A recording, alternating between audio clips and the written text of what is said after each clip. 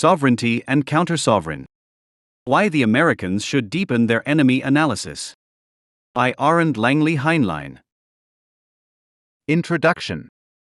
German Foreign Policy as a Green Press Conference. The common assertion since Chancellor Angela Merkel's term of office that Israel's security is non-negotiable as German raison d'etat is causing more resentment than ever. Incorruptible human rights watchdogs, confirmed by the global intifada mood, no longer want to hold back and finally declare German opinion on Israel to be Israel's reason of state, against which the Jewish state must be measured in future. For this reason, Green MP Lamia Kader, who is usually busy calling for more Islam against Islamism, went on the offensive on August 12, 2024 on the show Hart Aberfair. The security and existence of the State of Israel is our raison d'etre and it applies permanently and always. But it does not apply to every Israeli government. That's a big difference and we need to make that clear once again. End quote. Until now, Germany's special responsibility meant that it had to stand up for Israel's security interests regardless of day-to-day politics. But Israel should finally play by European, i.e. German, rules, peaceful, pluralistic and against the right. However, it didn't take a green talk show prankster to disavow the state's promise of reappraisal. A state that does not even manage to stand up to the anti-Semites in its own country should not pretend that it could do anything decisive for Israel's security in the Middle East. Nevertheless, it is symptomatic of current German policy that it is contributing to the weakening of Israel in a chummy, lecturing pose. Hamas won the war of television images after October 7 because the Western media and governments are reproducing the jihadists' propaganda. However, a Green foreign minister, who traveled to the Middle East for the 11th time at the beginning of September, is also contributing to the depoliticization and trivialization of the Palestinians' anti-Semitic campaign of destruction. After Annalena Baerbock showed shock and solidarity immediately after the massacres on Israeli soil, she switched to the routine mode of equidistance just a few weeks later. In view of the images of injured children in the rubble of Gaza, which are used as evidence against Israel without any source criticism, she no longer felt affected only as a politician, but also as a mother. Meticulous protocols of one's own emotional state are considered proof of political authenticity, which is why it does not attract negative attention when a high-ranking representative of the state, instead of remaining in her role, tends to reveal inner emotions, Richard Sennett, beyond the average level. The problem is that the obligatory concern sabotages political judgment and elevates mere arbitrariness to a principle. Soon after the first strikes in the Gaza war zone, no one wanted to know anything about the reasons for the war, or hear anything about the asymmetrical strategy of Hamas, whose strength lies in opposing the Israeli army with the entire Gaza population, while the partisan war continues to be indirectly co-financed from Germany. In the political superstructure, anger then also became the guiding emotion, which made Baerbock stern regarding the delivery of aid packages to Gaza in April 2024. We expect the Israeli government to implement its announcements quickly. No more excuses. Even more corrosive than the kindergarten supervisory tone is the hubris with which she pathologizes Israel, which has every right to retaliate. As a patient on the German couch, our reason of state means standing up for the security of the State of Israel. It also means doing everything to ensure that Israel does not lose itself in this war. End quote. Only Annalena Baerbock knows the true nature of Israel, and therefore knows better than Israel whether it is in its right mind or whether it is giving up. The invectives critical of Israel from the German Foreign Ministry disappointed those friends of Israel who have learned to appreciate the Greens as pro-Israeli, and therefore pro-Western, and who have to ignore the notorious equidistance of habitual opportunists as well as appeasement towards Islam at home and abroad.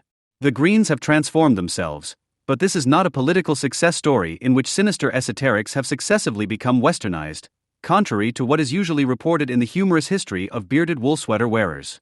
Rather, the suicidal West has adapted to the modernized Greens to such an extent that the latter can nowadays throw themselves on the chest as the protective power of liberal values without any great contortions.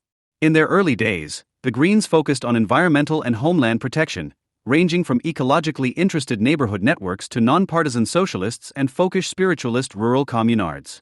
The initially harmless idea of environmental protection escalated into a chronic fear that the piece of earth one inhabited would not be polluted, poisoned or covered in nuclear death. Foreign countries were either perceived as a threat to one's own clod, for example in the form of American medium-range Pershing II missiles, or romanticized in anti-imperialist terms. Consequently, the Greens had very little to do with foreign policy. The only book that explicitly deals with the foreign policy debates in the early days of the Greens is from 1998 and is aptly titled, The Greens and Foreign Policy, A Difficult Relationship. The Greens first came into the spotlight of foreign policy when a 6-member parliamentary group and party delegation set off for the Middle East in 1984 to explain peace to Israel on the ground.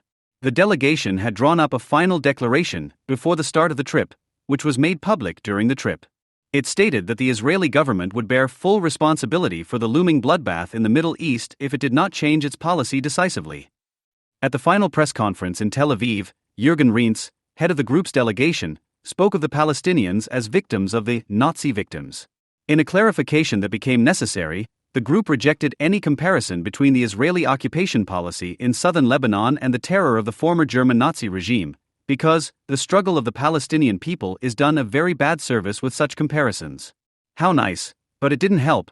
The Green bankruptcy tour was attacked so harshly in the Israeli media that even in Germany people were ashamed. Martin Kloek's standard work on the critique of left-wing anti-Semitism states, "No other foreign policy activity of the party has ever been able to attract greater public attention than this visit, which was presented as a fact-finding mission." End of quote. Christian Strobeli, for many years one of the most media-effective Greens, caused the next major Israel-related scandal in 1991. He advocated the view, popular today in university protest camps, that the Jews provoke the murderous hatred they encounter. After Iraq's armed forces fired Scud missiles at Tel Aviv and Haifa, Strobeli described the attacks as the logical, almost inevitable consequence of Israel's policy towards the Palestinians and the Arab states. While Merkel was still in office, the Green parliamentary group in the Bundestag called for Israeli goods from the West Bank to be labeled. It has little to do with Israel that Green bashing tends to be considered right-wing today. In times when polemical criticism was not yet ubiquitously identified with hate speech and state delegitimization, contempt for the Greens was still widespread even among sensible leftists. Not least because of the striking similarities in the arguments of Green and Brown friends of nature and peace who were committed to an alternative, reformed idiocy of rural life. The authoritarian eco-movement was not concerned with the humane shaping of the environment, but with the protection of fetishized nature from humans, who were seen as pests. This certainly links them to the Greens of today, who are no longer concerned with the local environment, but with the global climate, who like cities so much that they condemn them, and who essentially aim to minimize the human risk by means of technocratic population control. The early Green resentment against Israel stems from the same regressive obduracy against civilization that correlates in post-Nazism with the collective urge to expose Jews as perpetrators. Hence the pathologically self-referential obsession with pity for Palestinians, whose struggle for folkish self-determination against the Jewish state is projectively fueled as the counterimage of proper statehood. Joachim Brun. This obsessive neurosis is expressed in the talk of the victims of the victims. Unlike in smaller sects, however, there have always been people in the Greens who dislike the anti-imperialist abstraction of German history. The so-called Relos recognized early on that hostility towards Israel and anti-imperialism are a hindrance when it comes to coming to power. The initially consensual radical pacifism was abandoned in favor of a responsible realpolitik. The first Green foreign minister, Joschka Fischer, paved the way for a general German foreign policy that was obliged to take action in other countries because of Auschwitz. Since then, the special relationship with Israel, which is inevitably linked to the self-description as a nation that has successfully come to terms with the past, has forced German politicians to dispense with ordinary anti-Zionism. The Greens also enjoy the counterfactual reputation of being pro-Israeli because they are open to academic criticism of anti-Semitism.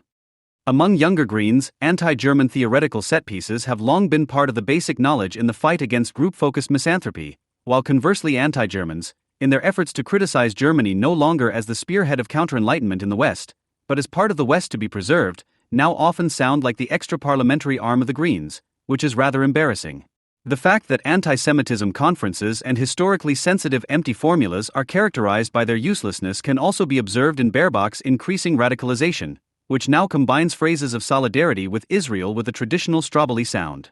At the beginning of September, she posted a photo of herself, taken on a hill in Ramallah City, and added a few thoughtful lines about the voraciousness of the Zionists to her field lord-like pose. The inhabitants of western Ramallah used to look at hills with olive trees, pastures and electricity pylons on the horizon. Today they also see Israeli settlements that have almost eaten their way into the valley. End quote. In the face of such enlightened arrogance, the question arises as to whether the vulgar hostility to Israel of traditional leftists like Sarah Wagenknecht is any less devastating, because at least with them you know where you stand. Chancellor Merkel had already made a course correction to Gerhard Schroeder's grumpy male-bonding diplomacy by focusing on a foreign policy more strongly oriented towards values.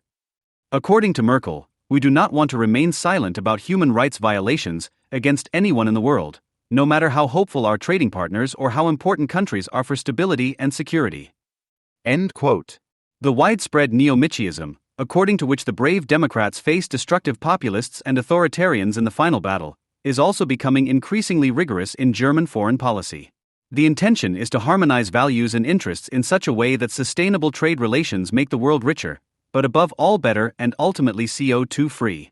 Whether climate, populism, or democracy, anyone who wants to conclude agreements with the Germans is now under pressure to make a commitment. The assumption is that the countries included in the partnership of values have an immediate stake in what is true, good, and beautiful. To illustrate this, just take a look at Germany's national security strategy, which states in 2023 in Pippi Longstocking style that security means being so free that we can shape our lives and our economy as we wish. Without political coercion, without economic dependencies. End quote. Shortly after her inauguration, Baerbock said the following about her political self-image: "I understand foreign policy as world interior policy. Crises transcend borders. They can only be overcome globally and cooperatively." End of quote.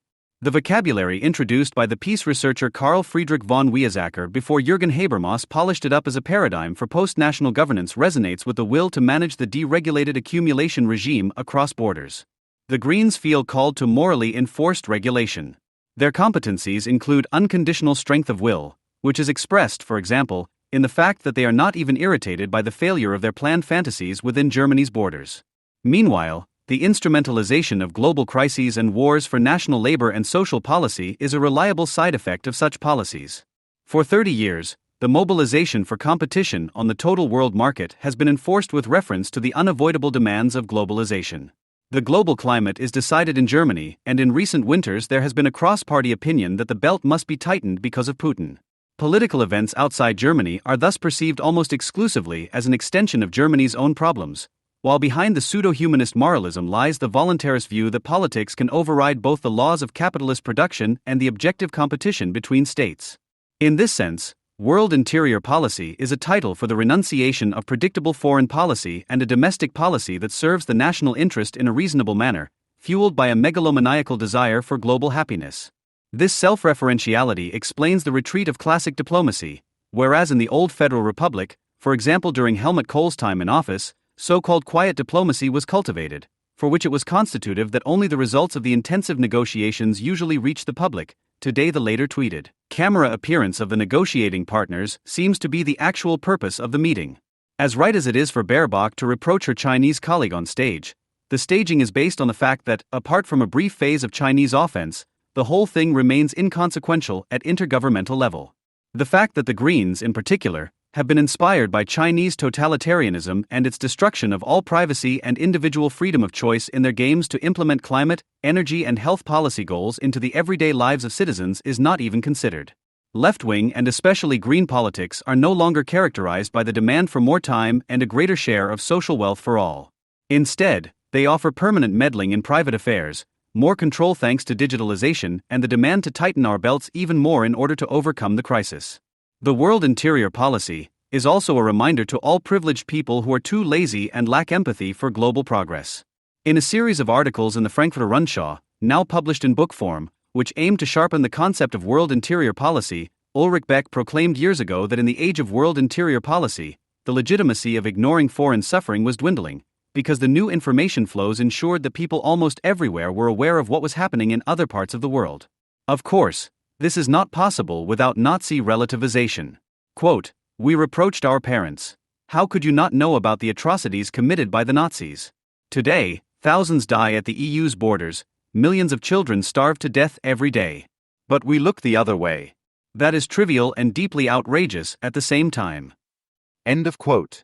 The appeal to the Christian ethic of compassion, which in itself has a civilizing effect, is turned into a warning against individual selfishness, while awareness of one's own interests should be strengthened, which, even if they refer to the general, are always local and specific and arise from the life situation of the individual. So rightly do not care how many people are starving for what reasons on continents that one has never visited.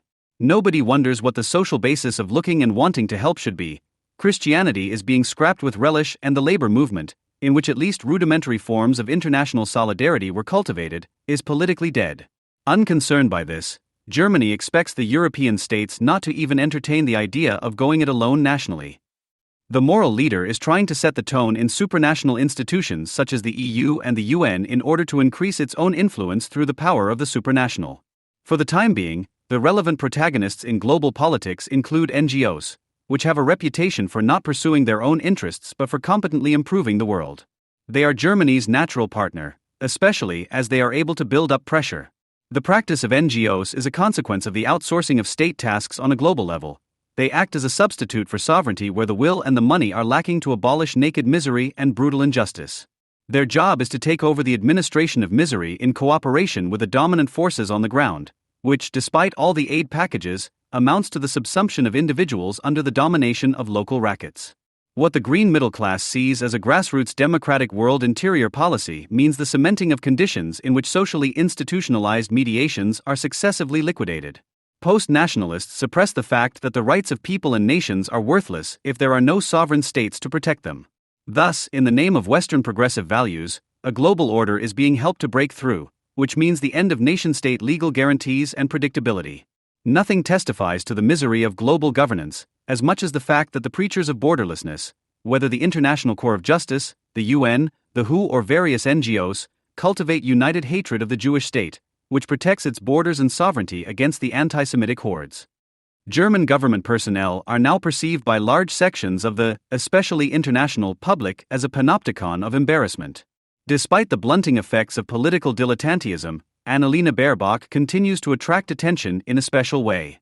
While some appreciate her as a role model who takes on the darkest figures in world politics, others are on the lookout for new slips of the tongue in order to comment on them with consternation or in a schoolmasterly manner. What is overlooked here is that their imprecise, not infrequently completely misguided language is a reflection of a political style that is just as fleeting, i.e. free of thought. Baerbock's loss of any coherence in the political sphere corresponds to a syntactical, grammatical, rhetorical and factual confusion that sometimes borders on aphasia, but appropriately reflects what Baerbock considers to be reason.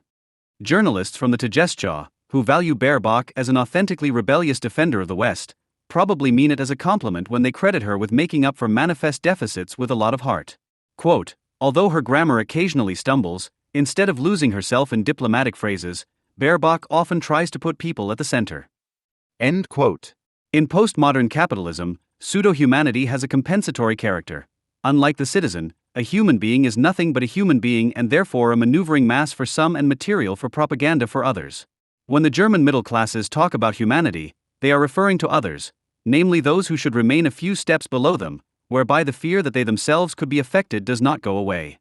The foreign minister reminds us of this when she talks about the suffering of others, such as in the case of the massacres committed by Russians in the Ukrainian town of Bucha. These victims, you can feel that so vividly here too, these victims could be us. End quote. And when the professional Ukraine solidarians want to say that under the given circumstances it makes sense not to completely scrap the Bundeswehr, it becomes unintentionally funny. Quote, Putin has bombed the idea that we don't have to defend ourselves. End quote. The eternal appeal in a mobilized society to be oneself encourages the spread of a social type that tends to impose its own childish fantasies of happiness on the whole world. All prospective ethics council chairmen, always committed to the good, broadcast conscious, shrill, emotional, just not prepared for defeat. The current reactions of green personnel after election defeats are emblematic. They don't realize that it wasn't meant to be, they cry and complain before carrying on as usual. Because there is no longer any doubt, least of all in professional politics, which is of course always progressive. Complementary to this, people with ambitions to save the world cherish the illusion that they are the appointed executors of the hallucinated general, hence the tendency towards new German universalism, which is a farce on the West. More revealing than Baerbock's thinking is her success in the leading media, which maintain confidential relations with the representatives of the democratic parties. They provide the background music to an authoritarian welfare state in which those in power are presented as friendly people in an almost moronic manner, while their policies turn society into a hell of unsociability and mistrust. Or in the words of the Paralympic spirit, quote, special appearances by the foreign minister are not uncommon during her travels. This year, for example, Baerbock played soccer in Fiji. In the past, she has also jumped through a Finnish nuclear bunker like a child's game. And after her last visit to the Economic Forum in Davos, many people only talked about her watch afterwards. The summer trip to Leverkusen was also a special occasion. Baerbock visited a prosthesis workshop in Leverkusen. The Green Minister also met with orthopedic technicians on site, some of whom are also athletes at the Paralympics, which, like the 2024 Olympics, are taking place in Paris this year. The minister also received a T-shirt as a gift. As the Rhenish Post reported from the event, TSV para athlete Marcus Rem told Baerbock that the para long jumpers were practicing their aerial skills on the large trampoline in the hall, and offered Baerbock the chance to jump. And she actually accepted. End of quote. But the Greens' policy is sometimes fiercely contested. The opponents of the values-led foreign policy claim to have a keen sense of realism, unlike the do-gooders. They conjure up a new harsh global reality in which consideration is required, above all towards major powers such as Russia or China. The major challenges, whether in terms of trade, peace or climate, require a joint approach. The argument becomes completely inane when, as in Gegen Standpunkt or Konkret, the Germans are accused of having an unbroken penchant for militarism. Germany is not mobilizing for war, only for competition on the world market. In crisis regions, other countries are supposed to enforce civilized forms of transport. Germany is involved in reconstruction and is eyeing trade afterwards. In NATO, Germany is seen as a country of doubters and obstructionists. When Donald Trump reproached them, politicians and the arts pages were piqued. In recent years, however, they have become all the more involved in development policy, protecting the global south, and seem to be planning to transform the Federal Foreign Office itself into an NGO in the long term. The tried and tested business model, which also necessarily includes dialogue with human abusers, was disgraced when Russia, previously courted in its own interests, invaded Ukraine. The Greens were the quickest to recognize this, having been NATO skeptics a few years ago. In no way did they provoke a conflict with their base, because pacifism has long been passé, and the conflict between fundies and realos was above all a simulation of a culture of debate. In retrospect, the NATO war against Yugoslavia must be seen as an awakening experience. Preventing Auschwitz by bombing Belgrade is even more heartwarming than singing the praises of world peace hand in hand in a human chain. A survey conducted 2 years ago by the Friedrich Ebert Foundation revealed that Green voters are more in favor of Germany's military human rights interventions than voters of the other Bundestag parties. The governing Greens' intention to strengthen the transatlantic alliance speaks in their favor. However, the pro-American tone is due to the realization that Germany would have little choice if the going got tougher. A little ambition is a must, because from the US perspective, Germany belongs to the category of countries that are not taken particularly seriously, too weak to be able to harm the US and too unhelpful in global political problems to have to make an effort for them. The desired partnership in leadership is also easy because the woke Democrats make it really difficult for the value-oriented Germans, who are ideologically close to them, to go on a confrontational course. The rather new mixture of criticism of despots and American friendliness does not appeal to everyone in Germany. In a recent interview with Die Zeit, sociologist Wolfgang Streeck placed the German foreign minister in the tradition of bellicose neoconservatism and laid it on thick. Quote, "Furthermore, right-wing conservatives believe that there can be no peace in this world. There are Schmittian existential enemies that we can only live with if we don't let them live. The latter is now a central theme of the American neocons and the European NATO conservatives, including our foreign minister." End quote. However, peace presupposes that the parties concerned want it or are forced into it by the threat or use of force. For the imperialist Russian state power, it is probably more true that it escalates, regardless of attempts at appeasement, when it deems it appropriate. However, Streeck also overestimates the foreign minister's aggressiveness. Despite all the talk about the need to subdue Russia, current foreign policy differs from that of the neocons in that, in the absence of a strategy or even an informed, consistent political theory, even the simple definition of the enemy fails and it fundamentally lacks any willingness to be consistent. The condition of the nagging is precisely the planned lack of consequences. Participation in war is out of the question for Germany, which is already skimping on the supply of weapons. In Germany, war is a diffuse scenario for the moral blackmail of its own population and other states, not a political possibility. In terms of foreign policy, there are also no potentially destabilizing upheavals in mind. It would be enough if disagreeable rulers adapted their jargon and refrained from invasions. This applies to activist politics in general, which has little to do with extra-discursive reality. Where this illusion goes around, resistance ceases to be a symbol. It becomes the cause itself, but as its caricature, which is at the same time the renunciation of the cause. Political analyses of the enemy would presuppose that the government strictly renounces moral evaluations. Apart from the fact that despite all the military rhetoric about strengthening Russia, they are not fighting against Russia themselves, but only cheering on Ukraine, they are foregoing an appropriate assessment, conveyed to the public of Russian goals, the political economic dynamics within the country and the associated subject deformation in a society based on violence in favor of an infantile demonization of Putin. All of this should be the issue if Russia is, according to unanimous opinion, the greatest threat to Germany's security. So the right decision to support Ukraine is an expression of needs that have nothing to do with this war. No one can say what exactly is at stake, except that Russia must not win. Which is why, in principle and depending on how the situation changes, it is possible to change values, enemies, allies and fronts at any time. The same applies to the feminist foreign policy that has been issued as the new premise. The cranky Islam appeasement alone sufficiently refutes the claim that one wants to take decisive action against misogyny and the oppression of women. However, the silliness is topped by the fact that, despite all admonitions, a permanent critical dialogue is maintained with Iran in terms of personnel and diplomacy, thereby undermining a policy in favor of the opposition. Germany is keeping one of the most misogynistic regimes in the saddle, but there are more quota jobs in foreign missions that suit its own clientele. And that is probably what counts. Contemporaries interested in world politics are certain that the wars led by the USA have brought nothing but disaster to the world in this millennium. The interventions in Afghanistan in 2001 and Iraq in 2003 are not only regarded as a bad decision, but also as a catastrophic expression of American arrogance. Apart from the fact that the accusations made then and now are contaminated by anti-American sentiment, there were reasonable reasons for the war that the Germans could not be taught even then. The United States had to recognize that its citizens were attracting the destructive will of an enemy whose influence was constantly growing.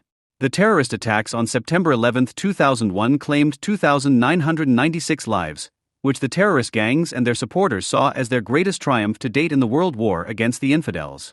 The perpetrators' environment, from henchmen to sympathizers, operated worldwide and was already dominant in some countries, including those later attacked.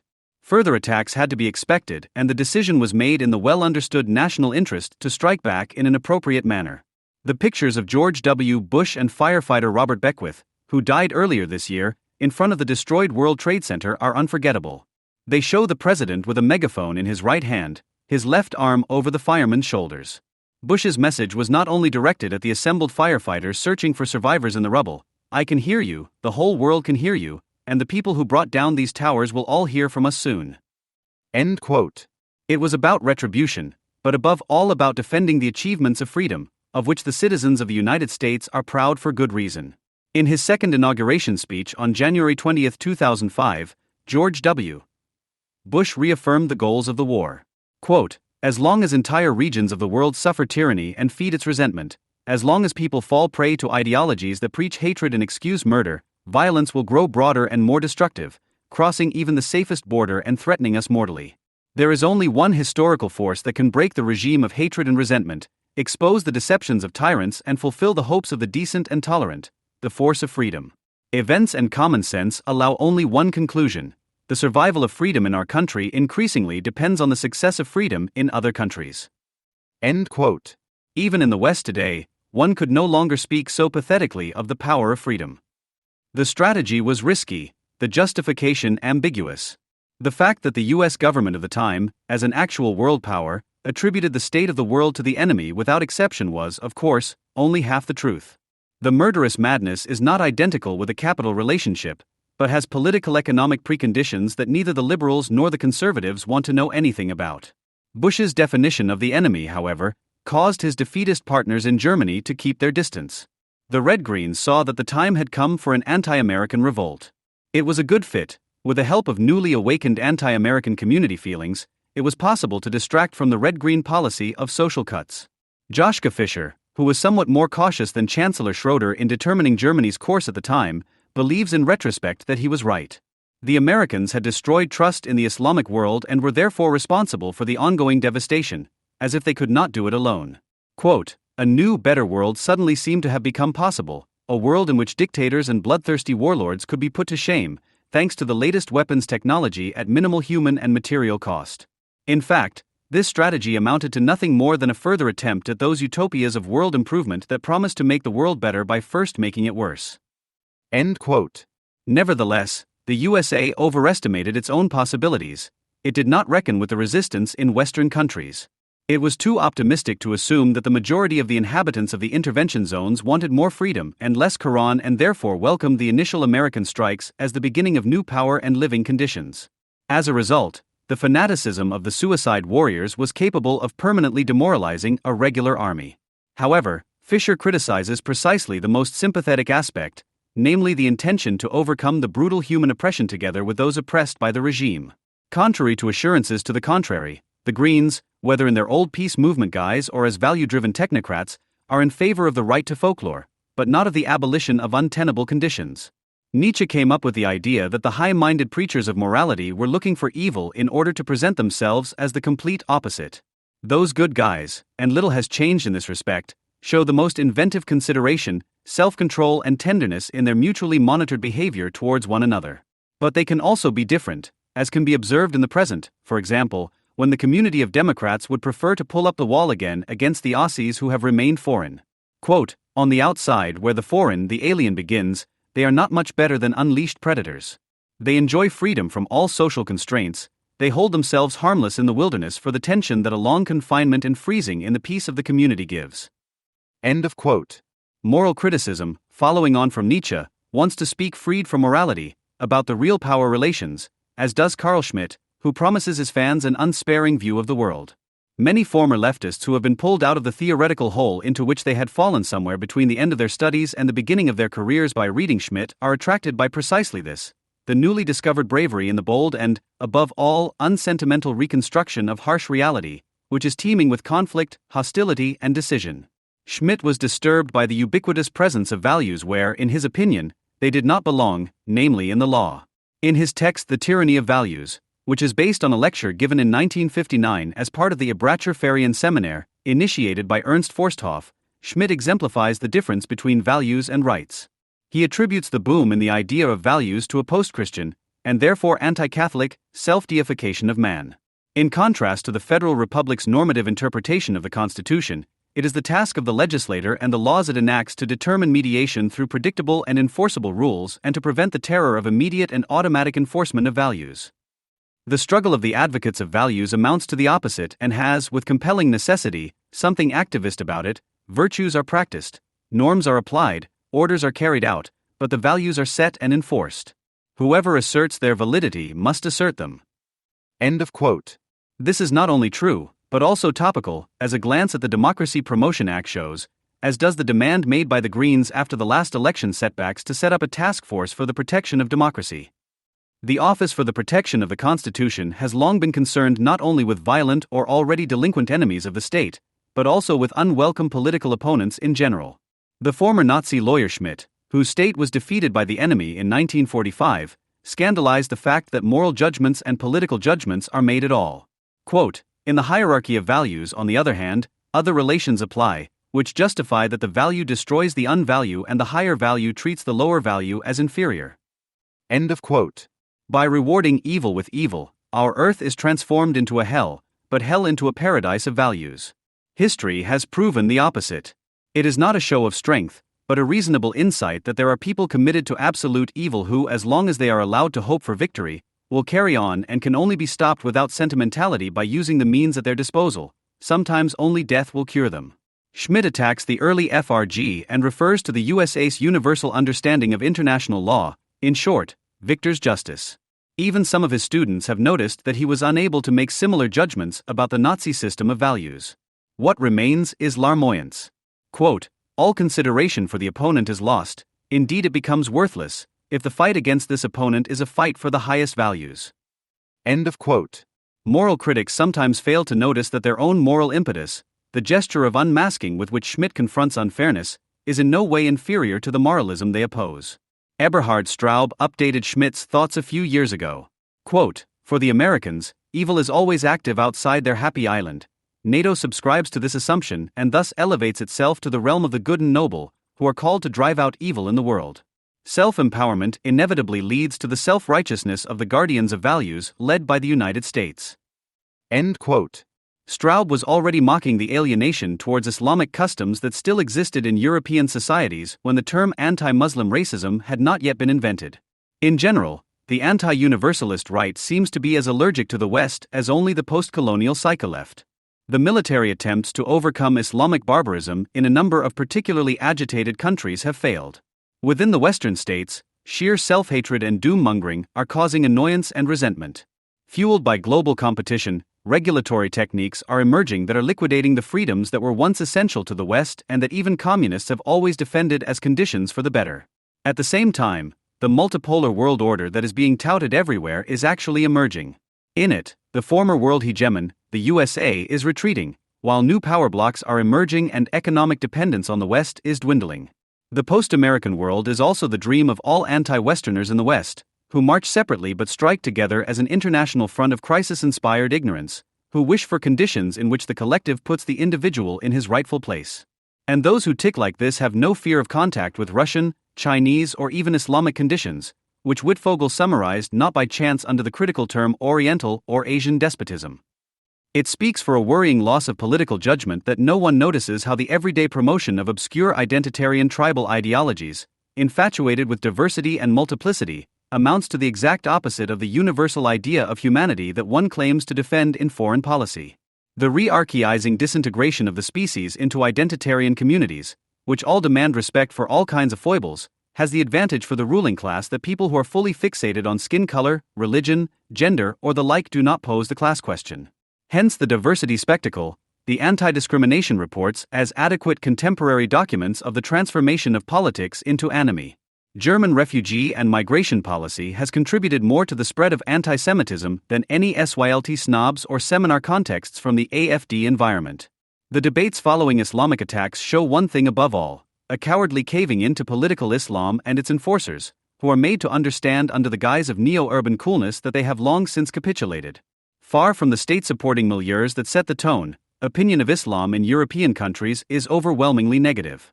Nevertheless, people have so far managed to deny the recent Islamization or present it as a gain in diversity that must be unconditionally defended against right-wing populism.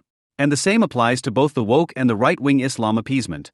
By refusing to name the difference between market-mediated competition and immediate terror against the individual, collaboration with the gang-like human trafficking is already complete. This callousness is also the reason why Israel has been stabbed in the back, even though the global civil war for Palestine is also raging on German streets. Preventing October 7, 2023, as Henrik M. Broders recently put it, from being the beginning of the end of Israel must be at the heart of a truly Western foreign policy, which cannot be separated from what is done domestically. One wonders why the pathos and the declared willingness to fight against Russia is possible, but not against Hamas, Iran, and their supporters and friends. In any case, we must reflect on the fact that the self-demonized West cannot and will not, and this is precisely what the nonsense about values belies. However, defending the promises present in the existing, despite everything, is not about sentimentality. Viewing the individual as a member of the same human race also means demanding that the truth is reasonable for everyone and that decisions can have consequences. Neither religion nor culture justify giving free rein to the basest instincts against others. It goes without saying that inhumane vegetation and the invocation of wild, aimless, unrestrained forces of destruction must be eliminated from the world. The problem with pseudo-universalism today is that all attempts to defend reason, at least in the particular, are denounced in its name, be it in the name of a now globalized logic of constraints or under the dictum of the primacy of foreign policy. More than ever, it is important to set the right priorities and speak plainly. In Germany, however, moral hypocrisy has diffused into society as a whole to such an extent that many people consider it normal to be preached to in a fanciful manner until they can no longer hear or see. Recent history does not teach us much, but it does teach us that we can always expect anything. Chapter 1. No oil for Bush. From the Bagdadbahn to the Autobahn and beyond. The older the Federal Republic became, the more irrelevant anti-militarism became. It ignored the fact that the national revival movement, which today defines politics and culture, insofar as these terms can be used at all in Germany, was a pacifist one. This ignorance on the part of the anti-militarists has an interest and a method. It follows the traditional folkish insight that the West would have been particularly cruel and destructive to the harmony of nations. In this they agree with both Wilhelmine and Nazi Germany, regimes which they denounce as militaristic. At the same time, the Germans saw themselves as victims in the world wars and thus also saw their campaigns of extermination as cultural self-defense missions. It is precisely this view of the world that pacifist resentment continued after 1945. From then on, People were against the war because they had learned that their beloved fascism had been defeated in it and that they had been punished by the hegemony of the West. A kind of F-scale, Adorno studies on authoritarian character, could almost be drawn up, especially for post-89 pacifism. The more a regime or movement resembles Nazi fascism both in its current form and its historical roots, the more unanimous the approval of the Germans and vice versa. In such an assessment of the world situation, anti-militarists have always been one step ahead of their compatriots. What a pitiful few took to the streets for the preservation of Yugoslavia, and what spontaneous mass rallies of like-minded people were provoked by the threat of Saddam Hussein's overthrow. The left-wing activists have had an embarrassing problem since the Red-Green coalition came to power.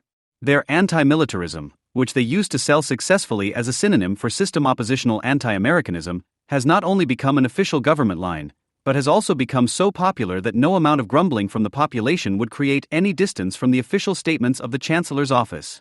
The political representatives of the state have disempowered the movement's peace advocates, who consider themselves to be oppositional.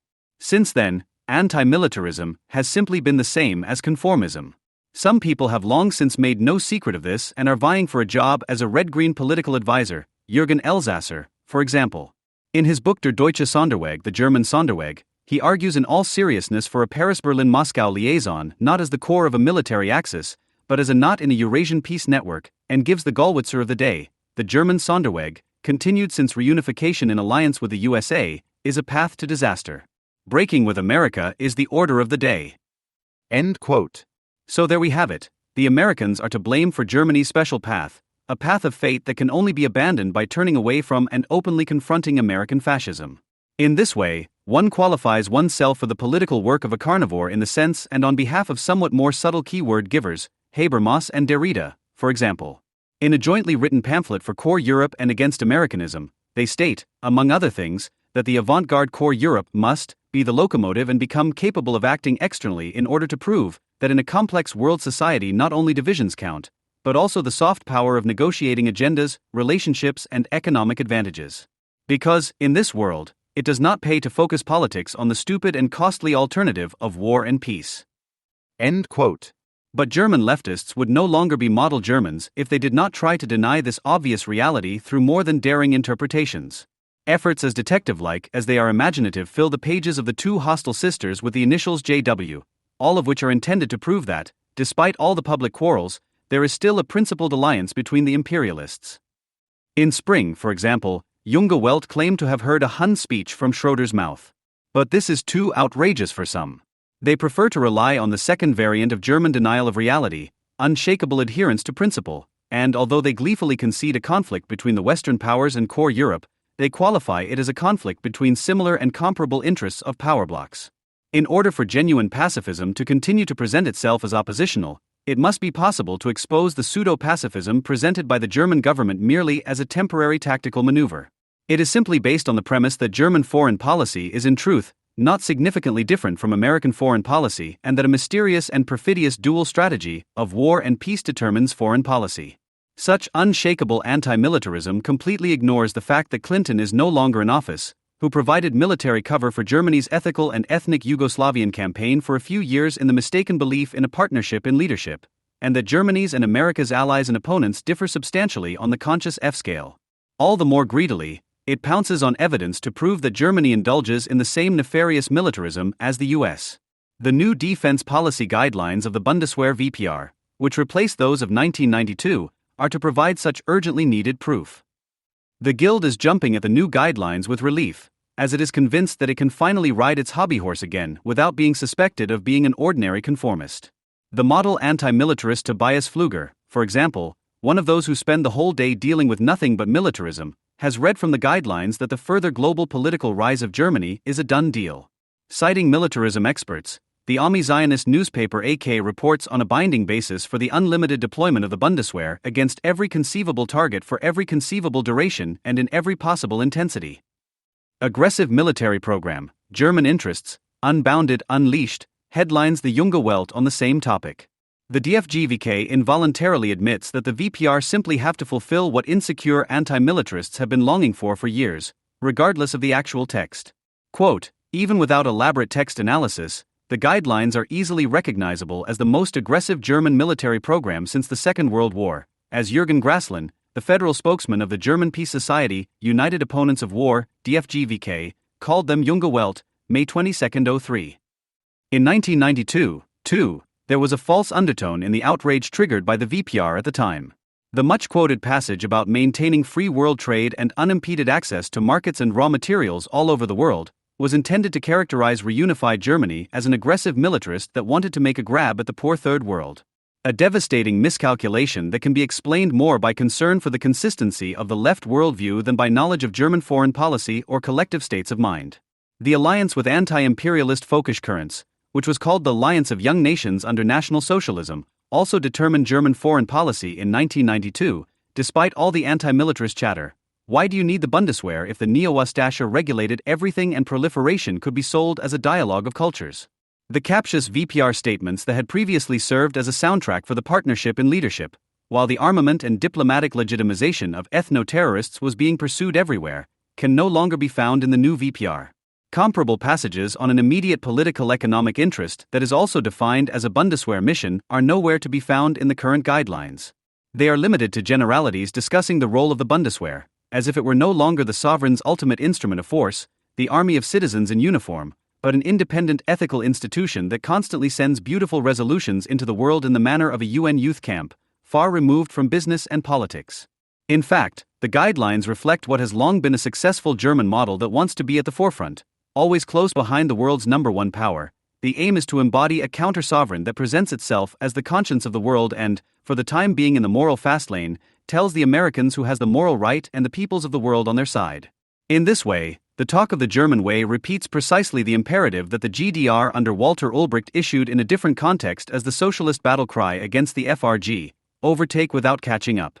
In the words of Chancellor Schroeder, this means replacing the right of the strongest in the world with the strength of the right, in order to delegitimize any attempt to end this nightmare, practically in alliance with such post-colonial nightmare regimes as Libya or Syria, which make up the majority in the UN.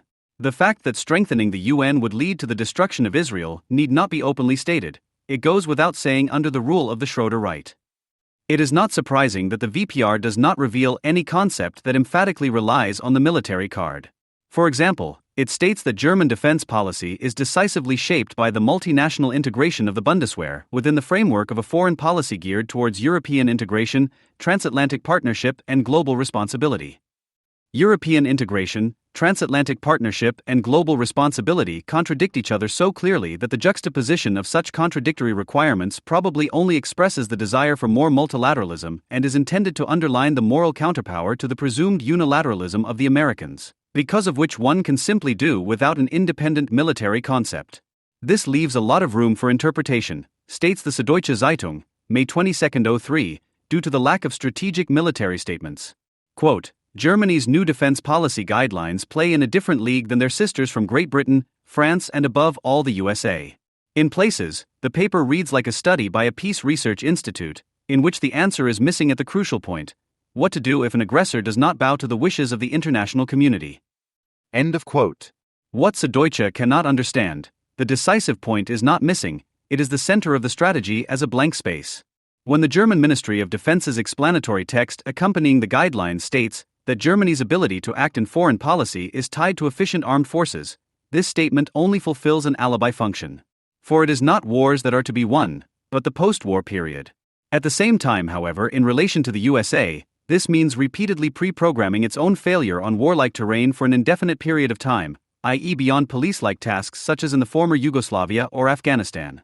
However, this role does not contradict German foreign policy, but once again reinforces the world prejudice of the destructive American and the constructive German. In this sense, the talk of capable armed forces becomes a cipher for the critical dialogue of German provenance. Point 27 of the VPR clarifies this assumption. The German economy is additionally vulnerable due to its high volume of foreign trade and the associated special dependence on sensitive transportation routes and means. End quote. This is not an argument for military foreign policy, which has fatalistic traits and relies on the fact that the damage caused by Germany's trading partners and the terrorists they sponsor will not harm the German economy, because we know that Uncle Sam will make sure that world trade is not damaged. It is hoped to derive advantages from its role as a peace power, i.e. the patron saint of global anti-Americanism. In this context, it should not be forgotten that Germany is the world's number one exporter, while the Americans are the number one importer. This is where the German time bomb is ticking, and not in the barracks yards. What used to be described with the phrase change through trade is nothing more than the so-called critical dialogue with the world's biggest criminals. The German danger does not come from a militarization of German foreign policy, but rather from the systematic reluctance of the Americans to act after September 11th. Germany's Iran policy illustrates what this means in practical terms. Iran is an authoritarian state which, thanks to the new medium-range missile Shahab-3 with a range of around 1,300 kilometers, has for the first time a direct military threat potential against Israel, FAZ July 1803. Not to mention its efforts to acquire nuclear weapons and its direct support for regular Hezbollah attacks on Israel.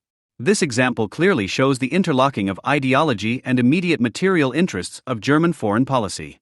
Without pacifist anti-Americanism, there is no privileged trade position, but vice versa. Iran is a preferred business partner because its Islamo-fascist character inevitably entails German identification with it. A vulgar materialistic deduction that forgets the second part would be as plausible as wanting to derive German policy towards Croatia from the profit margins of the tourism industry. The increase in German foreign trade with Iran amounted to around €2 billion in 2002, according to TASS. This contrasts with Iranian imports of around 300 million. From the point of view of German companies, says the TASS, the mullah state is therefore one of the most important in the Middle East. Der Spiegel, on the other hand, reports, Bundestag President Thierse has invited the president of the Iranian parliament, Mehdi Karoubi, to visit, and is thus demonstratively distancing himself from the USA's tough stance towards Tehran. In view of the American pressure, Thierse explained the invitation, it is necessary to strengthen the forces of reform in the country. Support for Iranian civil society is preferable to a policy that relies on pressure and violence. End of quote. If we disregard the fact that German policy in this country is given a particularly humane and moral tone for colluding and doing business with the mullahs, but that the Americans would be accused of openly supporting a brutal and fascist regime out of pure profit and domination interests with the worst anti-imperialist vocabulary if they were to do anything like the same, then we can see how principled anti-militarism works. Those who are against violence and oppression do not send the Bundeswehr, but Hans Blix and Kofi Annan. But surely the Bundeswehr is in Afghanistan? And finally, point 73 of the VPR states, the Bundeswehr has become an indispensable instrument of a comprehensive policy of conflict prevention and crisis management. End quote. The role of the friendly protector and reconstruction helper in the sense described above is indeed indispensable. Because as a post-war helper, one neither gambles away global recognition by the anti-imperialist bloc of the UN nor risks an all-too-open break with the USA. In the meantime, the juridification of the world via the UN or the International Criminal Court is being pursued further. If, in the case of Afghanistan, one pretends not to be completely averse to the law of the strongest against the warlords, German policy is ultimately about the exact opposite, and not only the VPR are an open book, not about the juridification of military strength, but about strengthening the law against the military moment. Thus, the primary national interest in out-of-area missions is obviously to ensure that the members of the Bundeswehr are not harmed. The fact that this is, strictly speaking, a somewhat poor justification for why, according to Defense Minister Struck, German interests must also be defended in Hindu Kush, and that a more far-reaching and conclusive one cannot be found in the new VPR either, was lamented by some participants at a joint conference of the FAZ and the Ministry of Defense in Berlin in mid-May, thus proving that they are indeed yesterday's news. Quote, one objection to the guidelines was that they did not contain any concrete statements about national interests, without the definition of which foreign missions could not be justified. End quote. It is precisely this non-definition that constitutes the content of the VPR. Just no military action, but bread for the world, instead of fighting terrorism. Quote, the security situation requires a security and defense policy aimed at the prevention and containment of crises and conflicts. End quote. Or, weapons of mass destruction, no problem. This pacifist attitude reads as follows in the CPR. The proliferation of weapons of mass destruction can only be contained and prevented by comprehensive non-proliferation policy measures and a regulatory policy of the international community based on transparent rules. End quote. The FAZ cannot understand why the mixture of feelings of moral superiority and collective powerlessness, especially in relation to the policies of Israel and the United States, does not stop at the Ministry of Defense and the opposition. Quote, the fact that the world's leading military power is taking the liberty of attacking a country without asking others for permission has greatly disturbed the sense of justice of many people in Germany. Nowhere else have so many international legal observations on the Iraq War been published as in Germany, and the lack of a UN resolution has been so loudly lamented. The German parties, which were deeply divided on the Iraq issue, are currently preparing to build a new foreign policy consensus on this popular sentiment. Despite all the differences, there is great agreement on what should be the foundation of world politics in the future. Schäuble spoke of the juridification of international politics, Rao of the United Nations as the most important global instrument, Fischer even of a world interior policy. In many other countries, not only in America, such demands will provoke incomprehension, if not ridicule. Are the Germans dreaming their own dream here? Germany in particular has long avoided a broad political discussion about the consequences of September 11th. It would be more worthwhile for German foreign policy to think systematically about how to deal with these threats than to work on perfecting international law. End of quote. But exactly that is not true. For the Germans' actions are nothing other than an attempt to thwart all American and British efforts to bring about real change in the Arab region. For example, at Tony Blair's invitation, a meeting of more than a dozen heads of state and government took place in mid-July 2003, which counted itself as part of the so-called center-left and was intended to present a concept for supporting preemptive military strikes a la Iraq intervention. The FAZ reported, but at least the German delegation would not be prepared to agree to Blair's latest idea of a progressive intervention charter of the Third Way. According to Berlin, it should only be about organizing preventive measures to avoid a crisis getting out of control. The protection of civilians must be guaranteed where the responsible states are unable or unwilling to do so. End of quote. It is precisely this concrete utopia of a worldwide Blue Helmet mission as an eternal peace mission, which can become dangerously real since UN Secretary-General Annan's call for a robust UN mission as a buffer between Israelis and Palestinians, that is the condition for German success on a global scale. It stands for the attempt to perpetuate misery self-administration under a UN mandate, to eradicate from the minds of mankind any thought of a change of circumstances as expressed in the so-called U.S. national security strategy with terms such as war of ideas or war against global terrorism. In the words of the Süddeutsche Zeitung, what remains is the third long and arduous path of Kofi Annan. Power is gradually transferred from the states to a global level that is supported and controlled by as many people as possible. End of quote. Should this come to pass, then the long march through the institutions, as a global anti-mission that is determined to prevent another defeat of fascism, this time in post-colonial guise, would indeed be crowned with success. Quote, the idea that one must and can actually prevent terrorist attacks like those of September 11th in advance reveals a terrible view of the world. Taz, July 26, 2003. Terrible for those who constantly empathize with suicide bombers and other emotional fascists who concede to the Palestinians and all the other damned of this earth the strength of the moral right to resist the imperialist and colonial oppressors USA and Israel at all times. This was confirmed in exemplary fashion at the 9th Federal Congress for Political Education at the beginning of March 2003.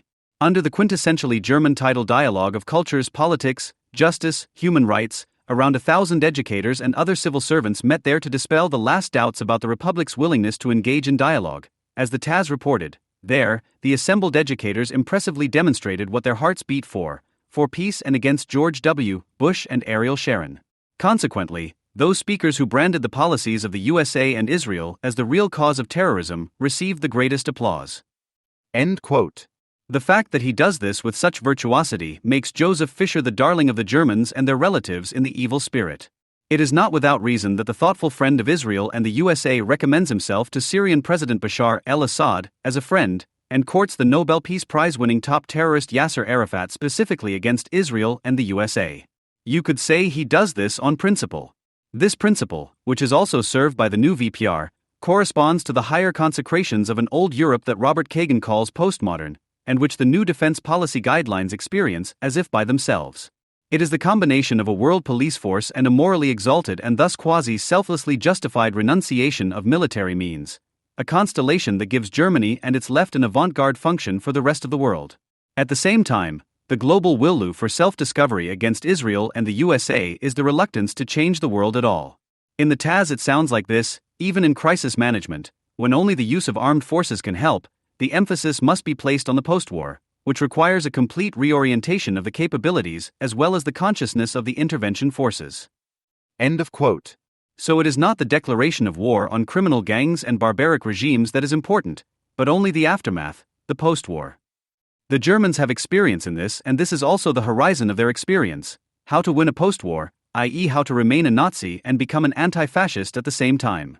A good decade after the miserable end of the Soviet Union and the real socialist bloc states, a few facts can be stated. The aforementioned states have historically proven to be unreformable and unrevolutionizable in an emancipatory, communist sense. In a relatively bloodless process of expropriation, their nomenclatura took possession of the former state property, which they had previously, at least according to the official version, only administered in the name of the party. The result of 70 years of directional and factional struggles is simply a very late, highly un-bourgeois capitalism. The possibility that Marxism would free itself from the traditional constraints of defending a social experiment, which now turned out to be overcoming the bourgeois phase of history in a completely different sense than desired, and thereby become soberly aware of its own marginality, was missed. Rather, it dissolved along with it, except for a few remnants. In its place came the cultural aestheticist ideologies of globalization criticism, for which the declining Soviet Union and with it the labor movement had prepared the ground. The fact that these ideologies bore the label New Left 40 years ago unfortunately does not change this continuity of the decline of former communist criticism. The class opponent did not fare much better. The liberalism of the open society, which was ostentatiously brought into the fray during the Cold War, had long since lost its social basis no less than orthodox Marxism had lost its. In a by no means coincidental parallel development, what can still be called the bourgeoisie has undergone a largely similar history of decay, with a profoundly sobering result for its supporters. A society that can be called bourgeois in the emphatic sense no longer exists in the world, instead only mostly rather unsightly remnants and products of decay. If, on the Marxist side, it remained the sole preserve of critical theory not to come to terms fatalistically with this double history of decay, on the other side it is an equally obscure and, moreover, universally horrified small group that does not want to accept the self-destruction of liberalism and instrumental reason in late capitalism. In contrast to critical theory, however, it does succeed at times in exerting influence in the most powerful, most developed and therefore potentially most historic place to be found in times of permanent anti-bourgeois counter-revolution, in the United States of America and there preferably in the closest government circle. This diffuse and contradictory group of stubborn opponents of the zeitgeist has been commonly referred to as neoconservatives, or neocons for short, since the 1970s, and those so addressed have now come to terms with this all too easily misleading label. After all, they have better and more important things to do than quarrel with trademarks or labels. So while the neocons see themselves surrounded everywhere by weak-chested liberals and cowardly citizens who stare like rabbits at snakes, they are constantly agitating for the forward defense of the free world against its all-round threats. Against Stalinists, against National Socialists, against anti-Semites, against romanticizing cultural relativists, against America haters, against state capitalism and laissez-faire economics, against the culture industry. This could be dismissed as an angry old men attitude if the occasions were not so serious and the neocons' agitation so tireless.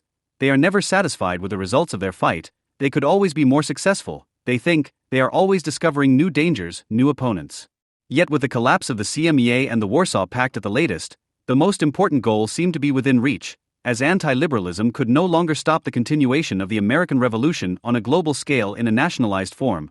The field was clear, so to speak. For example, for the first offensive in the Middle East, where they wanted to chase the Ba'athist and other dynasties into the sea. However, George Bush, the senior, still clung to the old Cold War belief, which the neocons had always considered fatal, that the best way to get around the world was not to cause too much unrest. And so they bitched and moaned about the shameful cowardice of allowing U.S. troops to turn back outside Baghdad. It was little consolation to them that they helped to establish the no-fly zones in southern and northern Iraq by exerting considerable public pressure. The following two presidencies of Billy Clinton in 1968 offered new and obvious reasons to rant and rave. He proved to be even more naive and gullible than his Republican predecessor with regard to the possible harmony and peacefulness of the world of states and completely misjudged the signs of the times, which were already pointing to an anti-American uprising all over the world. But the neocons did not despair and continued to agitate and polemicize because they knew their hour would come. And they were proved right for the time being. While George Bush Jr. was not initially roused by assassinations of U.S. institutions and other signs of growing anti-Americanism, nor by the Al-Aqsa Intifada, this changed on September 11, 2001 at the latest. A campaign entirely to the taste of the neoconservatives could begin. Suddenly the Western world seemed to want to comply with their proposals and wishes, and for a while they almost became happy young men. But only for a while, because they soon had to despair of reality again, because once more their comrades in arms and targets of agitation proved to be too timid and too compromising for the neoconservatives' liking. In fact, the pressure on Syria soon left much to be desired again, and debates resumed about cutting off Israel's loans or trying to make the PLO acceptable. In any case, the war on terror has yet to become a major militant offensive of freedom and democracy. Their unconditional adherence to the necessity and feasibility of this large-scale offensive, if necessary without or against the cowardly Europeans and in any case against the regimes in the Middle East, makes the neoconservatives appear to be metaphysical nutcases, as someone once called them. However, Cohn-Bendit's accusation that the neocons' world revolution program sounds like that of the Bolsheviks must be understood as a compliment, and not only in view of the pacifist, ecological Arivista nature of Danny Lou Rouge. But why did these Bolsheviks of liberalism come up with the term neoconservative? It was coined in the early 1970s by a certain Mr. Harrington, probably not coincidentally from the American Social Democrats, with the aim of giving a rather uncomfortable political current that had existed since the end of the Second World War as defamatory a label as possible.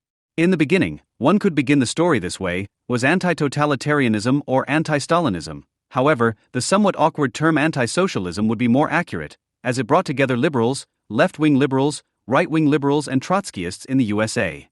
They all agreed that after the defeat of the first great enemy of freedom, National Socialism, it was now time to go after the second greatest villain, the Soviet Union. They agreed that the USA, the vital center of liberalism, had to do this job first and foremost. But not only for moral reasons but also for real political reasons. If the USA, and with it liberalism, wanted to survive in the world, it would have to intervene actively and offensively in world history from this vital center, accept the frontline position against the Soviet Union, which was pushing for expansion, as a fact and act accordingly without compromise and offensively. But the enemies were not only out there in the wide world, they were also at work in the USA itself. However, not so much where the hysterically inclined Senator McCarthy, together with organizations such as the Birch Society, was looking for them and thought he would find them, among the organized communists and their fifth columns in Hollywood, even if the budding neoconservatives did not contradict McCarthy in principle. No, the enemy was more elusive, it was in the system, so to speak.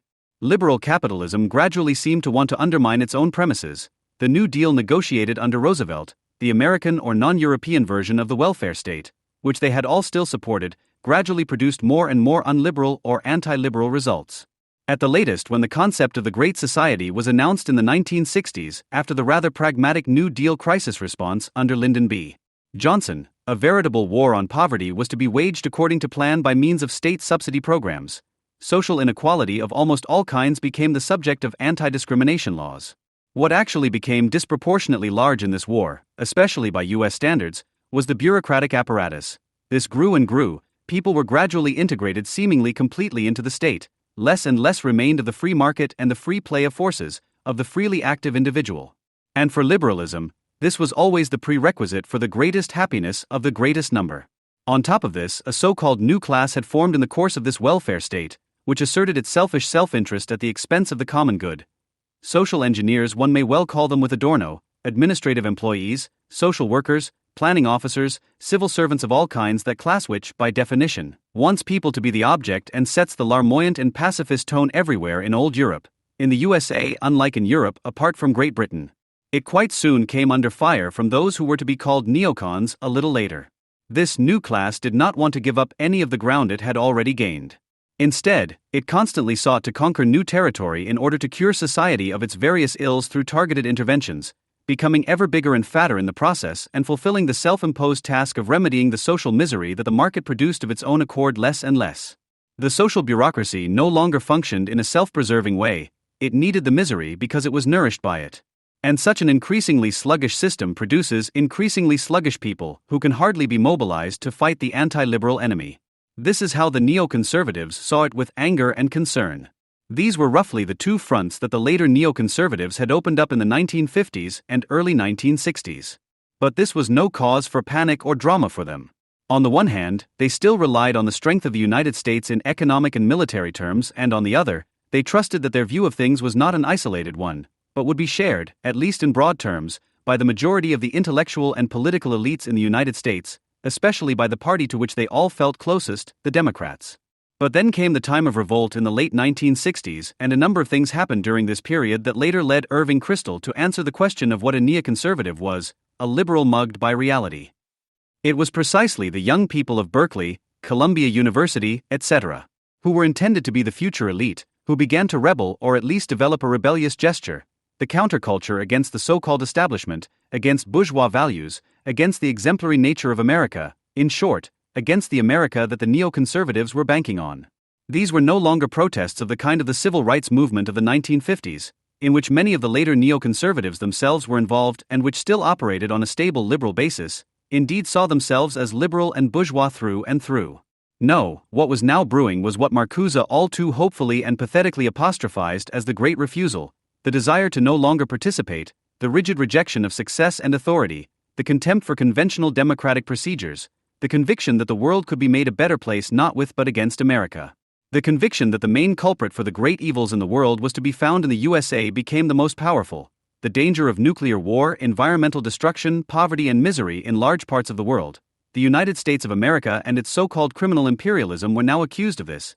It was no longer a question of civil rights crimes in the USA, but of the historical crime that the existence of the USA should represent against the world. The United States was to withdraw from the fate of the world at all levels so that the progressive course of history could finally unfold unhindered. Pretty much the reverse of what the neoconservatives were advocating with conviction and confidence. But even more than the actual revolt of young people evading adulthood and craving attention, whose rebellion fed by a sense of immediacy, i.e. mainly by resentment, had to be financed by their parents, the neoconservatives were frightened by the resonance that such ideas found in the country's feuilletons and intellectual circles and also in the parties. Isolationism, détente, pacifism, unilateral disarmament, constructive dialogue, change through trade, all these concepts, which the neoconservatives regarded as fatal, became widely popular again during and after the end of the Vietnam War. Identitarian movements that ran completely counter to their understanding of humanism and universalism gained more and more weight. Semi-biological feminism, black nationalism and other groups defining themselves as minorities demanded anti-discriminatory special rights, which was soon reflected in state affirmative action programs. The meritocratic ideas of the neocons were completely opposed to this, the idea, to each according to his merit as determined in the mixed economy. On top of that, the whole thing reminded them of totalitarianism, the state's claim to eliminate social ills through controlling and shaping intervention. As all this found institutional expression primarily within the Democratic Party, the neoconservatives waged a series of battles against the representatives of the New Left, lost them and gradually withdrew from this party. For the neoconservatives, all these developments were all too clearly linked to disastrous global trends.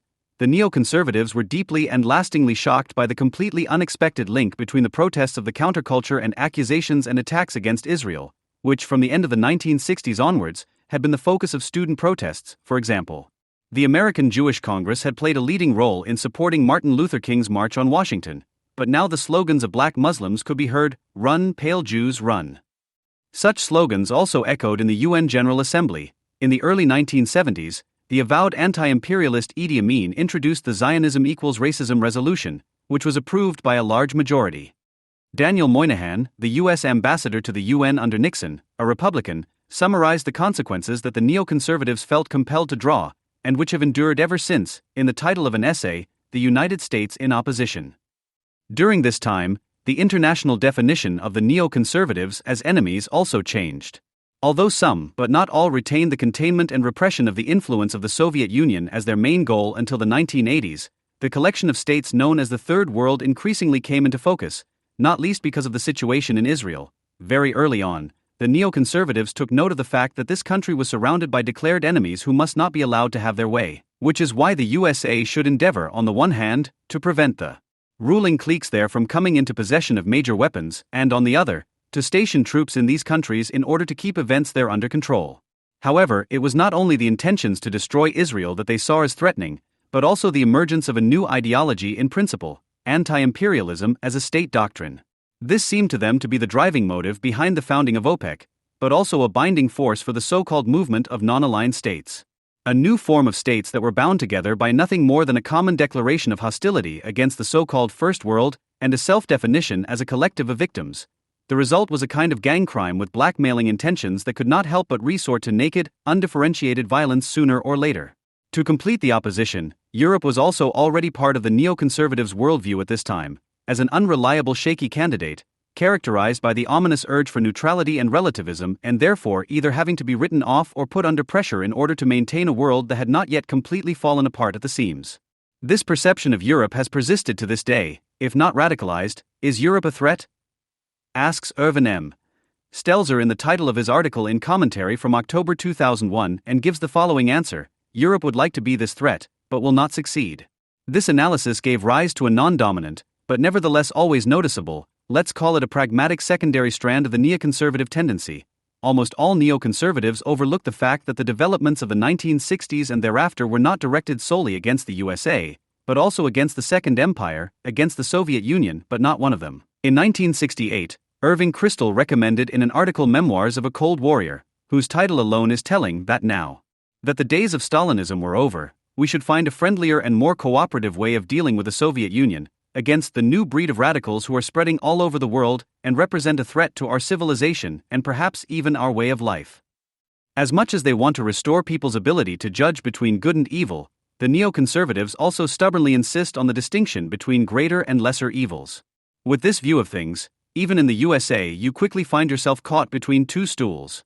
The United States in opposition should therefore be supplemented by neoconservatives in opposition. First, they saw themselves pushed into an ever weaker position within the Democratic Party. Eventually they were thrown out completely or withdrew, only to find themselves quite isolated in the course of the 1970s.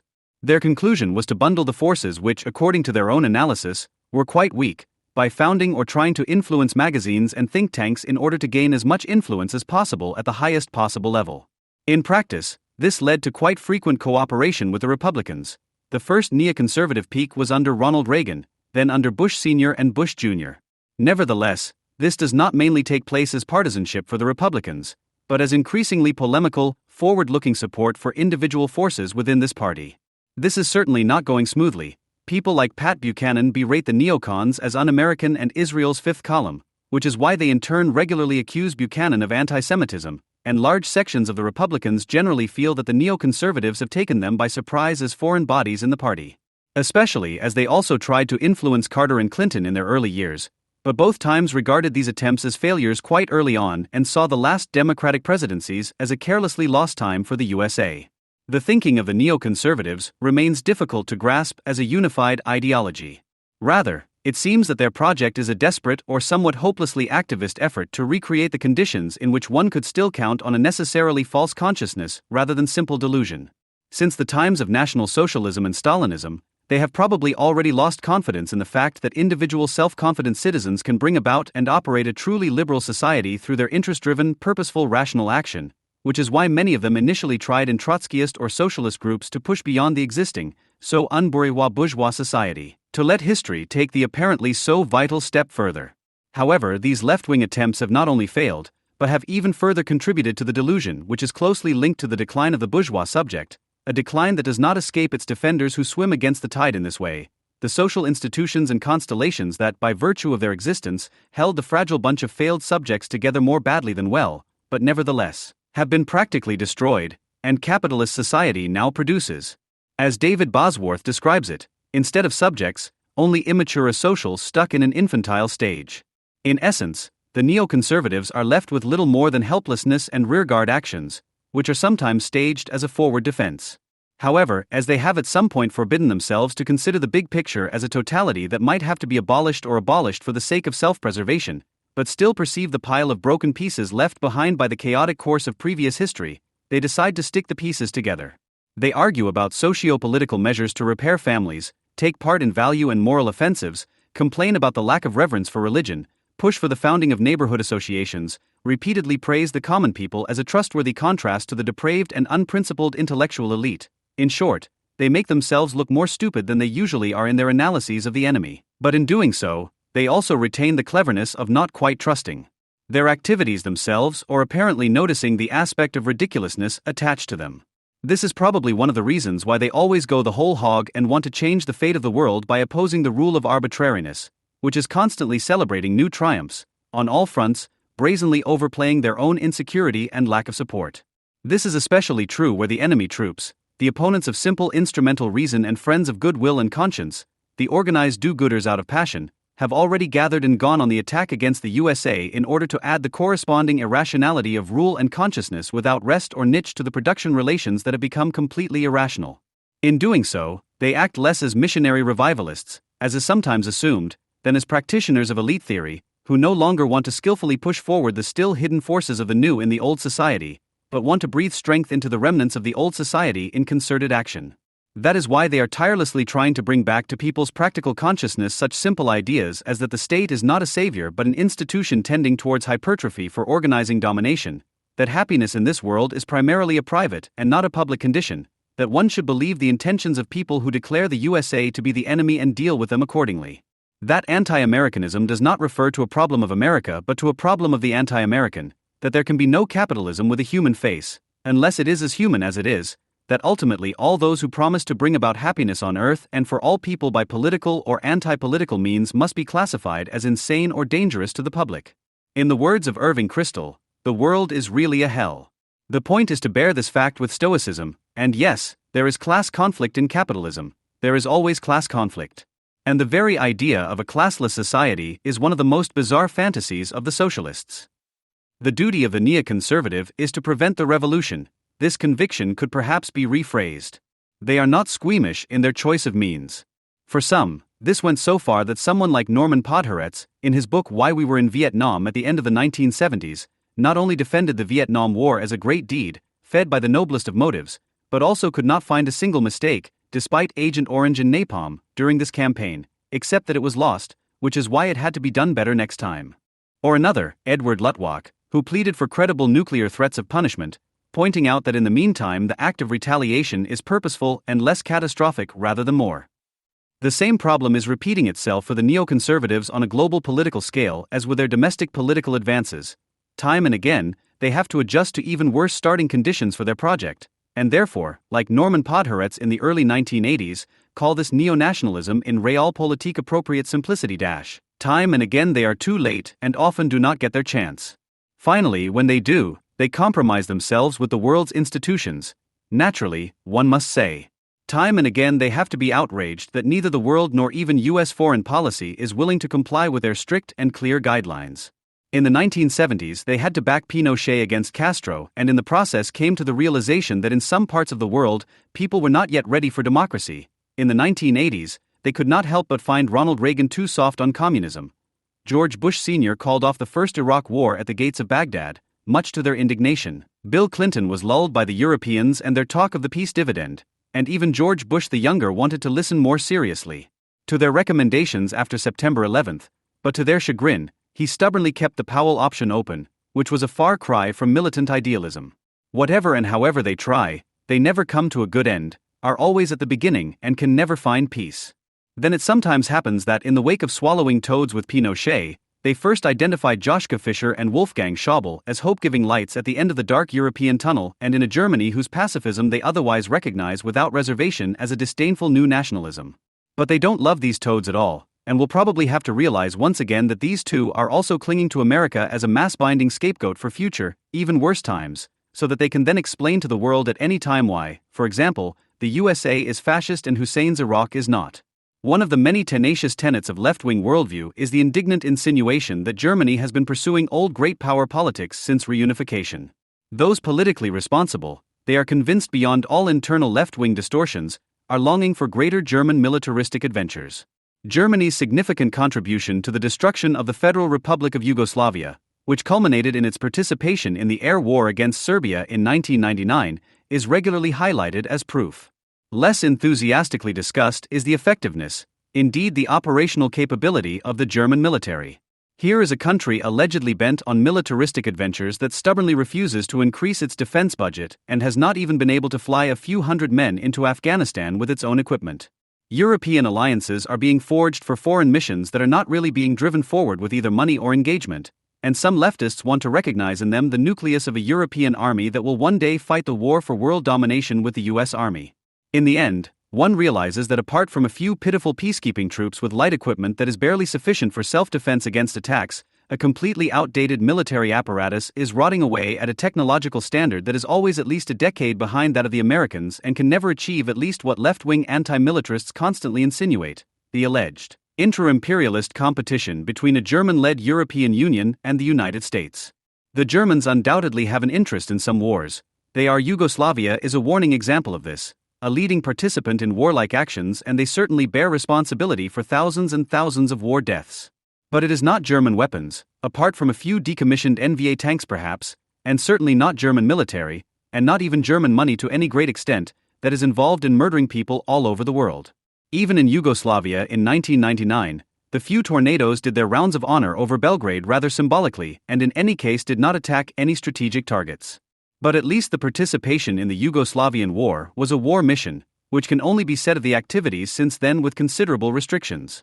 Germany's political and military agencies can hardly be accused of having more plans anywhere in the world than, for example, to have been the Popular Protection Force in Afghanistan for 3 years after a war organized by others. But left-wing explanations of the world, which already came into serious conflict with reality in the 1990s, have for exactly 3 years now been completely lost in the creation of legends and a deliberate denial of reality. To be precise, since September 11, 2001, the day when Germany finally became anti-imperialist and anti-American, not through saber-rattling or rearmament programs, but by committing itself to a foreign policy solely serving peace and dialogue. Never since 1945 has Germany sought to close ranks with the Arab states as much as after September 11. The appeasement with Islam, its cues and accomplices, which is called dialogue of cultures here in Germany, is part of a long tradition, as Germany has always stood on the side of the oppressed Arab masses. Unlike the Americans, however, they do not want to change anything about their oppression and therefore enjoy the trust of all anti-Western forces in the region, which they do not disappoint. Wolfgang Thierse puts it this way: without fair development opportunities for the very different economic cultures that are developing in the global regions, there will neither be sufficient support for the existing order, nor will the capacities be released that are needed in the regions to solve the economic and social problems. Unless one claims that the transfer of the current Western model of consumption and production to the whole world is already the solution. A successful and civilized world order of the future can only be one that makes use of the political and economic cultural diversity of the global regions and promotes their own resources. End of quote. Thus speaks a pacifist and anti-imperialist ex officio. Thierse sees fair development opportunities for the regions less in terms of the world market than in autochthonous isolation from it. This is what he understands by a successful and civilized world order. Thierse longing for very different economic cultures fuels resentment against a cosmopolitan world society and is a plea for a particularized world of multilateral misery self-administration with a UN mandate.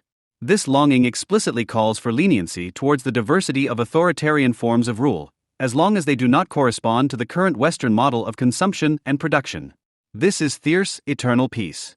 Quote, Egon Bahr, one of the greats of German and European politics, called the renunciation of violence and the concept of common security the royal road for Europe. By turning its weakness into its strength, by creating stability through treaties, through controllable ties, through cooperation, through preventive diplomacy, in which the weight of the military becomes less. In our view, this applies not only to Europe, but is the key to our assertion that just peace and security is possible for the whole world through joint efforts. End of quote. Thierse thus formulates the core of the German Social Democrats' foreign policy program, which has been running under the motto Change through Rapprochement since Brandt's Ostpolitik with its mastermind Bahr.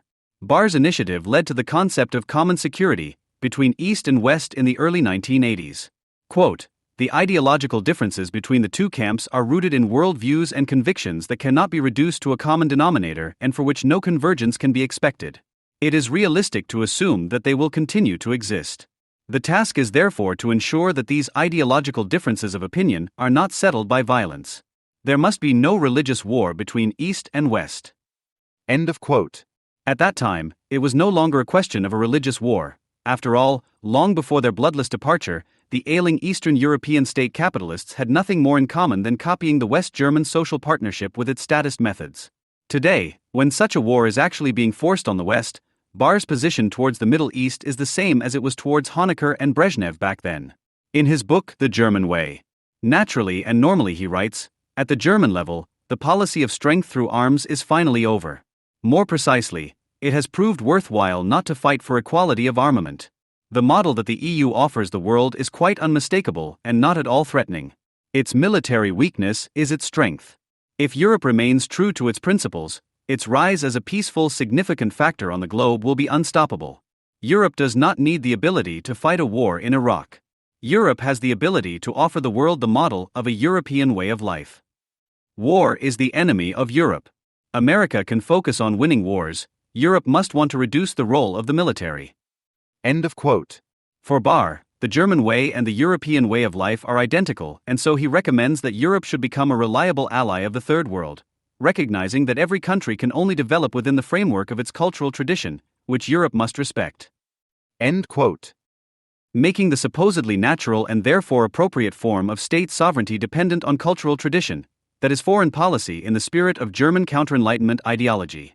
However, it is diametrically opposed to the civilizational form of American foreign policy, except that it is not militaristic, nor is it Greater German, but multilateral and thus not an expression of intra-imperialist competition with the USA, but on the contrary a sign of the anti-imperialist alliance with the Third World and here in particular the Islamic world against America.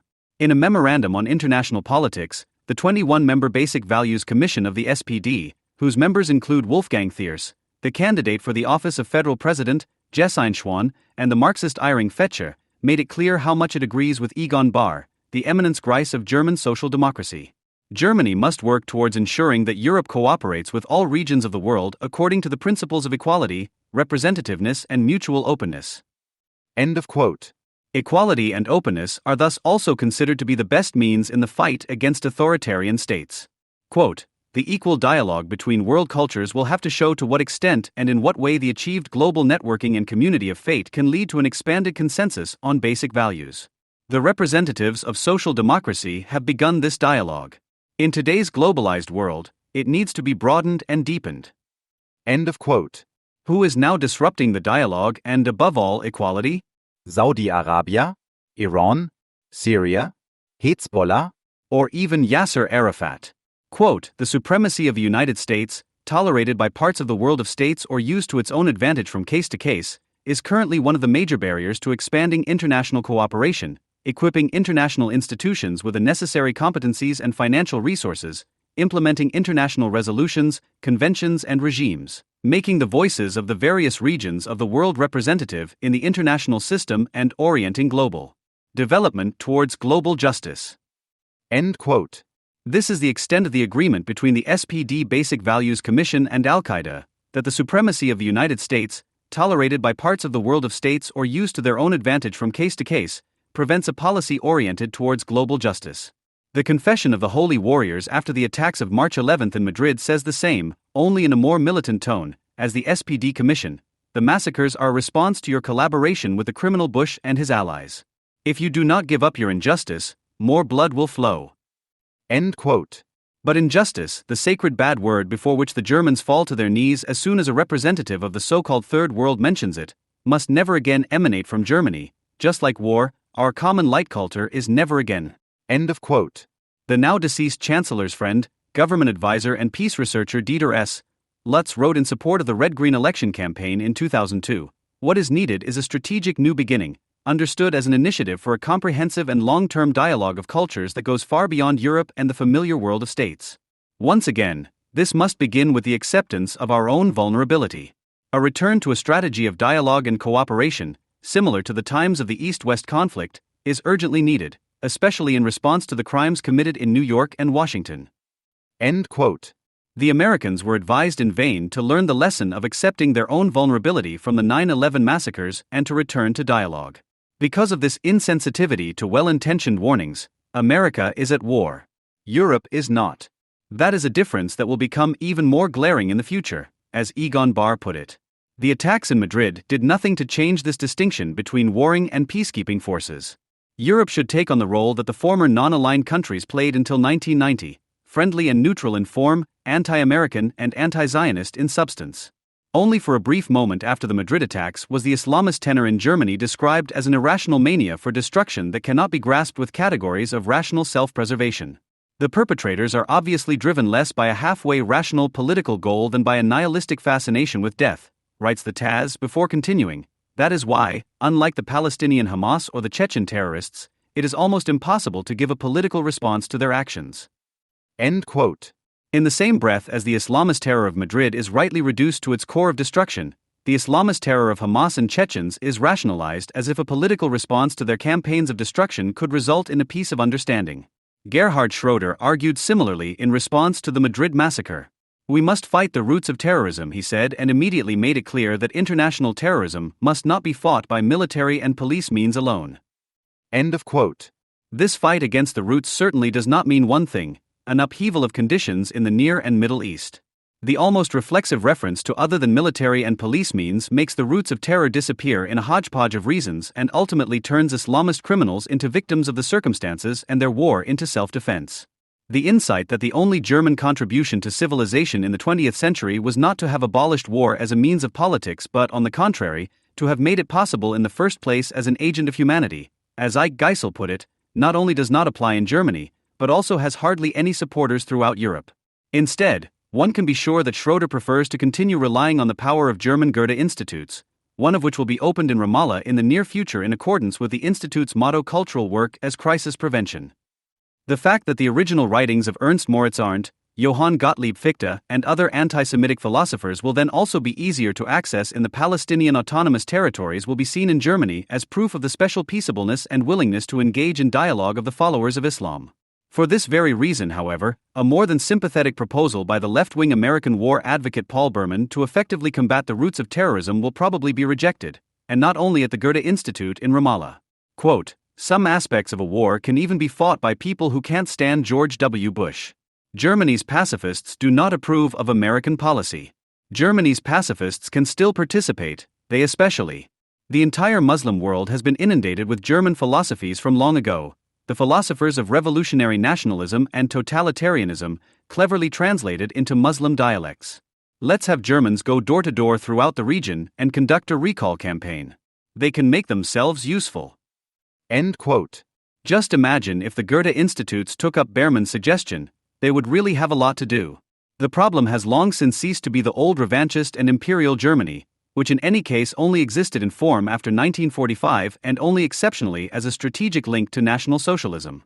The danger comes from the much vaunted other, the anti-militarist and anti-fascist Germany, which has learned from its history what disaster nationalism and war in itself lead to. How will left-wing critics of Germany ever recognize their favorite enemy, the main enemy in their own country, if they refuse to acknowledge this? Of course, this Germany, which does everything in its power to ensure that military action can never again be taken against fascist dangers, which uses its anti-imperialist past to present itself as a friend of peoples and cultures, which deliberately and intentionally ingratiates itself as the honest broker with authoritarian regimes and other criminal organizations, must be criticized and, if possible, fought against. The Bundeswehr, however, is not the decisive opponent, at least not as long as it is presented as a militaristic, aggressive imperialist pop dance that enforces German great power policy. On the other hand, the deliberate inability of the Bundeswehr to wage wars is precisely the way to recognize that the object of anti-German criticism is unarmed, be it the SPD Basic Values Commission, the Goethe Institute in Ramallah, or an NGO. In his book Power and Powerlessness, which has been sharply attacked by German political scientists, the neocon Robert Kagan identifies the real danger to world peace emanating from Germany. Quote, "The taming and integration of Germany is Europe's most significant achievement, perhaps even the greatest achievement of international politics in world history. People are less keen to remember that the military destruction of Nazi Germany was the prerequisite for the subsequent peace in Europe. Rather, most Europeans would like to believe that it was a change in European thinking, in the mind, that made the new order possible. The fact that US military power solved the European problem, and in particular the German problem, allows Europeans today, especially Germans, to believe that American military power and the strategic culture it created and maintained is outdated and dangerous. Fisher's central claim, that Europe has left the old system of power politics behind and discovered a new system to maintain international peace, is widely shared in Europe." End quote. German anti-militarism, which was already official in the FRG before the fall of communism, was hardly relevant as long as German crisis awareness could not move on to the corresponding international crisis management due to a lack of complete sovereignty. When Joseph Fischer suddenly emphasizes at the Munich Security Conference at the beginning of February this year that destructive jihadist terrorism with its totalitarian ideology represents the greatest threat, and that this has its epicenter in the Near and Middle East, then German policy becomes a global problem because it draws the following conclusions. Quote, "With a paternalistic attitude, we would be inflicting the first defeat on ourselves. Instead, we must formulate a serious offer of cooperation with states and societies based on genuine cooperation. Interreligious dialogue, an intensive exchange and close cooperation in the cultural field and a partnership of tolerance in culture and education would be central to this focus." End of quote. Fischer is not making this offer of cooperation and partnership to the few liberal forces in the region, which are persecuted in Saudi Arabia and Iran just as much as in Syria or the Palestinian territories. No, it is not addressed to the persecuted, but to the persecutors, to the Palestinian territories, Syria and all other member states of the Arab League. Iran's participation should be considered. End quote. The German foreign minister may speak somewhat more objectively, but Fischer is fundamentally no different from his party colleague Antje Vollmer, from whom one can expect nothing other than the following lines. Quote, "When George W. Bush talks about human rights, he means something different than when the Iranian Nobel Peace Prize winner Shirin Ebadi does.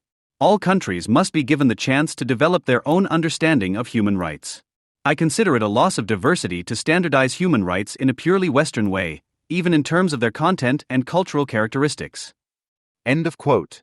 The problems that drive Uzi Arad, the Israeli advisor to Benjamin Netanyahu, in the case of Iran are likely to strike the understanding and tolerant vice president of the German Bundestag as well as the German foreign minister as extremely Western standardized and paternalistic. Quote, "In 1 to 4 years, Iran will be able to produce between 20 and 30 nuclear warheads a year. What will we do then? Are we prepared to take military action? Will we impose sanctions? Or will there be another carrot?" End quote. At the end of 2003, the EU foreign ministers rejoiced that they had been able to persuade the Mullah regime to abandon a program to build nuclear weapons. From the TASS to the FAZ, there was talk of the victory of the strength of the right, of the fact that it was not military pressure from the Americans that led to success, but an appeal to the Islamists' common sense. When, after some time, the International Atomic Energy Agency announced that Iran had only partially disclosed its nuclear program, i.e. that the EU foreign ministers had been deliberately led around by the nose, Berlin suddenly went into hiding and did not comment on its own failures. Not only had they embarrassed themselves vis-a-vis the Americans, they had also done a disservice to the Israelis, who have been pointing out for years that the Iranian nuclear program is currently the greatest threat to Israel's existence. Germany presents itself in the global arena as the peaceful and honest alternative to American foreign policy, without directly challenging it to a fight. Addressing the Third World more rhetorically than directly to the notorious unilateralists, Germany is rather trying to persuade the USA to tolerate Europe's folkish visions and projects. However, this is by no means a bad idea, as has been clear since the breakup of Yugoslavia at the latest. The attempt at an embrace launched by German politicians with their support for Turkey's accession to the EU and Gerhard Schröder's visit to the USA at the end of February this year is a continuation of this tactic. They do not want to overdo anything, because in case of doubt they are fully aware of what Egon Bahr put it like this. Quote, "The American mission can destroy the European vision. America can force Europe to make a decision of historical dimensions, follow the world's leading power or the world order system of international law." End quote. Even after Schröder's visit to George W. Bush, the Germans' anti-American digging did not stop for a minute. Joseph Fischer's public renunciation of the Franco-German idea of a core Europe seems to have been more cosmetic in reality. Quote, 3 months before NATO, the EU and the G8 meet for their summits in June, the US government is trying to push through a transatlantic democratization program for the Middle East as the main theme of the summer.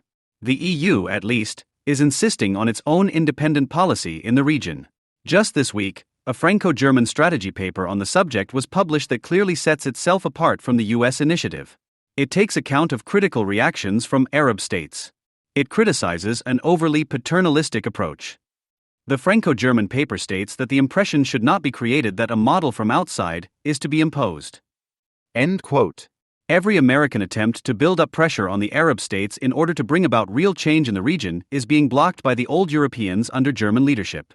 Anyone who wants to recognize in such perfidious actions a will to militarization and not the reluctance directed precisely against it, will continue to fail to understand the political anti-imperialism against America and Israel, will continue to fail to understand why it is a matter of the heart for Joseph Fischer to explain to Al Jazeera, the propaganda channel of the Islamists.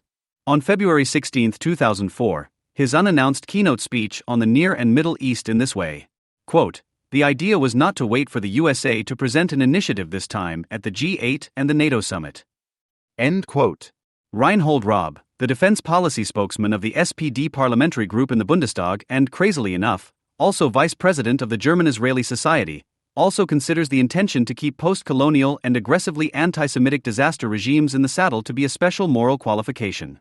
Quote, "Germany is less in danger than other allies of being identified with global power political aspirations." End quote. Anissa Bullell, Germany correspondent for the Arab hate channel Al Arabiya, adds, "Arab viewers have a very positive image. Germany has no colonial past and pursues a very sensible policy." End quote. Abul El prefers to remain silent about what contributes to the positive image, what many Arabs consider to be sensible politics. This understanding of politics is always expressed in somewhat unsettling ways when Germans are shown Arab cordiality. Quote, "One of the most irritating experiences you can have as a German in an Islamic country is the jovial patting on the back for the Holocaust." End quote. The extermination of the Jews acts as a pledge of German soft power against American hard power, as a door opener, if one acts as the honest and peaceful broker in the Arab region. The fact that the Germans are not popular with many Arabs despite Auschwitz, but because of it, should hardly bother Foreign Minister Fischer, who likes to make policy because of Auschwitz. On the contrary, if it is conducive to dialogue, one must accept hatred of Jews as a cultural characteristic. After all, you can talk about anything. At the central ceremony for the Day of German Unity 2003 in Magdeburg, Imre Kurdish asked, to the astonishment of his prominent audience, how could it happen that the Iraqi dictator, this late disciple of Hitler and Stalin, in the course of pacifist mass uprisings, became an almost more acceptable figure for Europe than the President of the USA, who can be re-elected or replaced every 4 years in accordance with the Constitution? How could it happen that people suddenly forgot who was an enemy and who was an ally? End quote. At the same event, Gerhard Schroeder also spoke, answering Kurdish's questions with a call for a national effort in Germany, a fact that was noticed not by German newspapers but by the New York Times. Quote, Chancellor Gerhard Schroeder declared Friday that Germany had been right to oppose the US-led war in Iraq and underscored his defiant stance by repeatedly using the German word for power, which politicians had long avoided because of its association with the Nazi era. The word power has been loaded with meaning since Hitler used it to describe a Germany that tended to dominate its neighbors. But Schroeder spoke of Germany's civil power and economic power, which, he said, manifested itself in a peaceful foreign policy that could be spread across the world. End of quote. The domestic press only took note of the fact that the Chancellor had stated that German peace policy, the deployment of the Bundeswehr within the framework of so-called multilateralism, was taking place without any hooray patriotism. The Chancellor's self-presentation on October 3 marked the start of his 3-day trip to Egypt, Saudi Arabia, Abu Dhabi and Dubai. The flying visits to the Arab rulers were dominated by the policy that the old Social Democrat Egon Bahr called détente policy towards the Islamic states and which is so important for the self-assurance of the post-nationalist Berlin Republic. While the Green Secretary of State Rezo Schlauch arrived in Tehran with a business delegation at the same time as Schroeder's trip, largely unnoticed by the public, and held out the prospect of Hermes guarantees worth €500 million for German foreign trade, the Chancellor first flew to Cairo with a large entourage to make a spectacular appearance together with President Mubarak and Prime Minister bid to open the first ever German private university abroad. His speech focused on Germany's age-old cultural exchange relations, the ideal of social and cultural security, the cultural and scientific dialogue between our societies and the sound cultural education that the university would serve. With this phraseology, Schroeder took up the empty Wilhelminian formula with a capital K, which stands for culture instead of civilization, and which has since replaced the concept of human rights in the Chancellor's speeches. Schroeder's concept of culture serves as a universal argument to legitimize the coercive social conditions in the dictatorships he visited as a self-chosen collective way of life. This culturally relativistic ideology was put into practice on the second day of Schroeder's trip at the state dinner in Riyadh by Ekin Delegaz, spokeswoman for Family and Children's Policy for the Green Parliamentary Group in the Bundestag.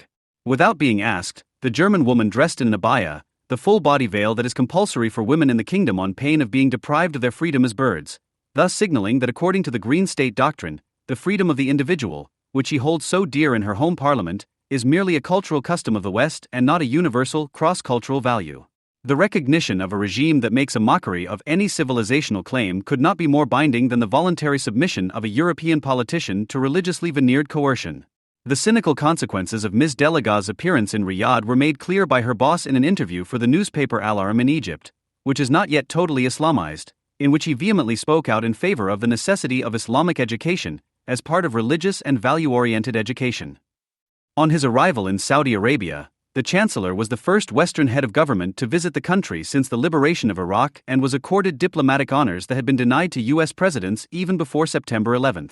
DPA reports on the reception by the ruling Crown Prince Abdullah.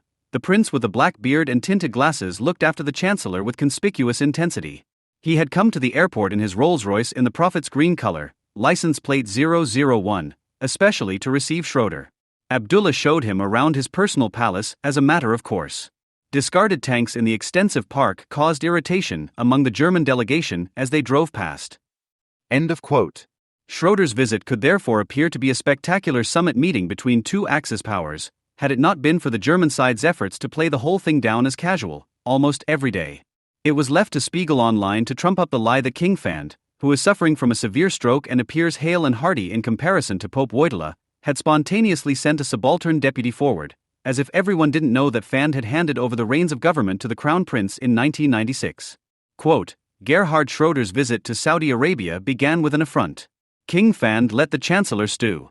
Immediately after his arrival in Riyadh on Sunday evening, that was the plan. The Chancellor was to have an appointment with Saudi Arabia's King Fand. But nothing came of this at first. The plan was scrapped at short notice. Instead of the king, Schroeder had to make do with Crown Prince Abdullah. End quote. However, even these rumor-mongers had to concede the very cordial nature of the royal audience. This should not happen too often. According to Arab News, the most important point of all the talks was developments in Palestine and Iraq. Schroeder and Abdullah spoke of the need to force Israel to respect UN decisions. The official organ of the Arab despotism, which legitimizes itself both theocratically and monarchistically, also quoted a spokesman for the German embassy, who spoke of more mundane matters. We consider Saudi Arabia and the economic affairs in the kingdom and the Gulf region to be extremely important. We want to develop a greater and very positive presence in the kingdom and are pleased to reciprocate Crown Prince Abdullah's visit to Germany in 2001. End quote. Before the delegation arrived, Abdulaziz Sager, Saudi investor and founder of the Gulf Research Center, made it clear in an editorial in which he emphasized the traditional friendship with the natural partner Germany. Quote, if the relationship has not received the attention it deserves, it is partly because of the high expectations the region has of Germany as an international player. Since Germany has no colonial past in the region, Arab countries expect it to play a stronger role within the EU to support their interests, especially with regard to resolving the Palestinian issue. From unconditional solidarity to an emphatic no to the Iraq War, Germany's diplomatic transformation is now complete. Joint action by Germany, the EU and the Gulf Cooperation Council, the Customs Union of Saudi Arabia and its satellite emirates UAE, Oman, Qatar, Bahrain and Kuwait, could potentially turn the tide. End quote. To reaffirm the Saudi-German friendship, the king ordered 2 communication satellites from the European space conglomerate EADS for €150 million each, also mentioned a possible follow-up deal for service providers worth €2 billion over 15 years and held out the prospect of his support for the Airbus program by purchasing aircraft. The London Evening Standard estimates the additional order volume over the next 3 years at a total of around €14 billion. In 2002, Germany had already become the Saudis' third most important trading partner and, conversely, the Islamic markets had become the most dynamic growth sector in the German export business. In Jeddah, the German Consul General Stefan Keller announced the establishment of a Saudi-German managers group to coincide with the Schroeder visit. The Handelsblatt explains who was part of the Chancellor's entourage. Quote, until now, the USA has been the country's most important trading partner.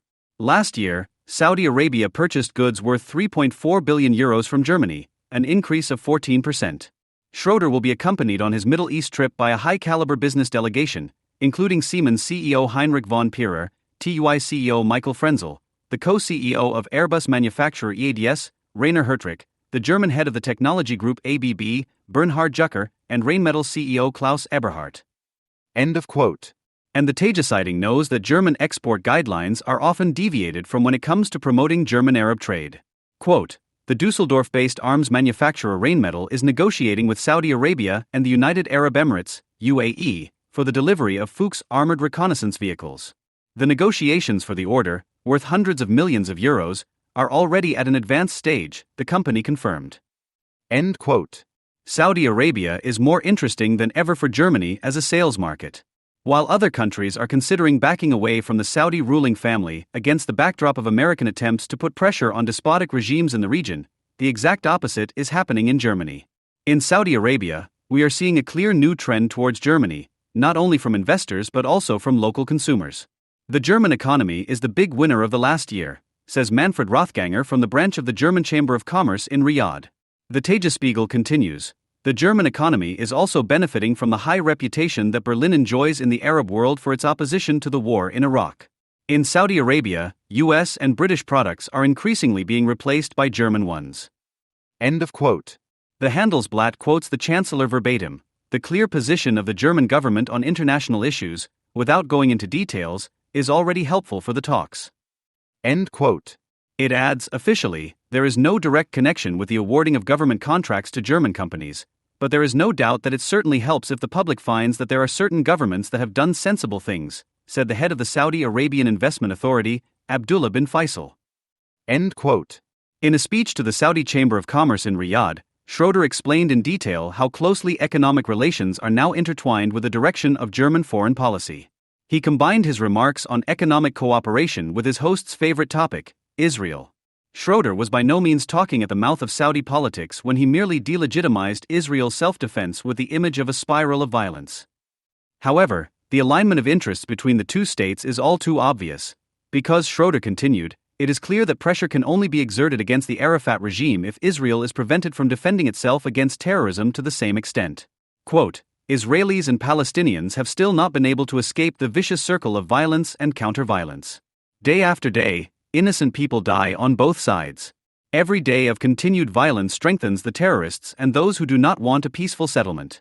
We also know that the conflict cannot be resolved militarily, but only politically. The Saudi leadership, above all the Crown Prince, has repeatedly intervened in recent years with constructive mediation proposals that have been accepted by the entire Arab world. The parties involved, above all Crown Prince Abdallah, deserve great thanks for this. We must exert political pressure on both sides to ensure that these commitments are honored without compromise. End of quote. It goes without saying that Schroeder also agreed with the Saudi leadership in rejecting the change of system in Iraq. On the same day, the Chancellor traveled on to the Saudi satellites. The focus of this part of the trip was the conclusion of a propaganda cooperation between Deutsche Welle and Abu Dhabi TV, including the exchange of permanent foreign correspondents and program segments. Deutsche Welle Director General Eric Betterman said, I think everyone is aware, especially in Europe, of the importance of cooperation between the Arab countries, the Middle East and Germany in the heart of Europe. Deutsche Welle also chose Abu Dhabi TV as a cooperation partner because the station attracted worldwide attention during the Iraq War with its critical and professional reporting. End quote. At the Arab Journalists Summit War and the Media in Dubai, Schroeder himself explained the political line of the propaganda pact. Quote, We must not allow a wedge to be driven between the Arab and Western worlds. You will understand that, as German Chancellor, I am very pleased that our German foreign television station, Deutsche Welle, has found a strong and respected partner in the Arab world in Abu Dhabi TV. Yesterday, the two broadcasters signed a strategic agreement. The daily cooperation will, I am quite sure of this, serve the understanding of our two cultures and contribute to even more respect for these cultural achievements than is already the case. End of quote. Dubai should have understood who could be suspected of driving a wedge between the Arab and Western worlds. Consequently, the German investment promotion measures also include an explicitly relaxed visa policy without obstacles, an admission of unprecedented clarity that, despite all statements to the contrary in political decisions, Germany is not considered to be under threat from Islamist terrorism. Although, or rather, precisely because of this, the government declaration states, the security services should improve their contacts and mutual exchange. To this end, both governments have agreed a meeting of their interior ministers and other experts. End quote. However, the Germans are well aware of the dilemma of the ruling dynasty. Quote, Fahd's succession is currently the most important domestic political issue. Since the death of the founder of the state, Ibn Saud, in 1953, the succession to the throne has been decided among his 35 surviving sons. In view of their advanced age, a new king is likely to be appointed every few years in future if the current practice is maintained, which is unlikely to ensure political stability. End quote. In fact, Al-Saud is a demographically decaying ruling house that is under pressure from within from a strengthening reactionary clergy and could possibly go the way of Imperial Iran. This makes Eldad Beck's observation all the more thought-provoking. Quote, While voices are being raised in the USA expressing doubts as to whether the Saudi Arabian security services can and want to help in the fight against international terror, Germany is strengthening its relations with the Saudi kingdom in this sensitive matter. End quote. Mohammed al-Shibani summarized the impression the Schroeder visit left on the clergy for Arab News. Germany's credibility is stronger than that of France, where the most powerful Jewish lobby in Europe lives and helps shape the future. End of quote. What this special credibility consists of, among other things, is made clear by an incident that occurred during Schroeder's trip. Just as Schroeder arrived in Cairo, a Palestinian terrorist from Islamic Jihad blew herself up in the Maxim restaurant in Haifa, a symbol of peaceful Arab-Israeli coexistence. Following the news of the 19 dead and 60 injured and the IDF's reactions against jihad infrastructure in Gaza and Syria, the Chancellor had to lay his cards on the table, whether he wanted to or not. After the obligatory crocodile tears, he declared in a joint press conference with his host Mubarak that the Israeli response to the bloodbath, an attack against the one Saheb terrorist camp of the Islamic Jihad near Damascus, violates the sovereignty of another country. No mention, then, of the fact that state toleration and support of anti-Semitic terror is, firstly, a permanent violation of Israeli sovereignty, and that there can only be one logical response, if necessary, to ignore the sovereignty of states that promote terror. The highlight of the Chancellor's trip was that Deutsche Bank was granted permission to open a branch in Riyadh, the first ever Arab license to a foreign financial institution in the 23-year existence of the Gulf Cooperation Council, a privilege that had always been denied to the Americans. Schroeder enthused that he saw more potential in the Saudi-German friendship than some had assumed and spoke of making a joint contribution to stabilizing the global economy. The Chancellor was alluding to the conversion of Saudi foreign trade to the euro, an option favored by Berlin, which analysts say could have a domino effect on the world market that could lead to a shock-like collapse of the dollar system. It was only through the settlement of Iraqi exports in euros from October 2000 to March 2003 and the global shift of Islamist foreign exchange reserves from the dollar to the euro that the European single currency was able to achieve its current position. The political and historical dimension of the change in Saudi trade doctrine has hardly been noticed in Germany. For example, the weekly newspaper Jungle World was one of the few media outlets to report that the Riyadh summit meant that Germany had taken the lead in the competition with the USA, as if the pact with the financiers of terrorism was a normal transaction between non-political major customers seeking the most favorable deal. From the perspective of Saudi buyers and investors, the decision in favor of Germany is primarily of a political nature. On the one hand, Saudi diplomacy is traditionally based on the awarding of large contracts. On the other hand, the hasty shift in foreign exchange reserves in the run-up to the liberation of Iraq has led to an overly strong euro compared to the economy, which, as trade continues to be conducted via the dollar exchange rate, makes buying goods from the Eurozone economically unattractive. In order to avoid an economic crisis, the European Central Bank was last forced to cut its key interest rates, i.e. the average profit rate relevant for investments, by 0.5 percentage points in June 2003, bringing them to 2.75 percentage points below their maximum reached in October 2000. In the meantime, the British currency conversion, and thus that for North Sea oil, has been put on ice. Sweden has voted no. France and Germany have only been able to push through their deficit violations without sanctions at the expense of their political weight in the European Union. It is true that the Chancellor benefits immediately from the Islamist shift in purchasing power as a result of the anti-American calls for a boycott. However, he can ultimately only lure the Islamists into the unprofitable Eurozone with political slogans that, to Western ears, reduce his concept of multilateralism to absurdity. But this is precisely the dilemma of a traveling salesman when it comes to anti-Zionism. We want to define sovereignty as the ability of a state to say no to the current international policy of exploitation and destruction. This sentence begins Alfred Mechtersheimer's 1993 book Friedensmacht Deutschland, Plädoyer für einen neuen Patriotismus, which argues for an alliance between the peace movement and the Germany movement. The Taz reviewer Ulrich Hausmann, who reviewed the book on July 17, 1993 under the heading Ein Deutscher Weg, a German way, stated at the time, Mechtersheimer's theses mark the point at which eco-Paxism on the one hand and newly emerging German nationalism on the other meet. The extent to which green programmatics can be brought into agreement with anti-Western and anti-democratic nationalist thinking on more than one point is a cause for concern. End of quote. Just under 10 years ago, such similarities were not limited to the Green Program, but had long since occupied German think tanks, whether they were close to trade unions, Protestant, or based in so-called peace institutes. Today, we have to report full compliance across the board. Mechtersheimer's theses have become guidelines for German government policy and enjoy broad support far beyond the government camp. While the peace movement in the 1991 Gulf War was still peddling the threat to its own front yard and apparently relied entirely on the mobilization of a diffuse German fear, peace propaganda today presents itself far more self-confidently because it rests on a national foundation after a decade of processing German collective experiences. For example, when a book like Georg Friedrich's bestseller Der Brand, Deutschland im Bombenkrieg, which 13 years ago no serious publisher would have printed and no serious feuilleton would have praised, is presented as a fact book about the Allied bombing war against Nazi Germany, although so-called facts in it only have the function of processing the Second World War as a war of extermination against German civilization. Then it becomes clear how far German remembrance work has already progressed. In all seriousness, the aim is to make the cause of total German warfare disappear as a marginal gloss and to present the effect, i.e. the resistance of the attacked states up to the unconditional surrender of the werewolf community, as the actual terror and the Germans as the actual and maliciously concealed victims of terror.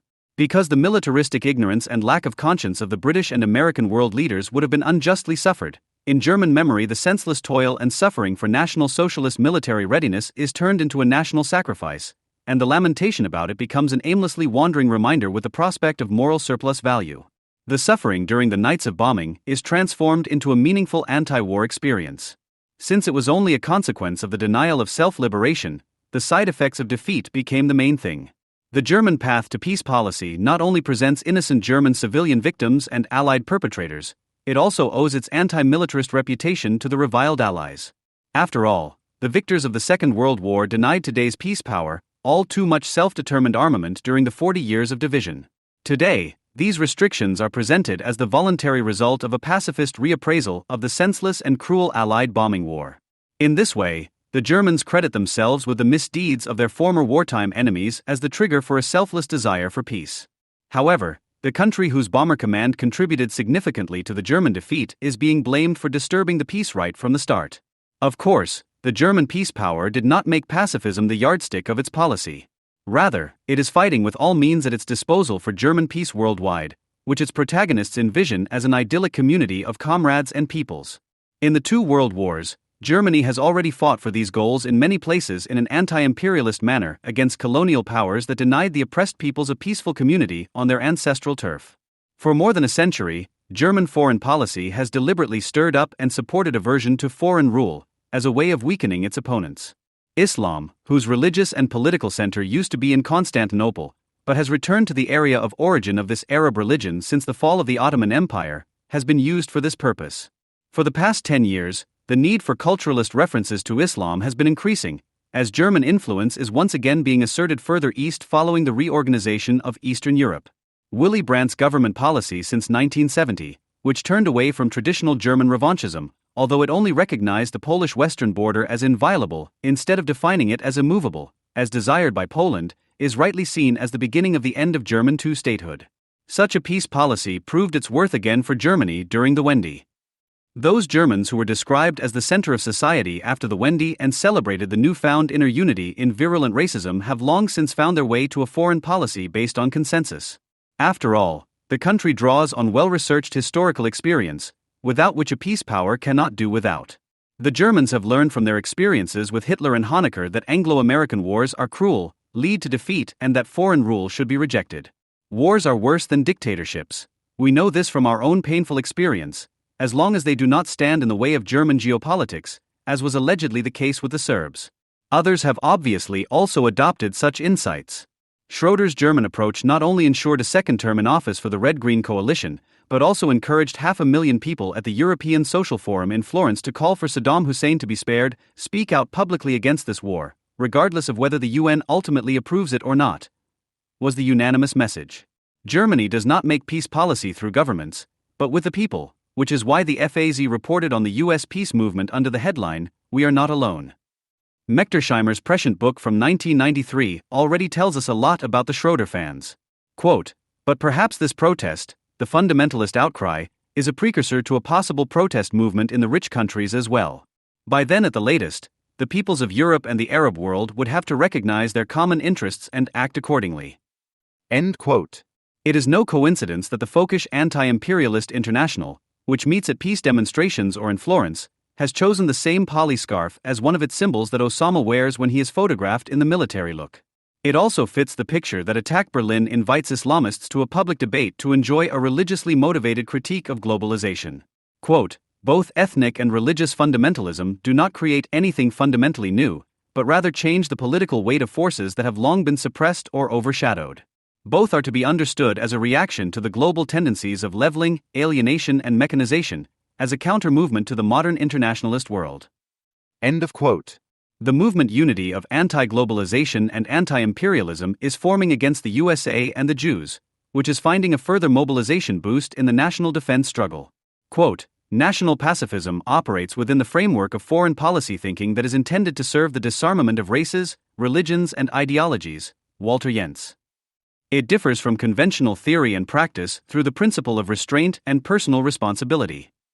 End of quote. Carl Schmitt's formula for this was still, no interference by foreign powers.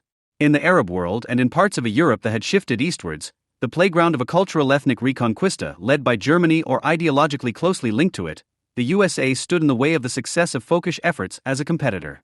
Mechtersheimer is also aware of this.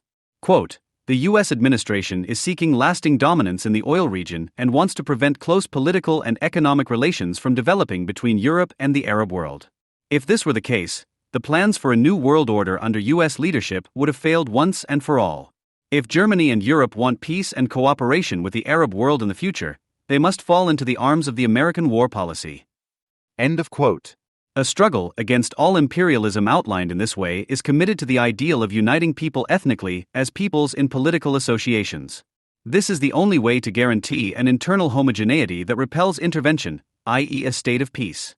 Quote, "In the concept of national pacifism, an attractive political culture is a power factor that must not be damaged by an irresponsible minority." End quote. Self-legitimization for foreign policy action as a peace power Germany has become indispensable for self-understanding among Germans. Schroeder uses this expression in constant repetition, e.g. at the SPD party conference on June 2, 2002, or with reference to Willy Brandt and always in connection with the reference to being proud. The hooray patriotism, that is often invoked and reviled as if it were an incantation, has given way to a patriotism for peace that is passed off as serious. What began with the Eastern treaties is now presented in their continuation as a peaceful Germany that opposes the warlike domination of the world. Quote, "Germany can only contribute to world peace if it opposes the 19th century imperialism of raw materials with a peaceful foreign policy." End quote. Red-green must turn against neo-colonialism if we want to become a sovereign country. Oscar Lafontaine, Tagesspiegel, January 12, 2002. And there it is again, Mechtersheimer's aspired sovereignty, to say no to an international policy of exploitation and destruction. Solidarity with peoples and cultural communities, whether it is Iraq or Chechnya, and the defense or installation of their sovereignty against great powers with alleged colonialist ambitions are the ideological constants of the moral great power Germany, which acts solely out of concern for the self-determination of its protégés in whatever form. Current texts on Iraq often refer to the First World War to create the impression that a new colonialism is on the horizon. For example, the FAZ reported on December 11, 2002, in Jordan, it is being circulated that after a war against Iraq and its destruction, there could be a second Sykes-Picot in the Middle East. In 1916, Great Britain and France had secretly made plans for a joint division of the Turkish Empire and realized them after its defeat. End of quote. As is well known, the German Empire was allied with the Turkish Ottoman Empire, whose capital Constantinople was the seat of the Sultan Caliph at the time. The Ottoman Empire, already completely hollowed out, laid claim to the leading role in the Islamic world in the form of pan-Islamism, which the Young Turks took over from the overthrown Sultan. Long before any contemporary Islamist aspirations, pan-Islamism was the ideological basis for an imperial project to unify the Islamic world under Turkish domination. During the Young Turk period shortly before the First World War, the German Empire pushed for the rearmament of Turkey and the construction of railroads there in order to gain a competitive advantage over the British, French, and Russians. The new cultural and economic area of the Orient boosted German ambitions immensely. Afflicted by the so-called Turkish fever, German authors discovered in pan-Islamism a purely spiritual bond that united Muslims of all tongues and was comparable to Germanness. However, trust in the Islamic allies was very limited and was accompanied by considerable reservations. Quote, "They, the peoples of Islam, have awakened to full life, but now they must also pull themselves together and use their refreshed strength to work successfully on the task that lies ahead for humanity. They have led a dream life for long enough, letting their physical and mental powers atrophy almost to the point of uselessness." Gustav Dierks, Hayy Allah. The Awakening of Islam, 1914, page 74. The colonization of Asia Minor and Mesopotamia, later to become Iraq, through the mass immigration of German peasants was discussed and speculated on Turkey's permanent dependence on Germany. In May 1913, State Secretary Jago outlined the prospects for German policy towards Turkey as follows: "In the event that Asian Turkey also collapses, an eventuality that I strongly expect, I always have in mind the idea of a protectorate in some form, through which we do not have to take over direct rule and administration." End of quote. Before the realization of such far-reaching plans could even be considered, allies had to be recruited in good time against possible restrictions on German ambitions in the region. The Turkish leadership assured the German emperor that it would intervene in the war on the German side when the World War broke out and, as the leading Islamic power, proclaimed the holy war of the Islamic peoples of India, Egypt, North Africa, Arabia, and the Caucasus against their respective colonial powers England, France, and Russia. On July 30, 1914, Wilhelm II wrote to the German ambassador in St. Petersburg, "England must publicly tear off the mask of Christian peaceableness. Our consuls in Turkey and India, agents etc. must arouse the whole Muslim world to a wild uprising against this hated, dishonest, unscrupulous people of merchants, for if we are to bleed to death, then England should at least lose India." End quote. The current German peace policy, and the associated objective alliance with Arab and Islamic warriors is thus reviving an old coalition against the colonial powers. Henry Kissinger recognized this immediately when he expressed his fear in the Washington Post, October 30, 2002, that the announcement of a German way could mean a relapse of Europe into pre-World War I conditions. The Islamic Holy War was part of a strategy of revolutionization Fritz Fischer, which was to lead to the breakup of the British and Russian empires as a means of German warfare. In relation to Britain and France, the colonial peoples, and in relation to Russia the non-Russian nationalities, were to provide starting points for insurrections. The belief in their revolutionary power had already prompted Wilhelm II to make his famous Damascus speech, in which he declared himself an ally of the 300 million Mohammedans in November 1898. He was enthusiastic about the program of a pan-Islamic movement oriented towards Germany, which Max von Oppenheim presented in October 1914. Quote, "Memorandum concerning the revolutionization of the Islamic territories of our enemies. Islam will become one of our most important weapons in the battle against England that is being forced upon us." End quote. The goals set out in this document were extremely ambitious. Quote, "The defeat of England through the conquest of Egypt and uprisings in India, Turkey's land war against Russia in the Caucasus, revolutionizing the French territories, Tunisia, Algeria, and Morocco." End of quote. The German Reich presented itself as an anti-imperialist ally for this revolutionary program, with the help of untrue but very topical-sounding formulations. Quote, "Germany alone has never and nowhere in the world raped Mohammedan people, nor taken Mohammedan land." Ernst Jack, The German-Turkish Brotherhood in Arms, 1915, page 19. Quote, "The German-Turkish connection between Hamburg and Basra, which took place by land, thus triumphed over the British imperialist goal of Gibraltar, Cairo, Calcutta. Where the sounding phraseology of freedom and civilization spreads, where the hypocrisy of popularly protective world culture and brutal business greed unfolds, and on which side human noble culture, a sense of justice and moderation stand next to the purposeful will of the people, Turkish and non-Turkish Islam, like all nations not dominated by blind passion, will be able to convince themselves of this sufficiently in the course of the war." Hugo Grothe, Germany, Turkey and Islam, 1914, page 43. The German Reich saw itself as a bringer of culture, instructed its brothers in arms in folkish nationalism, and also instigated jihad in a very practical way. During the war, not only were agents sent out to carry out acts of sabotage and incite uprisings, but several training camps were also set up for Muslim prisoners of war, for example at Wunsdorf south of Berlin. According to a letter from the Deputy General Staff of the Army from January 1915, the prisoners were to be turned into supporters of our cause through energetic propaganda, especially by preaching holy war and through appropriate treatment. The first mosque for purely religious purposes on German soil was built in one of the camps in 1915. In a camp newspaper called El Jihad, a total of 15,000 copies translated into 3 languages, colonial rulers were portrayed as brutal exploiters against whom holy war was a duty. Some of the prisoners were sent to Constantinople to fight in 1916. But it was not only the prisoners of war who were sworn in to the holy war. The Muslim theologian propagandist Salih Azsharif at Tunis traveled around the empire promoting the Brotherhood of Arms. To this end, he had written the fatwa The Truth About the Religious War in 1915, which, like an extensive production of books by various German authors, was intended to dispel reservations about the Oriental Allies. Salih Azsharif at Tunis explained, "The enemies of Islam do not mean all those of other faiths, but only those of them who fight us because of our religion and drive us out of our homes by seizing our homeland or by giving aid and assistance to our enemies against us or intending to do so, such as the Russians, English and French and those who stand by them." End of quote. Familiar words were taken up by Salih Azsharif. Quote, "So the Islamic world has the duty to rise as one man under the banner of the Mohammedan Caliphate, the Caliphate of the exalted Osman family, and to unite with its loyal allies, the Germans." End quote. However, the German jihad failed to achieve decisive success in the war. It only had a regional impact, which occasionally only caused confusion. For example, when the 5th Regiment of the Indian Army's Light Infantry mutinied in Singapore on February 15, 1915, murdering 32 Europeans and trying to free some Germans from prison as fellow fighters in the Holy War, they refused to be freed because they felt more attached to whites. The German supporters of the Holy War disregarded the fact that Turkish and Arab nationalism was developing in the Ottoman Empire, which could no longer be held together in a community of action through pan-Islamism alone. Supported by feudal religious structures and the colonial powers of France and England, an Arab revolt began, which undermined the Holy War of the Sultan Caliph under the leadership of British officers. In 1916, the guardian of the holy places, the Emir of Mecca, Sharif Hussein, rose up against Turkey. Arab national officers, who had been trained by German instructors in anti-British and anti-French folkish ideology as part of German-Ottoman cooperation, also took part in the pro-British Arab revolt after much hesitation.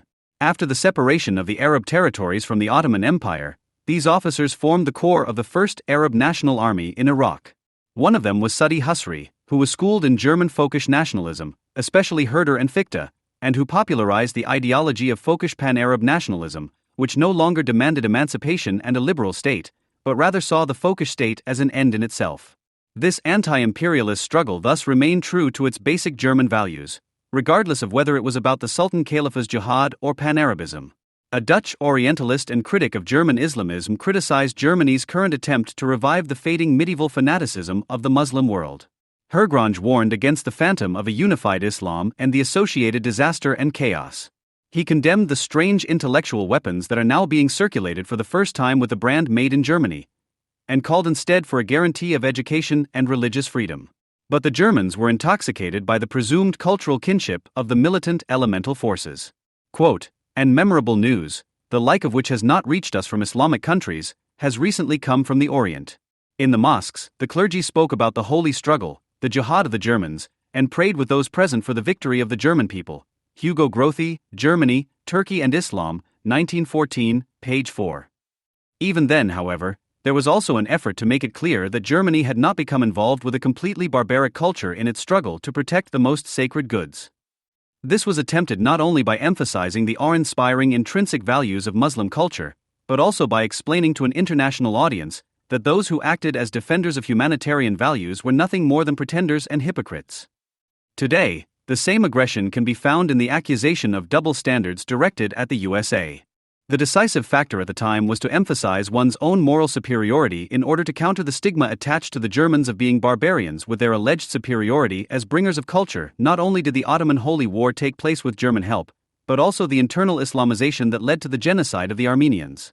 In Berlin, the Turkish fear of an Armenian uprising, which could have jeopardized military success, was shared. Shortly before the start of the First World War, a Prussian general had accused Russia of using the Armenians to carve up Turkey. The censorship guidelines for the German press of October 7, 1915 therefore stated, "The following must be said about the Armenian atrocities.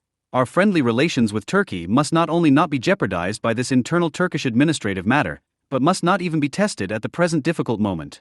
Therefore, for the time being, it is our duty to remain silent.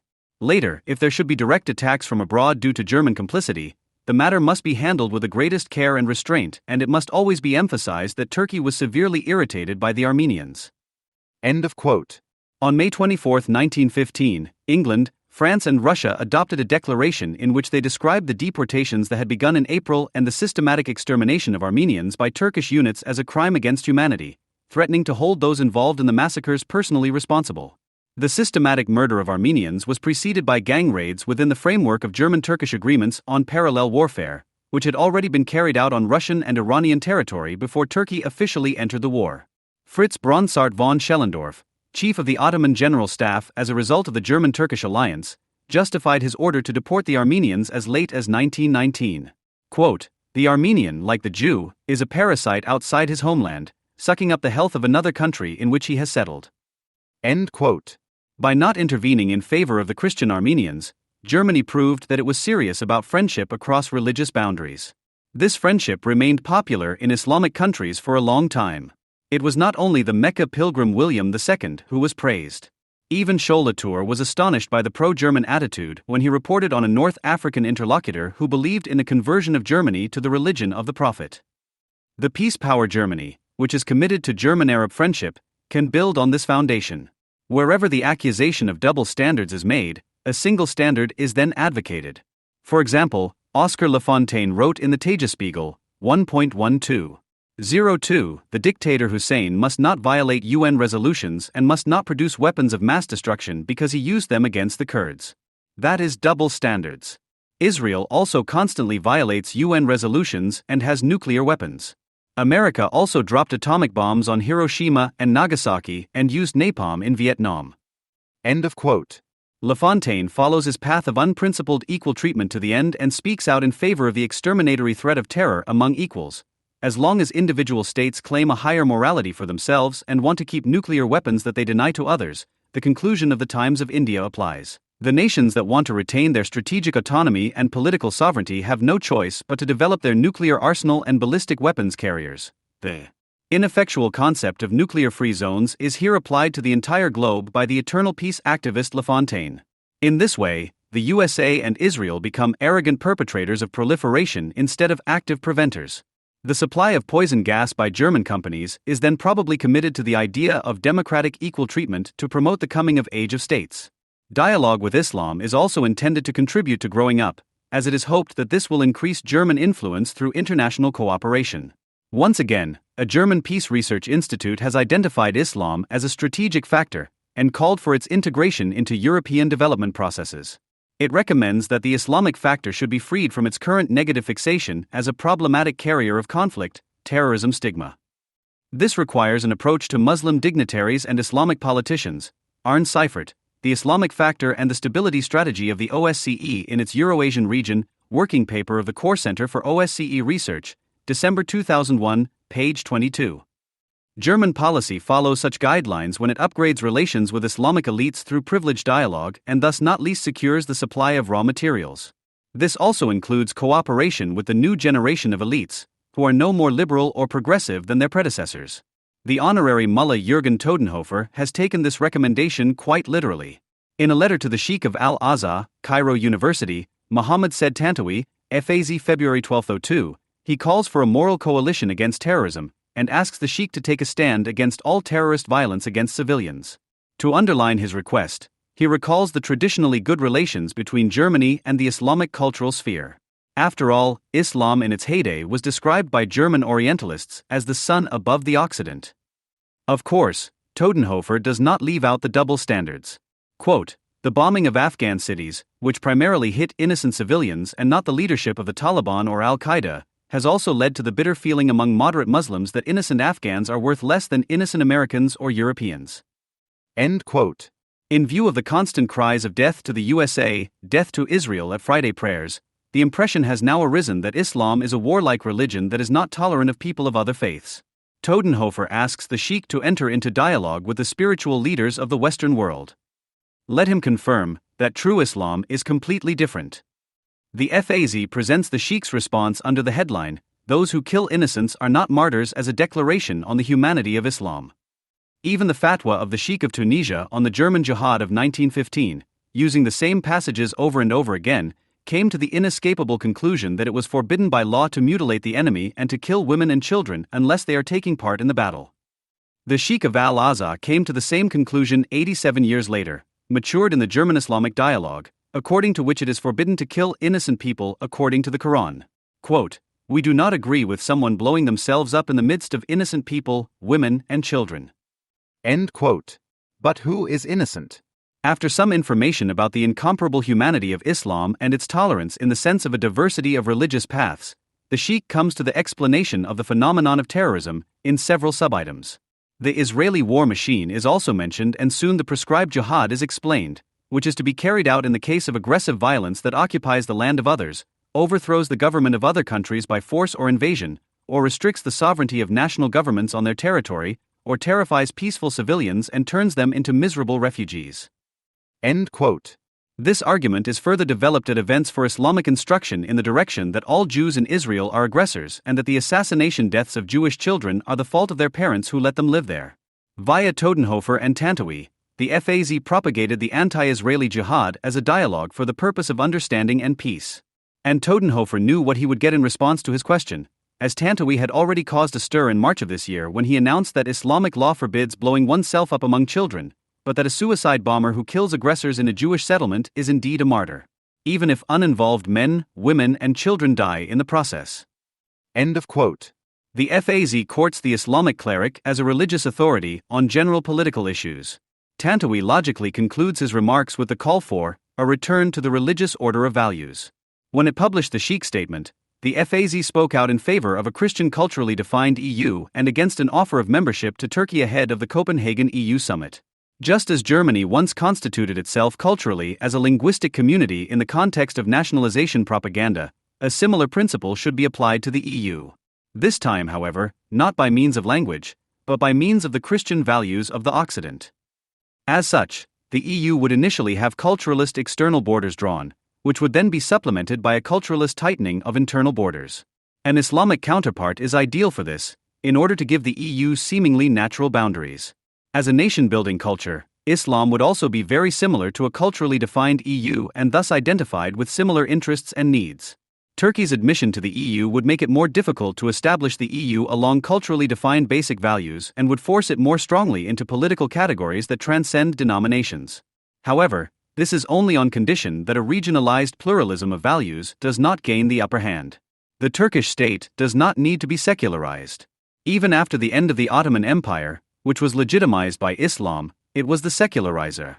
However, it has also created an Islamic national culture through Islamic homogenization, which it now opposes in the form of the ruling AKP party. The red-green government wants to promote the depoliticization of the Turkish military so that a Muslim civil society can emerge in which Islam can realize its culturalist value base.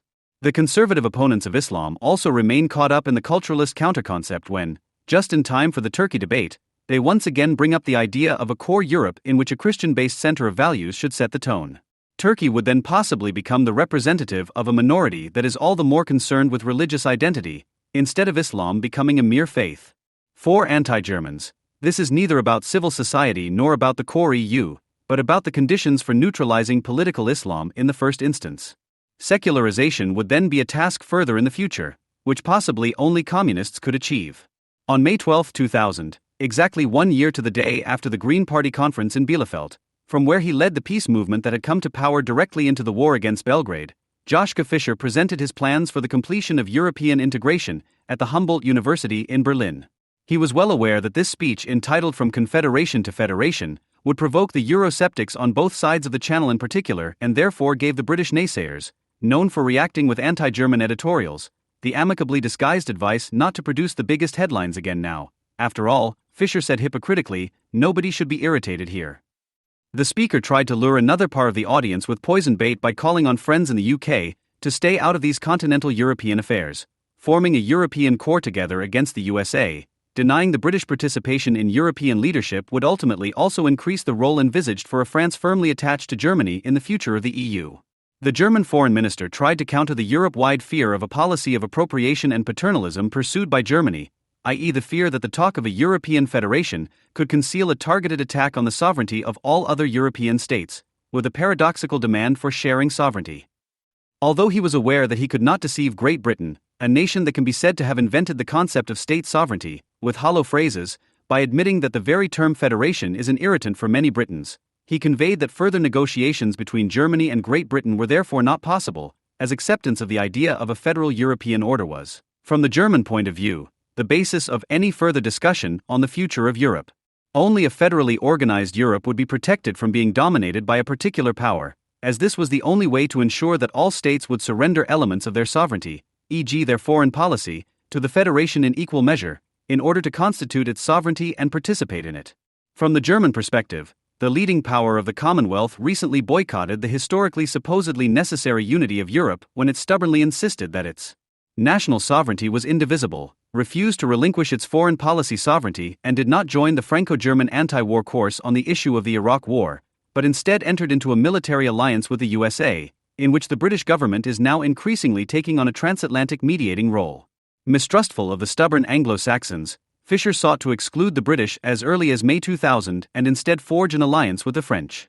It was above all them and their neighbors in the East and West that he appealed to in order to motivate them to join in. He flattered the nationalists of all countries and assured them that the nation-state with its cultural and democratic traditions will also be irreplaceable for the final subject of the federation, meaning that no one need fear being subjected to a German-dominant culture. On the contrary, renouncing bourgeois rational state power in favor of an emotional irrational people's power would only offer advantages for everyone, The Federation avoids a construction error, as it takes into account that Europe, in contrast to America when the United States came into being, is not a new continent, but full of different peoples, cultures, languages, and histories. No one should therefore be afraid, because even in the Federation, we will still be British and German, French, and Polish. Whether Fischer's promise that the promised Europe would not be a synthetic construct beyond the grown European realities appealed to the spirit of those in France whom the speaker wanted to inspire with his plan remains to be seen. His defense of the naturally grown against the synthetically produced probably served less the enthusiasm of a nation that had realized bourgeois rationality in economics and politics against the traditional earlier and more consistently than other major European powers than the enthusiasm of his own. In any case, a Europe shaped according to the German model cannot do without reference to the historical cultural conditions, the fact of its different national political cultures. The cultivation of cultural peculiarities, the unenlightened customs and ingrained rituals of the indigenous peoples must be taken care of if Germany is to lead the locomotive driven by France, which wants to pull the rest of Europe into the future. The assertion that the nation-states will continue to exist is based on the unclear separation of people and state in the concept of the nation-state, and on the lack of clarity as to how its abstract continued existence is shaped in concrete terms. Fischer's formulation that the states would even retain a much stronger role than the federal states do in Germany is unmistakably misleading. Courage, you Brits, Poles and French, will turn you into real Bavarians too. The appeal that Fischer's speech was intended to exert on the other Europeans was above all to be triggered by an inciting and, in a certain sense, irresistible tongue-lashing, which sought to pull the others out of persistence and stagnation, to drive them towards completion and finality. No one should be afraid, the speaker implored those he was trying to intimidate. Europe could only play its proper role in economic and political global competition if we move forward courageously. The problems of the 21st century could truly not be solved with the fears and recipes of the 19th and 20th centuries. According to Fischer, crises and erosion are imminent if we refuse to march resolutely.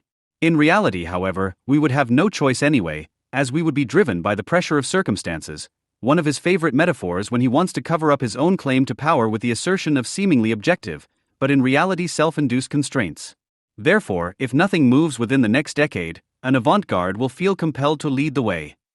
Some states would then form a center of gravity which, out of deep European conviction, would be willing and able to push through the establishment of a European federation, even against others if necessary.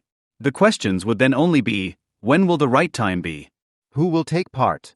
And will this center of gravity emerge inside or outside the treaties? The willingness to wriggle out of treaty obligations by referring to supposedly established ties and pseudo-objective constraints, the willingness to use the politics of division now and then, and the willingness not to shy away from mobilizing even the most perfidious resentment in order to address the people immediately within or beyond its own national borders. German foreign policy had already mastered its own reunification and the destruction of Yugoslavia with these means. In the run-up to and during the Iraq War, they were positioned to take up arms against the USA, the former occupying power of their own country. The German way always led to success where international law could be played off against international law, i.e. self-determination against sovereignty, peoples against states, the masses against power. And power not least stirs up the powerless masses. Thus, a power that serves the masses can direct its collective rage against an external, state power or against internal disruptors, as required.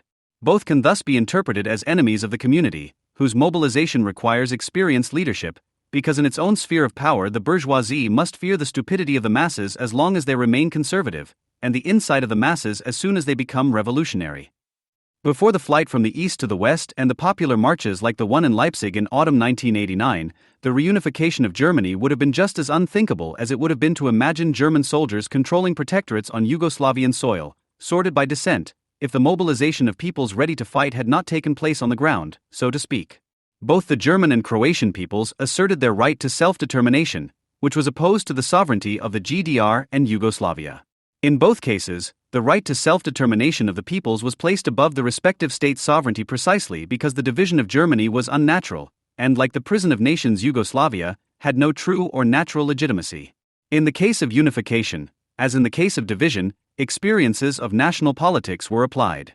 Both cases are exemplary of a German policy that systematically prepared the hopelessness of the situation, which served as a pretext for decisive action, a policy that led one of Fischer's predecessors, Genscher, to proclaim hopefully at the beginning of the war between Croats and Serbs that Croatian independence was getting closer with every shot fired. A policy that finally prompted Germany to be the first state to recognize the new state of Croatia, a policy that supported the separatist aspirations of a people in a civil war that actually led to a hopeless situation. Only this prompted America to intervene, but Clinton took the wrong side, the folkish side, so as not to jeopardize the multilateral cohesion of NATO. From the German point of view, this was of decisive importance. Apart from the fact that the Germans are traditionally good at starting wars, but ending them is not their business, it was confirmation of their particularistic actions. America's military intervention in the Balkans was therefore indispensable for the success of this action. It was able to succeed precisely because the multilateralism of a partner in leadership was a guiding principle for the USA, which became obsolete in this form after the events of September 11 at the latest. It is no coincidence that the European peace movement formed around a postulated anti-unilateralism, which finds its expression in the international law fetish of idolizing the UN and accuses the United States of precisely this departure from German-style multilateralism. The unreflective speculations about the horrendous number of Iraqi civilian casualties to be expected, which were then lamented in unison, and the simultaneously maliciously acknowledged pictures of fallen and captured soldiers of the attacking alliance were a means to an end of proving where the American unilateralist path was leading. Every day that the war lasted kept the masses on the move. The fact that America could not be prevented from attacking the Ba'ath regime forced the movement to redirect its daily political goals, just as the end of the Hussein regime did later, but not to turn away from the unifying ambitious goal of opposing the US with a European world power. On the contrary, consequences were drawn from the experience of the unsuccessful appearance of parts of Europe. That's how you have to put it. Consequently, Chancellor Schroeder declared, anyone who claims to be able to differentiate or say no, as in the case of Iraq, despite all the satisfaction of alliance obligations in an emergency, must put themselves in a position to achieve something on their own. In this respect, it is true that we have to talk about equipping and financing the Bundeswehr. So now more than ever Europe's self-assertion. In view of the fact that current American military spending of $500 billion is more than 3 times higher than that of the Europeans as a whole, the illusion of being able to match the Americans in the military field harbors an irrational element that corresponds well with the irrational morality of the global peace movement and will therefore give even more impetus to an arms race unleashed by the coming core Europe, even if only in some sectors for the time being. There is not too much America, there is too little Europe, raged Schroeder, seeking to use the crisis to discipline Europe.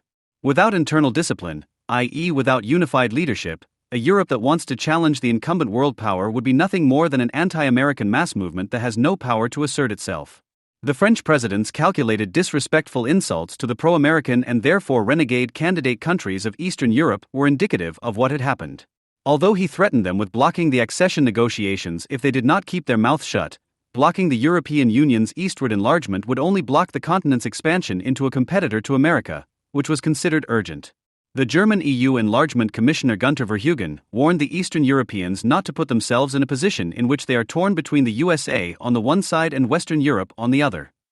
However, such a situation is less dangerous for the Eastern Europeans, who appreciate an American counterweight to their overweight neighbor more and more every day, than for German geopolitics, which could lose its economically and politically dependent forecourt to a more powerful adversary. Threats lead nowhere if there is no leverage. Schroeder hinted at what this leverage could consist of when he addressed those governments, such as Great Britain, Spain, Italy, Poland, etc., that were forced to implement their pro-American policies against the majority opinion of their own population. You have to know what it means when colleagues have to or want to, or both, behave in total opposition to popular opinion. This must not become a permanent state of affairs, because otherwise a gap will emerge in democratic societies between the will of the people and the actions of the leadership, which at some point can no longer be closed, because one could continue. Don't you remember what happened to Erich and Slobodan? The tried and tested instruments of German foreign policy over the past decade are now facing a new test, the self-assertion of Europe with a German core. They were successful as long as America's power could be used for them, as with the withdrawal of the Soviet Union from Eastern Europe, the reunification of Germany and the conquest of Yugoslavia. Now they must openly oppose American power, since it has changed sides since September 11th. Anti-American by its historical nature, Europe's self-assertion is thus, in a sense, coming into its own. Its realization is identical with the successive rejection of the USA as a protective power, i.e. the displacement of that American element that was constitutive for the European post-war order. Post-war Europe was built on the shattered castles in the air of the Germans, on what the Allied bombing war left of the feeling of superiority and the Allied occupations left of Germany's independence. With the division of Germany, the dream of a world order based on the German model seemed to be over. Only reunification gave hope a new lease of life. The complete military defeat had perhaps destroyed Hitlerism in the consciousness of the Germans, as Franz Neumann had wished for Christmas in 1941, but not the continued existence of the Nazis in a modified form. In particular, the policy of popular mobilization experienced a revival in the following generations, and only the control by the Allies could prevent the German government from placing itself at the head of the mobilized and thus helping its work to achieve a decisive breakthrough.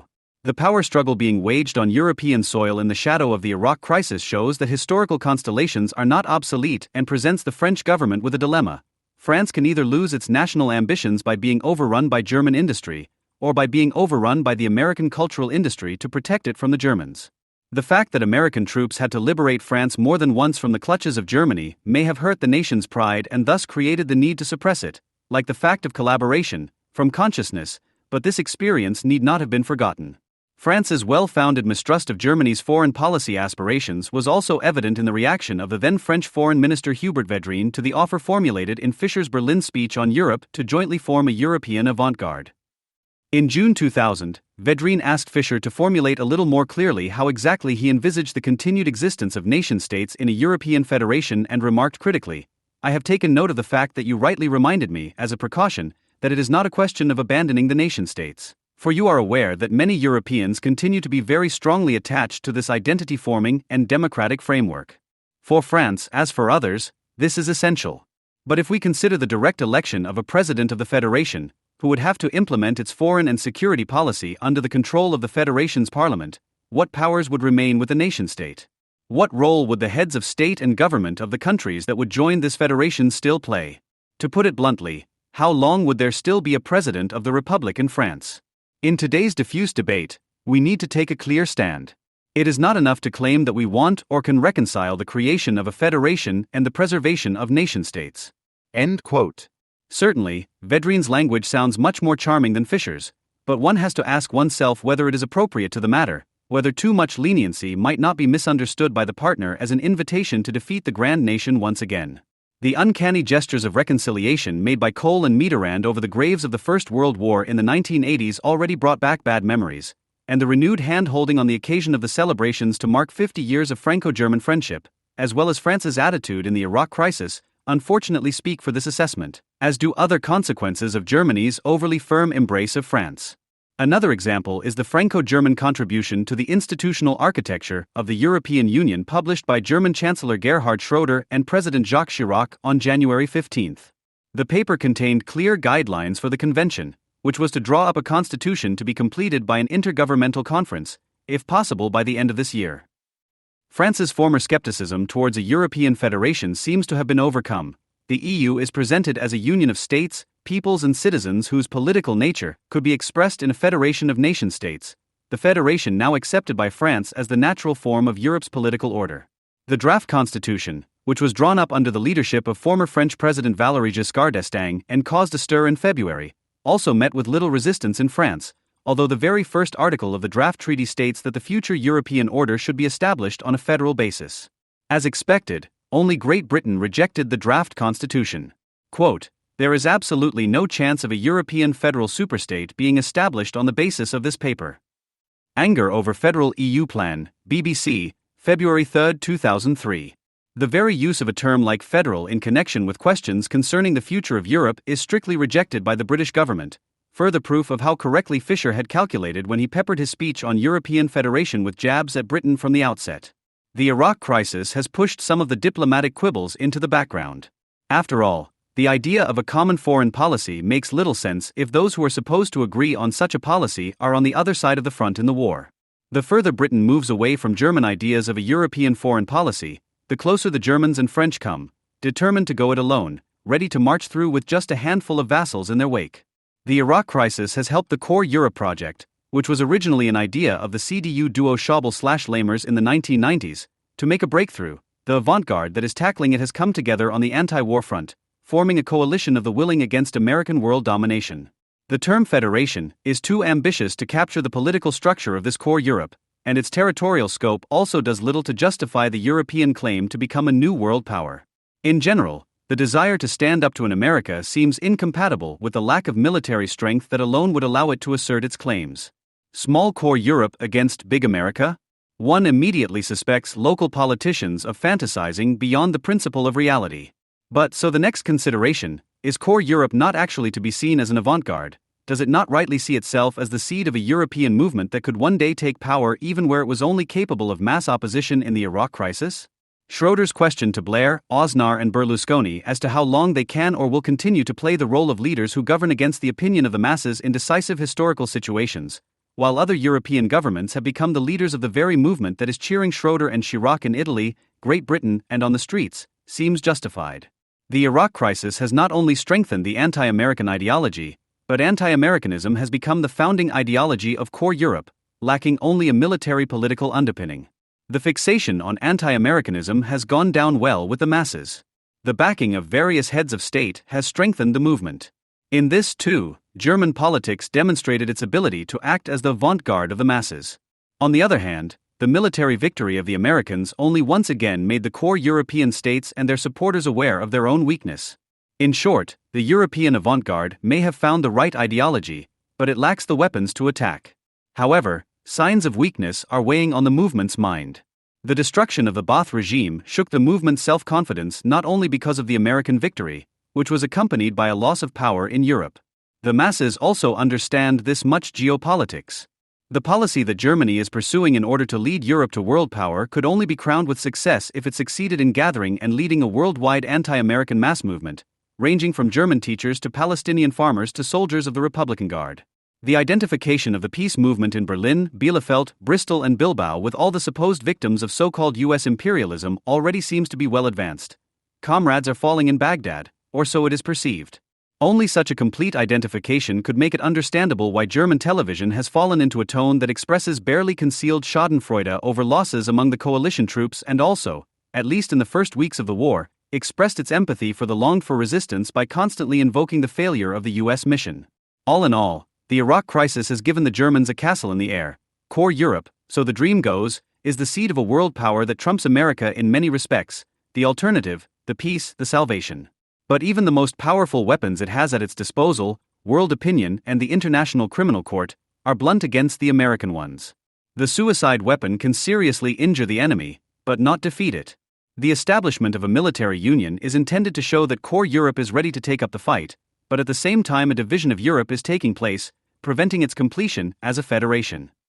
The Iraq crisis has not only shaped the core Europe that should be the seed of a federation.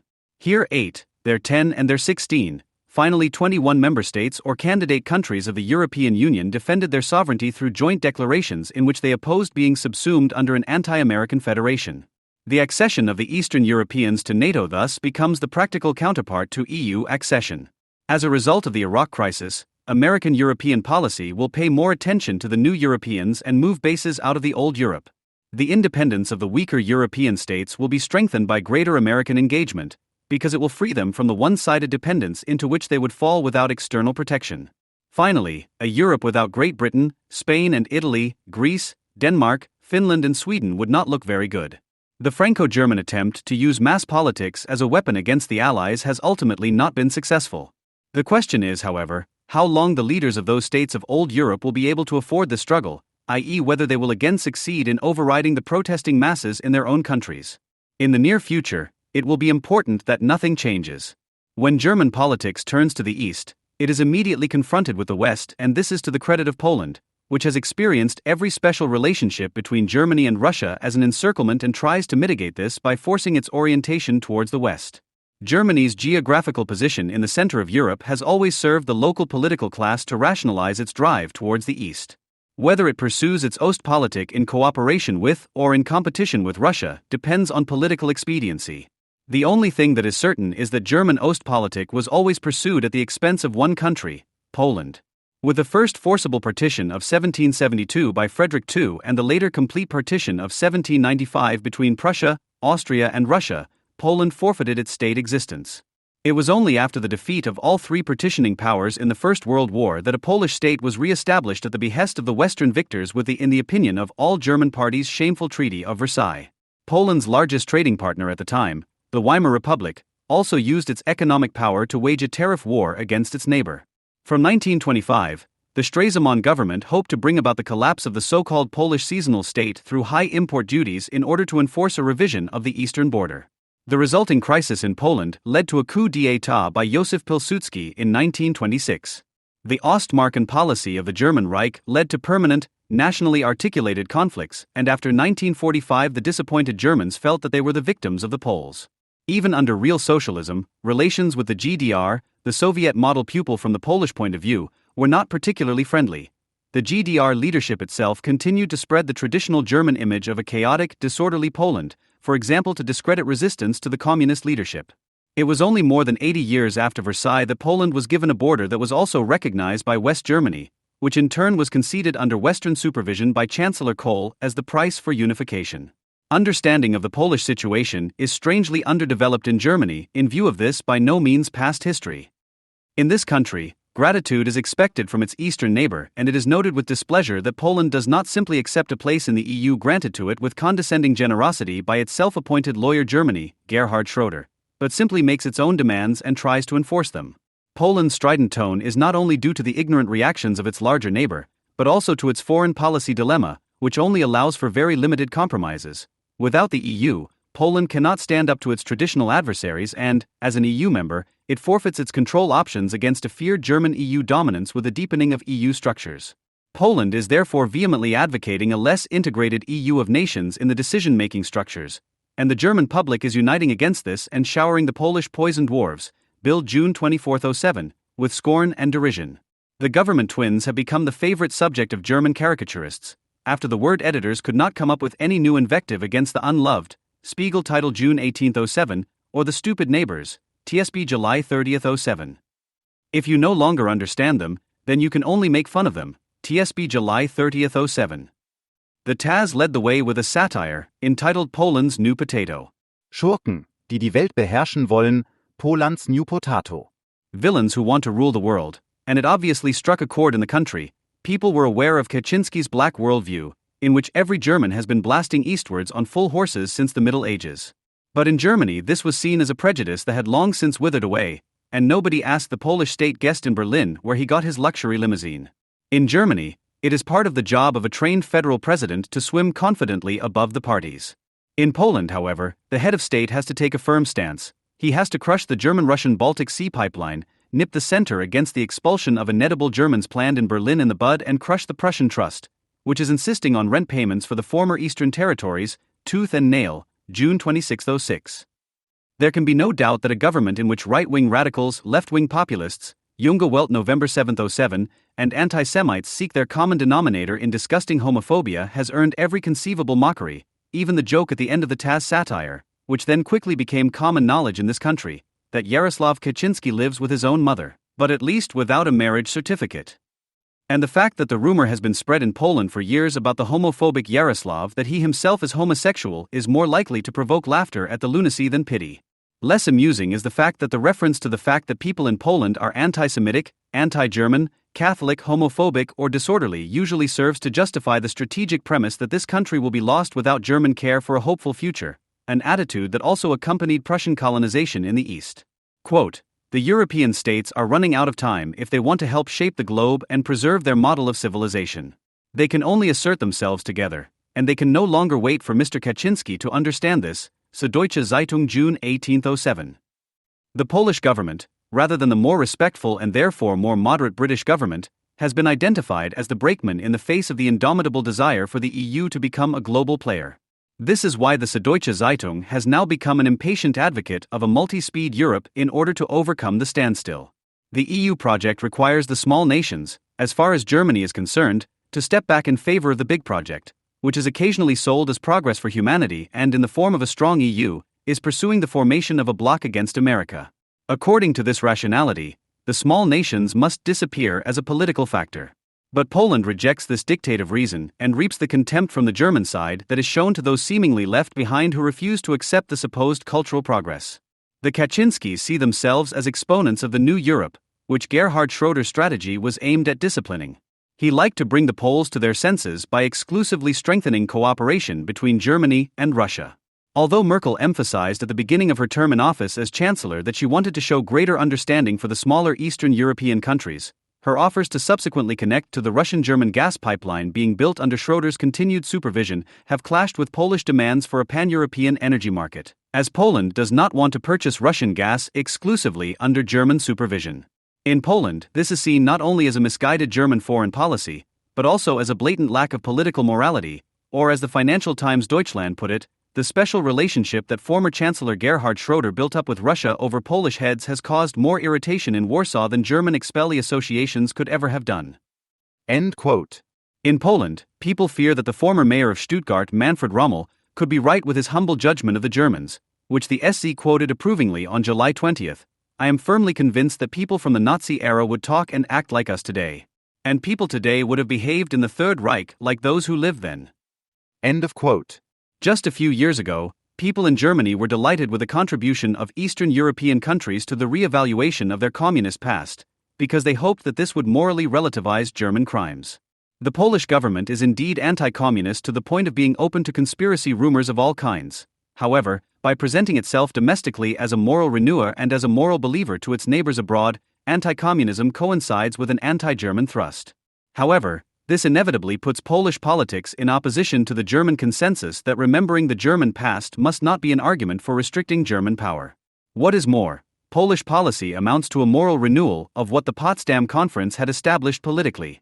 Polish aggression in the field of morality is therefore consequentially rejected and answered with German resentment. Quote, in no other country is the German war guilt so instrumentalized to this day as in the Poland of the Kaczynskis. That is the true motivation behind the dispute over the future weighting of votes in the EU Council, TSB June 1807.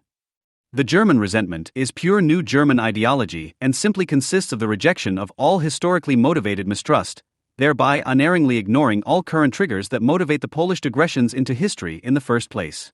The statement is not regretful, but defiant and boastful. The official Polish-German relationship was only worse than at the moment during the Second World War, TSB June 1807.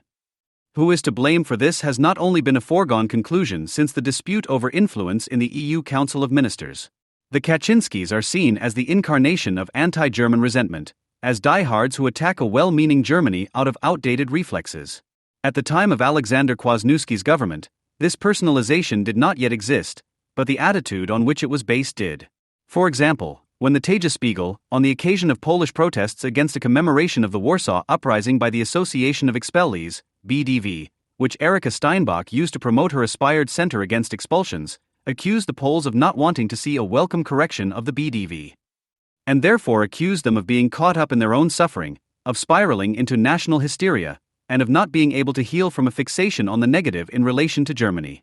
When Warsaw government officials repeat what others have already noted before them, the German public, in all its whipped-up sensitivity, feels challenged to discover the evil intentions of the Poles.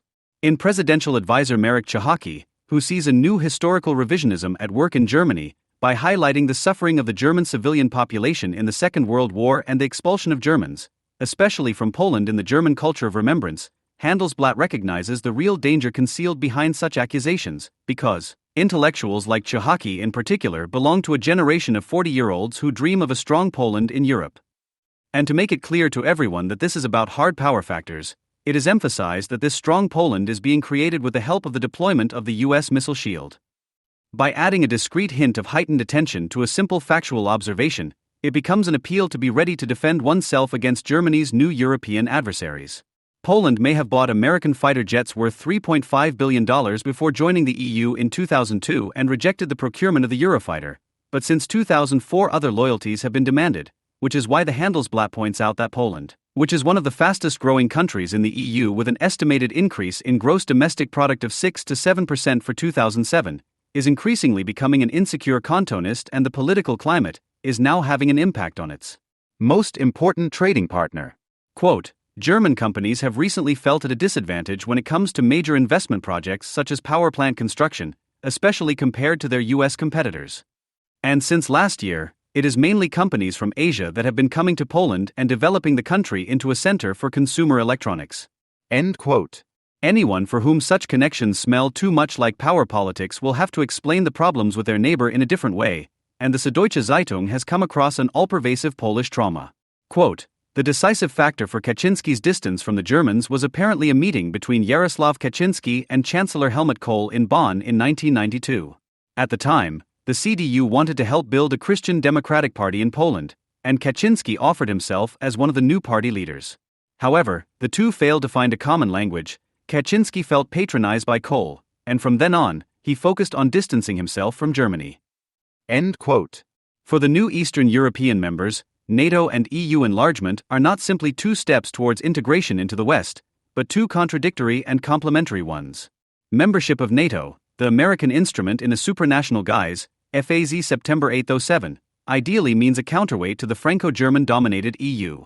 At least as far as the political elites are concerned, they are quick to listen when elections are won in Germany with anti-American resentment or Putin is described as a flawless Democrat, Schroeder.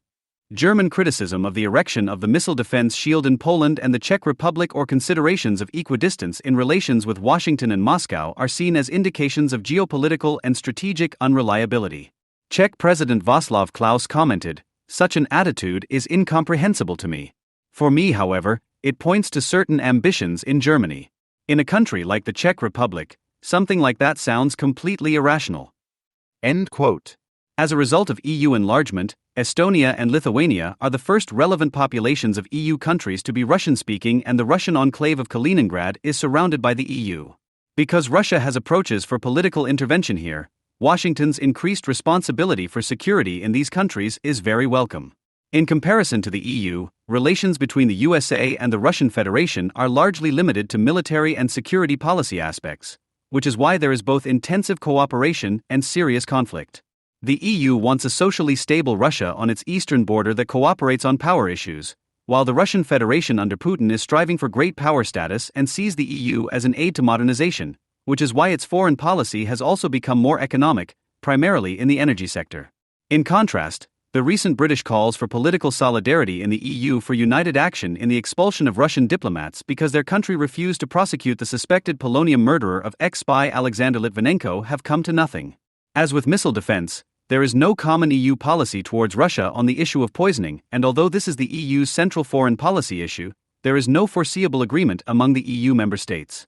Putin's predecessor Boris Yeltsin initially acted as a champion of alignment with the USA. He spoke of membership of the Russian Federation in the EU and NATO. At that time, the Russian Federation pursued a foreign policy aimed at integration into international structures and became a member of the International Monetary Fund and the World Bank, which eventually led to membership of the then G7. This connection to the West was associated with the hope of gaining access to know-how and material support for the transformation process. The ideas of national rebirth finally prevailed after the attack on Serbia, which also led to the severing of relations with NATO. Finally, in a medium-term strategic plan, the Russian Federation formulated the goal of creating a Europe without dividing lines and, together with the EU, achieving a mutual strengthening of international positions.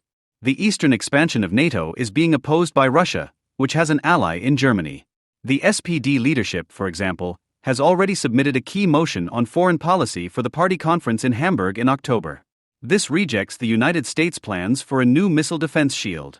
These plans called into question the successes of the policy of disarmament and détente. Contrary to interpretations in Eastern Europe that the USA was the main factor behind the fall of the wall, the Social Democratic German side in particular claimed credit for this. Quote, "A self-determined Europe must ensure that its historical experiences are first used to contain and then to end the East-West conflict in new areas." Egon Bahr, Walter Stutzel and Hans J. Giesmann, FAZ September 807. Poland's position within the EU depends very much on its relations with Germany's other large neighbor, France.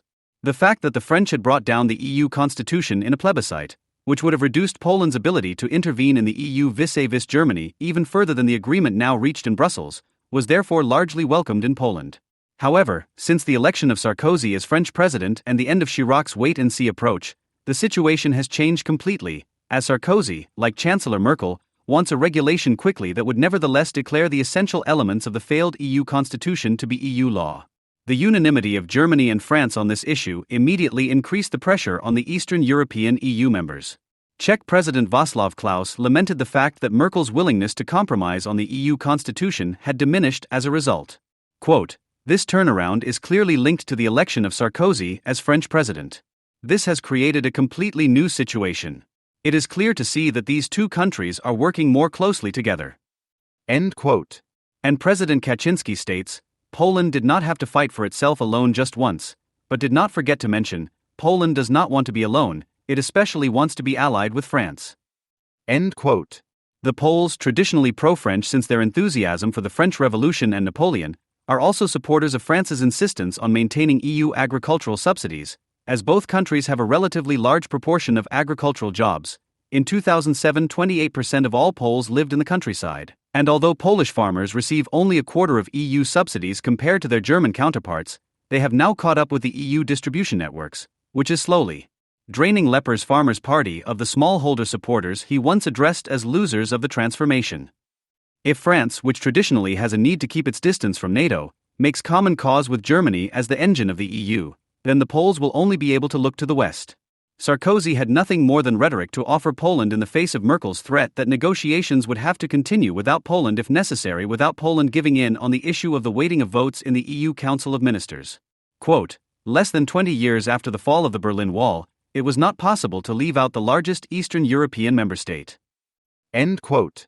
The fact that Poland would nevertheless like to make common cause with France is based not only on sympathy for France's bourgeois values but also on the commonality of the Catholic faith, which is the dominant faith in both countries. Catholicism, which is often ridiculed as backward in Germany, is also an important distinguishing feature for Poland compared to its Western neighbor. For Poland, the Catholic faith was not only an identity reassurance at a time when there was no Polish state, but also served Polish nationalism as an appeal in the struggle against Prussia. The conflict between Prussia, Germany and Poland was culturally and religiously charged and appeared as a conflict between Prussian Protestantism, which presented itself as the holder of Germanness, order and culture, and Polish Catholicism, which was identified as nationally unreliable and backward, as a battle that was fought over language and national attributes and ultimately concerned the ever-virulent eastern border of Germany and the living space of the race. The Protestant Church actively placed itself at the service of the state's Germanization policy. A Catholic, for example, was seen as a potential enemy of the state in the 19th century. The Kulturkampf, which Bismarck began in 1871, had an anti-Polish thrust from the outset. German national Protestantism became a fighting ideology, which ultimately culminated in Blühbo's theology and finally in the religion of race. The disparagement of Polish Catholics is a traditional German practice that always played a special role in the Volksstammkampf. The effects of this struggle can be clearly seen in the dispute over the state affiliation of Masuria, which broke out as a result of the Paris peace negotiations in 1918-19. At the instigation of a Masurian delegation and in accordance with the right to self-determination, a vote was held there in 1920 on whether Masuria should belong to Poland or Prussia. After their return from Paris, the members of the delegation were arrested by the German authorities for treason and treachery. The population of the sparsely populated Masuria generally spoke the language of the lower classes, i.e. Polish. Due to their long affiliation with East Prussia, however, they were of the Protestant faith. In the run-up to the 1920 referendum, such illustrious associations as the Allenstein Working Committee Against the Polish Danger were set up in connection with pro-Prussian hysteria, and gangs of thugs attacked Polish events in an organized popular fury. The small Catholic group there was met with particular suspicion, and a commitment to Poland naturally led to accusations of treason. Centuries of Prussian Protestant socialization and a patriarchal reverence for the Hohenzollerns did the rest. The vote resulted in an overwhelming majority of 98% in favor of remaining with the German Reich, but even this was still considered unacceptable, and inhabitants who opted for Poland were forced by agitated Masurians to emigrate to Poland. The German national mobilization turned Masuria into an ideological borderland district, which developed a self-image as a German vanguard and fighting community that only came to an end with the resettlement after 1945. In November 1923, East Prussia was the scene of a series of pogrom-like riots against Jews. In the towns of Ortelsburg, Masuria, Freistadt and Neidenburg, Masuria, Jewish stores were looted with large numbers of residents taking part.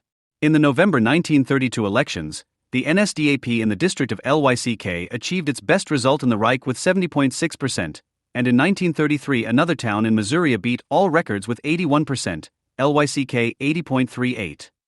In this way, the Polish-speaking population of Masuria dispelled any doubts about their loyalty to the Folkish movement with excellent election results for the Nazis, and so the bizarre phenomenon of NSDAP meetings in Polish became established in Masuria. A particular mistrust of Polish Catholicism has always remained virulent in Germany and, despite the murky sources from which it feeds, it is objectively justified insofar as it highlights the all-round unsympathetic features of a religion used to legitimize political struggle. Certainly, in view of the fact that in Portugal, after more than 20 years of EU membership, a time limit regulation for abortions only came into force on July 15, 2007, it could be pointed out that Portuguese Catholicism, for example, is no less reactionary than Polish Catholicism. But the specific difference lies in the fact that where economic and political conflicts are religiously exaggerated, the rule of the clergy is tougher and longer lasting than elsewhere, and the more successfully religion is able to present itself as an indispensable vehicle of struggle and as a matter of overriding national importance, the more unchallenged it becomes. There is the party organization of the Giertych family, in which the son Roman is deputy prime minister and his father Maciej has a seat in the European Parliament. With their League of Polish Families, they are always at work against anti-Polish conspiracies and continue the anti-Western polemics of the Polish Communist Party under anti-communist auspices, just as they campaign against all forms of individual freedom, spraying as much poison as they can. The fact that anti-German polemics also appear in this conspiracy mania, which sums up a mood that is rampant in Poland, characterizes the temporary clairvoyance of the persecution mania, but does not change the fact that it is one, especially as such anti-German agitation by the Giertychs and their supporters is perfectly compatible with the display of the Hitler salute and swastika and calls for gays and lesbians to be gassed or euthanized. Not least due to their skinhead and Nazi contacts, the Giertychs are now politically weakened majority supporters of the current government. The Kaczynskis have prevented the Giertychs' plan to enforce the abortion ban without exception, and have also fallen out with the anti-Semitic Radio Marija, which had decisively helped them to victory in the 2005 elections. In the meantime, the coalition has also collapsed due to further disputes and new elections have been called. In view of the willingness in Germany to condemn Poland across the board, it is necessary to contradict legends about how things supposedly are in Poland. Warsaw's chief rabbi Michael Szudrich, for example, complained in the Neue Zürcher Zeitung about the reports that have been circulating for years about allegedly raging Polish anti-Semitism, especially in the German press. Szudrich calls the often heard claim that things are worse in Poland than in other countries in this respect a total lie. In France, Germany, Belgium and Scandinavia, hostility towards Jews is also rampant. End of quote. In the same place, the leader of the liberal Polish Jews, Rabbi Bert Schumann, laments the terrible intellectual dishonesty of Western Europeans, who overlook the fact that today there are more anti-Semitic acts in Canada in 1 year than in Poland in 10 years. According to Schumann, what he experienced in France in this respect surpasses anything that happened to him in Poland. Polish-Israeli relations are also not just good, but excellent, and they may have improved even further with the coming to power of the Kaczynski Law and Justice Party. It was President Lech Kaczynski who was the first European head of state to travel to Israel immediately after the Lebanon War last year. End of quote. Schumann answers the question why this closeness? Himself, on the one hand, there is certainly the shared feeling of being a historically determined peculiarity, an exceptional case, especially as far as the relationship with Germany is concerned, even if many Poles complain that the world remembers Jewish suffering far more intensively than Polish suffering. End of quote. Lech Kaczynski is a long-standing political supporter of the Museum of the History of Polish Jews, for which the foundation stone was laid in June on the site of the former ghetto in Warsaw. The museum will examine Polish anti-Semitism before and after 1945, including the anti-Semitic incitement of the communists. For example, as part of an anti-Semitic campaign organized in 1968, the CPP accused Israel of pursuing a revisionist anti-Polish policy together with the USA and West Germany, and Zionists were expelled from the country as traitors. The then Minister of the Interior Mieczysław Moksar was reinstated to the Central Committee in 1980, where he promptly attributed the supply shortages and the successes of the Solidarity Trade Union to a Zionist plot. In the past, Poland's participation in bourgeois civilization was predominantly ideological in nature. Under the conditions of partition, there was no state that could have institutionalized civic standards. The Polish claim to validity therefore consisted in striving for political independence and differentiation from the respective culture of the partitioning powers through perseverance, faith and tradition, which was often linked to a mistrust of the state. Society is highly polarized due to its different influences, social stratification and the great contrasts between urban and rural populations, which currently makes consensual decision-making impossible. The Polish press, much maligned in Germany, is a reflection of this. It is directly involved in political disputes, presents real or supposed scandals with little squeamishness and uses drastic language and images to do so. It has a kind of watchdog function and has to supplement a rather weak social voice, whether it is about secret service files from the People's Republic or the celebration of 2 members of parliament in Nazi poses. In Germany, where there is traditionally an overwhelming consensus on foreign and EU policy, people mock Poland all the more and confuse the rough-and-tumble political feuds with autocratism and anti-democratism. In the FAZ, for example, the Kaczynski Party Law and Justice piece is suspected of being able to get rid of parliament in order to impose a Catholic-style authoritarian state. However, such judgments are more indicative of indifference than of any real fear, just as the dispute over the weighting of votes in the EU Council of Ministers sparked a battle that made it clear that although German-Polish relations were not at their best, there was no need to worry about them excessively. The Polish demand for more democratic justice in the EU Council of Ministers was not commented on, but Polish policy was delegitimized as an imposition. The public fireworks against the Kaczynskis distracted from the issue at hand and activated a resentment that was just as united as the goal of showing Poland where its limits lie. A real failure was not foreseen, because the Kaczynskis' ability to compromise was already clear. Quote, as early as the fall of 2005, when the first European summit meeting after the brothers came to power was about the European budget until 2013, it became clear that their flaunted toughness, including veto threats, was primarily intended to strengthen flexible negotiating positions through loud conflict rhetoric, FAZ June 25, 07. However, it was also clear that there was something very tangible to defend. Quote, the row over the voting weights has great economic significance. A look at the financial flows between the member states that are diverted via Brussels shows that EU states with a disproportionately high voting weight in the Council of Ministers also receive a disproportionately high amount of money from Brussels, FAZ June 22, 07. The fact that the Poles were not allowed to get through also has to do with other issues that still need to be dealt with in the German sense, and for which a favorable time for resubmission is still awaited. In addition to the ongoing issue of the lawsuits being pursued by the German side in Polish courts for the transfer of large Polish estates to the heirs of the repatriate generation, the demand made by Schiele and Stoiber in 2002 for the withdrawal of the Polish version of the Beneš decrees, the Bayreuth decrees, has not been forgotten in Poland. Germany is also demanding the return of looted art from Poland, which remained there after Poland took possession of land that formerly belonged to the German Reich and was not captured, as, according to the president of the Prussian Cultural Heritage Foundation, Klaus-Dieter Lehmann, this is material and intellectual property of the Germans and is linked to our cultural identity. In this context, it does not seem strange when it is emphasized on other occasions that precisely because of the legacy of the German Reich, which is now Polish territory, there is a German cultural tradition indelibly linked to the country, which today in the modern EU guise constitutes a European supranational cultural region, but in the German interpretation is treated in the same way as what is referred to in Section 96 of the Federal Expellee Act as the care of the cultural assets of the expulsion areas. There are many regional initiatives to preserve East Prussian cultural assets, such as the Copernicus House in the former German tax office in Allenstein, Missouri, which was purchased and modernized with funds from Germany. Such initiatives are intended to counteract the cultural cleansing, Walter Rosner-Krauss, in Poland. Nothing really new in the German-Polish culture war. In the summer of 1985, the heads of government of the Federal Republic of Germany, France, Belgium, Luxembourg and the Netherlands met in Schengen, a wine-growing town on the Moselle whose tranquility was intended to emphasize the insignificance of their project, to sign an agreement on the gradual dismantling of border controls between their countries. At that time, the European community comprised an area managed with a steady hand, with only one dangerous external border, that to the east, which divided Germany into two unequal halves, Europe into the deployment zone of hostile military blocs and the world into two competing social systems. Ultimately, however, it was not the Europeans themselves who were responsible for guarding this border, but the two superpowers. From the point of view of the Western Europeans, the US nuclear umbrella on this main front of the Cold War created a provincial idol, which was only confirmed by Franz Joseph Strauss' constant nagging that West Germany was an economic giant but a political dwarf.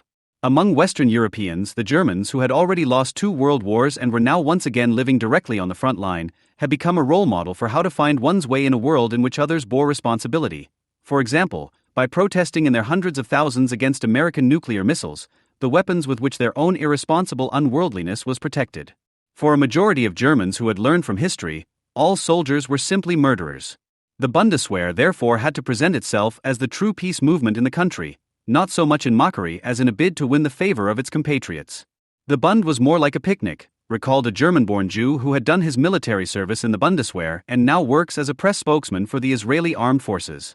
In this political environment, the gradual dismantling of identity checks at the internal borders of the Schengen states therefore seemed to be a spectacular matter in terms of constitutional law, but equally harmless in terms of security policy. especially as the arrival of a large number of refugees from Africa or the Middle East at the external borders of the Schengen area was not yet to be expected.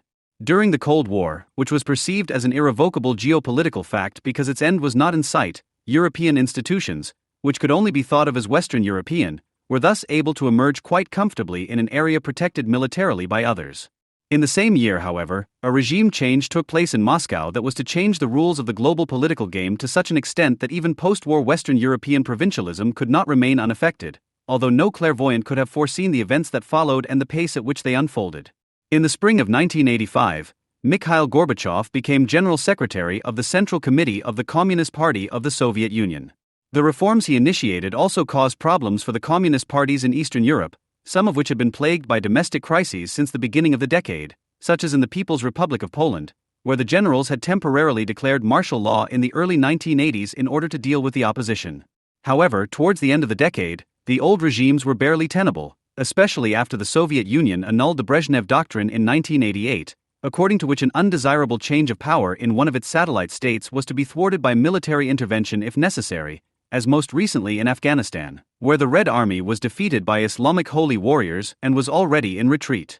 In Poland and Hungary, a change of power was already foreseeable at the beginning of 1989, but it was the opening of the borders to the west that later brought about the breakthrough.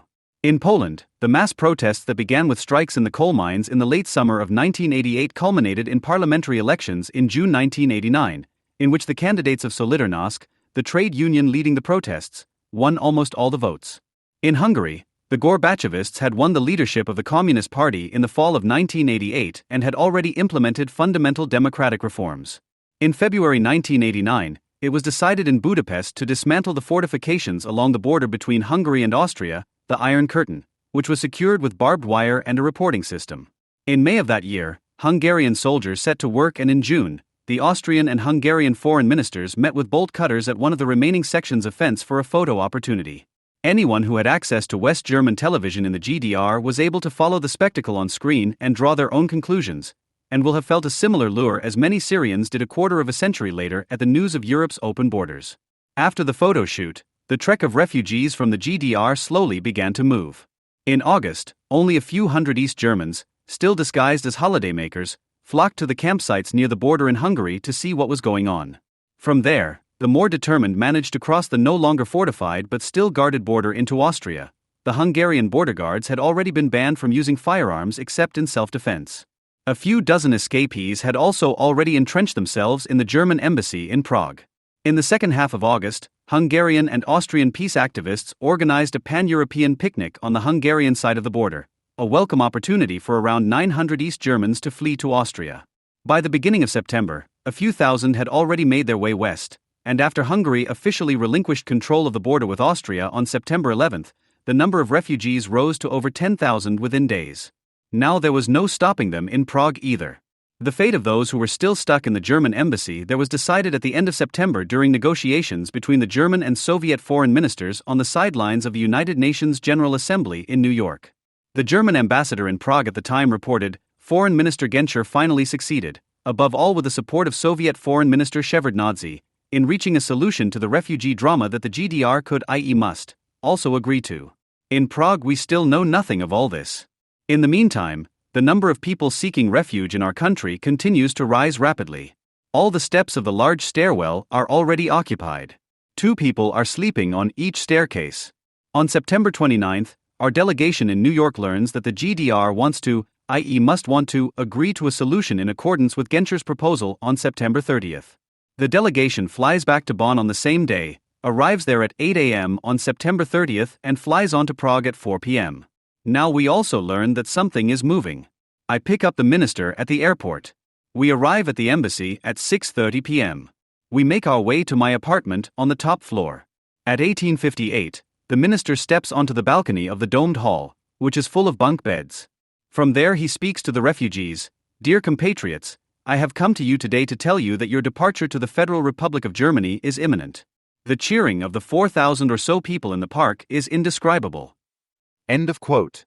Alongside the cutting of the fence at the Hungarian-Austrian border in front of running cameras in June and the arrival of large crowds of refugees waving the German flag at West German train stations in the fall, This scene at the embassy is one of the events that all Western television channels reported on live and that illustrated the state of emergency at the time.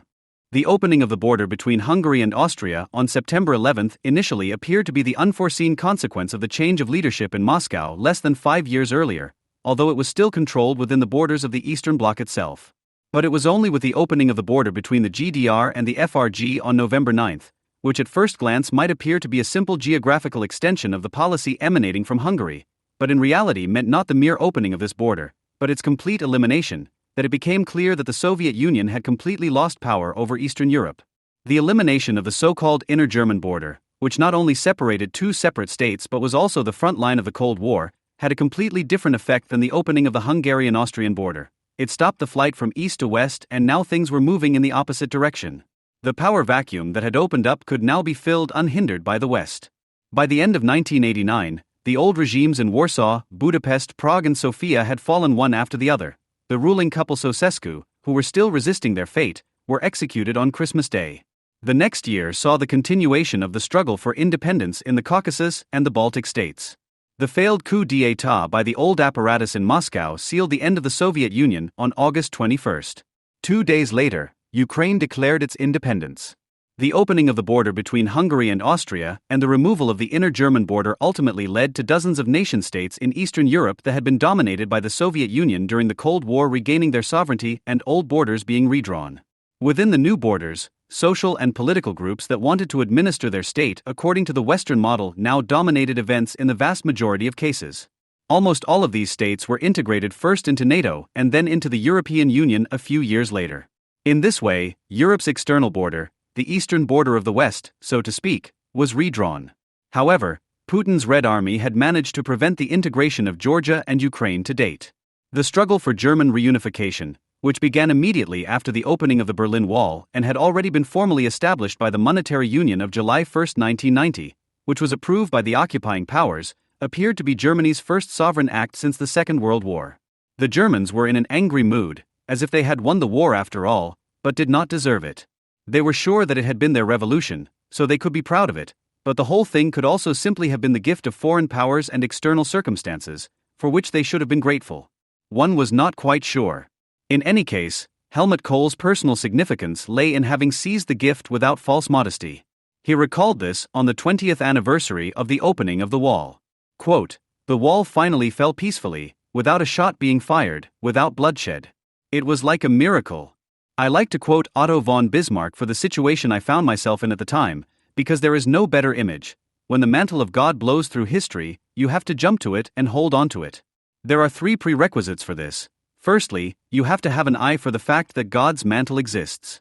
Secondly, you have to sense it, the historical moment, and thirdly, you have to want to jump and hold on to it."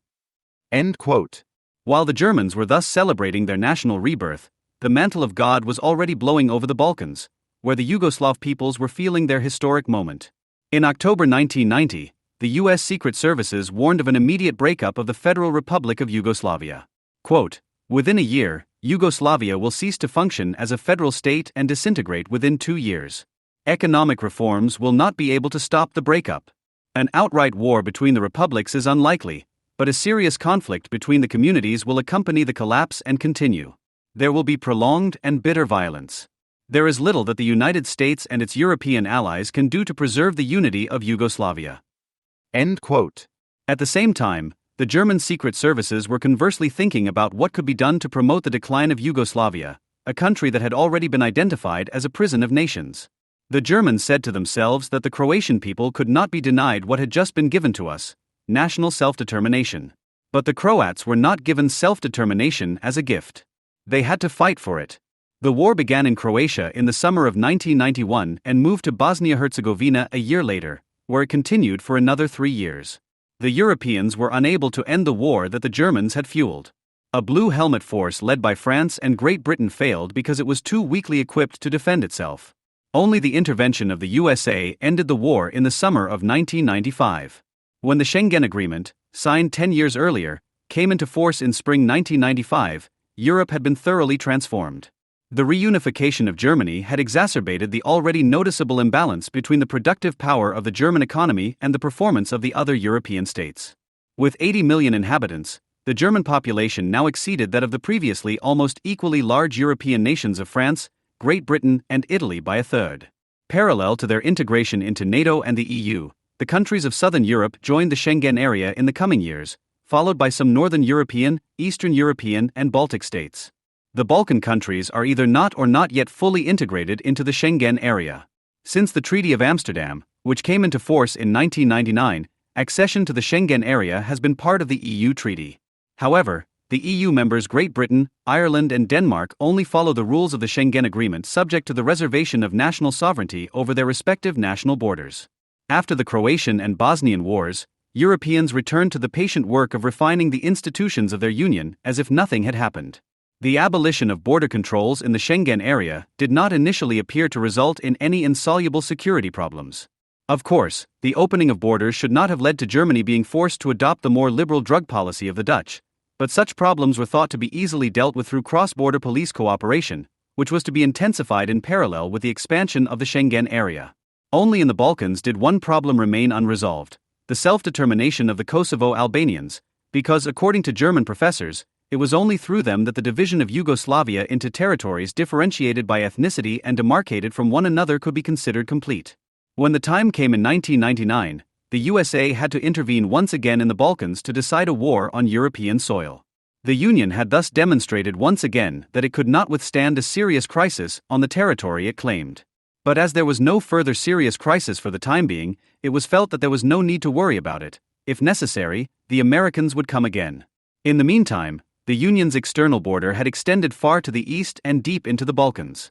All told, the EU was now home to 500 million people, and its economy was just as powerful as that of the USA and China. Even the arsenal of weapons available in the Union, taken together, would probably have been enough to defend a world power. But world politics was not the field in which Europe was supposed to excel. Its very first global political challenge, the war against international Islamic terror triggered by September 11, revealed the Union's inability to act as a union. Initially, no NATO member state was able to evade its obligations when the USA declared the attack on New York to be a case of alliance and called for the fall of the Taliban, under whose protection Al-Qaeda had planned the attack from Afghanistan. Even the Germans, who had already lost many a war and therefore believed most stubbornly of all European states that an aggressor could be appeased by giving him what he wanted, could not help but offer the Americans their unconditional solidarity, Gerhard Schroeder, and send soldiers to Afghanistan. However, the Bundeswehr only arrived in the Hindu Kush months after the start of the war in Afghanistan, after American and British troops had already conquered Kabul.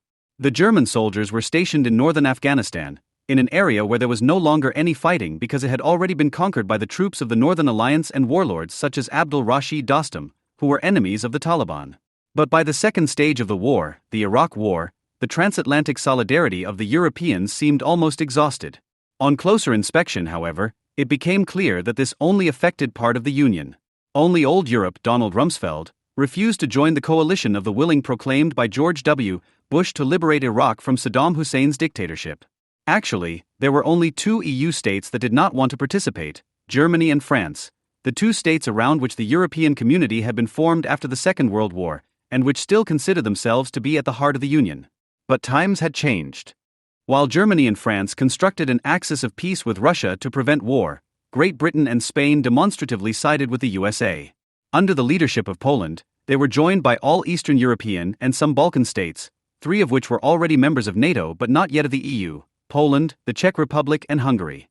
The attempt to unite Europe on an anti-American ticket thus failed. In the following years, Spain, 2004, and Great Britain, 2005, were punished with terrorist attacks for their participation in the Iraq War. The anti-war front felt subsequently vindicated. The attack in Madrid was deliberately launched just 3 days before the parliamentary elections to support the opposition, which rejected Spain's involvement in the Iraq War and promptly won the elections. Less than a month after his election victory, the new prime minister ordered the withdrawal of Spanish troops. "This is how it can happen," said Gerhard Schroeder to himself, because this is exactly what he had warned the previous government in Madrid about when he declared a week after the start of the Iraq War: "You have to know what it means when colleagues have to behave in total opposition to popular opinion, or want to, or both. This must not become a permanent state of affairs, because otherwise a gap will emerge in democratic societies between the will of the people and the actions of the leadership, which at some point can no longer be closed." At the time, The German head of government refuted the accusation that he had smeared the axis of peace with anti-American resentment with the witty formula, "There is not too much America, there is too little Europe." More Europe in the form of 100,000 soldiers, half from Germany and half from France, the UK alone contributed 100,000 soldiers, would probably have made the war against Al-Qaeda in Iraq, which became necessary after the fall of Saddam Hussein, easier and perhaps enabled a political decision for a more permanent occupation after the precarious pacification of the country in 2008.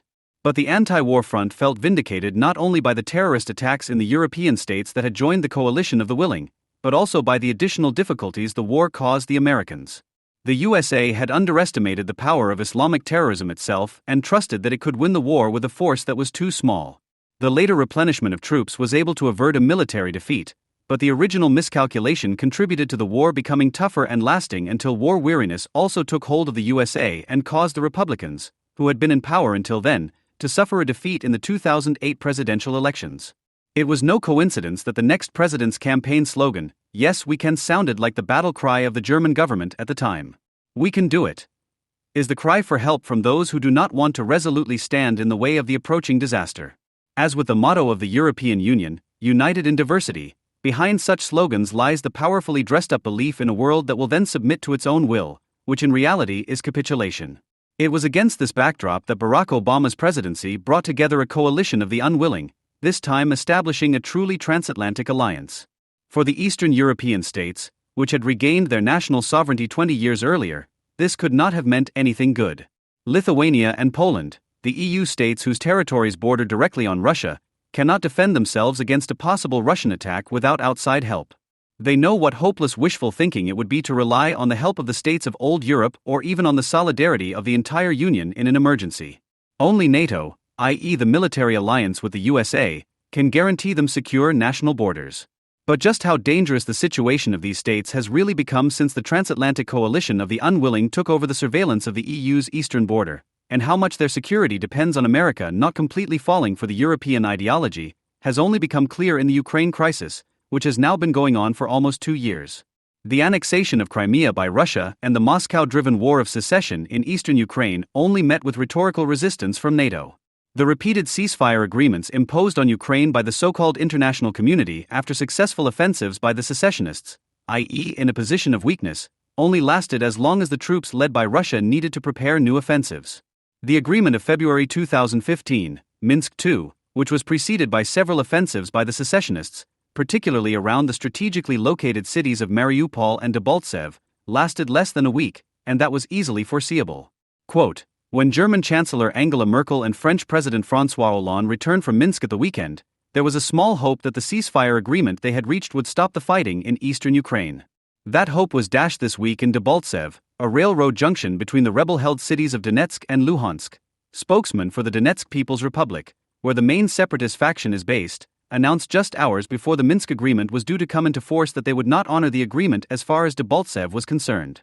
They justified this by saying that the town had already been encircled before the agreement came into force and was therefore not an active front within the meaning of the agreement." End quote. Immediately before Minsk II, Angela Merkel was in Washington, where she solemnly declared, "As someone who comes from Europe, I can only say, if we give up this territorial integrity of the countries, then we will not be able to maintain Europe's peace order." End quote.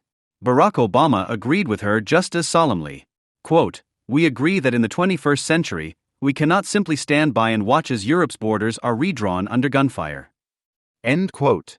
However, while the White House was still discussing the issue a month later, but no decision was made as to whether or not lethal weapons should be delivered to Ukraine, Vladimir Putin showed what weapons are available to him in the 21st century. In March, an American think tank reported on Russian military exercises of a not quite everyday kind. Quote, "Although this is not the largest maneuver Russia has ever conducted, the geographic scope and weapon systems involved appear to have been deliberately chosen to send a warning to NATO. The exercise itself appears to simulate a full-scale confrontation with NATO with the forward deployment of nuclear-armed submarines, ballistic missiles and strategic bombers. The mobile Iskander ballistic missiles and fighter aircraft deployed in Kaliningrad, the Tu-22 M3 long-range strategic bombers deployed in Crimea and the ballistic missile-equipped submarines. Given Russia's military actions in Ukraine, the possibility, albeit unlikely, of an expansion of operations cannot be ruled out. Therefore, and because Russia has deliberately designed the exercises to mimic a possible conflict with Europe, the maneuvers must alarm Europe. The conduct of this military exercise in an area stretching from Norway to the Baltic states through Poland to Crimea is clearly directed at NATO and its Eastern European members. End quote. As a result of its independence after the end of the Cold War, Ukraine suddenly found itself in possession of the world's third largest arsenal of nuclear weapons in the early 1990s, as a substantial part of the Soviet arsenal had been housed on Ukrainian bases. In the Budapest Memorandum signed by Russia, Ukraine, the USA and Great Britain in 1994, Ukraine renounced these weapons and in return received a solemn promise from the other signatories to guarantee the independence and sovereignty and the existing borders of Ukraine. One Ukrainian presidential candidate recalled this in March 2015. "We gave up nuclear weapons because of this agreement. Now we in Ukraine have the feeling that this was a big mistake." End quote. In the summer of 2015, it became clear that the illusory world of the European Union, which is based on a treaty formulated in summary weather in the provinces, could no longer be saved even with nuclear weapons. A world power that believes it can secure its external borders with Frontex falls apart when unarmed refugees rush in. So the beautiful dream of a Schengen area in which the whole world loves each other and everyone is welcome came to an end with images of armed border police on one side and stone-throwing Arabs on the other side of hastily improvised border fortifications with barbed wire. But half of Europe was still asleep. Only the nightmare of Paris led to an awakening, initially of the Grand Nation. By bombing IS in Syria and sending the aircraft carrier Charles de Gaulle to the Mediterranean, from which attacks on IS positions in Iraq were also flown, France demonstrated that the defense of its national interests and the external borders of the Union must be thought of together, and that a war against the guardians of the hell that has opened up in Europe's immediate neighborhood has become unavoidable. The declaration of a state of emergency in France and then in Brussels finally followed the shocked realization, suppressed for too long, that the enemy had long been in the country. Immediately after the attack, the French government ordered the country's borders to be closed and called on the other EU states to follow suit. But after 20 years of an open borders policy, this order could hardly be implemented quickly. As the Washington Post reported shortly afterwards, it seemed like a drastic step for a country that is part of the Schengen zone in Europe and has not carried out systematic border controls for years. But what happened next showed how fragile the continental European security concept really is. In fact, France is unable to control its own borders. Hundreds of roads lead into the country from neighboring Belgium, Italy, Germany, Switzerland and Spain. Travelers attempting to reach France from the UK through the Eurotunnel early Saturday morning were not subject to extensive ID checks or baggage controls. Confusion grew after airlines and rail companies announced that their services between France and neighboring countries would continue as normal. The border between the UK and France should be safer than others, given that the UK is not part of the Schengen area. End quote. Closing the borders may have served the short-term purpose of cutting off the escape routes of those attackers who are still alive. In the longer term, it could be useful to make it more difficult for the estimated 1,200 French people currently fighting on the side of IS in Syria and Iraq to return. Ideally, they would not even try to come back to France, or they would be intercepted and arrested at the border. Last but not least, France, which already has to contend with the largest number of Islamic immigrants in Europe with a dangerously high proportion of those of Arab origin, needs secure borders right now in order to protect itself against the influx of even more Islamic potential for violence, which is being encouraged and no longer controlled by Germany. However, France will not be able to win this war on terror either by destroying IS or by closing its borders alone, because the Army of Islam is, as I said, already in the country. Even if France at some point, perhaps after the next attack, no longer shies away from tackling the overdue colonization of the banlieues, no EU state could win this war if it had to fight it alone.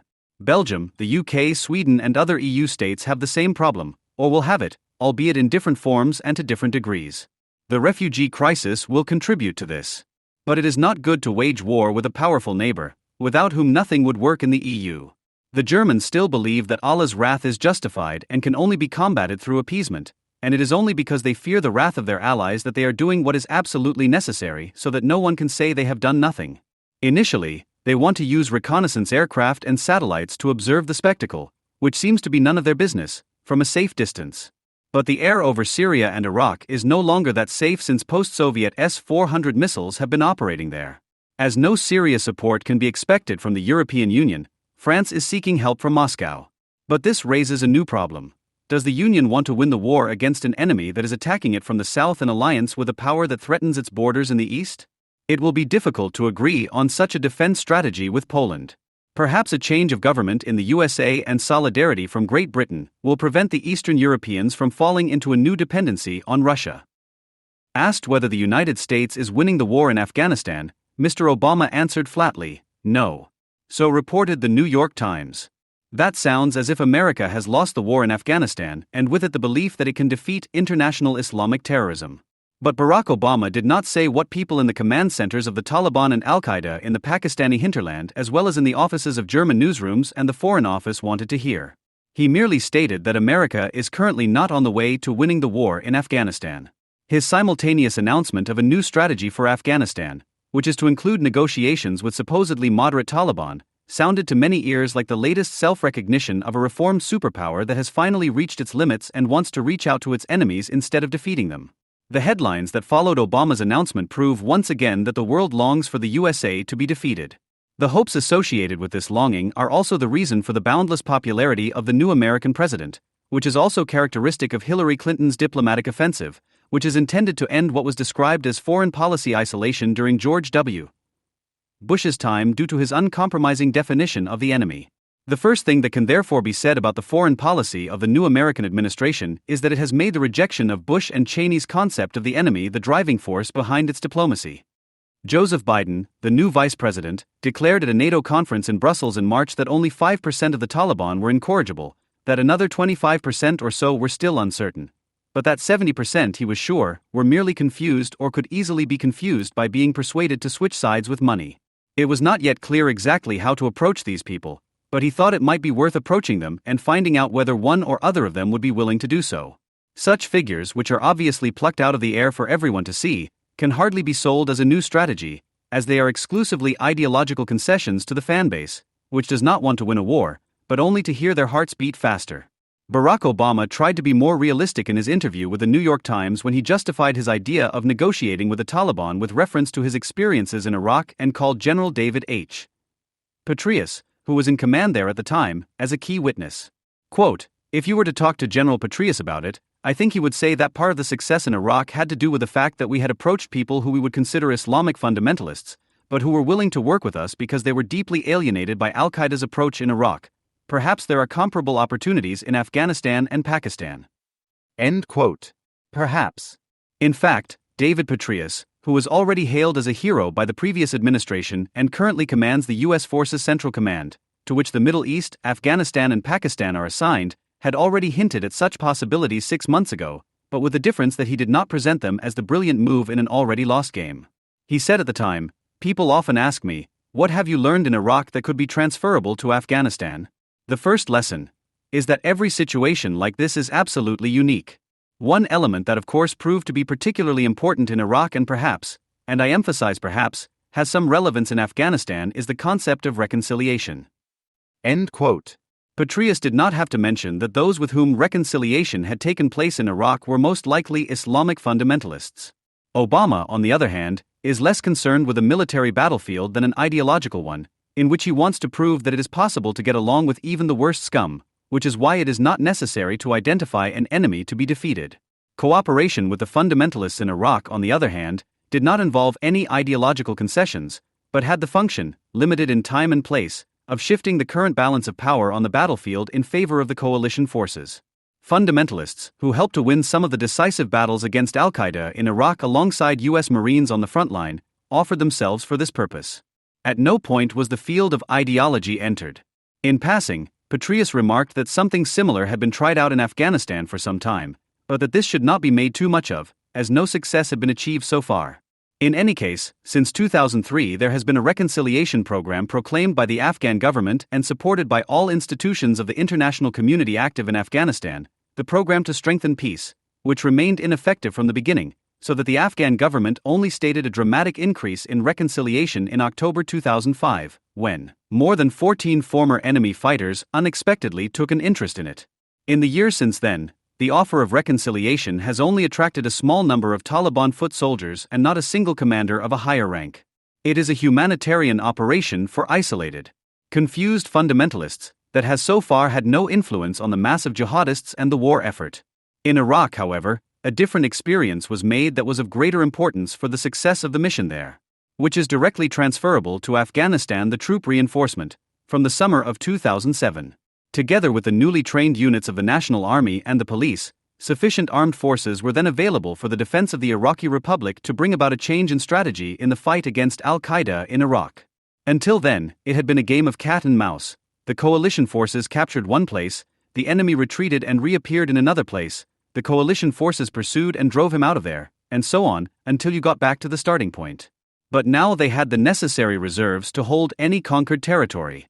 Incidentally, thanks to Sunni fundamentalists, who were available there as additional forces, this new strategy was initially successful in the province of Anbar, which at the time was thought to be almost lost. Although there is as yet no comparable ally in the Hindu Kush, the change of strategy successfully tested in Iraq is currently being prepared in southern Afghanistan, as reported by the commander of a U.S. Army infantry unit stationed in Maywand near Kandahar since last September, who was visited by a group of journalists from the Washington Post in mid-March. These preparations are therefore not due to Barack Obama's new Afghanistan strategy, which was not even available at the time, but rather to the precarious state of affairs in the area, as the battalion commander explains. The approximately 38,000 American soldiers currently stationed in Afghanistan had previously fought mainly in the eastern provinces on the border with Pakistan, from where the Taliban, who were driven out there at the end of 2001, returned to the Afghan theater of war. Now that it has become somewhat safer in this area, more U.S. units are being deployed to the south, which until then had been defended mainly by British, Canadian, and Dutch units. The expected troop increase of 17,000 soldiers, announced by the new American government in February but planned long beforehand, should now make it possible to apply the new counterinsurgency doctrine developed in Iraq here too. Quote, use the troops to create a security zone around population centers instead of launching in and out attacks against the insurgents. End quote. The Canadian Army, explained the commander who had been responsible for this area since the spring of 2006, can come in every few months to clear the area of Taliban fighters, but the insurgents inevitably came back as soon as the troops left. He and his battalion would do it, he says. They would stay in Maywand. However, they would not copy another page from the script of the stabilization of Iraq and would not set up tribal militias to drive out the Taliban, because such an undertaking could only create more warlords and feuds between the tribes here. The commanders in Afghanistan, writes the Washington Post, currently expect little benefit from negotiations with the Taliban, despite Obama's support for such an offer. As part of the new counterinsurgency doctrine, the number of Afghan soldiers and police is also being doubled to around 400,000, a project that is also not attributable to Barack Obama's new ideas. However, the promotion of a national army and police force is conducive to the implementation of both the previous and the new strategy, to win the war and leave the problem to the Afghans. The new Secretary of State's diplomatic offensive could also, to a certain extent, invoke General Petraeus, who is popular across party lines due to his successes in Iraq. When asked about the problem of Iran, he said in January, "I would rather leave that to the diplomats and politicians.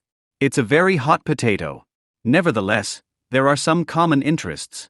Iran is concerned about the drug trade in Afghanistan and does not want Sunni extremists, or rather ultra-fundamentalist extremists, to rule Afghanistan." End quote. However, he qualified this by pointing out that the USA and Iran also have a number of other points of conflict of considerable importance. As commander of the U.S. troops in Iraq, Petraeus had accused Iran of supplying the Shiite militias, but also al-Qaeda with roadside bombs known as LED, which have also been used extensively by the Taliban in recent years, bombs that have inflicted the highest losses on coalition troops. The Taliban are also reportedly being equipped by Iran with Chinese-designed shoulder-launched air defense missiles similar to the Stinger missiles that the Mujahideen were equipped with by the CIA for the jihad against the Soviet Union in the 1980s. Perhaps Iran does not want Afghanistan to be ruled by the Taliban, but perhaps it wants the US to win the war even less. Whatever the case, Hillary Clinton has already invited Iran to her Afghanistan conference in The Hague.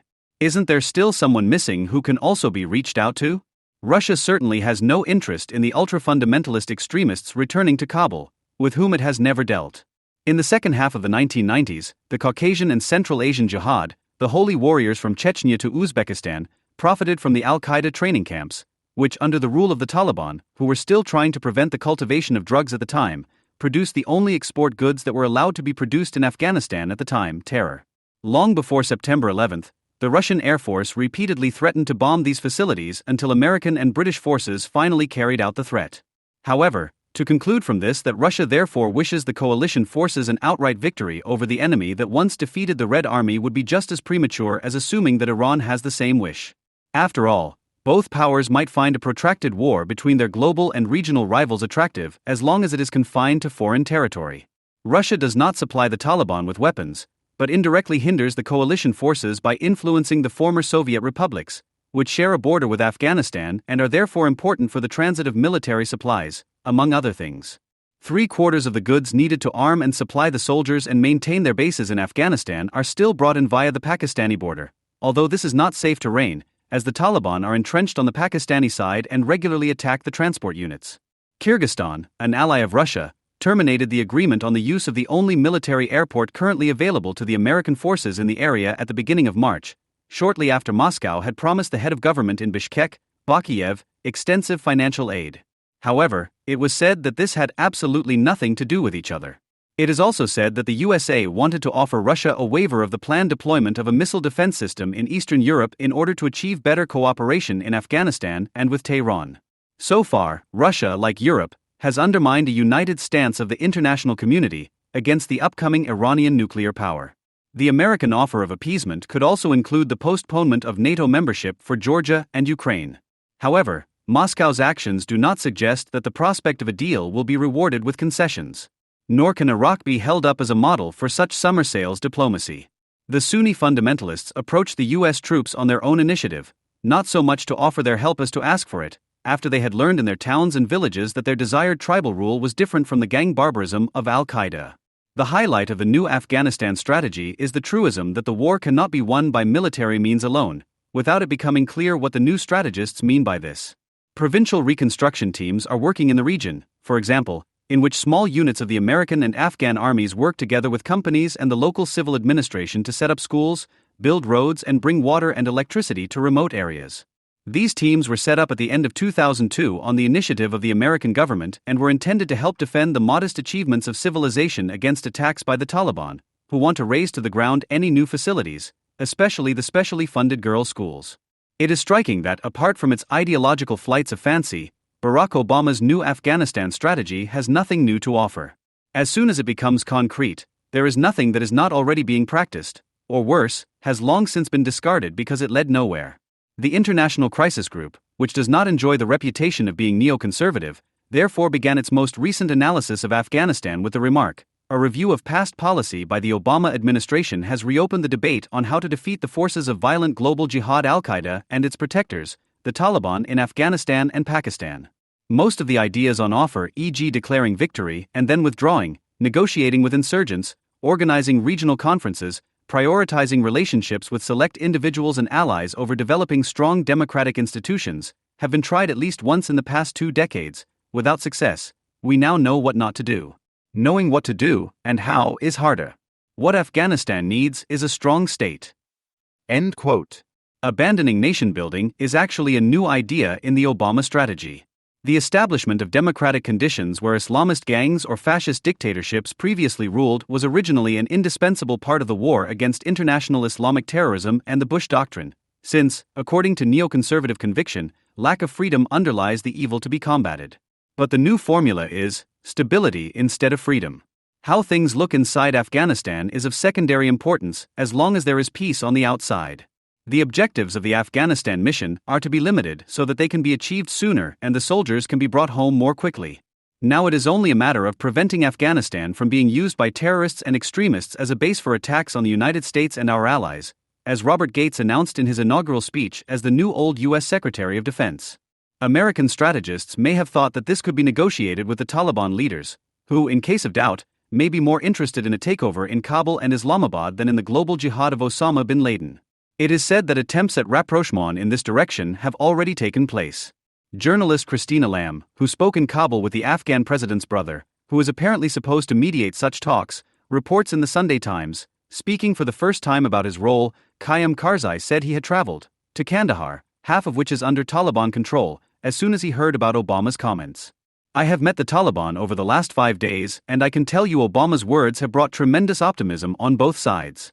There is no way out except for talks. Frankly, both sides have exhausted all possibilities of achieving their goals in the war." End quote. In any case, the preconditions for any kind of negotiations that the Taliban would be willing to conduct have long been known: withdrawal of all foreign troops and the resignation of the Karzai government. The trick of playing the Taliban and Al-Qaeda off against each other has also long been attempted. It was part of the ultimatum that the American government issued to the Taliban regime immediately after September 11th. Mullah Omar refused at the time, preferring to abandon Kabul and go into hiding with his comrades in arms in Pakistan, where together they organized one of the most important front lines of global jihad to this day. The relationship between the Taliban and Al-Qaeda is stronger today than ever before. The military victory over the jihad in Afghanistan, and this is essentially what the Bush Doctrine, with its two elements of nation building and the will to win, which the new strategy includes, would have an important symbolic effect. Defeating the ideology of jihad is only possible by military means. Having emerged from the battle against the superpower Soviet Union with a nimbus of invincibility, motivated by the delusion of world domination and inspired by an ideology of certainty of victory through God-given superiority, military success and ideological strength coincide. In this respect, jihad is related to National Socialist ideology. In his short foreword to Behemoth, Franz Neumann emphasized the importance of this moment of warfare in the first phase of the global confrontation with National Socialism. A military defeat of Germany is necessary. Whether National Socialism can be crushed without a military defeat, I do not know. But I do know one thing for sure: a military defeat will wipe it out. The military superiority of the democracies and Soviet Russia must be proven to the German people. The ideology of National Socialism stands and falls with its alleged power. This must be refuted. More and better airplanes, tanks and guns, as well as a complete military defeat will destroy National Socialism in the consciousness of the German people. End quote. Nation building in Afghanistan can only succeed on the basis of a complete military defeat of the jihadists, never as a result of a compromise with them. That is why the new strategists must reject the other element of the Bush Doctrine along with the one. This also describes the Pakistani problem. In Pakistan, nation building has not yet succeeded. Large swathes of land, especially the areas along the Afghan border in the northwest, are dominated by the Pashtun tribes, who also represent both a human resource and a protective shield for the Taliban in southern Afghanistan. The Taliban's relationship with these tribes is described by the rule of thumb: not all Pashtun are Taliban, but all Taliban are Pashtun. Islamabad has no governmental authority over these provinces, which carry the stigma of no man's land in their very name: Northwest Frontier Province, federally administered and provincially administered tribal areas. There you can see what it means when the supposed sovereign, instead of asserting itself militarily against its, in this case internal enemies, makes compromises with them. In Swat, a district north of Islamabad with a former population of 1.5 million, a third of whom have since fled, the Pakistani state made peace with the local fighters in February. Following a failed offensive by the Pakistani army, the government agreed a ceasefire with the Sunni jihadists based in Swat, who are allied with the Taliban and Al-Qaeda. In return for their verbal renunciation of violence, the entire Malakand region, which includes Swat, was handed over to them. The Pakistani police have lifted all roadblocks and the army has withdrawn to its barracks. Since March 16, moderate Sharia law has been in force in Malakand. A compromise negotiated with the government allows girls of primary school age to attend school, contrary to the divine commandment, as long as they are fully veiled and accompanied by men. However, no one expects many girls to take up this option, as attending school will remain life-threatening for girls even in this disguise. Everyone knows that the ideology of the new rulers forbids such compromises. Before the peace treaty was signed, the new rulers had already burned down almost 200 of the hated schools. Some of those who fled these areas still remember that in the 1960s and 70s, when the former vacation paradise was still attracting hippies from the USA, there were schools here where boys and girls were taught together. That has been over for a long time. The most recent terror campaign in Swat began in October 2007 with the destruction of a Buddha statue in the style of the Kabul Taliban regime. In order to gain respect, the Sharia activists beheaded, kidnapped and raped, destroyed schools and chopped off girls' fingers with painted nails. Now Malakand is considered a moderate Talibanistan without music stores, but with Islamic courts, a ban on alcohol, Quran schools, invisible women and the omnipresent fear. U.S. Secretary of Defense Robert Gates happened to be in Kabul on the day the peace treaty was signed in Swat. He commented on the compromise as still acceptable and as a possible template for Afghanistan.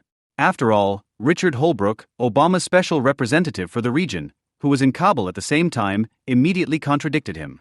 Last year, the CIA launched an undeclared war against the Taliban in the border region of the tribal areas, which has so far been unaffected by the change of government in Washington and has increased in intensity since the beginning of this year.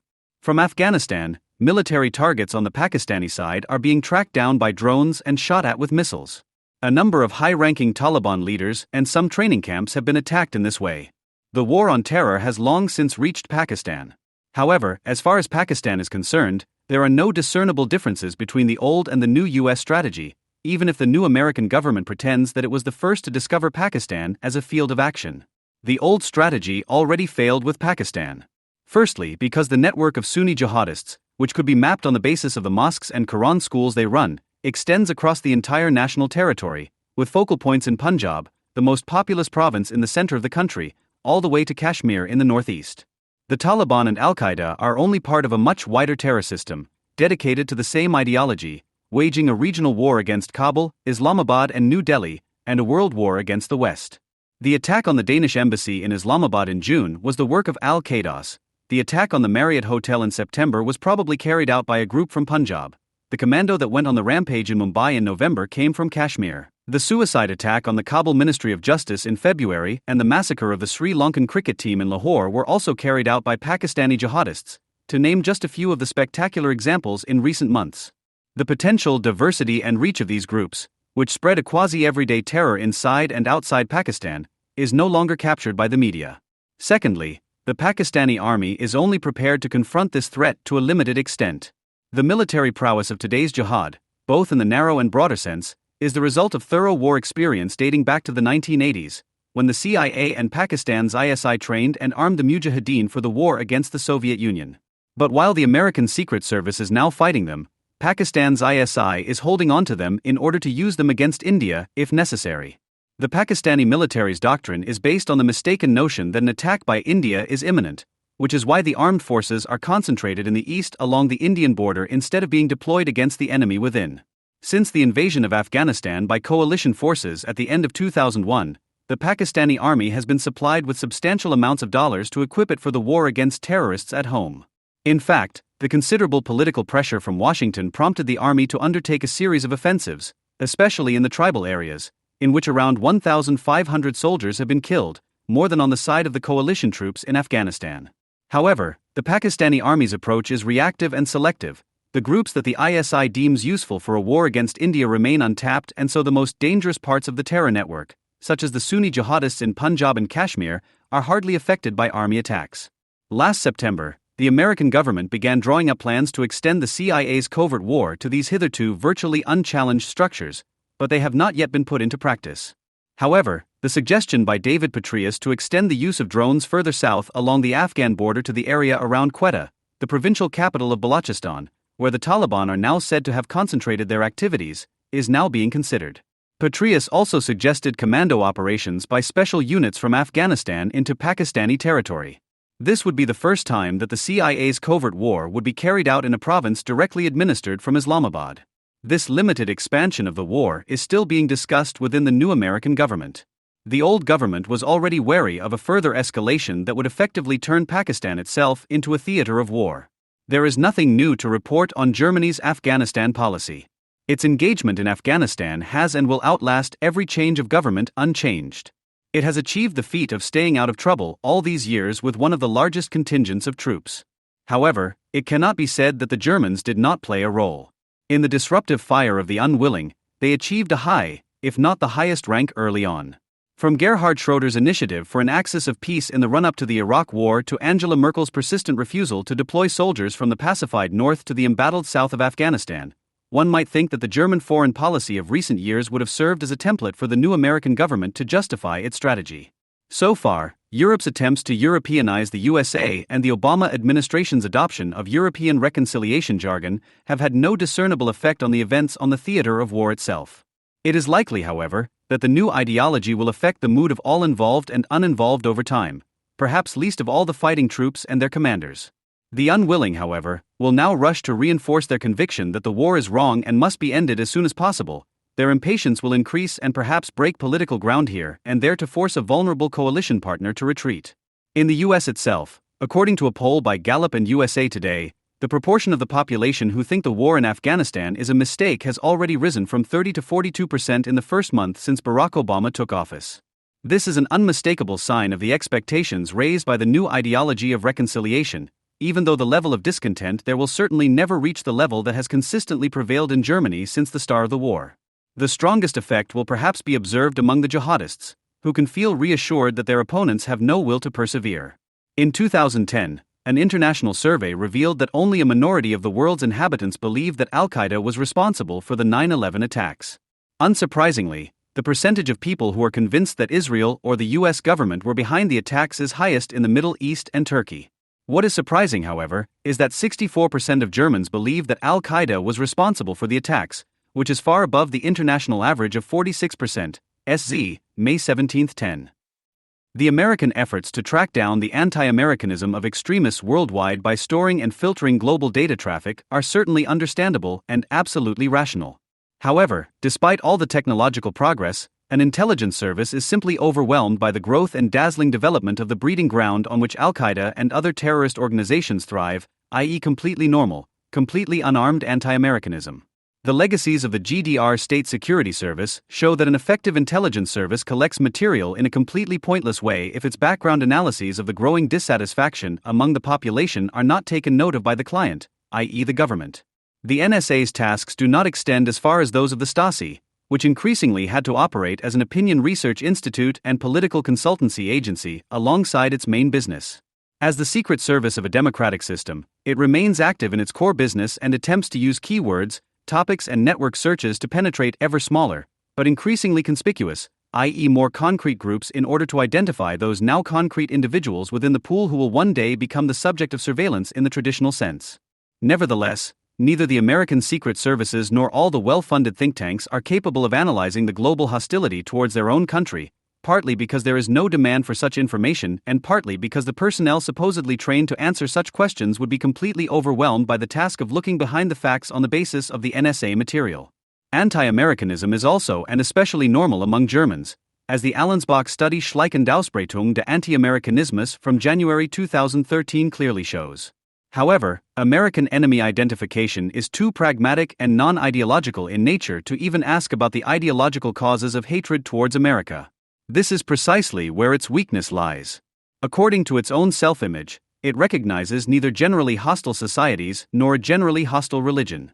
The distinction between Venus, Europe and Mars, USA, by the influential conservative government advisor Robert Kagan, for example, only superficially touches on the reasons for German European and Islamic anti-Americanism. Kagan's incomprehensible all-clear in his well-known essay Power and Powerlessness is exemplary of the failure to understand those who want to get at you, no matter what you do or fail to do. Quote, Islamic fundamentalism is not a serious threat to the universal principles of Western liberalism. End quote.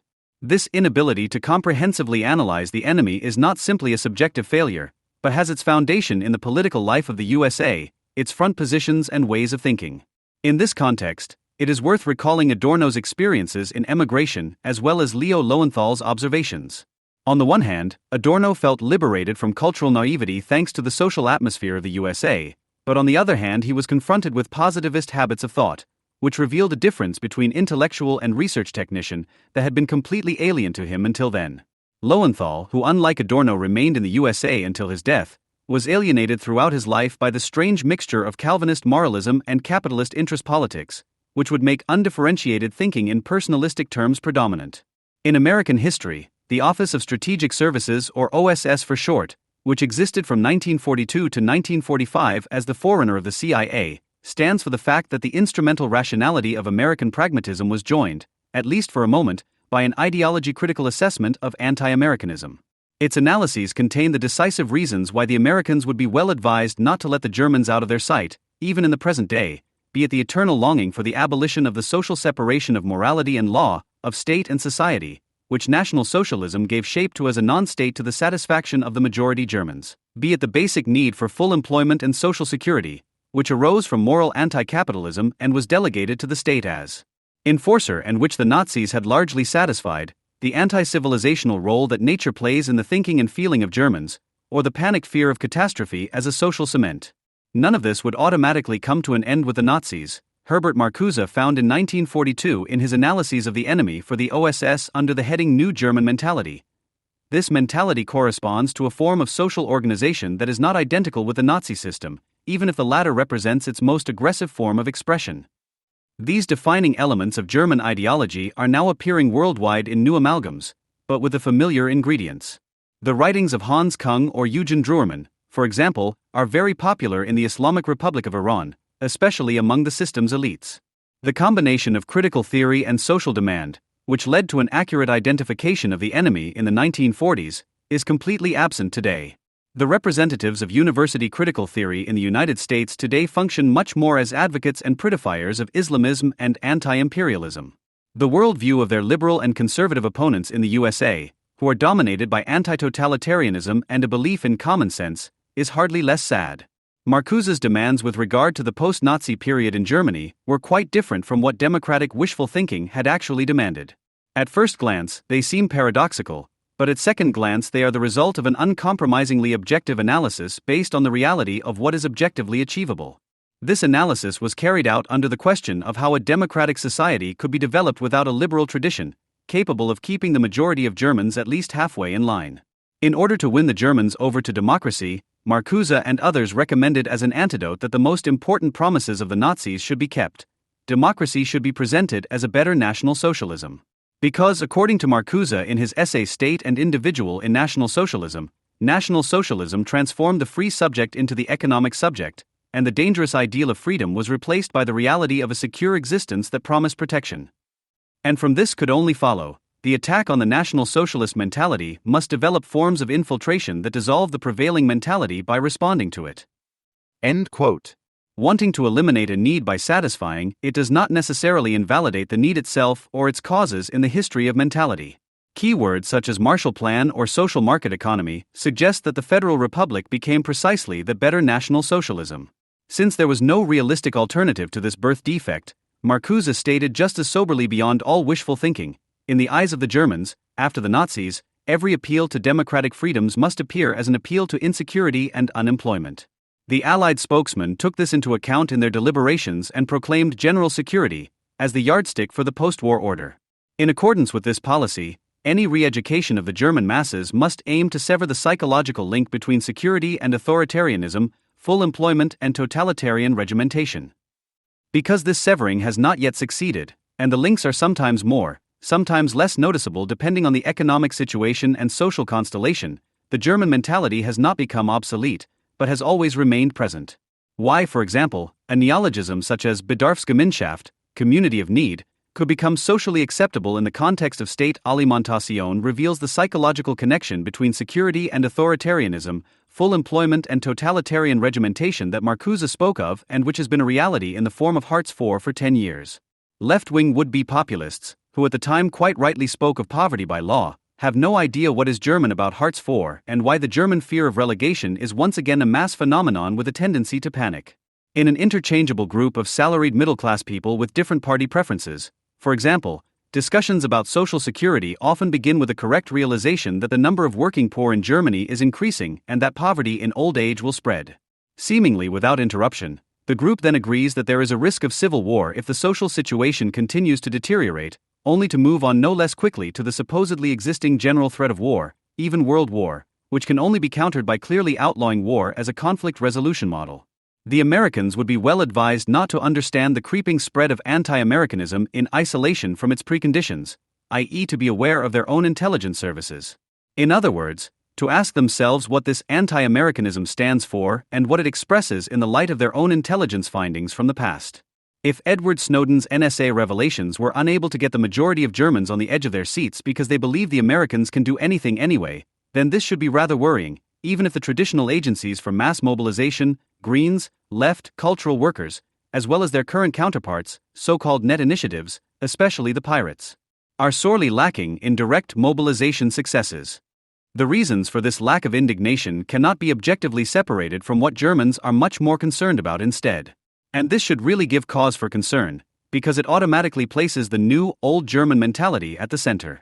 The concern that social differences in Germany could grow, which Allensbach attested to the majority of Germans in August 2013, is primarily not a charitable sentiment, but a genuine fear of relegation, which, when it finds vent in ranting about millionaires or tax evaders, actually means that people have long believed themselves to be in a merciless battle against everyone else. If you look at Germany's very stable data compared to other countries around the world, then it can only be surprising that in these prosperous times, only a minority of 47% look to the near future with hope, as Allensbach also reports. The American intelligence services are more likely to learn what Germans will think of when the crisis hits, as it is always said, from the studies of the Second World War than from the current results of the NSA data analysis. Everyone intuitively understood what the perpetrators of the 9/11 attacks were up to. The reflections that followed, however, served solely to rationalize, as is usual on media-effective occasions, the unwillingness to admit the all-too-obvious. The intellectuals went about their usual business of demonstrating to the public how unpleasant truths can best be suppressed. On that day, war was declared on a state to which intellectuals in particular, in their personalizing and reifying delusion, attribute a quasi-genetic urge for world domination. And with the destruction of the WTC, this declaration of war was accompanied by the message of who these attackers, in their anti-Semitic delusion, hold responsible for all the evils of this world domination: speculative finance capital. The logic implied in these attacks and set in motion by them has been burned into the foundation of every individual's capitalist subjecthood, whether pacifist, bellicist, or otherwise, and is therefore very familiar to him, because this subject follows it every moment of his existence. The permanent explanation of friend and foe in the daily struggle for the crumbs that capitalism throws at him, the one who is actually superfluous for the reproduction of the greater whole. He declares war on his fellow human beings every day in order to be able to take their place. If the attacked party is as sovereign as one believes oneself to be, then the consequences of the attack are unavoidable. There will be a counterattack. If no higher power can be found to intervene to mediate, then war will break out in any case of resistance. Now in this case, the attack on the USA, we often encounter the view that a mosquito has bitten an elephant. When the elephant then strikes back, it not only seems ridiculous, but also proves that in truth, it was just looking for an opportunity to trample everything in its path. In view of the history and context of 9/11 and the evidently anti-Semitic thrust of the attacks, however, this view proves to be poorly concealed partisanship for the attacker. For, as will be shown below, the superiority of the elephant is anything but a foregone conclusion and can hopefully only emerge as the result of a necessary global conflict. No one wages war if he is strong enough not to have to wage it. The one to whom war is declared, if he does not want to submit to the will of the aggressor, has basically no choice but to be prepared to wage this war. After all, the aggressor has made it unmistakably clear that he will wage war in any case. Only a third party could help to avoid war. In this case, however, the USA was attacked by someone who was the only one with the real power to intervene in a conciliatory manner. Offering negotiations in this situation, which was deliberately provoked by the aggressor and was almost hopeless for the USA, would only have made it clear to the aggressor that the USA was prepared to make major concessions. Fortunately, there is no question of them being prepared to negotiate with anti-Semites about whether Jews also have a right to a state. But that would have been the only bargaining chip these attackers would have agreed to, the weakening of what they call the Zionist entity of Israel, as a further step in the preparation for its eventual destruction. So at the moment of the attacks, it was clear to everyone that they would result in war. This war, regardless of who it would ultimately be directed against, was therefore not the result of a dispute between bellicosity or pacifism, i.e. not a moral problem, but a simple, deliberately provoked consequence of a political action. The only question, even if only for a short time, was which state would be specifically identified as the enemy by the USA. In contrast to the Japanese attack on Pearl Harbor during the Second World War, the attacker had avoided giving away the calling card of the state from whose territory they were operating. This anonymity was part of the war strategy.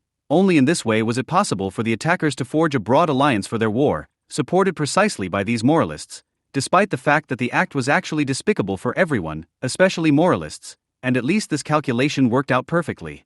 The attackers could also be sure that the concentrated phalanx of legally trained, moralizing intellectuals, regardless of origin and party, and other intellectuals are rare, would put the attacked party under considerable moral pressure, no matter how it reacted. For whichever state the USA would declare an enemy, it could only ever be the wrong one for these positivists, because the chosen one had not actually declared this war on the USA. That much was clear from the outset, legally binding even.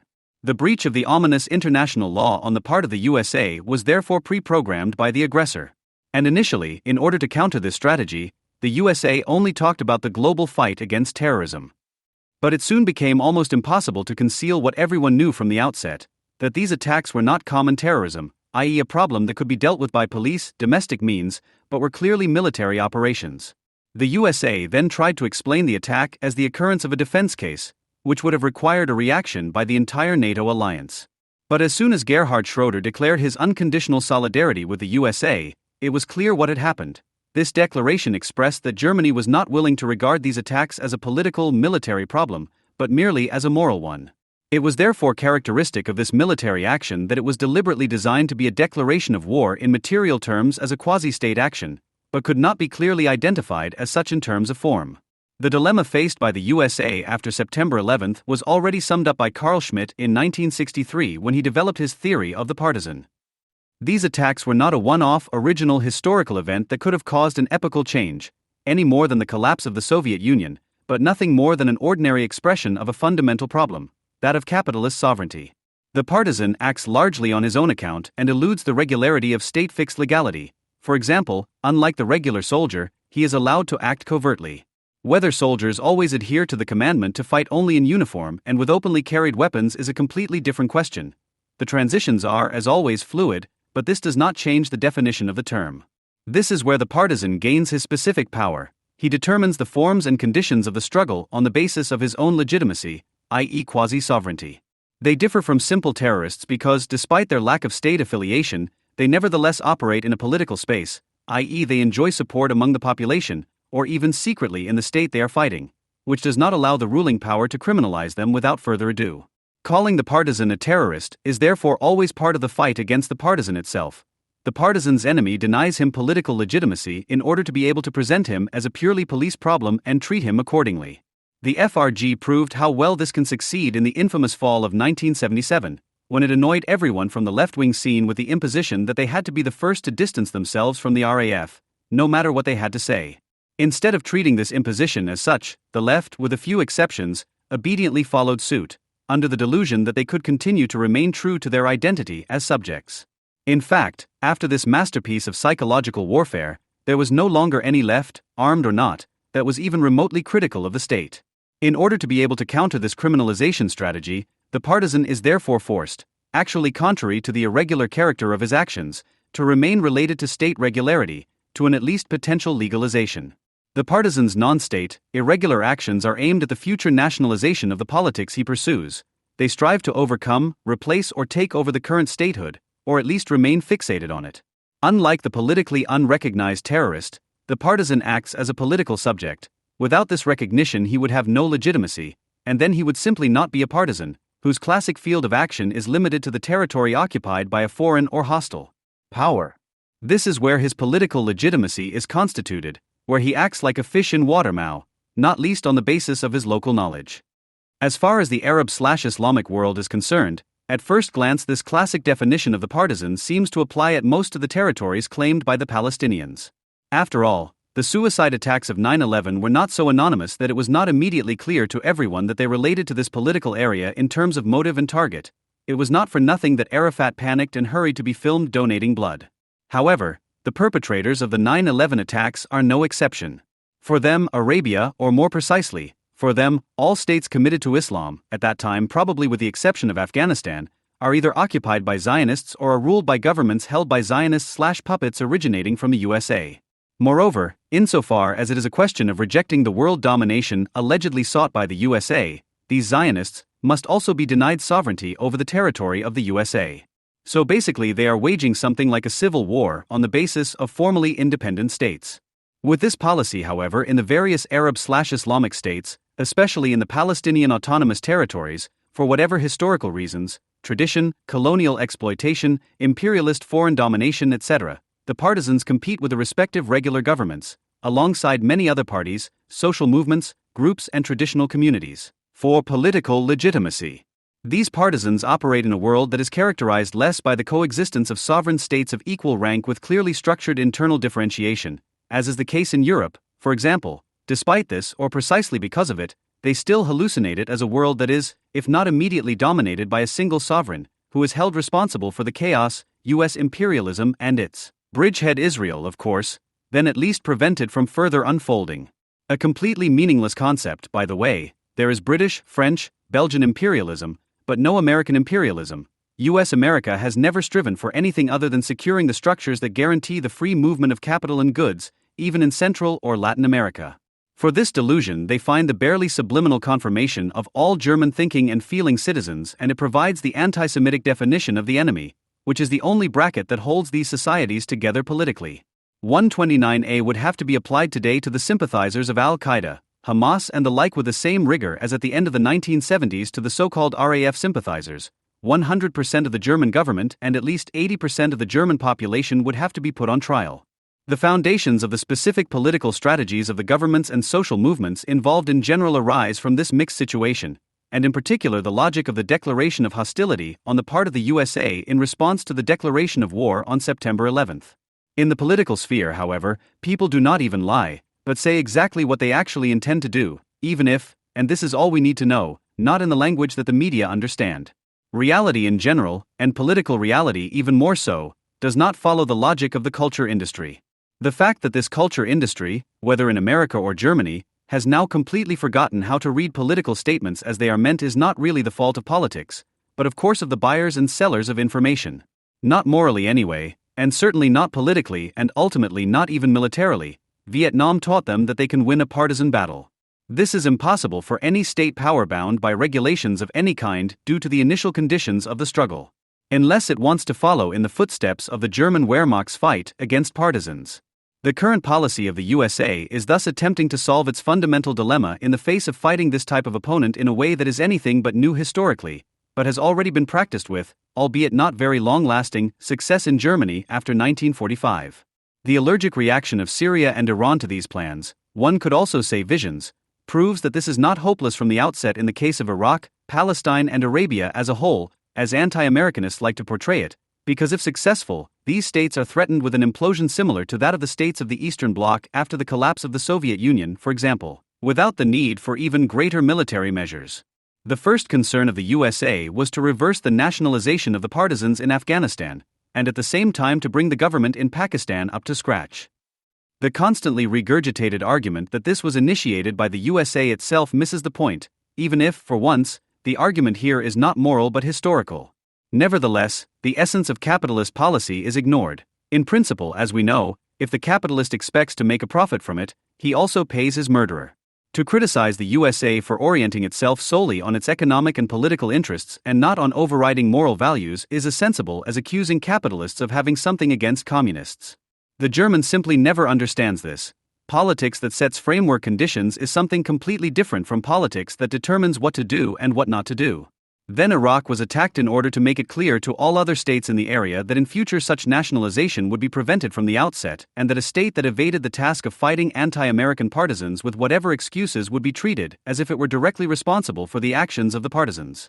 Finally, these states are to be integrated into the policy of the USA and above all Israel, of course, in such a way that they stabilize themselves, especially in Palestine, in such a way that it appears to be the most urgent task of future government action to eliminate the partisans in the area or at least downgrade them to the status of simple terrorists. The most important and by far the most difficult problem to solve is to undermine the legitimacy of the partisans. Its social basis, i.e. the sympathy it enjoys, secretly or openly in the population, but also worldwide, must be blown up in the truest sense of the word. The view that politics must not act against the will of the people is once again typically German. On the contrary, politics is only bourgeois rational if it succeeds in transforming the ominous will of the people in such a way that something reasonably rational emerges, and the people's comrade still believes that he is somehow involved in these decisions. Incidentally, when Germans talk about not being able to win the sympathy of the people, whereby, by the way, as long as they let the Democrats hang out, they provide the best proof of the opposite, then they mean that nothing can replace the love of the leader for his people. The sentence that usually follows, "It's the Americans' own fault," is based on a concept of guilt whose anti-American foundation and, to put it mildly, anti-Semitic connotations can hardly be overlooked. This is both in the sense that this population is actively shown that partisans are not in a position to provide material and physical security and that there is no need to be afraid of them if they are only fought consequent enough, because every community welded into a racket is based on this fear, as well as naturally and urgently by showing that they alone, the Americans, are in a position to improve the economic situation as a whole and for the individual. So much for the plan. Its realization depends, among other things, on whether the state with the least interest in this development, i.e. Germany, succeeds in thwarting it in the long term. Those who wage war are interested in power. Those who are interested in peace are too, because they need power in order to enforce or maintain peace. Of course, power is not a constant of nature or even the result of some kind of discourse. The true discourse that Foucault's disciples like to ramble on about, but is based on the consent that people give to others to be able to dispose of ultimately decisive moments in their lives. The basis of any power is the obedience of its subjects. Of course, people do not obey voluntarily, but in the freedom to choose between alternatives, even if it means dying in the process, but because the conditions of their and our nature are such that they are in danger of losing their lives the moment they face nature, and above all their fellow human beings, without protection or power. Those who go on strike without at least the potential to turn the strike into a revolt, even a revolution, need not even start. And so the trade unions of today live off the class struggles of the day before yesterday and are surprised that their influence is diminishing all the time, and that they have to put up with the ridicule of being seen as the scapegoat for everything that doesn't suit the people in this world. If there is a transfer and concentration of power, then it is always a matter of leaving it to a ruler to determine how, and if at all, his life will be shaped in existentially threatening situations. The idea that such things no longer exist today is the delusion of citizens who have not really had to fight for their recognition as citizens, against the feudalist order just as little as against mafia/racket structures. Because the consent that generates power, which in turn gives rise to sovereignty, is existential, it is not given to those who can argue best or sell themselves best, but precisely to those who can tangibly ensure that they can actually protect citizens from aggressors. The well-known psychoanalytical mechanism of identification with the aggressor, which makes it possible to transform fear into its opposite, sympathy, also plays a major role here. Regardless of this and many other things, the sovereign must actually have the decisive means of any policy at his disposal, the military, which is superior to all other means in terms of gaining and maintaining power. In the Arab states, therefore, there is not too much violence, but too little, since sovereignty only exists where the monopoly on violence is so overwhelming that counter-violence is not worthwhile. What is decisively new about the power of the capitalist sovereign, in contrast to all its predecessors, is that it reproduces itself beyond the classical means in every purchase of a commodity and is thus no longer dependent on personal demonstrations of obedience that are empirically or symbolically comprehensible as such. In the purchase and sale of commodities, and also in classical parliamentary democracies at least, at the moment when the voter puts his ballot paper into the ballot box, the citizen gives his consent to the process of his exploitation, he legitimizes his sovereign. Capitalist, positive sovereignty thus remains, and this is its essential characteristic and the decisive reason for its superiority over all other forms of sovereignty abstract, anonymous and self-reproducing. As little as the commodity itself can go to market, so little can there be real sovereignty without personality. In contrast to all other forms of statehood, however, the personnel of the capitalist state does not administer the sovereignty of a personal ruler, but that of an abstract, self-reproducing principle. This is possible in two ways. In the leader state, in which the leader is the immediate representative of power, he is the starting and ending point of all orders and obedience, and it appears as if absolute sovereignty is anchored in him. This is not true, however, because he too cannot dispose of the fundamental conditions of reproduction of capitalist socialization, but is rather its executor. On the other hand, it is mediated by a parliamentary representative system such as the USA. But regardless of the guise in which it exists, all other determinations of capitalist sovereignty always remain the same as they have always been, just as the determination of the state to live from taxes/tribute payments is the determination of all states. Thus the capitalist sovereign does not refrain from demanding sacrifices from those on the basis of whose consent he acquires his sovereignty, from having his subjects confirm again and again that they are prepared to give their lives for him. This is most clearly demonstrated by the sovereign soldiers, whose noblest purpose is to be available as cannon fodder on command. Power concentrated in a few persons, and the absolute power embodied in a sovereign in particular, and thus the rule of man over man in general, are thus the price that man has to pay for his departure from natural depravity.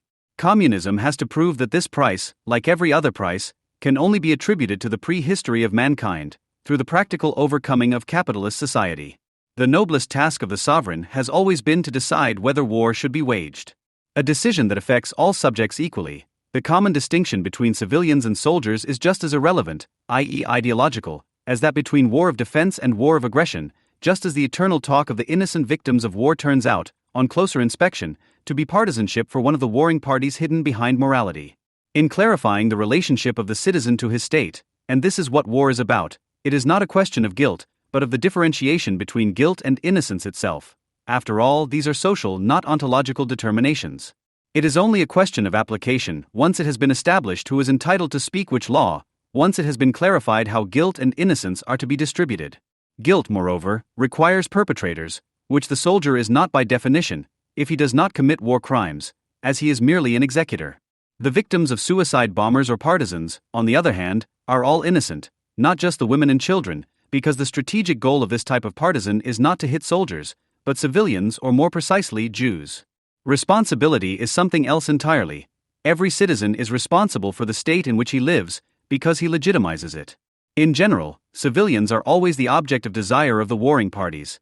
Just as lovers cannot live from love, so the soldier cannot live from his trade, but only from what civilians produce. Some civilians are killed in order to show the others who have not yet been killed what will happen to them if they do not obey, i.e., if they do not make the indicated change of allegiance.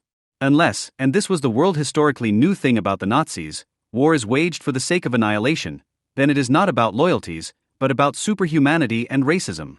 To accuse the USA or Israel of this, even as a German, only projects one's own basic National Socialist attitude onto those who are fighting it, justified in every respect. As far as the difference between offensive and defensive war is concerned, the matter should be clear anyway. It has always been part of the basic equipment of every politician and military officer to be able to present every aspect of his behavior in such a way that he is only ever defending himself against attacks. From a purely moral point of view, it is difficult to see why a timely and successful attack should be less legitimate than a defense that involves a lot of bloodshed. The sovereign does not need a reason for war, as he himself is the reason from which the difference between war and peace arises in the first place. Just as he represents the violence from which non-violence in human interaction becomes possible in the first place. Sovereignty is synonymous with actually being able to wage war and to prove this ability empirically and energetically from time to time, at the latest when the sovereign is denied the ability to strike back successfully, i.e. when war is declared on it, as was the case with the USA on September 11, 2001 by Arab/Islamic partisans. Historically, according to Carl Schmitt, the modern partisan movement, which includes what is usually termed terrorism, goes back to what the Germans, contrary to all truth, called the Wars of Liberation against Napoleon.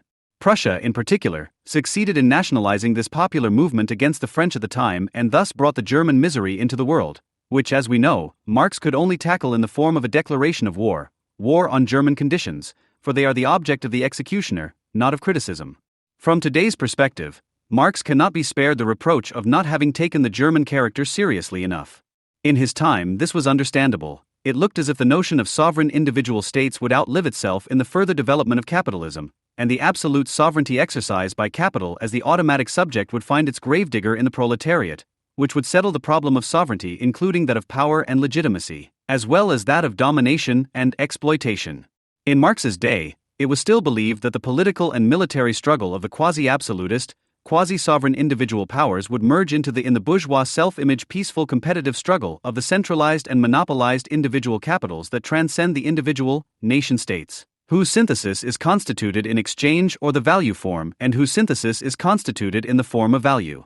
The value form and whose globalized state political condition of possibility, freedom, equality, common good, is then relegated to the prehistory of humanity by the dictatorship of the proletariat, in favor of the actual freedom of the individual that is now being realized. After the suppression of the Paris Commune at the latest, however, it became apparent that capitalist development would unfortunately take a different course. German social democracy stepped into history and reformulated the proletarian problem, the overcoming of state sovereignty in favor of the sovereignty of each individual, into the problem of taking over existing sovereignty under socialist control. From now on, in the spirit of Bismarck, there were really no more parties, only Germans, and the appeal to selfish interests was outlawed as Americanist and Jewish.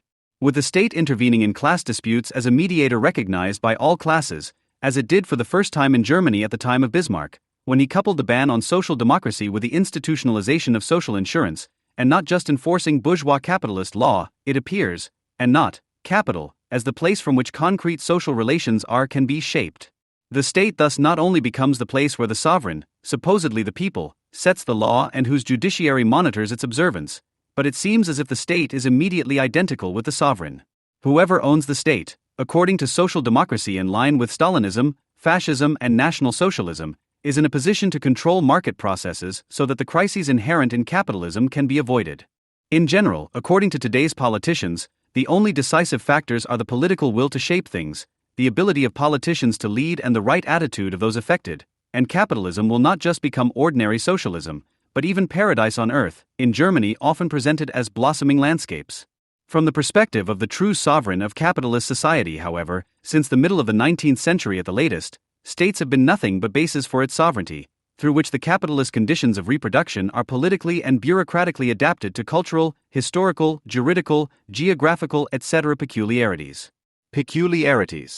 However, if the state appears as a place of possible counter-sovereignty, as has been the case since the German Empire, then the idea usually arises, which appears in the talk of the liberated territories, that it could be detached from the sovereignty of capital and put itself in the place of capital.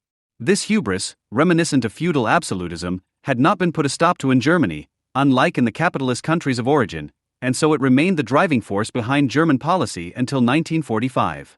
The safeguard installed in other states, on the other hand, consisted of demanding that the sovereign, as represented in the state, should also abide by the laws enacted by Parliament. In other words, they sought to install what has since been called the rule of law. The demand that the sovereign must also obey the law, from the point of view of ancient and classical sovereignty, not only a bold but also an unfulfillable condition, comparable to the polemical question to God as to whether he could create a stone so heavy that he could not lift it. But what is theoretically nonsensical and rationally unresolvable, that the sovereign in a constitutional state should be ruler and ruled at the same time, i.e., should issue orders to himself, so to speak, can still function in practice. This is basically proven by every monotheistic religion, because its God is always an extremely contradictory figure. It represents absolute power in actual complete powerlessness. In addition, by understanding general human rights, i.e., the functional conditions of negative capitalist socialization, as rights granted by the sovereign and not to be circumvented by its executor, the state, but to be secured by it in general society, capital sovereignty was translated into nation-state reality, especially in Anglo-Saxon countries and France, which, it cannot be repeated often enough, is not based on mere appropriation, is not based on plunder or robbery or on slavery, but presupposes competition and production on the basis of freedom of contract between equal subjects. The counter-sovereign stands against this sovereign, who has been amputated of his absolute freedom, so to speak.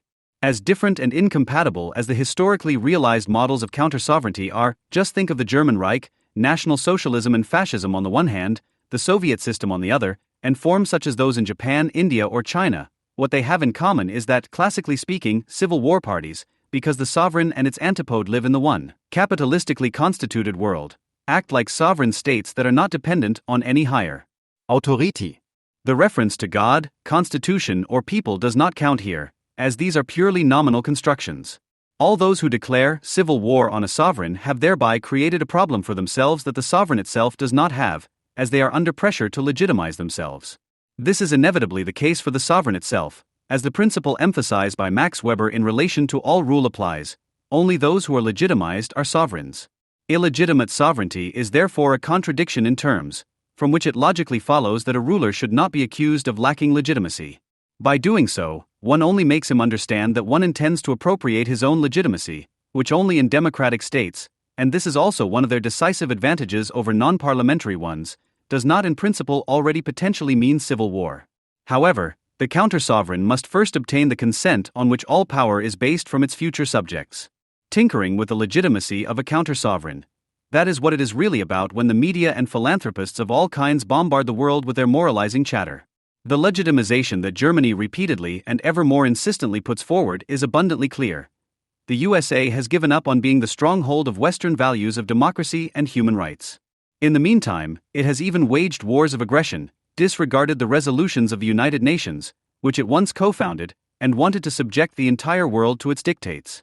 With the majority of the states assembled in the UN behind it, which feel they have fallen short, the suicide bombers from Palestine or elsewhere as partisans committed to it, the Eastern European and Arab region as a bargaining chip and the geostrategic basis of its power, Germany offers itself to the world as a place of future sovereignty. Its ideological success to date, especially during the last Iraq War, can only be described as grandiose. Germany's ideological leadership of the global peace movement is now almost unrivaled. The only serious rivals at present are the Pope, Xi Jinping and Greta Thunberg, and is having an impact deep into the enemy's own ranks. In the near future, it will only be a matter of at least catching up militarily with the Anglo-Saxon states. The war in Iraq was a German war in the first place. The horror of September 11th did not last long in Germany. They simply knew that a comparable attack on Germany would not happen. Why should the young men, who had adapted so well to their neighbors and had quietly prepared for the showdown, have caused a bloodbath in their second homeland? After all, no fascist collective of perpetrators, whether local or foreign, has ever sought its victims among declared Germans. Although the danger of an Islamist declaration of war comparable to that against America never existed, it was repeatedly invoked in the left-wing bourgeois feuilleton, for example by Jürgen Todenhofer in the SZ of December 29 and 30, 2001. Not to warn against Islamism, however, but to present a completely different object of fear for Germans.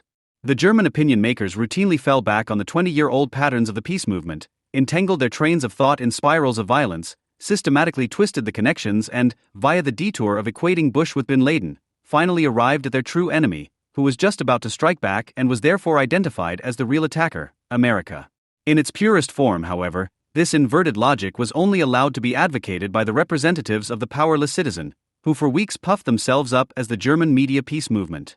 These were presenters and talk show celebrities, the radical left, radical right and liberal press, the PDS, the critical voices from the governing parties and the particularly odious guild of Islamic scholars in this country, the intellectual rabble in a word, who no longer need to worry about their chatter from yesterday the next day. Even a civil servant teacher or a state television newsreader, on the other hand, could be embarrassed by an ill-considered remark and later have to deny it or resign. The representatives of bourgeois power, the government and the state supporting parties also had to be more careful than usual. They who represented not only their private interests but also Germany, had to be careful not to let the German pig out too soon. Because at first it did not seem at all opportune to openly take on the only world power. The German foreign minister had therefore clothed his criticism of the American war preparations in insinuations immediately after September 11. In view of the retaliatory strikes announced by Washington, he warned on behalf of Germany that we should not allow a war of civilizations. The underlying conflicts should not be exacerbated further so that instability in the region does not increase. And so it goes, the spiral of violence, fascists attack, their sympathizers all over the world fall around each other's necks with joy, but the admonition that he should not get his blood boiling and not act rashly is given to Rambo. Even the FAZ initially shied away from recommending condemnation and isolation of the USA in its editorial, as it did in the summer when the topic was climate policy.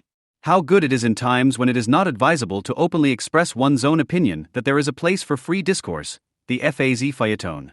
There, Susan Sontag was allowed to justify the attack on America with the anti-imperialist argument that it was not directed against civilization, but against the world's only self-proclaimed superpower, and was undertaken as a consequence of the policies, interests and actions of the United States. These are the real reasons why America is now at war. It was not only in the FAZ that people hid for weeks behind cheeky insinuations and the products of foreign feathers in order to serve the conviction, long since widespread in the country, that the Americans had neither a reason nor the right to self-defense, but were merely following their penchant for gunboat politics. Bush was universally believed to want to drive mankind straight into a third world war, and Fischer's appeal to the American president to be prudent served solely to officially confirm the justification of the German fear of world war. Everyone in Germany had understood the message. George W. Bush is more to be feared than Osama bin Laden. From then on, this sentiment formed the irrefutable ideological foundation of Fischer's Afghanistan diplomacy. While Washington was still positioning its army for a counterattack, Berlin was already working on plans for a post-war Afghanistan. The Afghanistan Support Group, formed by the 15 most important donor countries in Afghanistan and chaired by Germany until the end of the year, was hastily convened for a special meeting in Berlin on September 27. On the agenda was the preparation of a donor conference to be held in Berlin on December 5. Fischer, who opened the meeting, also used this opportunity to add to his warnings against the unscrupulous American foreign policy. The American preparations for war were already heralding new misery. The Afghans fleeing the coming war were living witnesses to the fact that the destructive power of September 11 was continuing and was now also affecting millions of innocent people in Afghanistan. At that time, no bombs had fallen and yet large parts of the population were on the run from hunger. Later, the same argument was adapted to the new military situation and the refugees were replaced by other civilians, who would have become victims of the indiscriminate aerial bombardments and cluster bombs carried out by the Americans. The call for an end to the bombing, which the German Green Party leader Claudia Roth brought home from her trip to the theater of war in October, was very much in line with this. According to German ideology, America will walk over dead bodies to assert its selfish interests, while Germany only goes to war for peace and human rights. We will not leave the people of Afghanistan alone in their hunger and need. Gerhard Schroeder apparently set a completely different tone. In his government statement after the start of the war, he described the targeted military strikes in the very first sentence as part of the necessary response to the terrorist attacks in New York and Washington, which therefore deserved our unreserved solidarity. Not the slightest anti-American undertone could be heard in this speech. There was no difference of opinion between the Chancellor and the Foreign Minister, but a division of labor. German foreign policy, which is supposed to assert the ambitions of a world power, does not have the necessary military equipment. Not yet. On closer inspection, the apparent contrast between Schroeder and Fischer was reduced to the different time horizons they each had in mind. While Fischer's subliminal anti-Americanism was the ideological scent marker for sounding out current foreign policy options that would make Germany's voice calling for peace heard in the world, Schroeder was already devoting himself to the conditions for robust, i.e. military, peace policy action, which first had to be created. There were reasons why Germany had to show its presence in the current situation, he said, which have to do with Germany's positioning in the future. After the end of the Cold War, the restoration of German unity and the regaining of our full sovereignty, we have to face up to our international responsibilities in a new way. End quote. Germany has long been committed to waging war, but it wants to wage the wars of a peacetime power for which it is building up its own military structures that can be deployed worldwide. Under no circumstances did Germany want to join a war led by America, a war whose goals it could neither determine nor share. Even after Schroeder's inconsequential declaration of solidarity, Germany persisted in working out a German alternative to the American campaign, and this could only become reality after the war, the reconstruction and reorganization of Afghanistan, for which Fischer had paved the way early on in the Afghanistan Support Group. Even before the first American bombers had found their targets in Afghanistan on October 7, the Federal Foreign Office already had its plans for a post-Taliban regime in its pocket. The German Institute for International and Security Affairs, which advises the German government on foreign policy matters, published a step-by-step plan for pacifying Afghanistan on October 5, which assumed the fall of the Taliban and the elimination of al-Qaeda, but decidedly distanced itself from America's war strategy.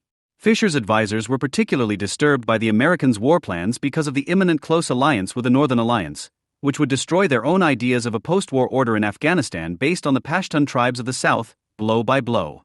Needless to say, the Pashtuns stand for a more radical Islamist option, strongly influenced by fundamentalist Pakistan, than the heterogeneous Northern Alliance.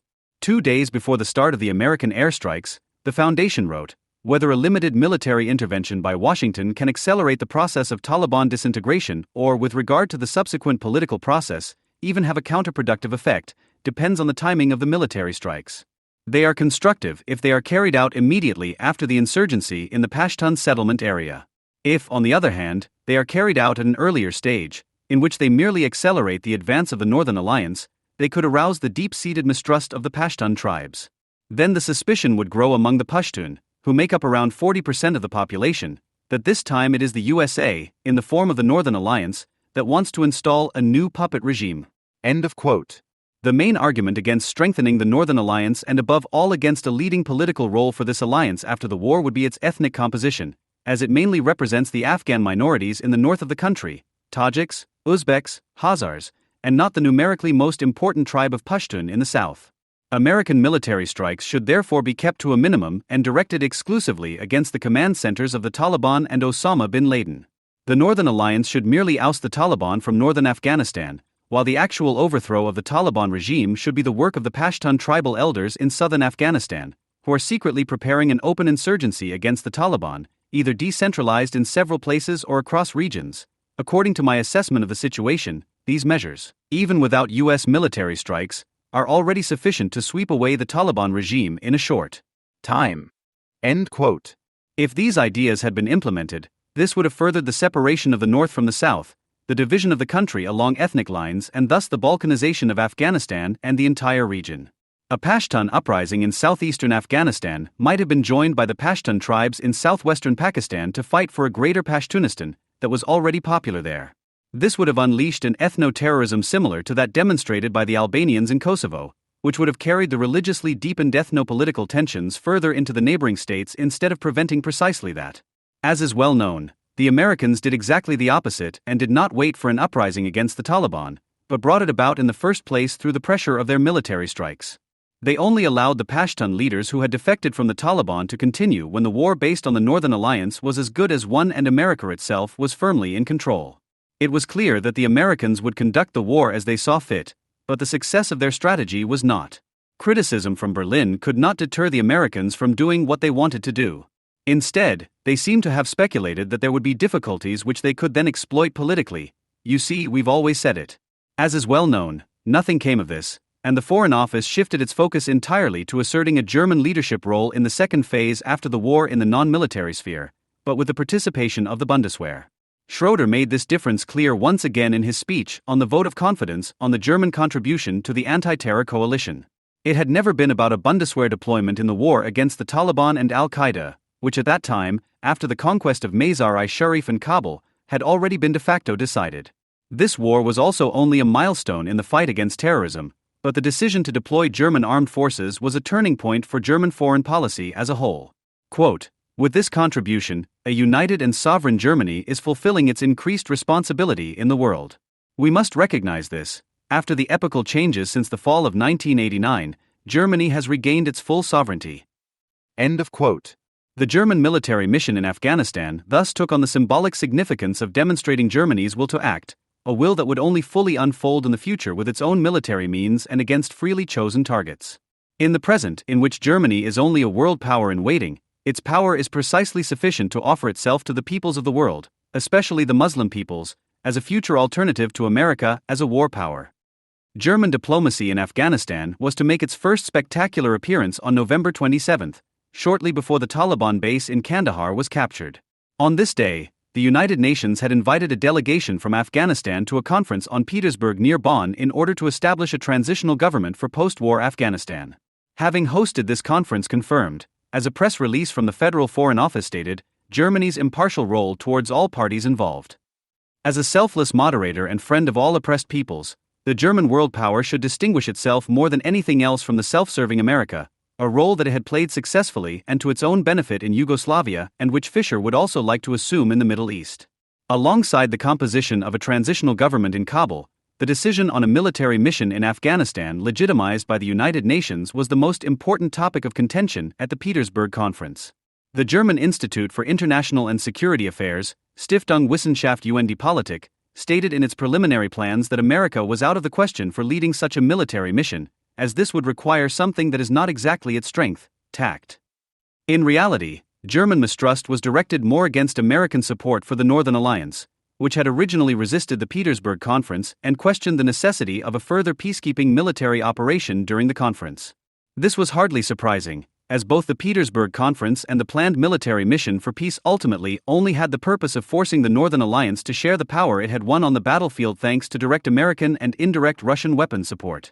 As the fighting in Afghanistan was still going on at the end of November, Germany urged the immediate start of the military operation in order to gain influence on the distribution of power there and to prevent further conquests by the Northern Alliance and its establishment in the Pashtun areas. Quote, "A peace mission must therefore be set up quickly. The idea of an Afghan peace process that remains stable on its own is an illusion. It is no coincidence that it is Northern Alliance groups that repeatedly put forward this thesis.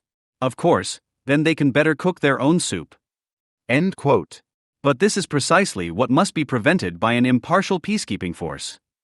The mandate for a mission in Afghanistan was indeed awarded at Petersburg, but as soon as this was done, the struggle began as to what content this mandate should be filled with.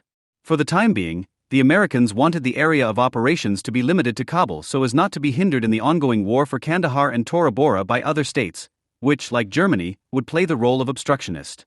A dangerous game in the eyes of Fischer's advisors, who argued for a comprehensive military deployment, including control of the most important cities and transport links throughout the country plus border controls and defense against the undesirable influences of some neighboring states and hostile actions by warlords such as General Rashid Dostum or Ismail Khan. The Foreign Office apparently envisioned a veritable occupation system that would take control of all domestic and foreign affairs in Afghanistan in order to keep the Northern Alliance out of power. Quote, "An executive mandate by the UN, the temporary transfer of governmental and administrative tasks to the international community, is the only viable way forward." End quote. The size of the largest peacekeeping operation of all time was also calculated in line with the extensive mandate. The politically feasible order of magnitude is probably between 50,000 and 100,000 soldiers, and it was known that an even larger army would actually have been necessary. But the strategists at the Foreign Office had also done this calculation without the host. Despite weeks of arguments and repeated postponements of the decision in the United Nations Security Council, despite the open dispute which the German government did not seek directly with the Americans, but with the British, the Berlin concept fell through. The ceremonial reopening of the Bridge of Friendship across the Amu Darya River on the border between Afghanistan and Uzbekistan, which Colin Powell performed together with Uzbek President Islam Karimov at the beginning of December, impressively demonstrated the unfounded view of reality in Afghanistan that Germany's insistence on an oversized military deployment was based on. This border crossing had been closed in 1996, after the Taliban had conquered Mazar-i-Sharif and Kabul and established themselves in northern Afghanistan, because since then Islamist terrorist commandos had launched their attacks against the former Soviet republics of Central Asia and the Caucasus from here. Russia had supported the now independent Central Asian states militarily in securing their borders, not least because Chechen holy warriors were also among the Afghan terrorist commandos. In the opposite direction, since September 11th, extensive Russian arms supplies for the Northern Alliance have come across the same border, including those modernized T-55 tanks that were a key to any successful ground offensive in Afghanistan this year. The reopening of the Bridge of Friendship on December 9th began with a ceremony in the Uzbek border town of Termez, where an American military base had been established during the war. After the ceremony, a train with 15 wagons of relief supplies from the UN World Food Programme departed Termez and continued across the bridge towards Mazar-i-Sharif. The transport was first secured by Uzbek armed forces and, on the Afghan side, by the troops of Abdul Rashid Dostum, who had fought on the side of Najibullah's pro-Soviet government in the 1980s and is now regarded by the Foreign Office as the specter that must be kept in check by a gigantic military operation. The symbolism of the event thus contradicted the transparent Berlin scaremongering about a wild Afghanistan. Not only was the successful cooperation between America, Russia, Uzbekistan and the Northern Alliance, especially with the conqueror of Mazar-i-Sharif, Dostum, during the war emphasized, but also the usefulness of this alliance for the post-war period. Dostum had criticized the Petersburg Agreement of December 5 because his party had only been granted a subordinate ministry in the interim government. However, when he was surprisingly appointed Deputy Minister of Defense on December 24, he described his appointment as the first step towards building an Afghan army. The Northern Alliance was politically strengthened by this step, as a guarantor of internal security in the cities and areas it occupied and even as a potential national power with control over the police and army throughout Afghanistan. It was another step towards strengthening Afghanistan's national sovereignty and against the folkish parceling out of the country under UN rule. The American government insisted that only a small number of soldiers, under no circumstances more than 5,000, be stationed in Kabul, whose tasks were to be limited in time and scope to the protection of the transitional government there. The American Special Envoy to Afghanistan, James Dobbins, even declared that the whole matter was more a question of symbolism. In view of the looming diplomatic defeat for Germany, the FAZ already heralded a retreat and encouraged the German government to take a consequent stance of refusal. Quote, in this respect, the question is justified as to whether the Bundeswehr, whose deployment the Chancellor has promised, has lost anything in a country that is thousands of kilometers away from the heart of Europe and with which Germany, beyond old cultural ties, has no immediate strategic, political, or economic interests. End quote.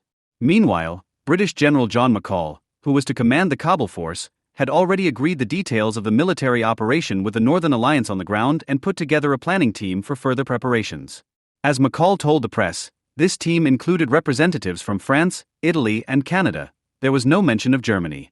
The United Nations Security Council had still not made a decision. Now it was a question of the command structure of the military operation and the relationship between the troops to be stationed in Kabul and the American armed forces, which were still involved in battles with the remaining or fleeing Taliban and al-Qaeda groups. Germany had already dropped the idea of leading the major Kabul mission for reconstruction and was now fighting to avoid being identified with the American war after all. The forthcoming Bundeswehr mission was to be protected from such a stigma. Quote, both operations should be clearly separated from each other, also with regard to a later Blue Helmet force. The sooner a decision is made, the better.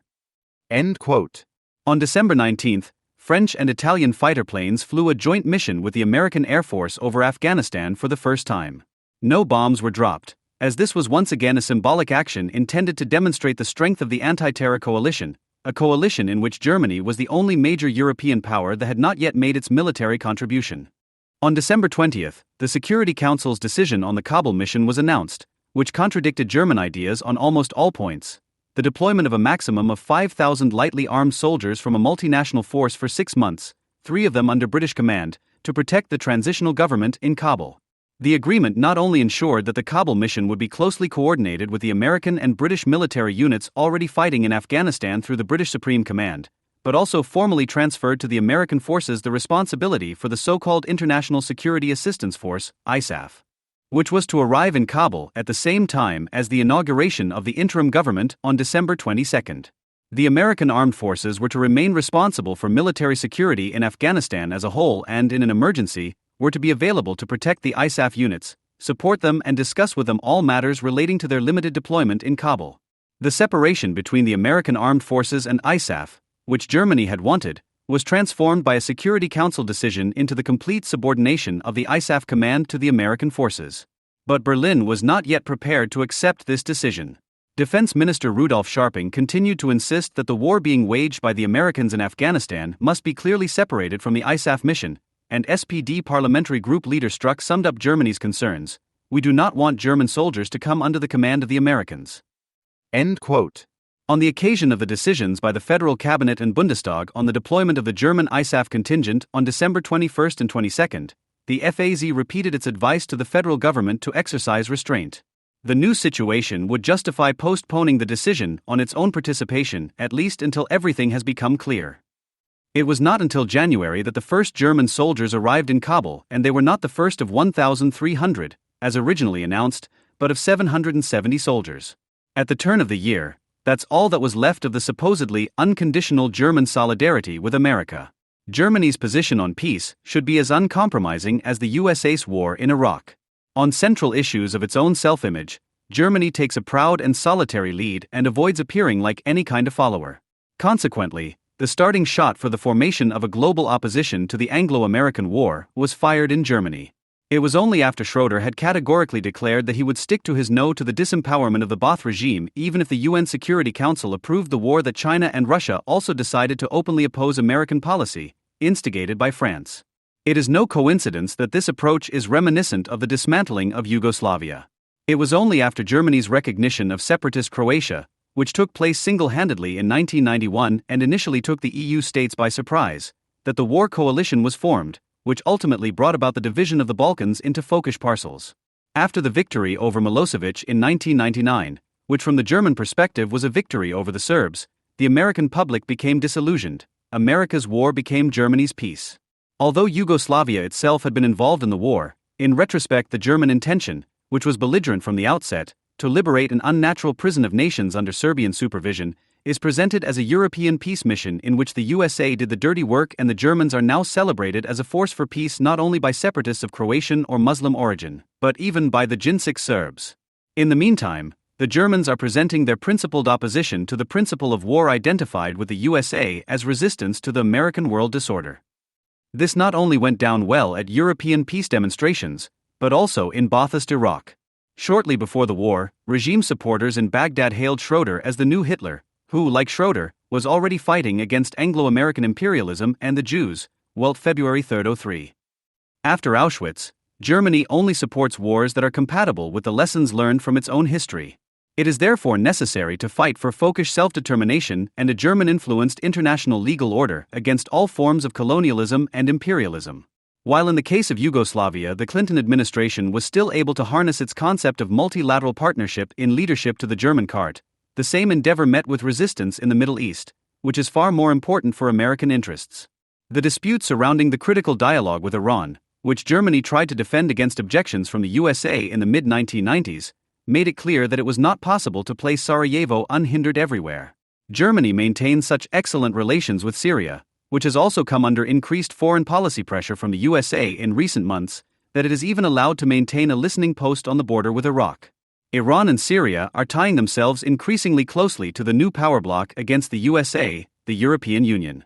In Foreign Minister Fischer's multilateral world order, the self-development of the peoples against the USA is supposed to guarantee peace, a project which, significantly, falls on particularly fertile ground where there is full understanding for the German predecessor project, Aryan self-development. When Germany advocates mutual acceptance, independence and the free development of states and cultures, the targeted allies naturally know what is meant. In his speech on the Iraq War on March 22, Iran's spiritual leader, Ayatollah Khamenei, exemplified, "Islam has given honor and strength to the nation. It has freed the nation from being subservient and serving like sheep to the tyrants of world arrogance and Zionism." End quote. After the Iraq War, the U.S. leadership announced that it also wanted to win the peace and thus openly opposed the German project. In Germany, but also in France, The response was a campaign that predicted a repeat of the attacks of September 11, 2001 and political isolation for the USA if it continued to push itself into the background as a leading power. America owes its power in the world to its role as a role model, but Bush had put his leadership role on the line, and he has lost. March 1903 was one of many similar voices at the beginning of the Iraq War.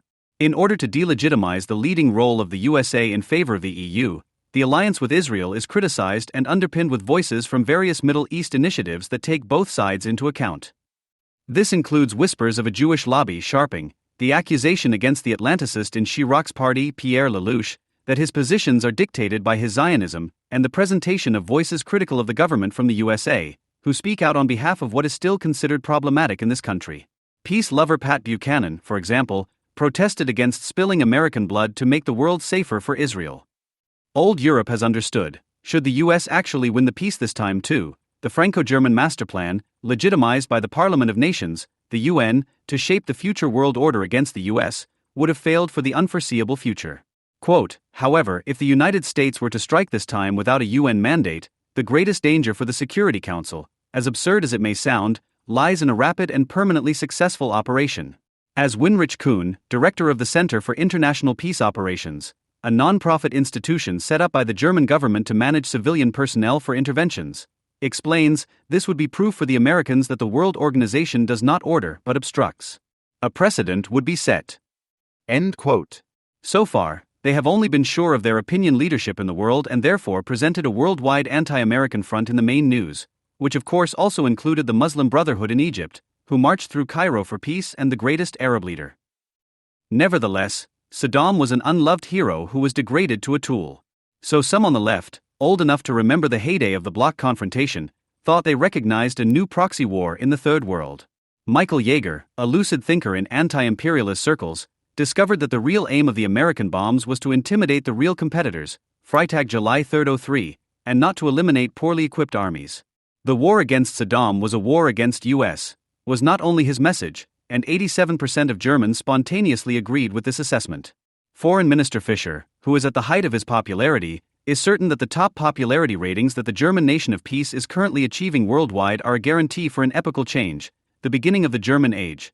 When the interests of millions, even billions of people are realigned, this does not happen without friction. FAZ March 17, 03. Whereas in 1994 German newspapers were still predominantly in favor of Germany's ties to the West, after right-wing intellectuals had called them into question, the left is now openly blaming the West for the world's ills. Whereas at the time there were warnings against turning away from the West as a dangerous special path, today the anti-Western reorientation appears to be the inevitable ideal path if one does not want to be guilty of global injustice. The middle power once again understands the world from its middle position and proclaims, the fall of the communist regimes in the East also heralded the end of the West. SC March 21, 03. Germany is not in the West, but in the middle, i.e. somehow ahead. That is the message that Schroeder brought to the people with his German way to peace. The war in Iraq, which was already foreseeable at the time, put the majority in Germany in a mood of optimism. In the peace movements routinely presented German angst lay the triumphalist knowledge that there was a whole world to be won. We are about to enter a new world order. We will only be able to shape the 21st century peacefully if the states of the Third World perceive the new order as just, explained former Foreign Minister Genscher. Europe has an exemplary role to play here. The TAS, January 27, 03, also found a suitable imperative for this spirit of optimism. It is virtually the duty of the German economic elites to promote the worldwide spread of the German economic system and to prevent the spread of the US system. End of quote. In the case of Iraq, there has already been relevant experience with the export of systems, knowledge that could still be of use to the Germans in sabotaging a new, civilized Iraq alongside the USA. However, American conservative strategists are not stupid white men and have German traditions and ambitions explained to them by Bernard Lewis, for example. Quote, in 1940, the French government accepted defeat and concluded a separate peace with the Third Reich. The French colonies in Syria and Lebanon remained under the control of the Vichy government. This allowed the Nazis to do as they pleased there. First-class bases for Nazi propaganda and activities were established in the Middle East. The Nazis expanded their activities from Syria and Lebanon to Iraq and other areas with some success. During this period, the Ba'ath Party was formed as a kind of clone of the Nazi and other fascist parties, using similar methods and espousing a similar ideology. National Post September 4, 03. Quote, Europe has emerged from the hegemonic conflicts. We have entered a new phase. One could almost speak of a return to the Europe of the 19th century, the time before the nation-states came into being.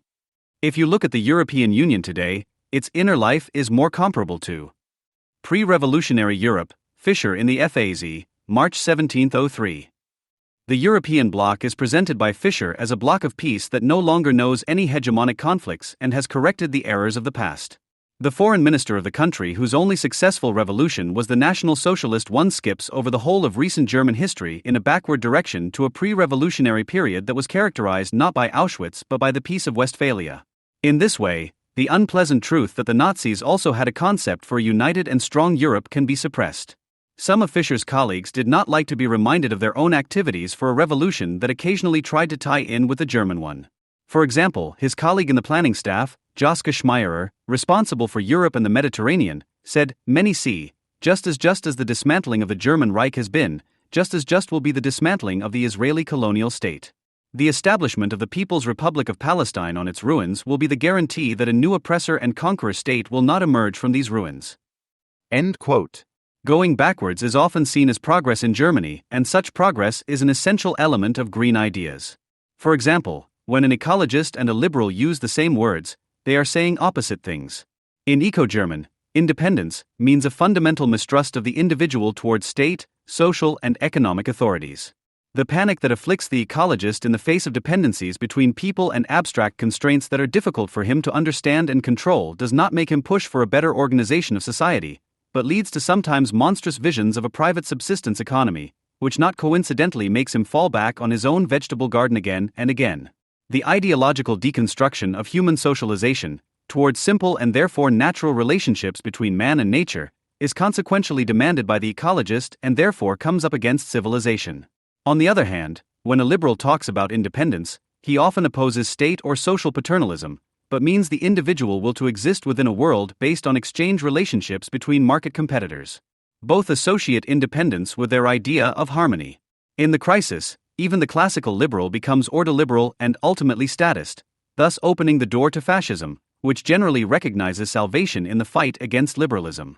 The liquidation of the liberal notion of the autonomous market subject, already carried out in practice by the National Socialists, ideologically brought onto the current left-wing agenda by value critics and opponents of globalization, can only create a German harmony of which one should know what it is capable. A German world order that wants to hark back to the happy times before the 19th century deliberately rejects the standards of socialization that have been achieved, which allow the individual to believe that they are independent of quasi-natural relations of force.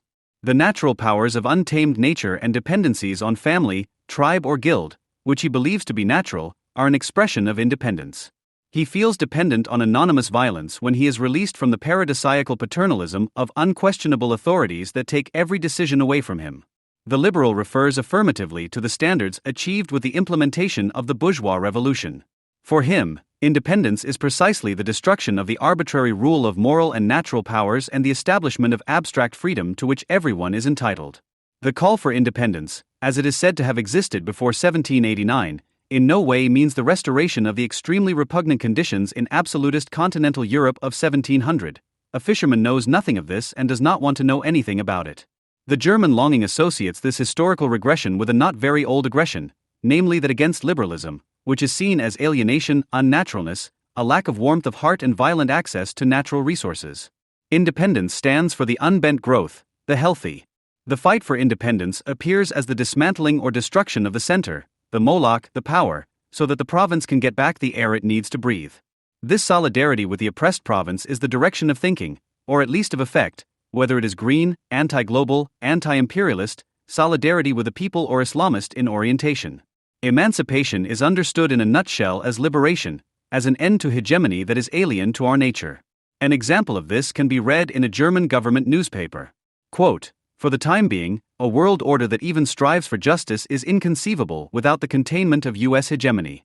American neo-imperialism should therefore be countered by an initially German, then hopefully European neo-neutralism, which is new in that it is not concerned with equidistance from two great powers as before, but with a clear distance from the one remaining superpower for the common good of world society." Taz October 2, 03.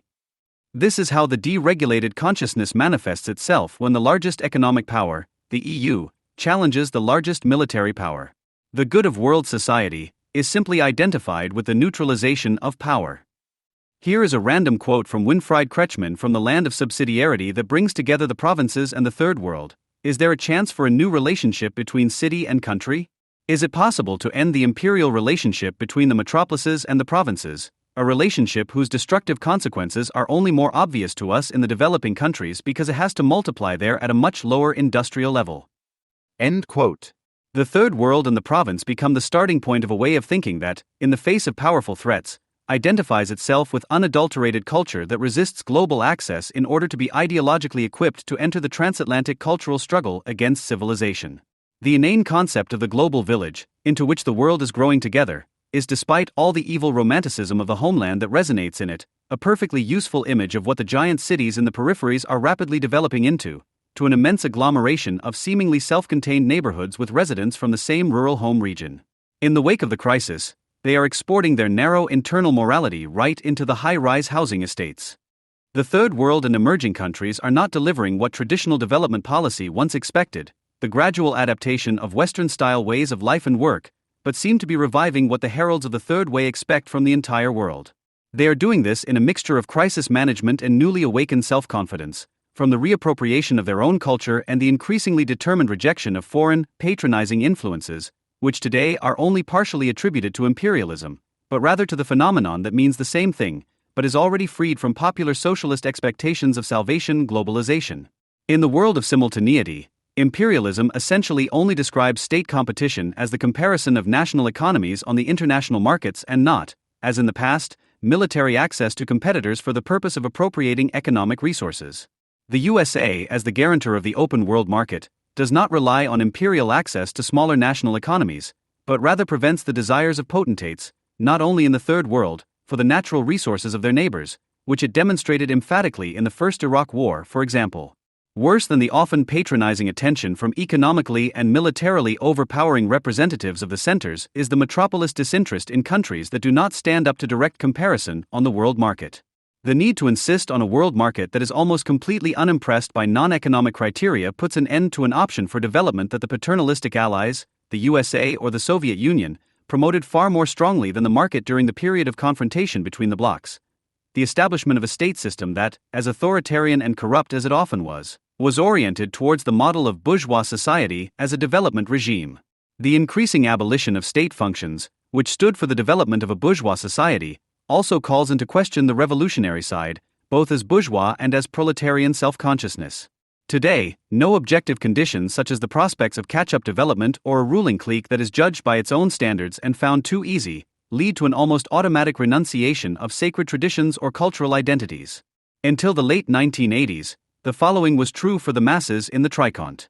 Quote, "The disruption of existing conditions does not come about because the masses have seen through the promises of the bourgeois revolution as an illusion, but because they take them at their word. It is not possible to use advertising, radio, and television to create the illusion of a North American mass consumer society without simultaneously triggering a revolution of rising expectations." Tillman Evers, Bourgeois Rule in the Third World, 1977, page 162. In the meantime, capitalism is neutralizing what once made its abolition seem possible. Its only potential antagonists complain less and less that they are deprived of what the system could offer. Instead, they revile the system for the prospect of a better life and fight a violence that they do not want to recognize either in their masters or in the laws of a market whose winners they can never become, but in an imperialism that has set out to cut off the moral foundations of their lives.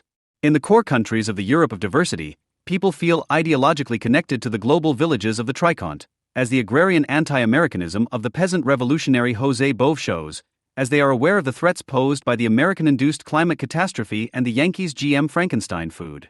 In the face of such amorality, Europe gives itself an emphatically clean image, which also secures a good name in the Third World. The disaster that never fully erupted in Western Europe until 1990, because the majority of people resigned themselves to integration into the American-led bloc, albeit not without grumbling, had already developed into a moral tapping community in the Third World since the early 1960s, which promoted third ways between capitalism and socialism in the name of non-alignment and never lost sight of its own way of making itself available to the best payer. The Association of Non-Aligned Countries, founded in 1961, had a veritable patent on independence and was courted in particular by the Western social democracies. Many members of the association, which characterized itself as a movement, tried to be remunerated for their affiliation to the Western or Eastern Bloc. An important country such as Egypt, for example, was able to market its strategic position by means of a swing policy. Ideally, this non-alignment granted something like the sovereignty of change, which of course did not apply to Cuba or Chile after the 1973 coup for very different reasons. The founding of the non-aligned movement was based on such different orientations as those of Jawaharlal Nehru, India, against the materialism of capitalism and communism, Abd el-Nasser, Egypt, Third Way of Arab Socialism, and Josip Tito, Yugoslavia, coexistence alongside the Soviet Union. The non-aligned countries also stand for heterogeneity in other respects: resource-poor and resource-rich countries, oil-exporting and oil-importing countries, industrializing and agrarian countries. By emphasizing the North-South conflict, the non-aligned countries were only marginally successful in creating a bracket for the heterogeneous interests. Since all states were in agreement in their condemnation of colonialism, agitation against neo-imperialism became the main concern. This did not mean anything in particular, but a situation-dependent criticism of dominance or superiority. Before, the common word imperialism was increasingly replaced by the word globalization, while retaining the particular abhorrence of finance capital. It made a comeback in Argentina under Perón, for example, and was used in the same sense as by the German National Socialists, who had used it to denounce British and American policy.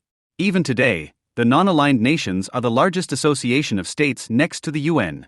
Although the blocs no longer exist, they still have 114 members. The power of large numbers was constantly brought into play by them and offered the opportunity to speak on behalf of the Third World, to act as the conscience of the world, and to make moral appeals. Declarations of intent were seen as achievements. In 1982, Indira Gandhi declared at the 7th Summit Conference of the Non-Aligned Movement, echoing the peace movement in Europe and the USA at the time, that the non-aligned movement was the greatest peace movement in history. Volker Matthys, Non-Alignment as Security Policy, 1983, page 4. Of course, this did not prevent India from arming itself to become a nuclear power.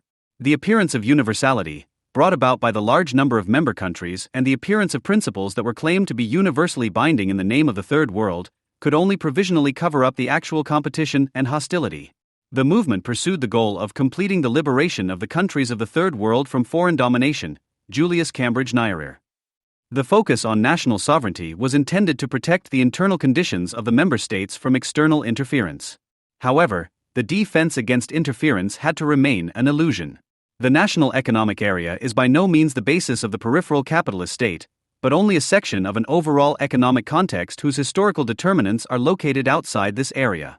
Only these internal and external parts together form the basis that determines the economic framework for the political sphere of a peripheral capitalist society. Nevertheless, the non-aligned movement's anti-colonialist understanding of sovereignty was justified by the requirements of catching up with primitive accumulation. This is still internalized today by those subjected to state sovereignty. As the Lebanese poet and journalist Abbas Baydoun reports, many Arab intellectuals are ready to fall back into their old lie. Opting for despotism to avoid falling into the hands of foreign rule is the lie that sums up half a century of our history. End quote.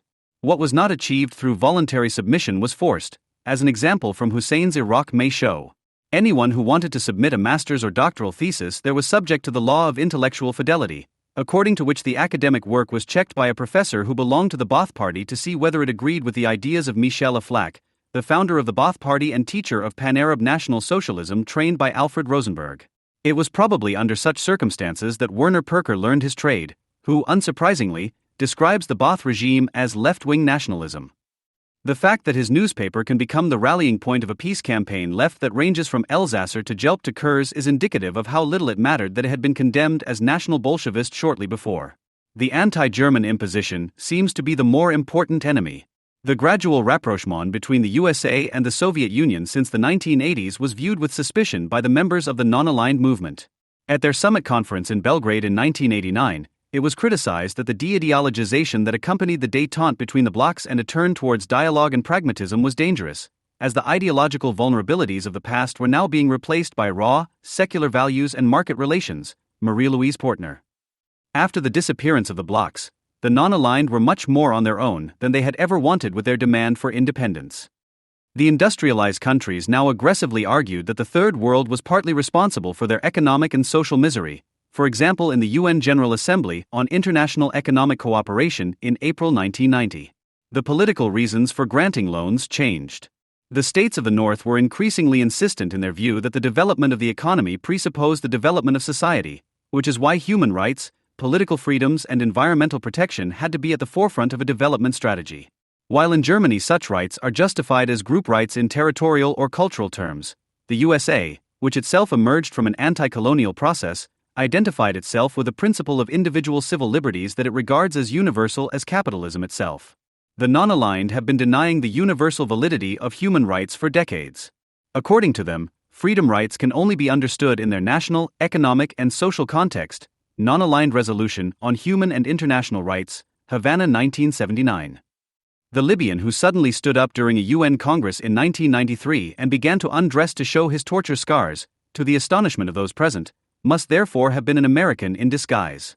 For who else would have had the arrogant idea of dismissing the Arab states' claim that human rights are of Western origin and incompatible with their culture with the question, are we Arab Muslims different from other people?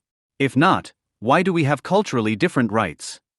With the disappearance of the Eastern Bloc, the anti-capitalist attitude of the non-aligned countries generally changed. After 1989 at the latest, anti-capitalist rhetoric was countered by the active acquisition of investments, aid and loans in order to be successful in the competition for limited resources. The devaluation of real socialist production that began with the opening up of the Eastern markets and the turn of the rich states towards Eastern Europe, which was undergoing restructuring, meant a further shrinking of resources for the countries of the Tricont. Rhetorical anti-capitalism, especially in its anti-global variant, now simply stands for state regulation. This often goes hand in hand with the annulment of any notion of development in order to advocate a sovereignism which, the less it is economically realized, is demanded as more cultural and thus ties in with identities of backwardness and cultural traditions that are manifestations of oppression. The fact that the critique of globalization is so readily linked to anti-Semitism is due to a rejection of the idea of development and the desire to present culprits. The continuation of Lenin's intention of 1917 that the prerequisites of civilization must be appropriated naturally falls by the wayside. The non-aligned movement struggles in vain to survive alongside other, more successful culture-fighting alliances such as the Arab League or the Islamic Conference Organization.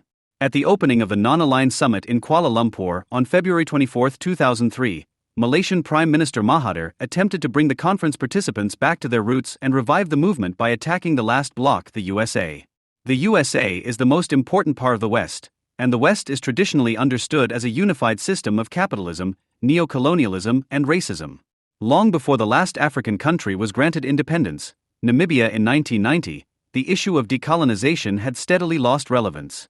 The joint declaration of the heads of state and government at the 7th Non-Aligned Summit Conference in Delhi in 1983 still listed everything that was seen as a consequence of colonialism and called for the fight against imperialism, colonialism, neocolonialism, apartheid, racism, including Zionism, and all forms of foreign aggression, occupation, domination, interference, or hegemony. From the Belgrade Summit Conference of the Non-Aligned Movement in 1989 onwards, this was significantly modified. Today, in the final declaration of Kuala Lumpur, there is hardly any mention of any of this. The fight against apartheid became increasingly important for agitation in the sense of a conscience of the world. Apartheid could not be sold as a culture or as an accumulation regime, as is the case with child labor, clan rule, or Sharia law. It became the symbol of a brutal and rejected capitalism. With its abolition, however, this moral trump card could no longer be played. In the Call from Colombia, 11th Summit Conference, 1995 in Colombia, the Middle East conflict therefore took the prominent position as the object of demonstration for injustice in the world. Here it seemed that what anti-capitalists stand up against continued to apply, a developed country against which a popular movement fights for independence and in the process becomes ever more entangled in misery, moral and material. And indeed, capitalism produces misery, also by producing such anti-capitalists. As a moral authority due to its apartheid past, South Africa has taken on a particularly credible and leading role in the fight against Israel and settler colonialism, advocating a policy of isolation, including the boycott and the severance of all diplomatic relations with Israel. At the UN Conference Against Racism in Durban in September 2001, the ANC presented a paper. Quote, "No international conference against racism can avoid a discussion on racist practices of the Israeli state against the Palestinian people. As the two previous conferences, 1978 and 1983, promoted a global condemnation of apartheid, delegates should condemn the oppression of Palestinians that is taking place, is 3W, October 2001, page 14. The then NGO Forum on Palestine called for the imposition of all the measures that were imposed on the apartheid regime. In Kuala Lumpur, a statement was also adopted by the 13th Summit of the Non-Aligned Movement on Palestine, which spoke of settler colonialism and sanctions against Israel and referred to the jurisdiction of the International Court of Justice. The official final document of the heads of state and government of the XIIth Summit constantly refers to Israel in a similar way. In this way, the fight against the Jews is becoming ever more closely linked to criticism of the West and capitalism, to which Germany no longer wants to belong. Prime Minister Mahathir has long been known for such a view of the world. Even during the last Asian crisis, he said, "The Jews are robbing the Palestinians of everything, but they couldn't do that in Malaysia," he said, "so now they are setting about devaluing the ringgit."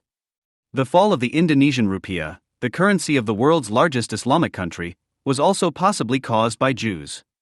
End quote. Unlike back then, anti-Semitism has now become commonplace at international conferences. An anti-Semitic international has formed against the Jews and Israel, for which the Jews represent everything that has already been assigned to neo-imperialism, imperialism, colonialism, neo-colonialism, apartheid, racism including Zionism, foreign aggression, occupation, domination, interference and hegemony. They have risen from the outpost of the West to its actual center. Daniel Patrick Moynihan's bitter complaint is as global and timeless as the nuisance to which it was directed, the United Nations, or rather its General Assembly, which Moynihan saw as a stage for dictators and tyrants.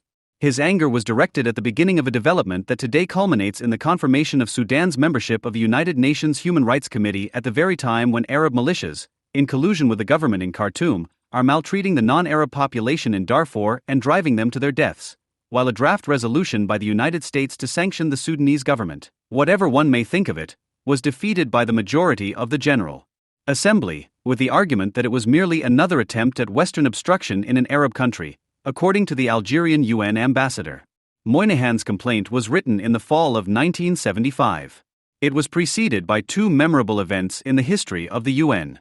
In July of that year, the first UN World Conference on Women was held in Mexico, at the end of which a handful of resolutions dealing almost exclusively with imperialist, racist and colonial oppression were introduced to the Third Committee of the General Assembly. Most of the time, however, was spent debating the draft resolution introduced by the Palestinian delegation, which condemned Zionism as a worldwide problem. The resolution, which later passed the Assembly as part of the Mexico Women's Package, called on all states and international organizations to support Palestinian and Arab women in their struggle against Zionism, foreign occupation and foreign domination, and to help them achieve their inalienable rights in Palestine, in particular their right to return to their homes. The second event was the infamous appearance of Idi Amin Dada before the United Nations General Assembly on October 1, 1975. The Ugandan dictator, who sent a telegram to the UN Secretary-General praising the Holocaust after the attack by Palestinian terrorists on the Israeli Olympic team, appeared before the United Nations General Assembly as chairman of the Organization of African States, OAS, to speak on the first UN resolution that not only condemned Israel, but also equated Zionism with racism. The so-called Z=R resolution, which remained in force until 1991. In his speech, Idi Amin called for the annihilation of the State of Israel and declared, "The United States has been colonized by Zionists who control all instruments of development and power. They own practically all the banking companies and the central communication facilities. They have infiltrated the CIA to make it a great danger to all nations and peoples who might oppose the Zionist conquest. They have turned the CIA into a death squad that is destroying every form of just resistance throughout the world." End quote. The United Nations General Assembly responded with a standing ovation. The Z=R resolution was adopted a few weeks later with an overwhelming majority and only 6 votes against. Moynihan's text, which is often referred to as the starting point of neoconservatism, was, according to the later U.S. ambassador to the UN's own myth-making, written on the night the resolution was adopted while the Secretary-General of the United Nations, Kurt Waldheim, who was still nicknamed Oberkellner at the time and whose Nazi file in the UN Secretariat was only later lifted, was having a Viennese waltz at the Waldorf Astoria. Incidentally, Moynihan did not become UN ambassador under Nixon, as is sometimes claimed, but under Ford. The examples are, admittedly, chosen with malice aforethought. The recently deceased Sir Peter Ustinov would certainly have come up with something else: vaccinations against measles epidemics and children's villages for war orphans.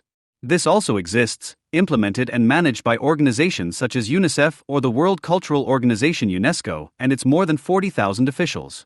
The UN maintains a total of 19 such sub-organizations, which are only monitored by an Office of Internal Oversight Services, whose employees are appointed by the General Secretariat, which in turn reports solely to the Secretary General. The organizational structure of the UN is a typical case of a bureaucracy that generates corruption and nepotism. There are therefore many examples of the failure of these giant organizations that are more serious than the two incidents in 1975, such as the total failure of the UN Secretariat with its 14,000 employees in the case of Rwanda, where reports about the preparation of a systematic murder campaign were ignored for months before the start of the killings, and the Secretary General Kofi Annan arbitrarily prevented all actions that might have prevented the massacres. The two examples, however, are each particularly indicative of an essential basic characteristic of the UN's annoyance, which runs like a red thread through all UN missions and resolutions. The hijacking of the World Conference on Women by the Palestinian delegation, which quite obviously did not address a single one of the many pressing problems of Arab women, must be seen as symptomatic. UN conferences are welcome opportunities for states and national delegations to find majorities and a hearing for irrelevant concerns. Resolutions such as the Z=R resolution from Mexico are pushed through outside of those bodies, such as the Security Council or the General Assembly, within which they are initially not capable of gaining a majority. UN conferences on women, the environment, climate and species protection regularly turn into tribunals against Israel and the USA, which are condemned for something that is usually at best only remotely related to the subject of the conference. This hijacking is perceived as so normal that none of the delegations present in Mexico, with the exception of the American delegation, apparently noticed how crazy it is for women to demand that Palestinian women should be allowed to return to their homes without at the same time demanding, at least pro forma, that honor killings, genital mutilation and the oppression of women in these homes should cease in future. Idi Amin's case, on the other hand, represents a similar mechanism of UN policy, but one that is less characterized by bitter conviction. Israel and Great Britain maintained good relations with the Ugandan dictator for a long time, but these were terminated in 1972 in protest at the expulsion of over 50,000 Asians from Uganda and the subsequent economic collapse. Only then, in February 1972, did Idi Amin turn to his Arab colleagues and receive economic and military aid from Libya. In return, Uganda supported the Palestinian cause.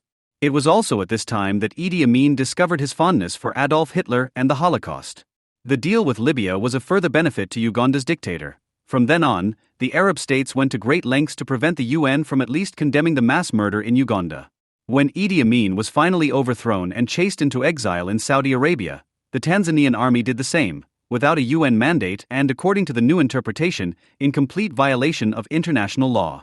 Both mechanisms, nationalist hijacking and coalition building fostered by patronage and favoritism, should be familiar when considering the work of the United Nations in Iraq. For 13 years, the UN played a decisive role in Iraq. The sanctions imposed on Iraq in 1990 were passed by the UN Security Council, just as various UN agencies never tired of blaming these sanctions for the suffering of the Iraqi civilian population. Contrary to what is now being suggested in the German press, the World Organization is far less popular among Iraqis than the coalition that toppled Saddam Hussein last year. It was not least the UN General Secretariat that did everything in its power to prevent the fall of Saddam until the very end. However, as soon as the war had begun, with the threat of a humanitarian catastrophe looming, the UN successively withdrew its aid agencies from the country. When the Iraqi resistance blew up the UN headquarters, the organization more or less ceased its activities. Since then, UN aid organizations have no longer been active in Iraq in any relevant form. The dispatch of a UN special envoy to Iraq was therefore welcomed in Germany and Europe as an important step towards a just post-war solution based on multilateral understanding. In the former Arab League official and Algerian Foreign Minister Lakhdar Brahimi, Kofi Annan had found a man who was entirely to the liking of the Europeans. The fact that Brahimi, an Arab Sunni politician of all people, was chosen as special envoy for a country whose problem is that the non-Arab and non-Sunni population has been ruled and oppressed by an Arab Sunni minority for decades, is only understandable within the logic of the United Nations. With Brahimi, one of the long-serving functionaries from the Arab camp was elevated to office, and one who, as Algerian foreign minister, maintained good contact with the Saddam government in Baghdad. Brahimi, who not only described Israel as poison in the region, but also told the New York Sun that he was proud never to have shaken hands with a Jew, was entirely in keeping with the personality structure preferred for critical dialogue in old Europe. It was therefore not only the Kurds who were up in arms against Brahimi's appointment, seeing in the UN envoy first and foremost a representative of a pan-Arab ideology, who never once uttered the word Kurdistan during his work in Iraq and who had denied the poison gas attacks on the city of Halabja in the 1980s. When Brahimi made a stopover in Paris, His remarks did not sound as if he wanted to help a new Iraqi transitional government, but was on a tour of support for the Palestinians, writes Dr. Sabah A. Salih. The idiom Brahimi used was by no means very different from that which characterizes Arab and Islamist militants. End quote.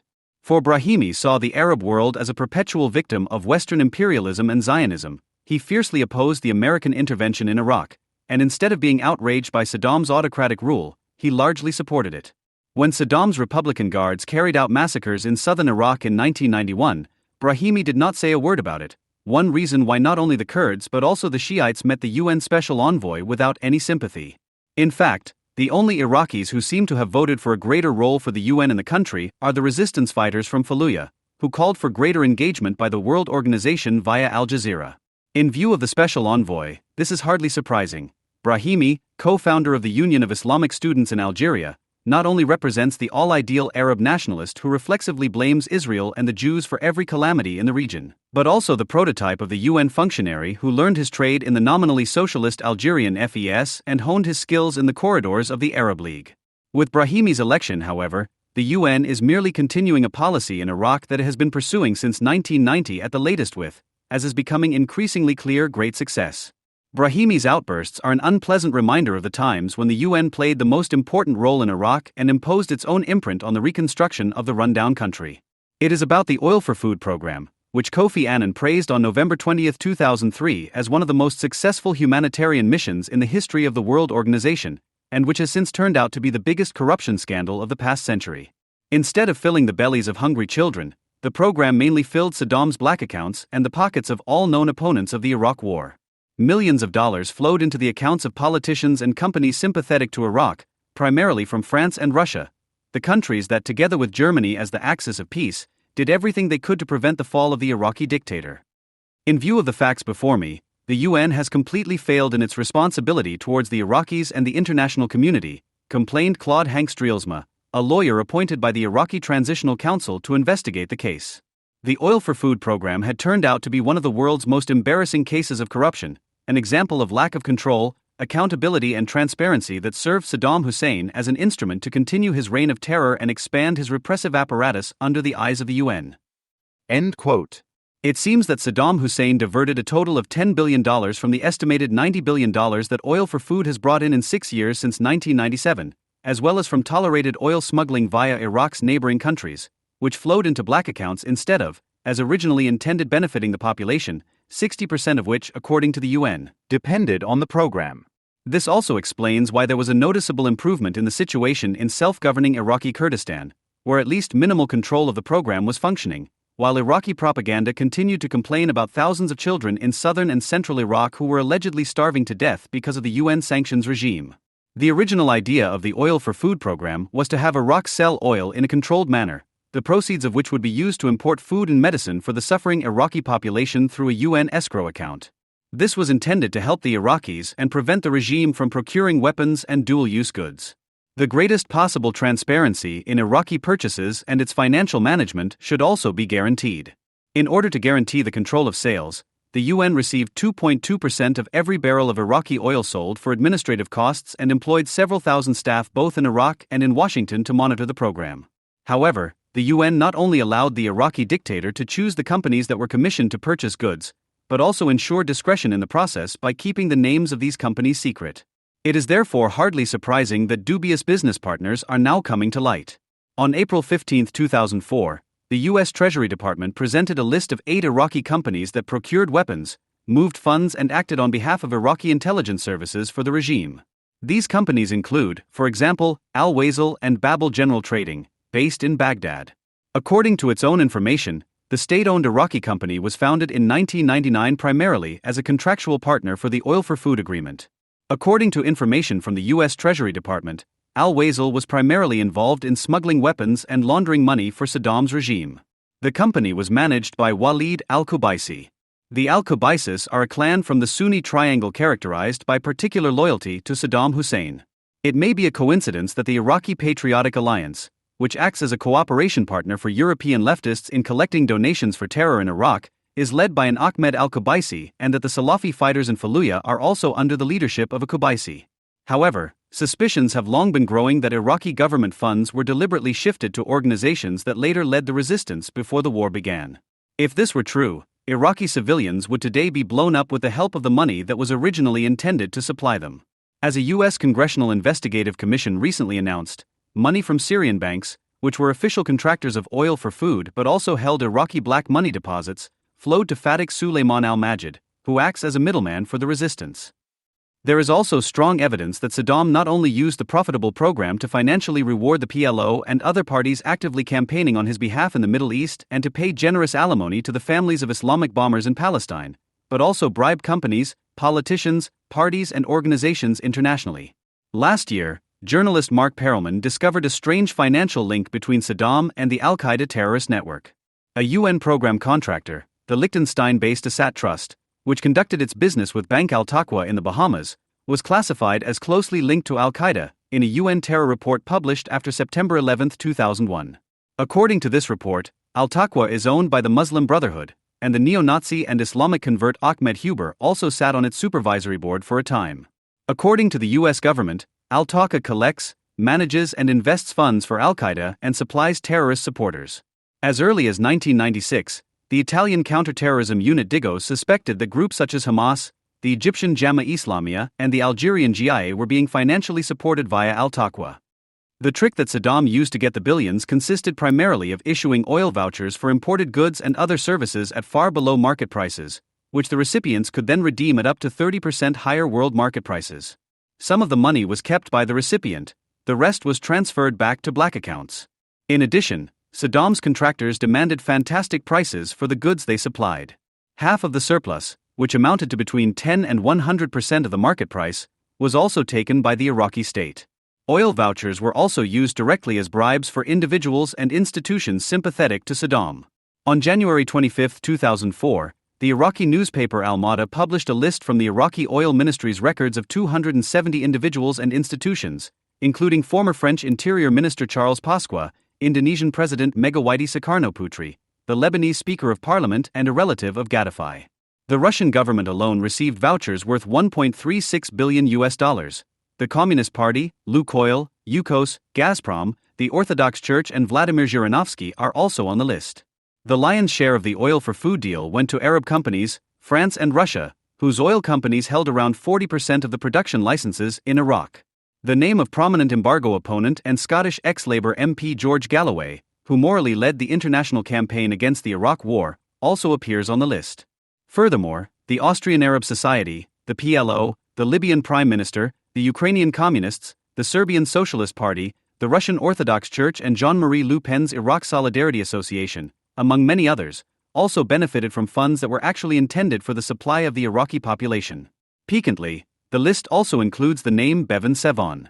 Sevan was the head of Oil for Food, appointed by Kofi Annan. Under his aegis, the UN made a commitment to Iraq to keep all contracts concluded with companies secret.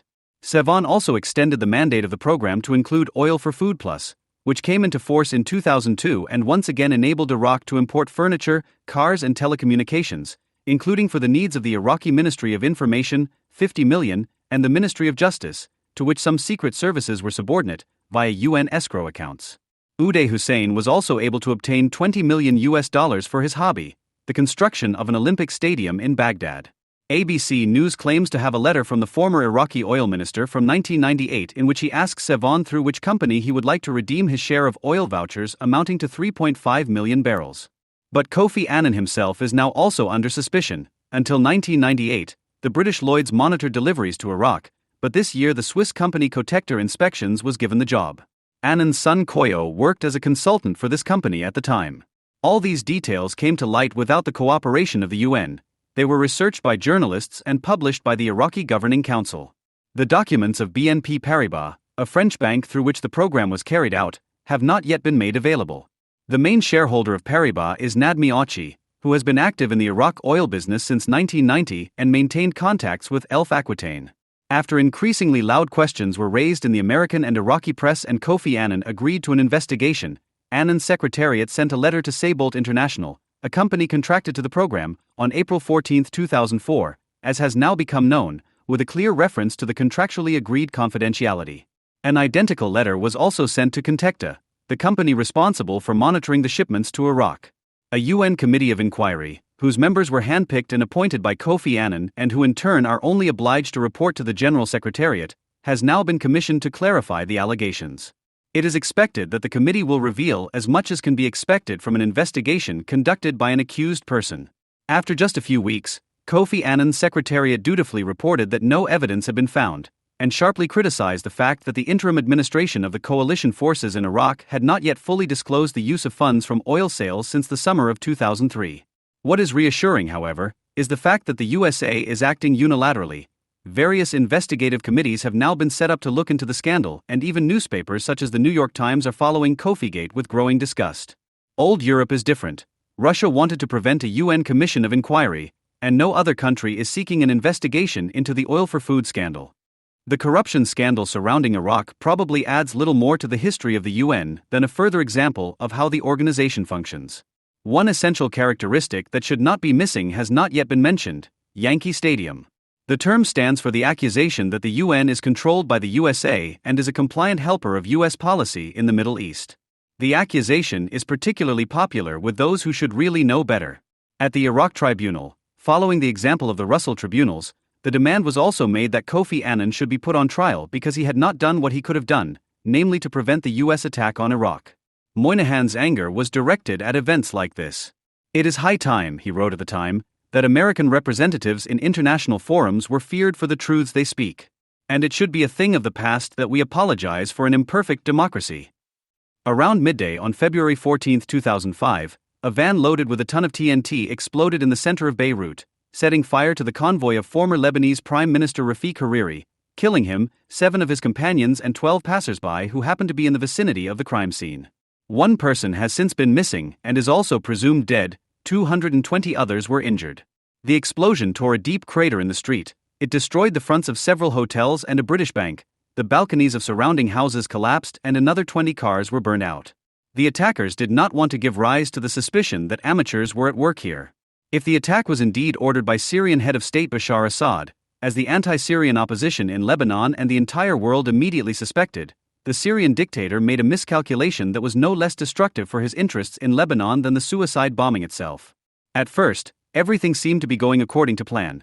Back in September of 2004, Hariri had been forced to resign by Syrian political maneuvering. At that time, the mandate of Lebanese President Emil Lahoud, a Syrian puppet, was expiring. According to the constitution, Lahoud would only have been allowed to act as president again after a break in office of one legislative term. However, Assad did not want to do without the services of his henchmen at any price, not even temporarily, as he was in a position to exert direct influence on Lebanese politics and, for example, to block every measure taken by the Lebanese head of government. After Lahoud's term of office was actually extended by a further 3 years on September 3, 2004, on the instructions of Damascus, Hariri resigned because he did not want to participate in this and other constitutional violations through which Assad was in the habit of ruling Lebanon. Hariri had already been summoned to Damascus at the beginning of August 2004 and warned by Assad of the consequences that would follow if Hariri were to defy Syria's orders. The meeting is said to have lasted no longer than 3 minutes, because what Assad had to say was said quickly: "If you or Chirac want to expel me from Lebanon, then I will break up Lebanon." In September the time had come. Hariri had to resign in order not to expose himself and his office to ridicule, but to Assad's displeasure he did not stop polemicizing against the Syrian occupation, even in opposition. Worse still, Hariri was not without success in uniting the opposition parties, which were considered notoriously at odds with each other, under anti-Syrian slogans for the parliamentary elections planned for May 2005, thus providing Assad with a sufficiently plausible motive for murder. Instead of silencing the anti-Syrian opposition, however, the attack strengthened Syria's opponents. Instead of dividing the opposition, they subsequently acted in unprecedented unity and mobilized first tens of thousands, then hundreds of thousands of their supporters against the occupiers and suspected murderers on the streets. Instead of securing Syria's rule in Lebanon, what ultimately followed was the capitulation of the occupying regime. On April 24, 2005, 2 months after the attack, all news agencies and newspapers reported that the last remaining Syrian soldiers were packing their bags and leaving Lebanese soil. Never before had an occupying force been seen to leave in such haste. Just a few years ago, Assad's calculations would have worked out if he had actually been behind the attack. And even today, it was not the mass demonstrations that prompted Assad to withdraw his troops. The Syrian Secret Service and Hezbollah could have easily dealt with the demonstrators. Unlike a year ago, however, the demonstrators now had the backing of America, and even Europe's axis of peace, Germany, France and Russia, supported their cause. If Assad had even attempted to end the crisis that he himself had knowingly triggered in the usual way, i.e. by force, the international community, presumably led by the USA, would have intervened in whatever way it could. Assad no longer had a choice at this point. The withdrawal of Syrian troops began almost immediately after the assassination. The pro-Syrian government under Omar Karami, which had been in office in Beirut since Hariri's resignation in September 2004, was dissolved for the first time on February 28, 2005, reinstated in March but deposed again in April. The pro-Syrian offensive in March owed its success to Hezbollah, which organized a pro-Syrian demonstration in Beirut on March 8, the same day that the Syrian troop withdrawal began, which, with around 500,000 participants, surpassed the anti-Syrian mass rallies of the weeks before. The opposition responded to the challenge the following week with a demonstration attended by 1 million people. However, Hezbollah had demonstrated clearly enough that it too intended to play a role in the national liberation of Lebanon and the democratic revolution. At the same time, Syria supporters proved that they had the will and the means to foment a new civil war with a series of bomb attacks in the neighborhoods of their mostly non-Muslim opponents, which cost the lives of several people and injured many. But all these maneuvers were not without danger for Hezbollah itself, as they increased the degree of attention it received, not only in Lebanon but also in Washington. Hezbollah's pretense of wanting to play a decisive role in the national liberation of Lebanon, and above all in the democratic revolution in Lebanon, clashed all too obviously with what it actually is, a heavily armed terrorist organization. Hezbollah dominates and represents the Shiites in the south of Lebanon, the largest united population group in the state. With an estimated 25,000 soldiers and weapons from Iran and Syria, including short-range missiles, it is the strongest political and military organization in Lebanon. The fact that Hezbollah's holy warriors participate in national legislation in the Lebanese parliament, while the state monopoly on the use of force is suspended in the parts of the country under its control, which makes a mockery of any state order, should be eliminated immediately by a democratic revolution. Hezbollah cannot therefore fill the power vacuum created by Syria's withdrawal with its own armed force and play at democracy at the same time. Under the current national and international conditions, it would have to submit itself to a process of democratization, give up its weapons and ultimately, disband as a terrorist organization. After all, a sovereign Lebanon would have national armed forces and could not tolerate any military formation within the borders of its sphere of influence which, like Hezbollah to this day, acts as a state within a state. No democratic parliament would tolerate members in its ranks who belong to a terrorist organization that is not necessarily politically, but financially and militarily dependent on a hostile power, Iran, and which endangers peace with rocket attacks and suicide bombings against a neighboring state, Israel. But these are still the prevailing conditions in Lebanon today. Hezbollah must decide, said George W. Bush after the assassination of Hariri, whether it wants to participate in the Lebanese revolution or remain a terrorist organization. But participation in the revolution presupposes the laying down of arms. One might have hoped that the great success, the Syrian withdrawal, which had been achieved through the consequent and unanimous intervention of America and Europe, would have spurred the international community to take further steps, because after all, on September 2, 2004, one day before Lahoud's unconstitutional re-election and barely 6 months before Hariri's assassination, the United Nations Security Council had not only called for an end to the Syrian occupation, but also for the disarmament of Hezbollah. Resolution 1559 was the result of a joint French and American initiative. However, the American president was alone in demanding that it would be Hezbollah's turn to lay down its weapons after Syria's withdrawal. Russia, which had agreed to the resolution, and even France, one of its co-initiators, refrained from supporting the American position and consequent and according to its own guidelines, from now also demanding the disarmament of Hezbollah. In reality, the resolution was not a joint French and American initiative, but merely the result of a compromise between the two states, as some think tanks report. Accordingly, the demand for the disarmament of Hezbollah was included in the resolution contrary to French preferences, but as a necessary condition for Washington's approval. Which is to say, France had nothing to do with this part of the resolution, it was the fault of the Americans, and France only agreed to it in order to keep its options open for objection in an emergency. In fact, this was just a repetition of the tragedy that took place before the Iraq War. Even then, some members of the Security Council were ultimately unable to decide to enforce the Iraq resolutions they themselves had passed against Saddam Hussein's resistance. Instead, they accused the Americans and British of unilateralism when they felt compelled to act without the support of the UN. In the case of Lebanon, it was once again the UN Special Envoy himself, Tarja Roed-Larsen, who was tasked with monitoring the implementation of Resolution 1559, who declared himself not responsible for the part of the resolution dealing with the disarmament of Hezbollah at the beginning of April. He simply claimed, "This particular demand in the resolution is not on my agenda at this stage of my work as special envoy for the implementation of the resolution," as if it were within his competence to set the agenda on his own authority and contrary to prior agreements. On April 27, 2005, Kofi Annan presented a report in which he openly admitted that there had been no progress in the disarmament of militias such as Hezbollah. And why? Because nothing had been done to carry out the disarmament. Rather, because the UN official in charge, Tarja Rood-Larsen, had nothing better to do in this regard than to assure that he did not intend to do anything. Najib Mikati, who had been appointed head of the Lebanese government until the elections, sounded the same note. Disarming Hezbollah was not an issue at the moment. He did not even consider it necessary to hide his view that nothing should be done to implement Resolution 1559 behind stalling phrases such as, "We are still talking about it," "When the time comes, we are still talking about it," "When the time is ripe," etc. Mikati, described by the media as a confidant of Assad, spoke blatantly as an advocate of Hezbollah. The government believes that the Lebanese armed resistance embodies the right of the people to defend their land and their dignity against Israeli aggression and threats until the complete liberation of Lebanese soil. Apart from the American and Israeli governments, which kept a low profile due to political considerations, only the Danish government initially defended all parts of Resolution 1559.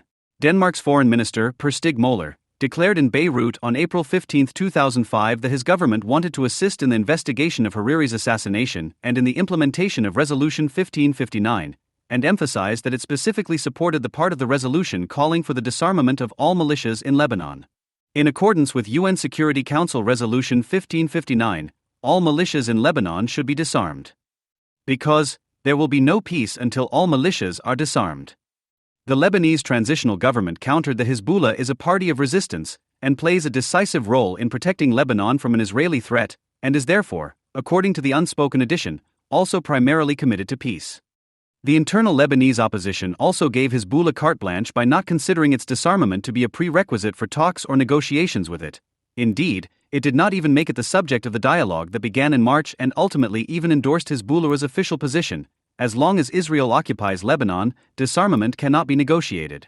The reference here is to the Sheba Farms, a small area in the triangle of Syria, Lebanon and Israel, which in the opinion of the United Nations belongs to Syria, which in turn wants to have it given to Lebanon.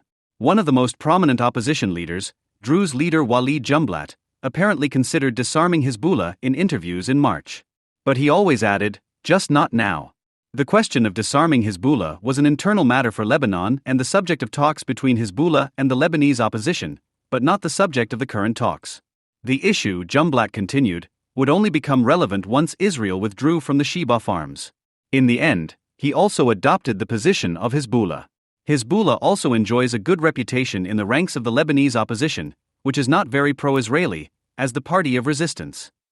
In January, Jumblat himself invited the anti-globalization movement to a strategy conference in Beirut, in which Hezbollah also took part at the instigation of the Italian radical left. The final declaration of the strategy conference consequent invoked the alliance with the Iraqi and Palestinian resistance. Resolution 1559 also concerns other militias active in Lebanon, e.g. Amal, and in particular Palestinian terrorist organizations, which are mainly active in the refugee camps and maintain their infrastructure, training camps and weapons depots in the south of Lebanon and in the east, in the Bekaa Valley. Most of their leadership resides in the party offices in Damascus. Until now, Syria's occupying forces and secret services and Hezbollah have offered them the comfortable opportunity to prepare attacks against Israel without having to fear the Israeli state's intervention. Although this does not always work out, as evidenced by isolated Israeli retaliatory attacks on camps of Palestinian terrorist groups or Hezbollah, most recently in January and May 2005. The Palestinian organizations, above all Hamas, Islamic Jihad and PFLP, which have their supporters among the 400,000 refugees, do not want to and will not give up their weapons voluntarily. An Associated Press reporter, Dana Abu Nasser, reported at the end of April on the combat readiness in the Palestinian camps and showed photos of military training with AK-47 rifles. The PFLP-GC, which has 12 military bases in the Bekaa Valley outside the so-called refugee camps, has also established itself here. At the end of April, however, the inhabitants of the surrounding villages also began to protest against the Palestinian soldiers, who, like the Syrian occupiers, they want to see disappear. The farmers in the Bekaa Valley want their land back so that they can cultivate it, and they want the occupiers, all occupiers, to finally leave and, as citizens, are convinced that there can only be one armed force in a sovereign state. We don't want a foreign army, we only want the Lebanese army.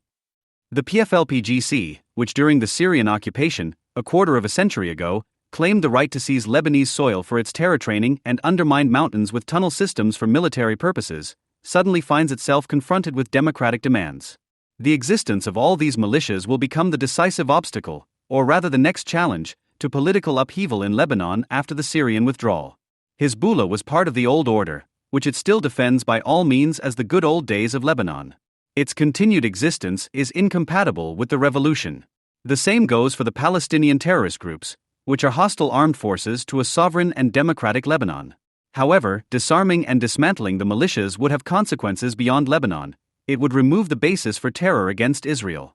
It will therefore not depend solely on the whim of Jacques Chirac or Tarja Roodlaarsen if and when the disarmament of Hezbollah comes back on the agenda. However, the disarmament of Hezbollah, Hamas etc. is also not solely a question of the revolution in Lebanon. Like the disarmament of Iran, it is on the immediate agenda of the war on terror, independently of the events in Lebanon. One could doubt whether it is a sign of the diplomatic skill and foresight of American foreign policy to have publicly emphasized only one of the 1,000 good reasons for overthrowing Saddam Hussein's Ba'ath regime by force, thus giving the opponents of the war the opportunity to make it appear to be the only one in the public perception, namely that weapons of mass destruction were being produced and hidden in Iraq and needed to be found. In this way, unreason was unwillingly played into the hands of unreason, as could be observed in the way the German and European mass media and the so-called international community gleefully exploited the meager results that the search for such weapons had so far brought to light. A heavy victory on points for the appeasers. The fact that Colin Powell, in a speech to the United Nations Security Council, based his accusation of the Iraqi government primarily on the fact that Iraq was hiding its biological and chemical weapons in mobile production facilities, relied on an informant of the Federal Intelligence Service, BND, as a key witness, who lived in Germany and whose true identity the BND hid from the CIA, allegedly for reasons of source protection, in order to be able to unmask him as a liar later with undisguised glee, confirm such doubts. One marvels at how unsuspectingly the American government waged the battle for the opinion of the world public in this case, and how easy it was for its opponents to pull the wool over the eyes of a partner who, despite all the warnings, still gave them a remnant of trust. Will a similar argument be made against Iran? The tendency is yes, but only the tendency. The result is different, at least so far. The political pressure that has been exerted on the Iranian rulers since the fall of the Iraqi Baathists last year is once again based on their weapons programs. The anti-Semitic ideology of the theocracy, which is what gives the state's reach for the nuclear bomb its dangerousness in the first place, which immediately justifies the need for intervention, is treated almost like a private matter for the mullahs. However, the reference to weapons in this case is made under different conditions than against Iraq. Iran's nuclear weapons program is so clearly advanced, its purpose so undeniably clear, and the Islamist regime so unimpressed by what is brewing against it that it no longer needs any subtle intelligence spying on the Iranian rulers to bring charges against this regime. The Iranian nuclear bomb is a real danger, and so this time it could be the appeasement tactics of the Europeans that are openly embarrassing themselves in front of the world. The efforts of European governments to protect themselves once again from a ruling clique that spreads terror and strives for the weapons with which it hopes to defy America and finally destroy the Jews are unmistakable. As early as June 2003, the director of the International Atomic Energy Agency, Mohammad El-Baradei, felt compelled to accuse Iran of not having fulfilled the obligations that the country had officially recognized as a signatory to the Non-Proliferation Treaty. Iran had in fact systematically tried to keep secret such components of its nuclear program that could be usable, if not intended, for military purposes. In March and May 2003, inspectors from the agency discovered traces of highly enriched, i.e. weapons-grade, uranium in a fully equipped enrichment facility in Natanz, 200 miles south of Tehran, after the facility, which was probably built in the mid-1990s, was discovered by Iran's National Council of Resistance in August 2002. This facility is a pilot plant for gas centrifuges, which is allegedly to be used for the production of low-enriched uranium fuel rods for equipping nuclear reactors to generate electricity, but at the same time supplies the regime with material for building nuclear weapons. It is probably the most advanced and dangerous facility that Iran currently has at its disposal. Natanz could be operated for the production of low-enriched uranium fuel rods until Iran decides that it wants weapons-grade material. It would not take long to enrich the low-enriched material into weapons-grade material. For example, if Natanz were operating at full capacity, and the final product, low-enriched uranium, 5% uranium-235, were repeatedly returned to the production cycle, the plant could yield enough weapons-grade material for a weapon within days. Directly next to this pilot plant, another commercial plant with a capacity 50 times greater is currently being built underground, i.e. invisible to satellites, and is due to go into operation in the course of 2005. With this underground facility, the Iranian rulers could, if they wanted to, produce the material for up to 30 nuclear weapons every year. In addition to the well-known light water reactors in Bushehr, whose construction was started by the German company Siemens and which are to be completed with Russian support, and the gas centrifuges in Natanz, the investigations of the International Atomic Energy Agency also brought to light the existence of a number of other facilities that could be relevant for the production of nuclear weapons. In August 2003, the inspectors again discovered traces of weapons-grade uranium, this time in the enrichment plant of the Kalai Electric Company in Tehran. A conversion plant in Isfahan, in which so-called yellow cake can be converted into uranium hexafluoride and uranium dioxide, showed Iran's efforts to establish a complete fuel cycle, which is a necessary technical prerequisite for a state that wants to upgrade itself as an independent nuclear power and must therefore be regarded as particularly sensitive. Plutonium was already separated from several kilos of uranium oxides at the Nuclear Research Center of the Jabr Ibn Hayyan Lab in Tehran in the 1990s. Iran is also working on laser enrichment technology at the Lashkarabad and Karaj facilities. While the inspectors were still busy examining these facilities more closely, in May 2003 the Iranian government announced its plans to build a reactor in Iraq, which would be operated with uranium dioxide, from the conversion plant in Isfahan and heavy water, and would thus be able to produce weapons-grade plutonium on a continuous basis. Apparently, the demonstrated openness was intended to reassure those skeptics who accused Iran of hiding behind its program for the peaceful use of nuclear energy only the pursuit of a weapon of mass destruction, because after all, the reactor was only there to produce radioisotopes for medical and industrial purposes. However, the inspectors did not fail to notice that the construction plans made no mention of so-called hot cells, which are necessary for the production of radioisotopes. The Islamist negotiating partners countered that they would of course submit the construction plans for hot cells later. Either way, this reactor would enable Iran to produce a good 10 kilograms of plutonium for the construction of 1 or 2 nuclear bombs per year. El-Baradei still did not want to draw the conclusion from this and other evidence that the American and Israeli governments had long since drawn, namely that the Iranian nuclear program is in fact a nuclear weapons program. Nevertheless, on September 12, 2003, after it had become apparent that the expansion of the facilities was proceeding unabatedly, contrary to assurances to the contrary and despite or even because of international pressure, the International Atomic Energy Agency issued an ultimatum calling on the Iranian government to answer questions by October 31 about the origin of residues of highly enriched uranium and the function of previously undeclared facilities that could lead to the conclusion that their nuclear program had an unpeaceful purpose. If it failed to meet this deadline, El-Baradei threatened to refer the matter to the United Nations Security Council and impose appropriate sanctions. Although El-Baradei's ultimatum did not excite anyone in Tehran, it did prompt some European governments to engage in lively secret diplomacy, which led to the British, French and German foreign ministers embarking on their sensational trip to Iran on October 21 for talks with President Khatami, Foreign Minister Karachi and Hassan Rouhani, the head of the National Security Council. The obvious purpose of the visit was to help Iran out of its predicament at short notice and had apparently been so well prepared by the Secretaries of State in London, Paris and Berlin, as well as by high-ranking officials who had already been in Tehran the previous week, that the visitors arrived with the certainty that they would be able to resolve the crisis peacefully. And that is exactly what happened.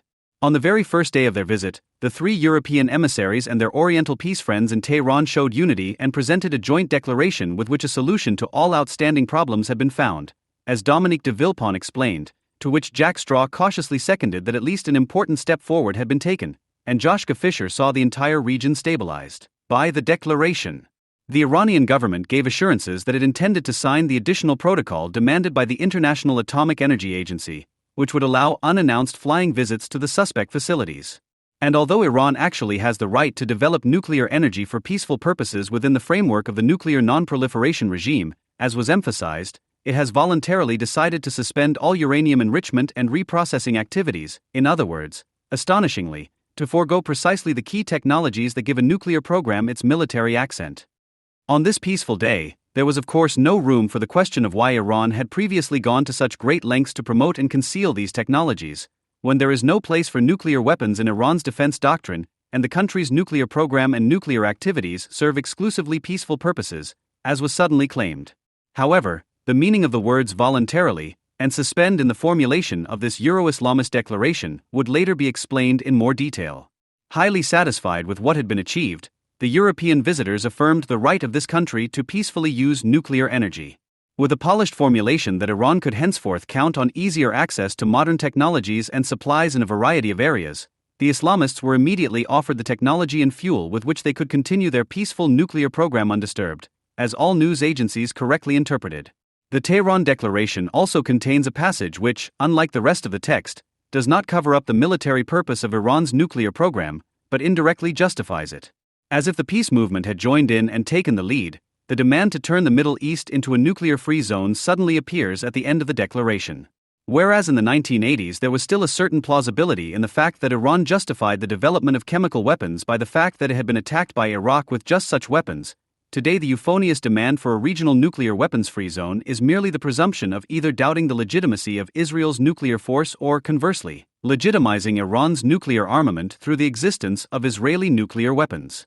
This passage alone would have been enough to cast fundamental doubt on the seriousness of the whole enterprise.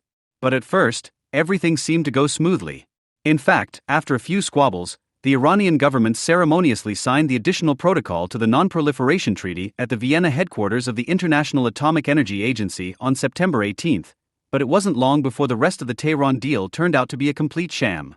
Even during the talks with the three European ministers, Security Council Chief Rouhani had declared that Iran reserved the right to restart uranium enrichment and reprocessing, which had just been promised to be suspended, at any time if it was deemed necessary. This is what the word voluntary had meant. Consequently, it was not considered necessary to suspend operation and work on the relevant facilities even temporarily. The plants are presumably still in operation to this day, and work on the new buildings is probably continuing apace. Although the Iranian government announced for the 100th time on March 29, 2004 that it had long since suspended uranium enrichment, it had in fact only officially announced the commissioning of the conversion plant in Isfahan the day before, although it had been known since February at the latest that it had long been in operation. Not accepting any evidence as proof of the real purpose of Iran's nuclear program, unless the clerics voluntarily confessed, this European opposition to the American stance became increasingly ridiculous, which even caught the attention of the German Foreign Ministry, which felt compelled to issue the following statement on March 31. We have taken note of the recent statements by the head of the Iranian Atomic Energy Organization, Mr. Gholam Reza Aghazadeh, on the immediate commissioning of a uranium conversion plant in Isfahan. This announcement sends the wrong signal regarding Iran's willingness to implement a suspension of uranium enrichment-related activities. End quote. The French and British foreign ministries issued identical statements. Even El-Baradei, who was already involved in the Tehran deal and the whole hide-and-seek game, could no longer avoid putting his skepticism regarding the credibility of the Iranian government on record in April, which of course did not prevent him from feeding the illusion that one could rely on agreements with avowed anti-Semites with ever-new agreements. The game of hide-and-seek had long since become a kind of game of hare and hedgehog. Whenever a new agreement emerged, a new headline about Iran's weapons program was already out. First, the news agency Reuters reported on April 2 that the International Atomic Energy Agency had discovered highly enriched uranium in nuclear facilities other than those already known, and immediately explained to its non-expert readers how they should understand the fact that the fissile material found contained 90% of the isotope U-235. Quote, uranium with such a high concentration of U-235 has few civilian applications, but it is the ideal degree of purity for a nuclear bomb. End quote. On April 6, El-Baradei had already reached another agreement after talks in Tehran, and was extremely satisfied that the Iranian government had agreed to a timetable, that it had given assurances that it would come forward in May with more precise information about its nuclear program and prove that it had no intention of producing nuclear weapons. On the same day, the message came from Tehran that construction of the heavy water reactor in Iraq was to begin in June. As a reminder, the conversion plant, whose commissioning had been officially announced a week earlier, will supply the uranium dioxide for the operation of this reactor, the hot cells needed to produce the radioisotopes for medical purposes, for which the reactor is supposedly being built, are missing from the construction plans. The only certainty is therefore that the plant, when operational, will produce the explosives for 2 plutonium bombs per year. The fact that one of the world's largest oil exporters would suffer from such an energy shortage that it would have to build one nuclear reactor after another and a complete nuclear fuel cycle in such a hurry as if all the lights would go out in the whole country tomorrow, was only believed from the beginning by those who absolutely believed it themselves or wanted others to believe it. If the lack of electricity were the problem and the country wanted to make provisions for the future, it would have to be advised to be patient and use solar energy. A look at another weapons program, which is being pursued with no less energy, confirms that the Iranian Islamists have other plans. As we know, a nuclear bomb is not much use if you can't fire it at your enemies. Consequently, Iran needs missiles. The scale and progress of Iranian missile production far exceeds that of the former Iraq, which had barely progressed beyond the development of a few short-range missiles. Since the mid-1990s, Iran has not only had around 700 Scud missiles of various types with ranges of up to 700 kilometers, but also, since mid-2003 at the latest, an unknown number of medium-range Shahab missiles with ranges of over 1,500 kilometers, which are aimed at Israel.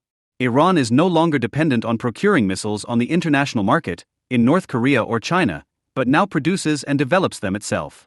For some years now, it has also been working on the development of intercontinental missiles with ranges of over 6,000 and 8,000 kilometers. No military strategist would ever think of having intercontinental missiles if he did not intend to equip them with nuclear warheads.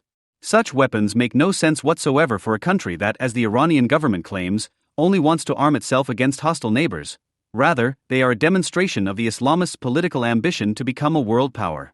After the new Shahab 3 medium-range missiles were officially handed over to the Revolutionary Guardian Council in July, 6 of these weapons of mass destruction were presented to the public for the first time during a military parade in Tehran on September 22, 2003. They bore the inscriptions, "We will crush America under our feet, and Israel must be wiped off the map." It was announced over loudspeakers that the missiles had a range of 1,700 kilometers and were capable of striking the heart of the enemy. Of course, these weapons are also supposedly for purely peaceful purposes. President Khatami, who attended the parade, explained this in his speech. Iran is threatened by foreign enemies, but does not seek to possess nuclear weapons itself. Quote, "We are fundamentally against the proliferation of weapons of mass destruction and the existence of nuclear weapons in general." End quote. He also did not forget to accuse some foreign governments that accused Iran of striving for nuclear weapons of hypocrisy, as they simultaneously tolerated the nuclear armament of the Zionist regime. This is exactly the same argument that flowed into the Tehran Agreement, a month later under the heading Nuclear Free Zone. Iran may not have nuclear weapons, but justice means equality of arms. Less closely followed by the media, the same thing is happening with the missile program as with the nuclear program. You hide what is not yet ready and later present the ready-to-use weapon. The announcements made by the Iranian defense minister regarding the development of a successor to the Shahab 3, the Shahab 4 with a range of over 2,000 kilometers, and intercontinental missiles must be judged by this standard. Ali Shamkhani declared in November last year that Iran would never build such missiles, and in March this year that it had no intention of doing so at the moment. However, he had already announced in January that Iran would soon deploy a satellite and had developed its own system to launch it into space, leading a BBC writer to the obvious conclusion: Iran has already developed a long-range missile. And Shamkhani confirms, Iran will be the first Islamic country to enter the stratosphere with its own indigenous transportation system. The Islamic Republic space program is one of the most important means of deterrence for the country. There was a time when the Persian Gulf was a source of danger to the Islamic Republic, but today, with the power we have attained, no regional or non-regional power can harm us. End quote. The satellites are needed to target the intercontinental missiles. Since the Europeans obviously intend to sit out this danger as well, the American government took the initiative last October with plans for a missile defense system in southeastern Europe in order to be able to fend off a missile attack by Iran if necessary. Because a dispute with the appeasniks of old Europe and NATO is once again foreseeable, Washington has resorted to concluding bilateral agreements with the new NATO members Romania and Bulgaria, through which it hopes to realize the plans by 2006. Although the Iranian nuclear weapons program is well advanced, the facilities are not yet in full operation, i.e. not yet contaminated with fissile material. At present, both America and Israel are preparing to put an end to the mullah's activities, which are becoming more dangerous by the day, with targeted military strikes. Last October, it was reported that the Israeli Secret Service had finalized plans to attack and destroy 6 Iranian nuclear facilities with F-16 fighter jets, similar to those used in Iraq in 1982. So far, the Europeans' policy of appeasement has only served to relieve the Iranian regime of American pressure. The political leeway they have thus created has enabled the Iranian nuclear bomb to be developed further and further, the completion of which is unlikely to undermine the power of the so-called fundamentalists in government, which the advocates of uncritical dialogue with Tehran constantly claim is the purpose of the exercise. Only the determination to strike a blow against Iran's nuclear armament would remind the regime of the limits of its power. Whether such determination alone would induce moderation, however, is questionable. Ultimately, only the destruction of the facilities would provide the necessary certainty that no nuclear weapons will be in the hands of Iran's holy warriors in the future. Imagine if researchers were able to develop a simple method for reading a person's unconscious thoughts and conscious ulterior motives. Not only for politicians such as Yasser Arafat and Joschka Fischer, such a lie detector would save a lot of effort that would otherwise be required for research, analysis, speculation, and argumentation if one wanted to reveal the discrepancy between what was said and what was meant. For example, if you wanted to know whether Iran's nuclear facilities are really intended for energy production, as the innocent lambs in Tehran constantly and seemingly unconcernedly claim, or whether they are intended for the production of nuclear weapons, all you would have to do is press the button during an Ayatollah speech and you would know. The laborious investigations by the inspectors of the International Atomic Energy Agency, IAEA, and the endless begging of its director for the government in Tehran to back up its supposed peaceful intentions with halfway coherent information were suddenly revealed to be just as nonsensical as the behavior of European diplomacy, which knows how to cover up every new breach of contract by Iran with even more implausible agreements and assurances. And it would not take much effort to find out whether their seemingly grotesque plan to dissuade the Iranian leadership from its crash course through persuasion was not merely intended from the outset to cover their backs until they could only be dissuaded from fabricating a nuclear bomb by force. Of course, we do not need such tools to uncover the lies used to justify anti-Semitic terror worldwide in order to protect ourselves from criticism and resistance. When, for example, the Palestinian president purrs into the microphone of a CNN reporter that he desires nothing more than peace with Israel and condemns terror, one need only refer to the speeches he makes in Ramallah in front of his home audience or take a look at the teaching material in one of his schools to recognize the nature of such pretended despair, from which the tenor arises. The German foreign minister's Sunday speeches about peace and reconciliation between the West and the East should be measured against the deeds of Marwan Barghouti, who, as leader of the Tanzim and Al-Aqsa Martyrs Brigades, organized the terror in the West Bank with the millions that the European Union pours into the pockets of the Palestinian Authority every month until Israeli forces arrested and imprisoned him in April 2002 during Operation Defensive Shield. Finally, the purpose of Iran's nuclear facilities can be determined by a simple analysis of their technical characteristics and the policies of the facility operators, namely the clique that has ruled Iran since the so-called Islamic Revolution of 1979 and now wants to build it into a world power.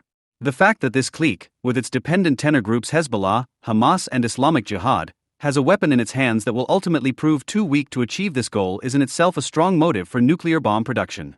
The fact that the purposes and motives of the policies of such ruling gangs cannot be determined at the touch of a button increases the effort required to determine them, but does not affect the quality and accuracy of the result. No apparatus, however sophisticated, could extract from the inside of an Ayatollah skull what has not already been revealed by his deeds. However, there is a lack of persuasiveness for those who cannot or do not want to understand the analysis, because for them the result has no other quality than the lie it denies. One assertion is like another, it can be believed or not. And the fact that world opinion is based on faith rather than analysis is the basis of the propaganda of the holy warriors, including that of the Iranian ruling clique. They can lead the world public by the nose, because the world public can be led by the nose.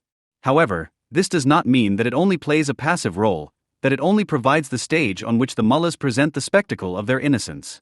It is not only active as a forum that cultivates an uncritical dialogue with Iran, but rather as a mouthpiece in the common struggle for the future of the world, for peace and justice, against imperialism, racism, individualism, and Zionism. The IAEA, the competent organ of the United Nations, whose task it would actually be to prevent the establishment of new nuclear powers, is itself involved in obscuring Iran's intentions instead of clarifying them. For 2 years, the IAEA has been aware of Iran's nuclear weapons program, which until then had been successfully kept secret. The reports of its inspectors, who have been carrying out site visits in Iran since spring 2003, document every technical detail and the function of every single facility in the nuclear weapons program and provide complete evidence. Work on the facilities for enriching uranium and plutonium is now so far advanced that Iran will have its first nuclear weapons in 2 or 3 years' time, provided no one prevents it from doing so. Since Tehran voluntarily committed itself to this in October 2003 in an agreement with Great Britain. France and Germany in October 2003, Tehran voluntarily undertook to suspend all activities in connection with uranium and plutonium enrichment. Further details have become known about the scope, progress and nature of the nuclear weapons program, in particular about the development and production of advanced P2 centrifuges, about the extent of experiments with various laser enrichment techniques, and about experiments with the production of polonium-210, which is used together with beryllium as a neutron initiator in nuclear weapons. However, Iran only allowed inspectors to visit in April 2004 to check whether the voluntary commitment to suspend uranium enrichment was being adhered to, 6 months later than agreed, after Mohammad El-Baradei, director of the IAEA and usually the calmest of men, sent a half-loud threat to Tehran in March. El-Baradei is annoyed that he is officially obliged to collect evidence, but that Tehran does not appreciate the value of his services. The voluntary commitment to suspend uranium and plutonium enrichment, verified by his inspectors, should only prove that his agency is doing meaningful work, is monitoring things, and that Iran is actually pursuing exclusively peaceful intentions and has nothing to hide. What is not fully understood in Tehran is that El-Baradei does not have to bring charges against Iran for the evidence he collects. He has never done so, and that is not what his employers, the international community, in this case the United Nations and its Islamic German European majority, want him to do. He should not really worry, but rather make sure that nobody worries. The international community thus has the feeling that something is being done, and the world public is reassured. Consequently, although the director himself is regularly concerned, sometimes even seriously concerned, he can never bring himself to state that Iran is not complying with the treaties it has signed and that the military purpose of its nuclear program, which can be inferred from the characteristics of the technologies used, constitutes a breach of the Treaty on the Non-Proliferation of Nuclear Weapons, whose supervisory authority is the IAEA. In its resolutions on Iran, the formula "does not fully comply" is repeated over and over again to express the fact that Iran is not complying with the treaty, but is not breaking it either. As far as possible, these resolutions, written in a worried tone, avoid the key word that would classify Iran as a crisis case and put it on the agenda of the United Nations Security Council, as the American government has been demanding for the past year, non-compliance. This term, which would fix the breach of contract, is the strongest weapon that El-Baradei has, a weapon that he does not want to use against Iran, however. But the Ayatollah knows no mercy.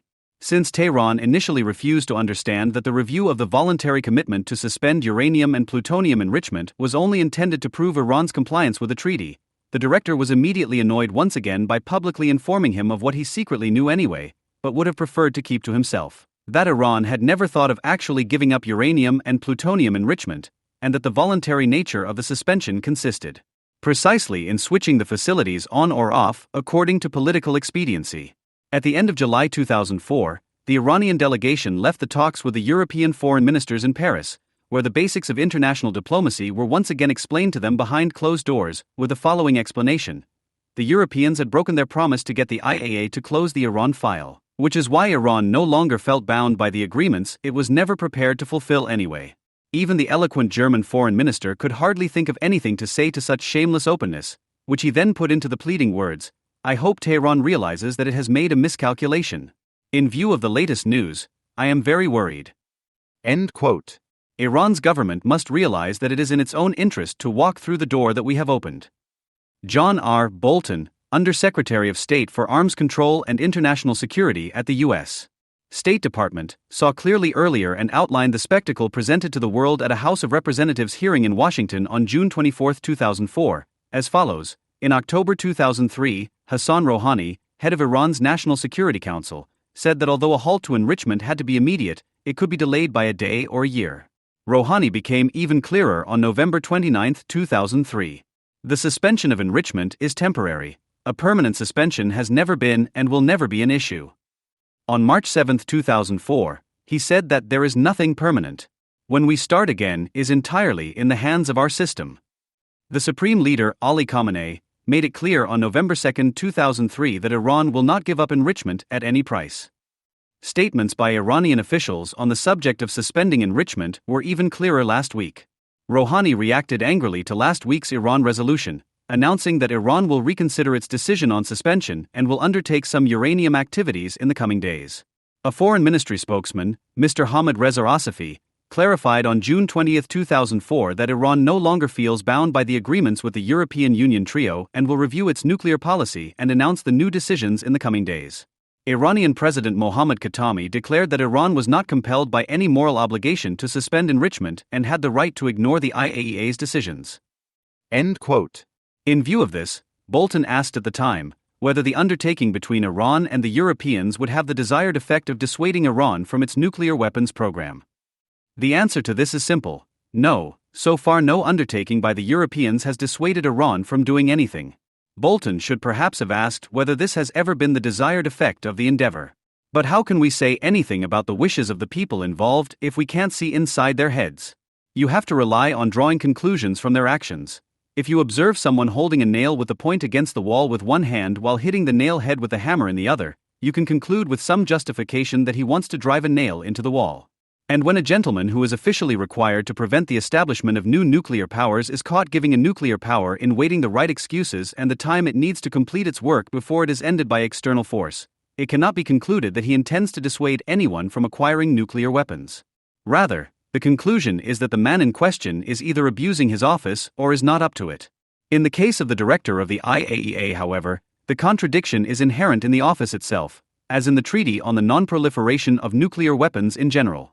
This treaty expressly grants every state the right to the peaceful use of nuclear energy, which Tehran likes to refer to time and again.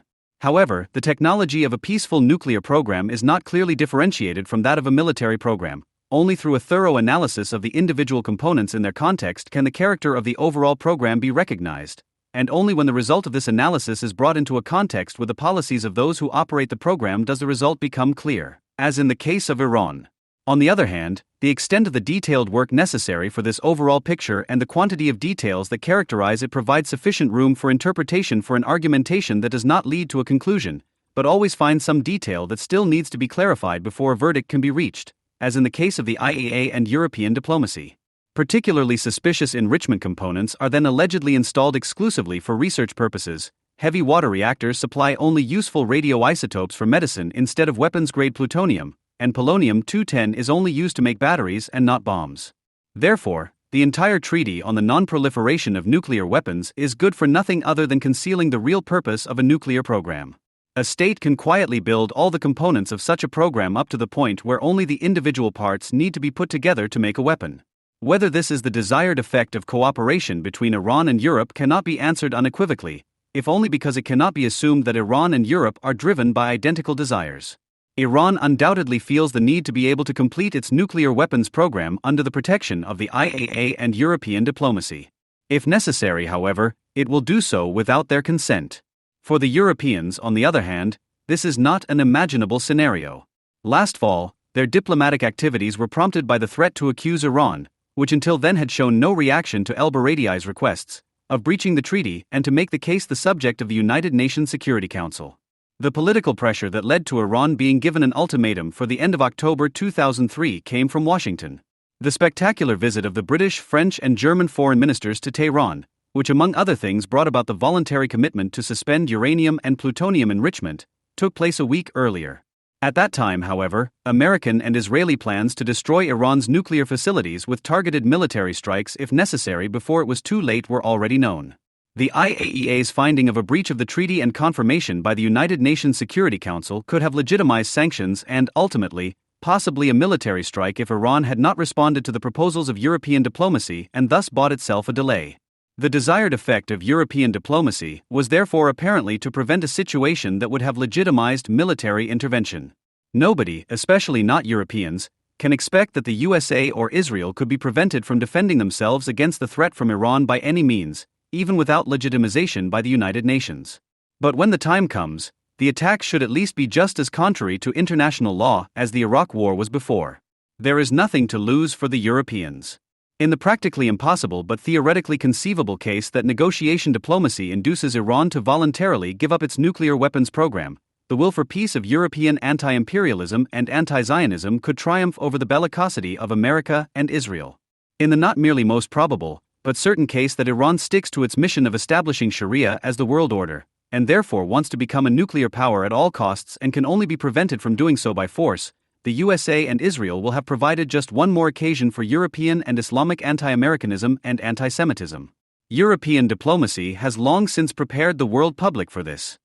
The third case, namely that Iran does not abandon its plan to complete the first nuclear bombs in 2 or 3 years and nobody prevents it from doing so, is unacceptable to the USA, and Israel must rule it out for itself, as an Iranian nuclear bomb would immediately call its existence into question. Israel is still confident that it can withstand the threat posed by Iran, an assessment that is a prerequisite for the Israeli Air Force's plans to destroy Iran's nuclear facilities by means of a targeted, effective, and short military operation if necessary. Even if Israel clearly states its intentions, which are limited to the destruction of the militarily relevant facilities of the Iranian nuclear weapons program, it would have to reckon with retaliatory strikes. If it had doubts as to whether it could withstand them, the plans would be useless. Israel still considers the risk to be calculable. However, Iran's nuclear armament would change the balance of power dramatically and incalculably to Israel's disadvantage. Tehran has been thinking about acts of revenge for a long time. As early as February 2002, Iranian Defense Minister Ali Shamkhani hinted that Iran would respond to an Israeli attack on its nuclear facilities in a way that no Israeli politician has ever dreamed of. Alluding to the destruction of a nuclear reactor in Iraq, where the production of a nuclear bomb was also nearing completion at the time, by the Israeli Air Force 20 years ago, Shamkhani said, "Iran is not a small country like Iraq.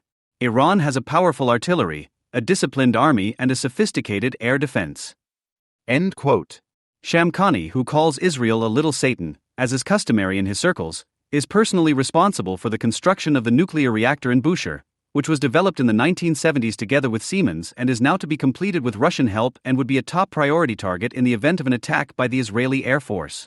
Most recently, the aforementioned head of Iran's National Security Council, Hassan Rouhani, threatened Israel with painful consequences in the event that it attacks Iran's nuclear facilities. Quote, "I don't think Israel will do such a stupid thing because it knows exactly how we will respond." End quote. The threats remain nebulous, which is why anything can be expected. Israel believes it can defend itself against attacks with medium-range missiles, which Iran has had at its disposal since last year, thanks to its Arrow missile defense system, which was developed with American help and successfully tested at the end of July. However, Iran also possesses chemical weapons. The most dangerous, almost incalculable weapon that the country currently possesses, however, are the terrorist groups that threaten Israel from Lebanon and the Palestinian Autonomous Territories, Hezbollah, Hamas, and Islamic Jihad. Iran pays, arms, and commands these terrorist gangs, while they have their offices, training camps, and weapons depots in Syria and Lebanon, where Hezbollah runs a state within a state. It would not take much more than a wink of an Ayatollah's eye for Tehran to order a massacre carried out by Hezbollah in Israel or against Jews in another part of the world, comparable, for example, to the bombing of the headquarters of the Israeli community in Buenos Aires in July 1994, in which almost 100 people were murdered. Nor will Israel be protected from this by German secret diplomacy, which is so good with Hezbollah that it knows how to free active fighters from prisons in exchange for Israeli soldiers it has murdered. Nevertheless, Israel will act if no one else does. The situation is not fundamentally different for the USA. Washington has known very well who Hezbollah is since it forced American troops to withdraw from Lebanon with an unprecedented wave of suicide attacks in 1983 and inspired Islamist terror worldwide through the successful use of this weapon. Even then, Imad Fayez Mugnia was involved in one of the most serious attacks. Quote, "The attack against the U.S. Marine Corps in Beirut was a particularly spectacular attack. A large truck loaded with 5,450 kilograms of TNT broke through the main gate into the complex and exploded in the building, completely destroying it. 241 American soldiers were killed. The FBI's forensic laboratory described the bombing as the largest conventional attack in the world that its experts had ever investigated." End quote. Mugnia is now the number 2 in the Hezbollah hierarchy, responsible for the military execution of attacks and liaison to Iran in the Shura, the tenor organization's political and military decision-making body. He is probably the key figure for the connections between Hezbollah, Iran, the Palestinian Islamists, and Al-Qaeda, the right man for planning an act of revenge. The USA, where Hezbollah, like Al-Qaeda, can fall back on terror cells, so-called sleepers, which can be awakened from Tehran at any time, is therefore hardly less at risk than Israel itself, despite its more favorable geographical location compared to Israel. In addition, Iran would react to an American attack on its nuclear facilities with revenge actions in Iraq, carried out by the tenor groups under its command there, such as Hezbollah or the so-called Revolutionary Guards. But the USA will also act if no one else does, because the nuclear arming of Iran would be a setback in the war against the tenor that could hardly be corrected.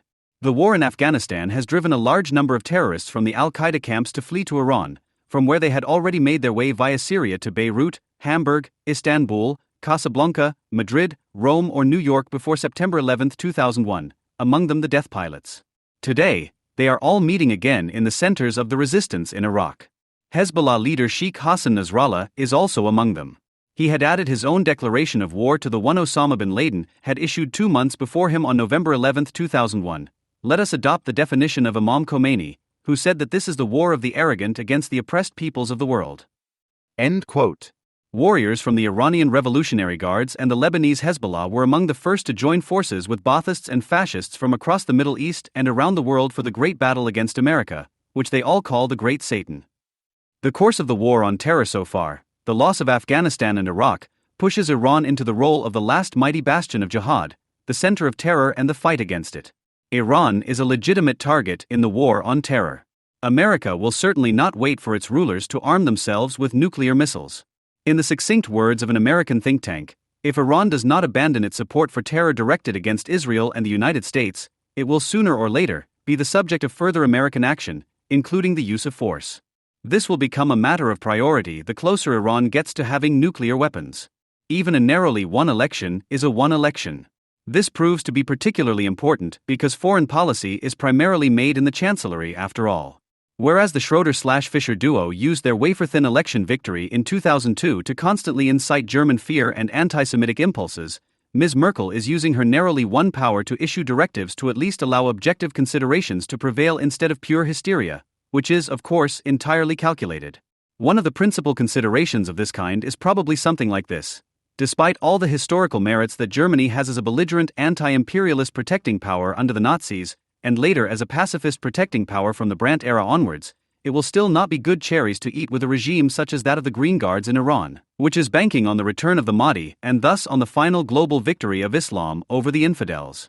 In the Federal Chancellery, they seem to know that despite all the understanding they have shown them over the years, they are still seen by these fanatics as what they will always be and possibly treated accordingly: white, unbelieving, and impure. Based on this very simple and obvious consideration, the Chancellor probably also sees what her predecessor and the pacifist anti-Semitic camp he represented did not want to see and, fortunately, behaves accordingly. The Merkel government seems to recognize that not all nuclear bombs are the same, that the bloc confrontation with its often disgusting but predictable moves is over, and that it makes a difference to everything whether Roosevelt or Hitler has the bomb, whether Israel or Iran. Once the hope of the Nazis as a miracle weapon, nuclear bombs were ultimately the classic monsters of the Cold War and yet proved irrelevant to warfare. Nuclear armament ultimately became largely an instrument for maintaining a privileged status in the UN Security Council. In the meantime, however, nuclear weapons are threatening to become a means of sovereignty for the middle powers. The regional power Iran sees in the availability of nuclear weapons not only an increase in power, but also the potential for an Islamic bomb, which no longer represents solely strategic calculation, but rather the hope of a final victory over the Jews. Because Ahmadinejad's Iran functions according to the same unprinciples as the Führer's Germany, opaque polycracy and unrestrained populism, one cannot even remotely hope that, like South Africa or Brazil, it could be motivated to give up its nuclear program. A theocracy that makes the bomb the object of its fulfillment, i.e. deifies it in the same way that pacifist agitation in the 1960s accused the USA of doing, must be pushed into hopelessness and frustration for this reason alone. Iran has already made it clear through various decision-makers that it has renounced all predictability. There is simply no other country which, as in the case of Israel, uses its presumed nuclear potential exclusively to preserve its own existence and thus that of its population through deterrence. It is significant that while many in Europe were shocked by the latest Iranian threats of annihilation against Israel, Israel reacted with irritating composure for local observers. There, the constant threats were no more newsworthy than the long-standing activities of terrorist groups financed with Iranian aid. Ahmadinejad's tirades of hatred therefore ended up on the back pages of the newspapers. Accordingly, the public discussion is different than in Europe, which has just been thrown out of the dialogue. In Israel, the media speculate about the best time for a preemptive strike against Iran. The question of whether it will happen is not asked, se December 1605. Conversely, according to Welt, December 1505, the Israelis were astonished at the Europeans. Was it really not only economic interests, but also naivety that prevented Iran from recognizing its unwillingness and inability to negotiate? End quote. Until recently, the image of Iran with the conservatives on one side and the reformers defined as liberal on the other, did not include the Islamic revolutionaries elected in June 2005, for whom Ahmadinejad stands. He won the election by appealing to those sections of the population that had become increasingly impoverished after 1979. The realization of Ahmadinejad's announcements would turn the theocracy into a kind of Ahmasocialism. He calls his cabinet a people's government, and his supporters see themselves as an elite for the continuation of the revolution, whose time of struggle they would like to return to in order to push back the danger of bourgeoisification. They promise to fight against corruption and the inner Iranian lackeys of the West. They are relatively young, have studied, many come from the military and, like many Islamists, are open to modern technology. Ahmadinejad and his followers are also militarizing the interior and promoting the formation of popular militias. Muhammad Reza Jafari, the commander-in-chief of a command of volunteer martyrs set up after the election with an alleged 50,000 members, explained its task. Quote, "Yes, the sharp eyes of the experienced and trained units of the Martyrs Command are watching everything that could threaten us from inside and outside the country. We are ready to cooperate with all responsible centers in Iran to prevent any terrorist action and to identify and locate the terrorist elements. All these measures are in the interest of the system, the revolution, and the beloved Islam." End quote. Recently, Western music was banned, as well as all films that, according to the order, propagate schools of thought such as secularism, liberalism, nihilism, feminism, and destroy and humiliate the authentic cultures of religious societies. End quote. The intensification of repression and censorship could already indicate a field for a mobilization against traitors to the Islamic Revolution, which would then possibly sweep across the country like a Chinese cultural revolution and could clarify the still open questions of power in Ahmadinejad's sense. Wherever he can, he is already filling positions with his people. In the event of an open struggle for power, the ability to mobilize and repress will ultimately decide whether this revolution continues. And the Ahmadinejad people can still be trusted to do quite a lot. The former Iranian oil minister Ali Akbar Moinfar is not particularly optimistic about the situation. Quote, "Our youth should carefully study the rise of the Third Reich. They should learn who the Nazis actually brought to power through their youth groups. What happened then is being repeated in Iran today." End quote. Ahmadinejad also endowed himself with the authority of the divine appointee. He announced that the hidden imam, since 941, will reappear in 2 years, and he has placed people in his cabinet and civil service who are of the opinion that an increase in violence and conflict will accompany the return of the Mahdi. Such divine backing is also supposed to confer authority beyond the mullahs. The President of the Republic is responsible for executive power, security and foreign policy are determined by the Supreme Leader Khamenei and the Security Council. Legislation is the responsibility of Parliament, the Guardian Council and the Arbitration Council, chaired by Rafsanjani, who was involved in the Mykonos assassination, which mediates between them. However, this says little about the political decision-making processes, as they are opaque in Iran and cannot be assessed rationally. Ahmadinejad's domestic and foreign policy programs are immediately connected, as Iran is seen as the starting point of the Islamic world revolution, in the tradition of Khomeini's concept of exporting the revolution. Khomeini preached a pan-Islamism with which he promised to overcome the division between Shiites and Sunnis.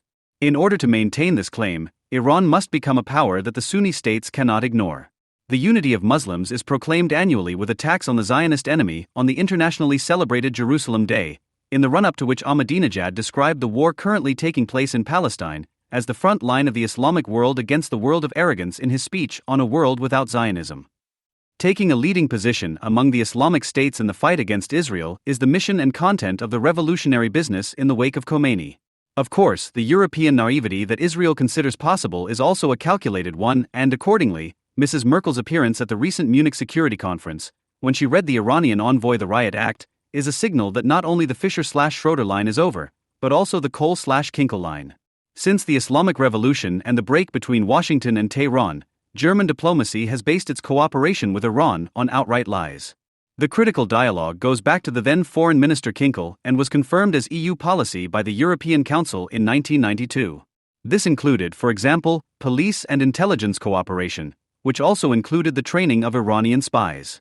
In 1996, the then Iranian intelligence chief Falahian was issued an arrest warrant by the Federal Public Prosecutor General, contrary to a request by the German government at the time, due to the danger of serious harm to the Federal Republic, for ordering the murder of 4 Iranian dissidents in the Berlin restaurant Mykonos. Such liquidations also took place in Cyprus, Turkey, Vienna, Geneva, and Paris. Secret documents from the Federal Chancellery and the Federal Office for the Protection of the Constitution, which became public at the time, revealed that knowledge of Iran's terrorist activities was only covered up internally. It was also noted in a protocol that Falahian had called on the Chancellery to prevent the Mykonos trial. There was an ongoing dispute between Germany and the USA about the critical dialogue, which was strongly promoted by Tehran, in which the Europeans defended the profits they had made since the USA withdrew from trade with Iran. For many years, the USA avoided anything that could have given the regime in Tehran international legitimacy, while the Europeans massively supported Iran.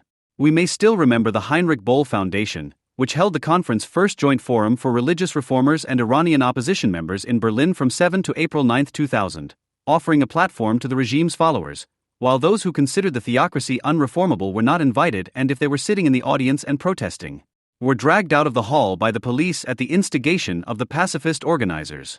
During the affair surrounding the publication of secret BKA reports by the magazine Cicero, it only recently came to light again that they were well informed that Abu Musab al-Zarqawi and other al-Qaeda leaders in Iran had received extensive logistical support.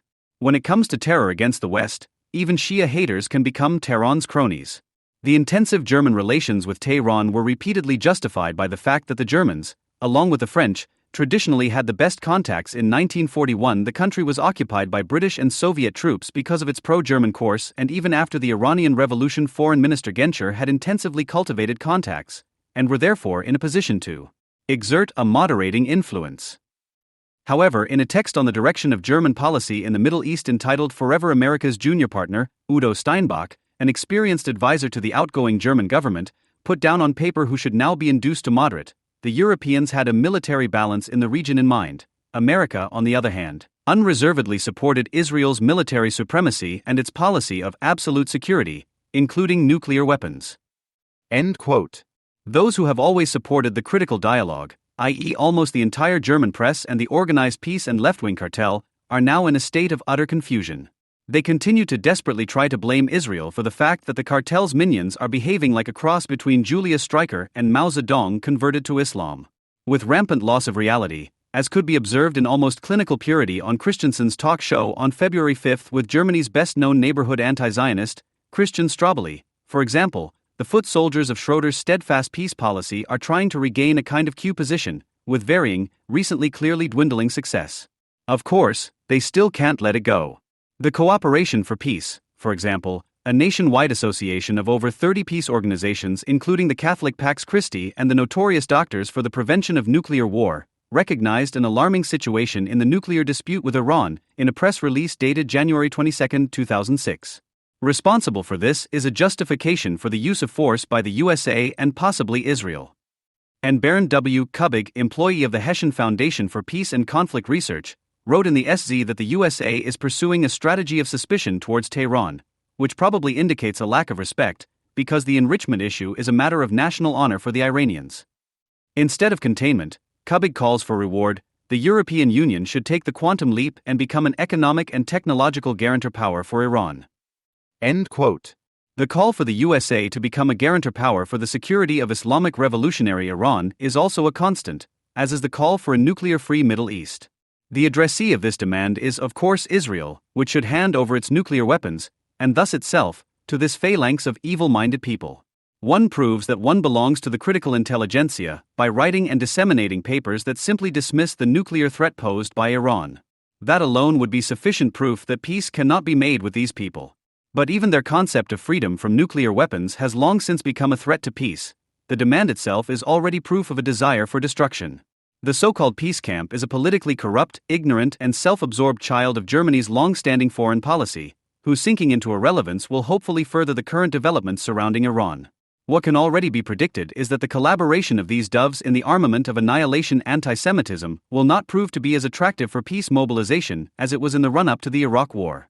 However, if the actions for peace and the Iranian bomb that are currently being prepared show even a similar tendency, anti-Germans will once again be faced with a confrontation that they must not avoid. Anti-Germans should not allow themselves to be reassured by the fact that the Chancellor will ensure that resentment no longer dictates foreign policy. Nor should they allow themselves to be disturbed by old left references to the fact that they are only supporting the policy of the rulers that is already in force. This argument can be completely disregarded if those striving for domination are the true heirs of the Nazis, which the Iranian Ummah socialists undoubtedly are. In the case of the Iran conflict today, as 4 years ago, they are seeking a ludicrous peace with the murderers. As if different international nuclear standards were not the basis of the nuclear non-proliferation treaty signed by Shah Iran, the pacifists want to have discovered a kind of democratic justice loophole. Everyone should be allowed to own a bomb if the Jews already have one. The same people who until recently publicly denied the development of an Iranian bomb now see the Iranian bomb as the quintessence of multilateral justice, equal treatment, and the end of nuclear apartheid, which is also Iran's central slogan. The conflict is presented in all seriousness as a problem of interstate justice when there is talk of different standards, as can be read not only in the Junge Welt. This ludicrous newspaper of the fighters for those who have fallen short of nuclear power recently refused to print an article by its regular author Franz Schandl, who, in addition to many typical JW arguments, albeit reluctantly, comes to statements that document the rift of a part of the peace camp. Quote, "The imperial crusade doesn't have to invent the madmen, they invent themselves. And they present themselves with an almost raving and death-addicted prepotency that cries out for confirmation." Ahmadinejad's statements certainly represent a dangerous state of mind of quite a few people in states shaped by Islam. But it should also be noted that Israel is a comparatively secularized society, which is preferable to the mullah regime in every respect. This is also true if one considers its policy towards the Palestinians to be wrong, even intolerable. Should the Palestinian liberation struggle actually transform into an Islamic revolution for Palestine, Ahmadinejad, not only should all support for it be withdrawn, in this case it should be actively opposed. The Iranian leadership should not be tolerated, it should be overthrown. And by the Iranians. End of quote. The printed Junge Welt, on the other hand, is committed to the Iranian president's course. Quote, "The key question that the Iranian rightly raised is, why must the Arab people of Palestine pay for German crimes?" End quote. But make no mistake, Junge Welt may have a marginal circulation similar to the publications of the NPD, but like the latter it is deeply rooted in the German mind. This has not changed significantly since Merkel took office, but for one thing it has lost its red-green loudspeakers in the federal cabinet and perhaps now has a queasy feeling itself when it thinks of the nuclear Mahdi uprising. Despite its annoyance at Ahmadinejad's betrayal of critical dialogue, it continues to habitually identify with Iran, as for example the Handelsblatt did when it ran the headline, "Israel threatens Iran with military power." Although the spokesman for Israeli Prime Minister Ariel Sharon did not want to leave the Iranian annihilation announcement without a response when he remarked that Iran should not underestimate Israel's will to defend itself and that there will be no second final solution. As always, the Taz takes it out in public when it and its readership are confronted with the unconcealable lies of its left-wing cultural self-presentation. Quote, "In view of the future international crisis, the critical public must familiarize itself with the fact that the State of Israel may have not only a moral right to preventive self-defense based on the Iranian announcement and plans, but also a right based on international law in interpretation of Section 51 of the UN Charter." End quote. So Micha Brumlik on 16. Dezember 2005. He at least acknowledges the fact that when it comes to nuclear weapons, the spectacular announcement and the execution of a genocide have moved very close together and that this announced doom cannot be countered in any other way than by a preemptive strike. The opposing position, put forward by longtime supporter of President Khatami, Baumann Niramand, pleads for non-involvement, as in dialogue times, by eloquently ignoring the fundamental questions. Quote, "If the West had not reacted so indignantly immediately, Ahmadinejad's words would have vanished into thin air." End quote. George Baltuson takes the same line in the same issue. It is a joke to take Ahmadinejad's statements first, and believe that the propagandistic ricochets of this out-of-touch fundamentalist force a reaction. As usual, however, they would prefer to make Israel the problem instead of the mullahs, who represent the real, nuclear threat to Iran and all its neighbors. Quote, "If Germany pursues the goal of not touching Israel's nuclear supremacy, then it provides the moral legitimization for the American threat with catastrophic consequences, a new conflagration, further impetus for nationalism and fundamentalism and no peace in the Middle East for a very, very long time," wrote Mohsen Masseret in Freitag. What exactly is the threat posed by an Israel ready to defend itself has probably just been forgotten, and the lack of justification has been replaced by empathy, such as the Green security expert in the European Parliament, Angelika Beer, who talks about the feeling of threat that exists in Iran. In contrast to Brumlik's approval of an Israeli preemptive strike, Ms. Beer sees the real problem in Israel's ability to do so. Quote, "With the consensual decision of the old and new German governments to supply Israel with 2 more Dolphin submarines, they are irresponsibly torpedoing the EU-3 negotiations with Iran over its nuclear program." End quote. Ms. Beer fails to mention that these boats are necessary for Israel's second strike capability, but that at least one so-called bottleneck segment will have to be broken out of Iran's nuclear production process, which requires a military strike, however limited, most likely to be carried out by the USA. The relevant experts still do not want to face up to this simple consideration, even if they are not publicly avowed enemies of Israel like the Beers and Strobels. He presents a bogus answer to everything. Ahmadinejad should not be taken in now, because he only wants to provoke the war in order to continue his internal revolution, the revenge will only be all the more terrible. The nuclear facilities have long been so diversified that a military strike could not hit the entire production. The Americans are only looking for a pretext for war. Ahmadinejad has long been rebuffed within the Iranian leadership. The clerical leadership has been saying similar things for over 25 years. Sanctions only harm the population. China and Russia will not participate in isolating Iran. The USA currently has no more military capacities available, etc. The common denominator of this sermon is the indirect request to the Western states not to use force until it is finally possible to state with relief that unfortunately it is now too late for a military strike. To ensure that this does not happen, we must now fight for every promising attempt to delay this development or to interrupt it by eliminating individual components. This strike may come too late, but in no case too early. Doubts as to whether the news disseminated via the mass media contribute anything at all to the understanding of the events to which they refer as an occasion are considered justified and are almost commonplace. This is not really a problem for anyone. Virtually everyone is aware of the selection that has taken place and the interest-driven shaping of those particles of reality that then trigger horror or relief, democratic satisfaction or the desire for military intervention, purely humanitarian, of course in images and words, depending on the current requirements of the political sovereign. The news consumer, as a responsible citizen, wants it that way. His definition of understanding is consent. Those idealists who occasionally insist that the political calculations of the nation and actual events should appear neatly separated from each other in reporting on them. Indeed, that reporting should first and foremost be committed to authenticity and a critical approach to its material, are quickly made to understand that such naivety can result in their social ostracism. On the occasion of his dissenting opinion on the war in Yugoslavia, the judgments on the unreasonable Peter Handke ranged from the unworldly fool to the almost criminal monster. The journalist Thomas Deichmann's uncovering of alleged picture documents of Serbian concentration camps as forgeries was greeted with a derisive "so what?" accompanied by the comment that the documents, forgery or not, had, after all, served a good purpose. The doubts of news-consuming contemporaries are therefore no longer doubts in the traditional sense of the word. They represent nothing more than cynical agreement with the course of events, as long as this appears to be controlled by the right side. It is therefore only consequent that doubt itself is left to those entities that are most likely to be called upon to do so through their activity of selecting the material for public discussion, politics and the mass media. In this country, these authorities raise serious doubts whenever Islamic affairs are involved, especially when their details are reported by foreign news agencies. They often receive support from former leftists whose traditional anti-imperialism coincides with the foreign policy ambitions of the new German superpower following the abandonment of the emancipatory goal. For example, the JW author Werner Ruff in his article on the war between Islam and the military government in Algeria. He begins his article with a sentence fragment from an alleged AP report. Quote, "Muslim extremists killed 93 people in a village yesterday." End of quote.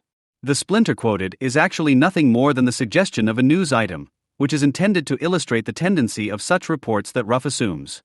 Quote, "They contribute nothing to the understanding of what happened." End of quote. He goes on to suggest to the reader that the Occident is once again under threat from irrational fanatics from a foreign culture by feeding his civilization-related prejudices.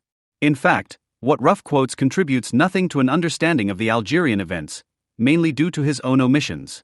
The reports by French and British news agencies about mass murder attacks by Islamic holy warriors in Algeria usually included details about the victims and the manner of their deaths. The victims are almost always members of the population, including an above-average number of women, who are not prepared to bow to the religious laws and norms of the Islamists. They are deliberately killed in a way that was previously only known from the torture chambers of regimes, whose qualification as fascist also expresses the almost inevitable conceptual capitulation of those describing such atrocities. The calculation of the Muslim butchers is twofold.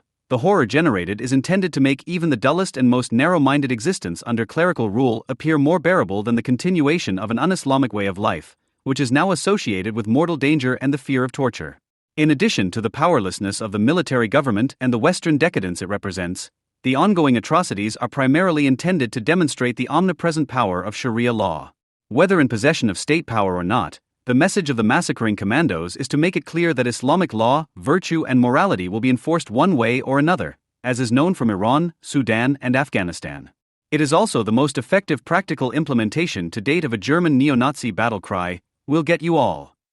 It is strange how a public that is otherwise quick to label unpopular phenomena in the world as fascism, that is constantly discovering new revenants of Hitler and is quick to identify alleged mass murders, preferably on the scale of Auschwitz, immediately thinks it has to remark that real atrocities are exaggerated or at least one-sided. For JW author Werner Ruff, the horror reports coming in from Algeria only ever mention the terror of one side. This is the result of direct manipulation by the Algerian government. The fact that the majority of the victims, he puts the figure at 20,000 to 25,000 per year, are attributable to the military regime is concealed. He fails to provide evidence for this assertion, although he, committed to the habitus of the objective and serious empiricist, bases his contribution essentially on the presentation of allegedly verified facts. Johann Hippler proceeds in a similar way in the Freitag, February 5, 1997. Although he spares himself Ruff's overall account of the victims, he knows with certainty, quote, in Algeria, around 2/3 of all acts of violence are committed by the military government, by a dictatorship that staged a coup to save democracy. End quote. To avoid misunderstandings, it goes without saying that governments that legitimize their rule with the defense of freedom and democracy can be expected to do the worst. After all, hardly anyone has committed worse state crimes in recent decades than the supporters of the market and human rights, and the Algerian regime explicitly places itself in this tradition. It is therefore constantly producing reasons for its abolition. But why, then, do its critics feel the need to play with numbers, the unseriousness of which can be seen through at first glance? Apparently, the credibility of the facts presented is not important because, once again, everything is clear from the outset. The quotation marks in which Hitler places the democracy of the Algerian regime remove any doubt. It is therefore a so-called democracy that has not been licensed by Germany. This relieves the expert on true democracy of any burden of proof. Ruff writes, it is also obvious that many spectacular attacks, which are officially attributed to armed Islamic groups, were at least controlled by the military security service. End quote. This is also quite possible, again to avoid any misunderstandings. However, while the uncovering of such secret service actions, for example in Italy in the 1960s and 1970s, has always been the result of extensive research on the part of the left, in the case of Algeria the simple assertion is sufficient. Where the German observer considers himself qualified to be a quality inspector of the authenticity of democracy, he would also like to exercise this office with regard to Islam and comes to astonishing results. The expert Ruff states somewhat melancholically, quote, the downright tragic thing about the Algerian situation is that it is neither about peace or terrorism, nor about democracy, nor about the theocracy so often invoked in this country. End of quote. Expert Hitler formulates the same thing somewhat more decisively. Quote, either Algeria is a religious terror against a democratic one, or it is not so much about religion and democracy, but about power. End quote.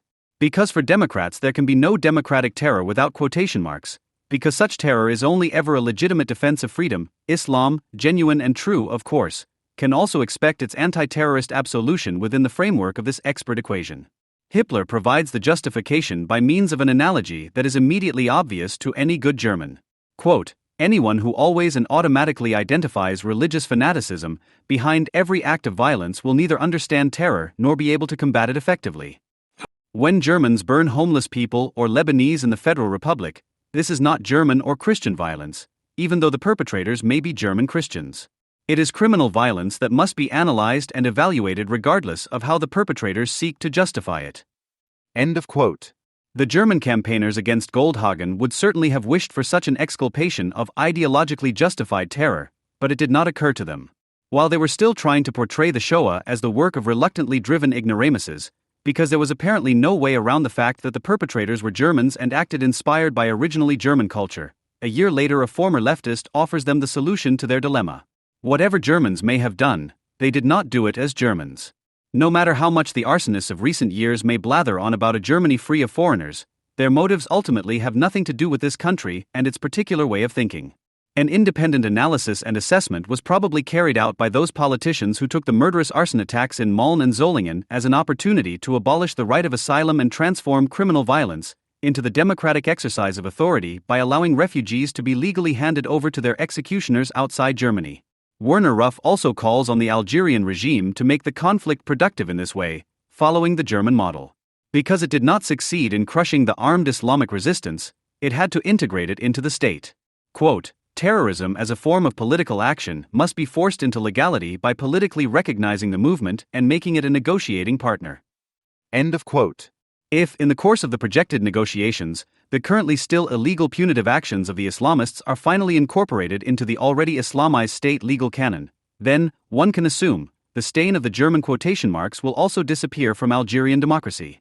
Whether its French protecting power will agree to this, however, remains to be seen. However, as long as there is no emancipatory resistance to democracy and Islam in sight, this is the only hope, albeit an extremely faint one. When over 400 people were murdered by Islamic fundamentalists within a few hours at the start of Ramadan in Algeria, the German foreign minister hastened to declare the terror to be contrary to the teachings of Islam. While Kinkel still condemns the massacres as criminal, others are already one step further. As despicable as this terror is, it is the only way of political articulation as long as a political party or movement is banned and suppressed, says Kinkel, who is often referred to as a Maghreb or Islam specialist in left-wing publications. Islam specialist in left-wing publications. The findings of the Kassel-based political professor are exemplary as an attempt to lend the Islamic tenor the consecration of legitimate resistance. Quote, on January 30, 1995, a car bomb exploded in Algiers, killing 42 people and injuring over 200. Was it a response by the Islamists to the previous day's demonstration, or to the government's announcement that it was stepping up the fight against the Islamists? Or was it an act by the security forces to emphasize that it was impossible to negotiate with the Islamists? Or was it an attack by the GIA to prevent a compromise between those in power and the FIS? End quote. For Ruff, this question about the murderers, committed to the logic of rumor Bernard-Henri Lévy, is the prelude to the denunciation of a military man, under whose pressure the ex-Real Socialist State Party FLN had the first free elections in 1991, which brought victory to the Islamists of the FIS, annulled. The revision of the democratic experiment is a good opportunity to side with the FIS, which has been protesting against the annulment of the election in the name of democracy and the Quran ever since. Like them, Ruff insists on Islamist participation in government. Quote, involving the FIS leadership is a prerequisite for any political solution to the conflict, right up to the definitive assurance that the election results would be respected in a reasonably peaceful Algeria. End quote. What democratic legitimacy means in a country where men send their illiterate wives to the polls with precisely measured strings stretching from the edge of the ballot paper to the field of the FIS is a question that Ruff cannot answer either, because he does not even ask it. He considers the fundamentalists of the FIS to be legitimate contenders for political power because only they seem to guarantee the mass base that a democratic scholar considers indispensable. The Kassel professor is concerned that the massacres are damaging Islam in the eyes of the world public. Ruff believes he has discovered a Western Arab alliance of Samuel Huntington's disciples. His accusation of one-sided bias against Islam is not only aimed at the advisor to the U.S. Secretary of State, who declared human rights and Sharia incompatible, and the former colonial power France, which Ruff reproaches for the former suppression of Islam as an identity-forming asset. This also refers to Algerian women's organizations, trade unions and intellectuals who sided with the military when the massacres began. Their refusal to enter into a political compromise with the FIS earned them denunciation as exterminators and fascists. Ruff advocates taking note of the innovative processes that could lead to a thoroughly original Islamic democracy, especially in Algeria. These innovative processes are currently taking the form of terror, which would be trivialized if it were described as fascist. Protecting the gangs of murderers, denying their deeds or glorifying them as sacred acts of resistance is not just a matter for Werner Ruff. Such theories also resonate with the left, whose traditional conviction is that the people are always inspired by righteous anger towards their oppressors. From this perspective, righteous anger can only lead to legitimate, i.e. at least tendentially emancipatory counter-violence. Where this violence primarily leads to acts of mass murder that are as barbaric as they are senseless in any emancipatory context, state manipulation and conspiracy are seen to be at work. For this reason, the search for the culprits is being pursued particularly doggedly in the case of Algeria.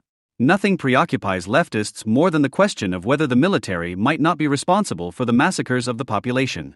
Die junge Welt, 13. November. 97, presents a suspected ex-agent named Yusuf as a key witness for the claim that the Algerian Secret Service was behind the massacres. Quote, what had always been suspected and only cautiously formulated as a thesis is now apparently confirmed by a former agent. End quote. Jungle World, with its emphatically anti-authoritarian gesture, also leaves room for speculation. The paper's line, according to which the world is full of spontaneous, undogmatic social uprisings, includes ex-communist tyranny as a counterpart to the uprisings, which even organizes fundamentalism to secure its rule against the people. Sentences such as Islamist terror provides the ruling military with a pretext for militarizing society leave open the question whom. In order to answer the popular question cui bono. With a vague formulation, the beneficiaries are the military rulers, who can also suppress any social protest in the fight against terror. Next comes the reappraisal of the real socialist past. For more than 30 years, the military rulers have had a firm grip on the North African country, writes Jorn Breholz in the issue of November 6, 1997. He also assumes that the military is staging the massacres and quotes the authority responsible for this assumption. Quote, Algeria experts such as the politics professor Werner Ruff, however, assume that the military and secret services have long been involved in the murders. The military security service is involved in the massacres.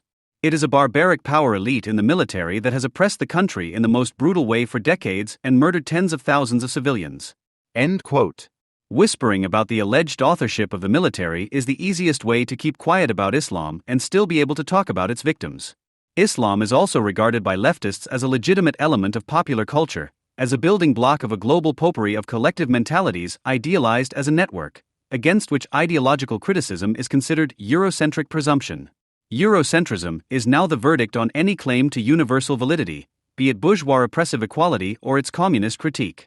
This becomes clear in the example of the implementation regulations for the imperialist world order in the form of the so-called human rights. These are not criticized by popular leftists as an ideological shell of the unfolding socialization of value, but exclusively as a legitimation of the freedom and democracy state USA to enforce its geostrategic ambitions. When Huntington's book Clash of Civilizations was published in German a good year ago, it was not only seen by liberals and conservatives as an attack on the German model of dialogue with Islamic regimes. Left-wing anti-imperialists also rejected concerns about the continued existence of secular states as cultural imperialism and warmongering. In this way, German leftists become advocates of their sovereign's claims in the world. An imperialism of self-determination based on national principles is the program with which Germany announced its return to world politics in 1989. Even reunification was legitimized with the right of peoples to self-determination. To Maoist and Stalinist leftists, this always appeared to be the non plus ultra of revolutionary agitation. This claim to self-determination is now also being made against the USA, which editorialists in German newspapers regularly accuse of applying double standards in world politics and abusing the peoples as pawns in their own interests. The fact that Sharia law is not compatible with human rights, as Huntington claims, is regarded by them as mere prejudice. Human rights must also be adapted to the respective national cultural circumstances. When ex-DKP member Werner Ruff speaks out against the West, because its Eurocentric narrow-mindedness fails to recognize the true nature of Islam, he can be sure of broad approval.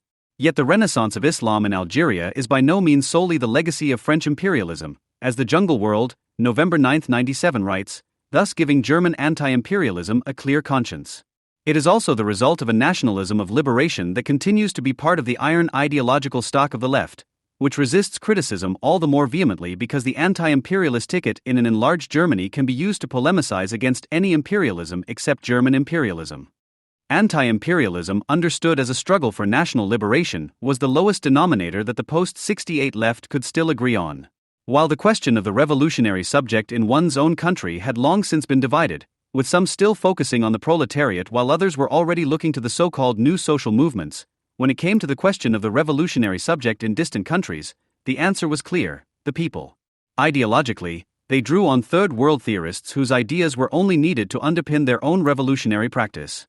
They were satisfied when they found a fighting people who signaled that resistance was unbroken and that history was still open.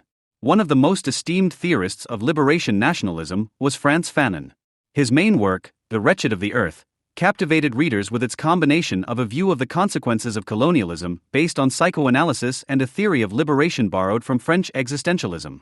Nevertheless, Fanon was not only the ideologist of the existential leap out of the pathology of colonialist oppression through spontaneous violent practice, as he is still remembered today. Sartre's affirmative summary of Fanon's core theses in the preface describes the inner connection between the act of liberation and the subsequent state of freedom, which can only be conceived as collective coercion. Quote, "For in the first period of the uprising it is necessary to kill. To slay a European is to kill two birds at once, namely to get rid of an oppressor and an oppressed at the same time. What remains is a dead man and a free man. The survivor feels national ground beneath his feet for the first time. From that moment on, the nation never leaves him. It is found wherever he goes, wherever he is, never further away, it becomes one with his freedom." End quote. The necessary flip side of Fanon's theory of insurrection, the anti-imperialist realpolitik in the master's work, was far less well received by his Western fans. In the future, The nation was to clasp the decolonized even more tightly than the alp of colonialist foreign rule that had just been cast off. Whereas colonialism had left its subject, as a second-class human being, room to develop his vices beyond immediate exploitation, the new nation demanded the whole person, forced him into the iron law of national construction, and committed him to his role in the struggle for destiny in the global competition of nations. Fanon writes, "When the mobilization of the masses takes place on the occasion of the war of liberation, it introduces into every consciousness the concept of the common cause, of national destiny, of collective history. This facilitates the second phase, the formation of a nation. There is a binding agent created in blood and anger." End quote. Fanon had identified a danger for the national bond in the harmful influence of the more advanced Western bourgeoisie. Quote, "The national bourgeoisie of the colonial countries is dominated by a connoisseur type, because it identifies psychologically with the Western bourgeoisie, whose teachings it has absorbed. It follows the Western bourgeoisie in its negative and decadent stage, without having passed through the first stages of exploration and invention." End quote. Fanon found a replacement for the bourgeoisie, which had been declared unfit for accumulation, in the people, whom he asked to prove their productive abilities. Quote, "Just as in the phase of struggle every fighter held the nation in his arms, in the phase of national construction every citizen must continue in his concrete daily action to join the totality of the nation, to embody the dialectical truth of the nation, to want here and now the victory of the total man. If the building of a bridge cannot enrich the consciousness of those who work on it, then the bridge should not be built, then the citizens should continue to cross the river by swimming or by ferry. The bridge should not fall from the sky, it should not be imposed on the social panorama by a deus ex machina, but should come from the muscles and brains of the citizens." End quote. If a communist could rejoice at the fact that a bridge comes into being without any action on his part, this idea must be an absolute abomination to a nationalist. For him, national labor is endowed with a surplus of its own kind, namely the assurance of a community of solidarity that knows how to punish those who deviate from the path of productivity.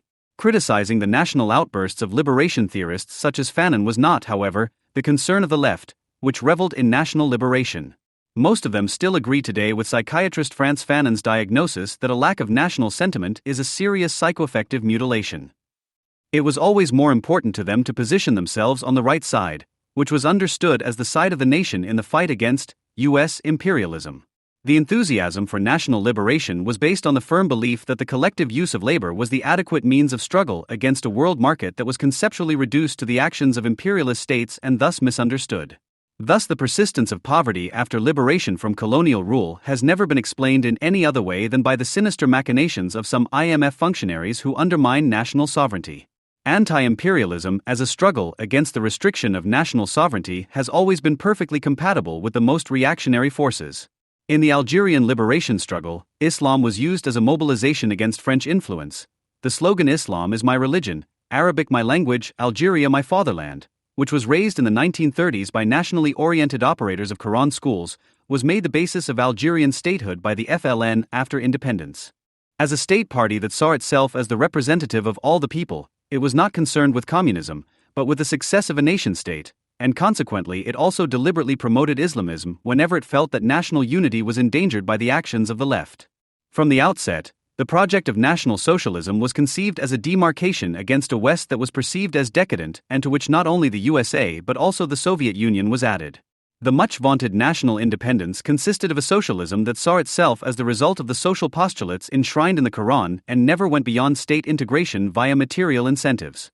But at least this claim to social justice had brought some material benefits for the Algerians in times of bloc confrontation.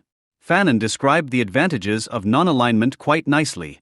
Quote, "Neutralism produces a strange state of mind in the citizen of the Third World. His conscious rejection of compromise, his firm determination not to bind himself, reminds one of the behavior of a proud and impecunious youth who is always ready to sacrifice himself for a word. All this upsets Western observers.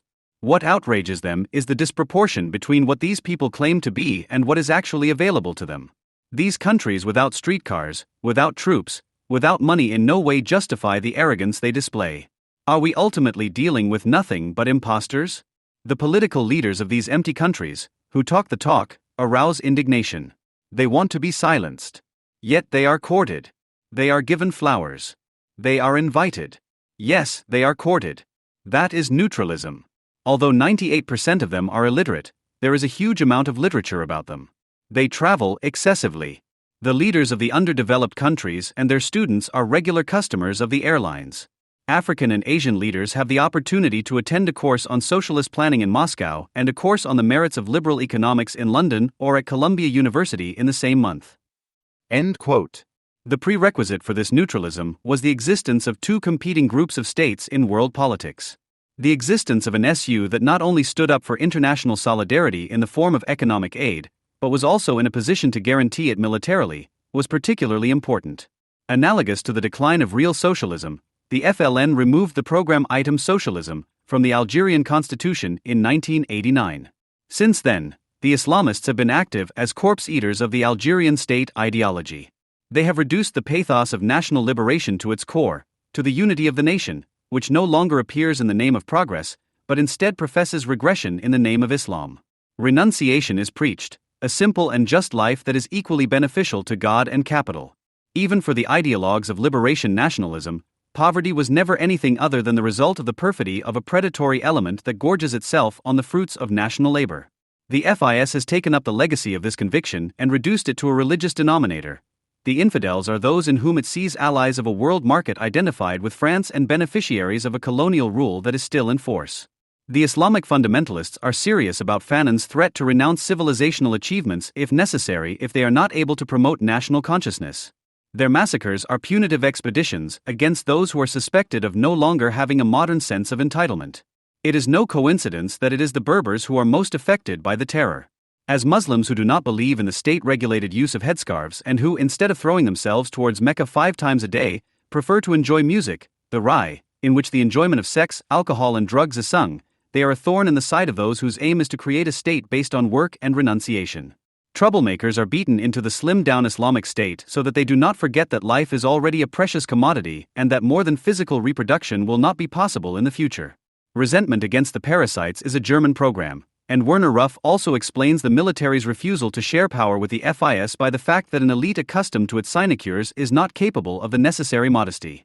Ruff has deciphered the core of the Algerian tragedy as being the will of the old FLN rope teams to continue their economic machinations.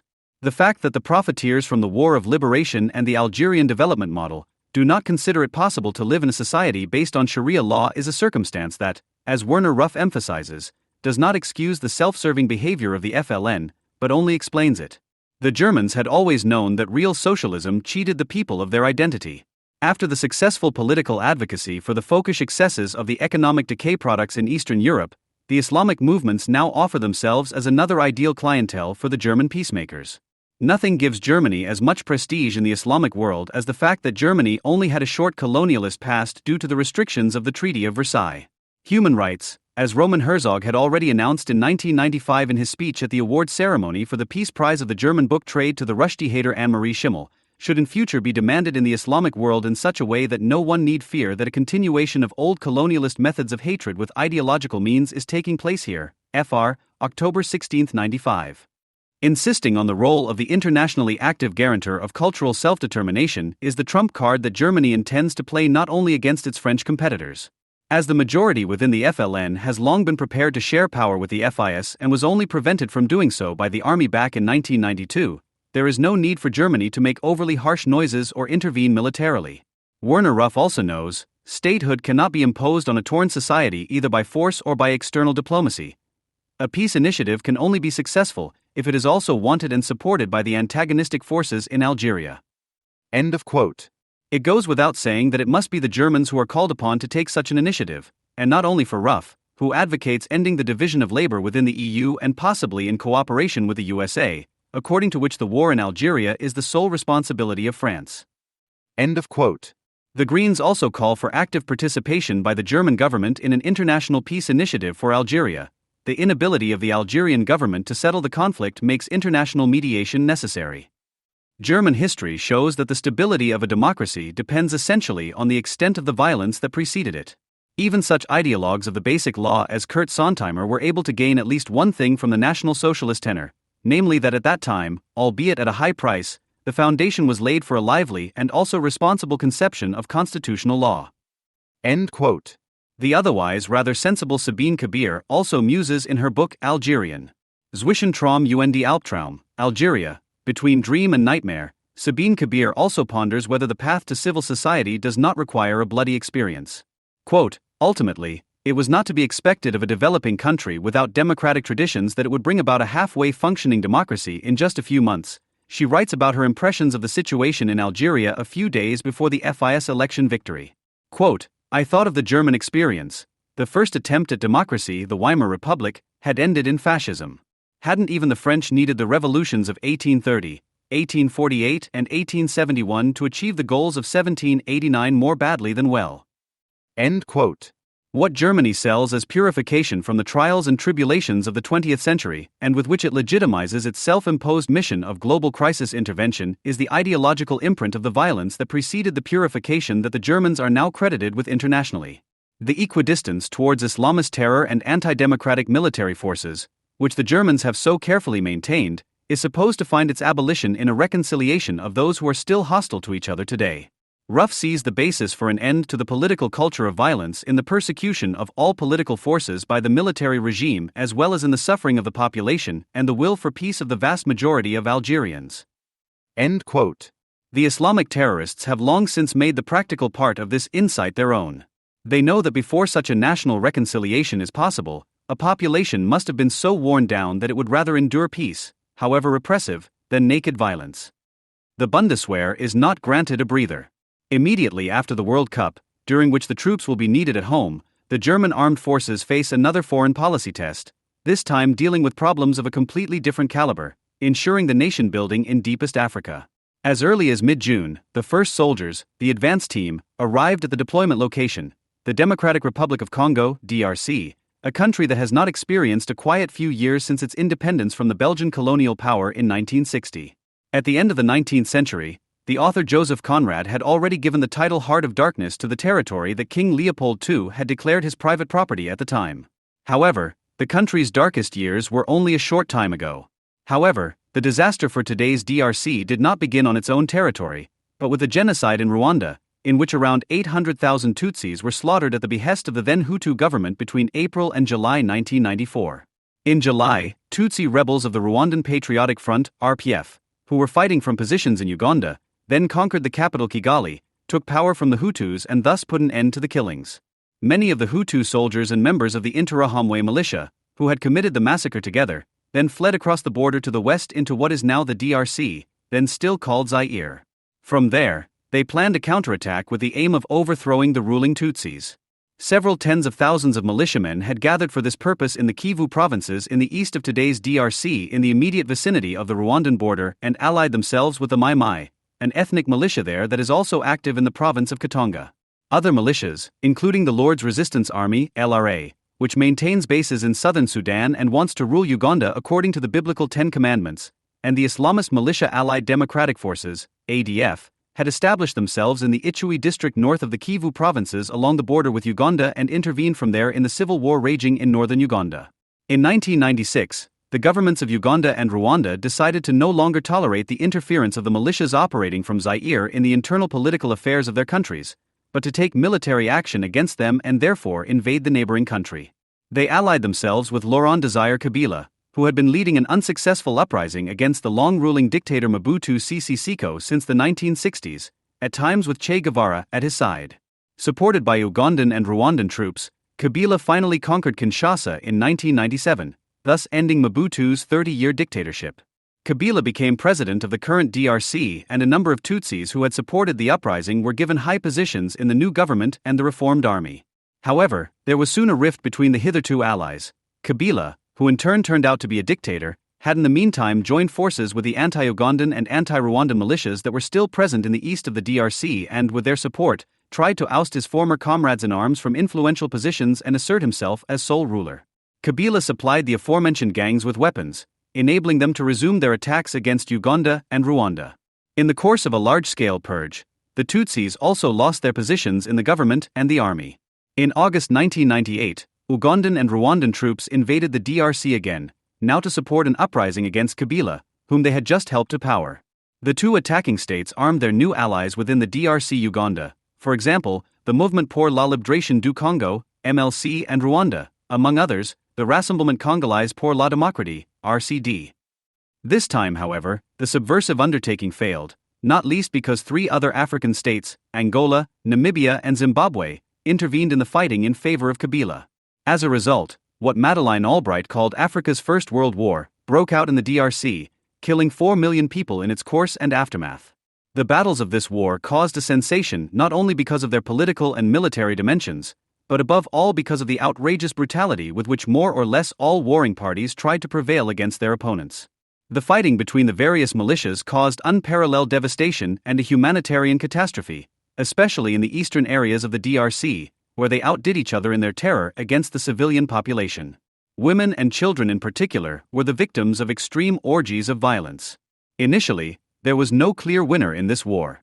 However, with the mediation of other African states and the so-called international community, a peace agreement was reached in December 2002 and the foreign troops withdrew from the DRC in the course of 2003. The warring factions based in the country formed a transitional government with Joseph Kabila, the son of Laurent Kabila, who was shot dead by one of his own bodyguards in 2001, as president and the leaders of the opposing warring factions as vice presidents. A national army, the Forces Armées de la République démocratique du Congo, FARDC, was formed from the armed forces of the former opponents. The United Nations took over supervision of the reconstruction process and sent troops to the east of the country to disarm the militias there, which had been considerably decimated but were still active, together with the FARDC. The UN stationed around 18,000 soldiers in the country. The UN mission in the DRC, MONUC, is the largest UN military operation of all time. Despite the joint military operations of the FARDC and MONUC in the east of the country, which are aimed at disarming the remaining militias, the fighting there has not stopped to this day, partly because the FARDC and other Congolese security forces have themselves committed countless war crimes that almost dwarf those of the militias. The MONUC report on human rights violations in March and April 2006 lists more than 80 cases of the most brutal use of force, rape, looting, etc. and begins with a statement: the Congolese Army, FARDC, is responsible for the majority of human rights violations investigated by MONUC in April 2006. Acts of cruel, inhuman and degrading treatment by the presidential guards and the police were reported in 5 provinces. End quote. But the UN troops themselves have also often been accused of human rights violations.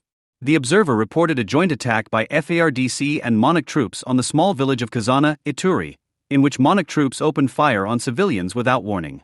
A journalist from Channel 4's Unreported World had filmed the attack and reported how South African and Pakistani UN soldiers also fired on unarmed women and children with grenades and machine guns. Settlements were destroyed and families burned alive in this ruthless battle.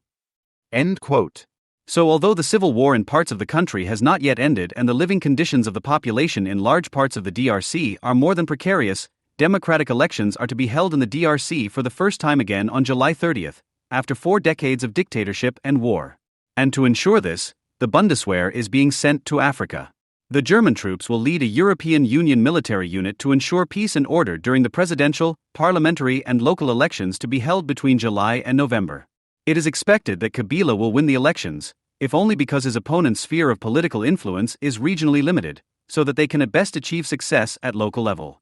As a result of the election, however, Kabila's opponents would lose their influence in the central state institutions, which had been guaranteed to them until then by the prevailing proportional representation in the transitional government, which is why they think nothing of the elections and certainly nothing of the expected results.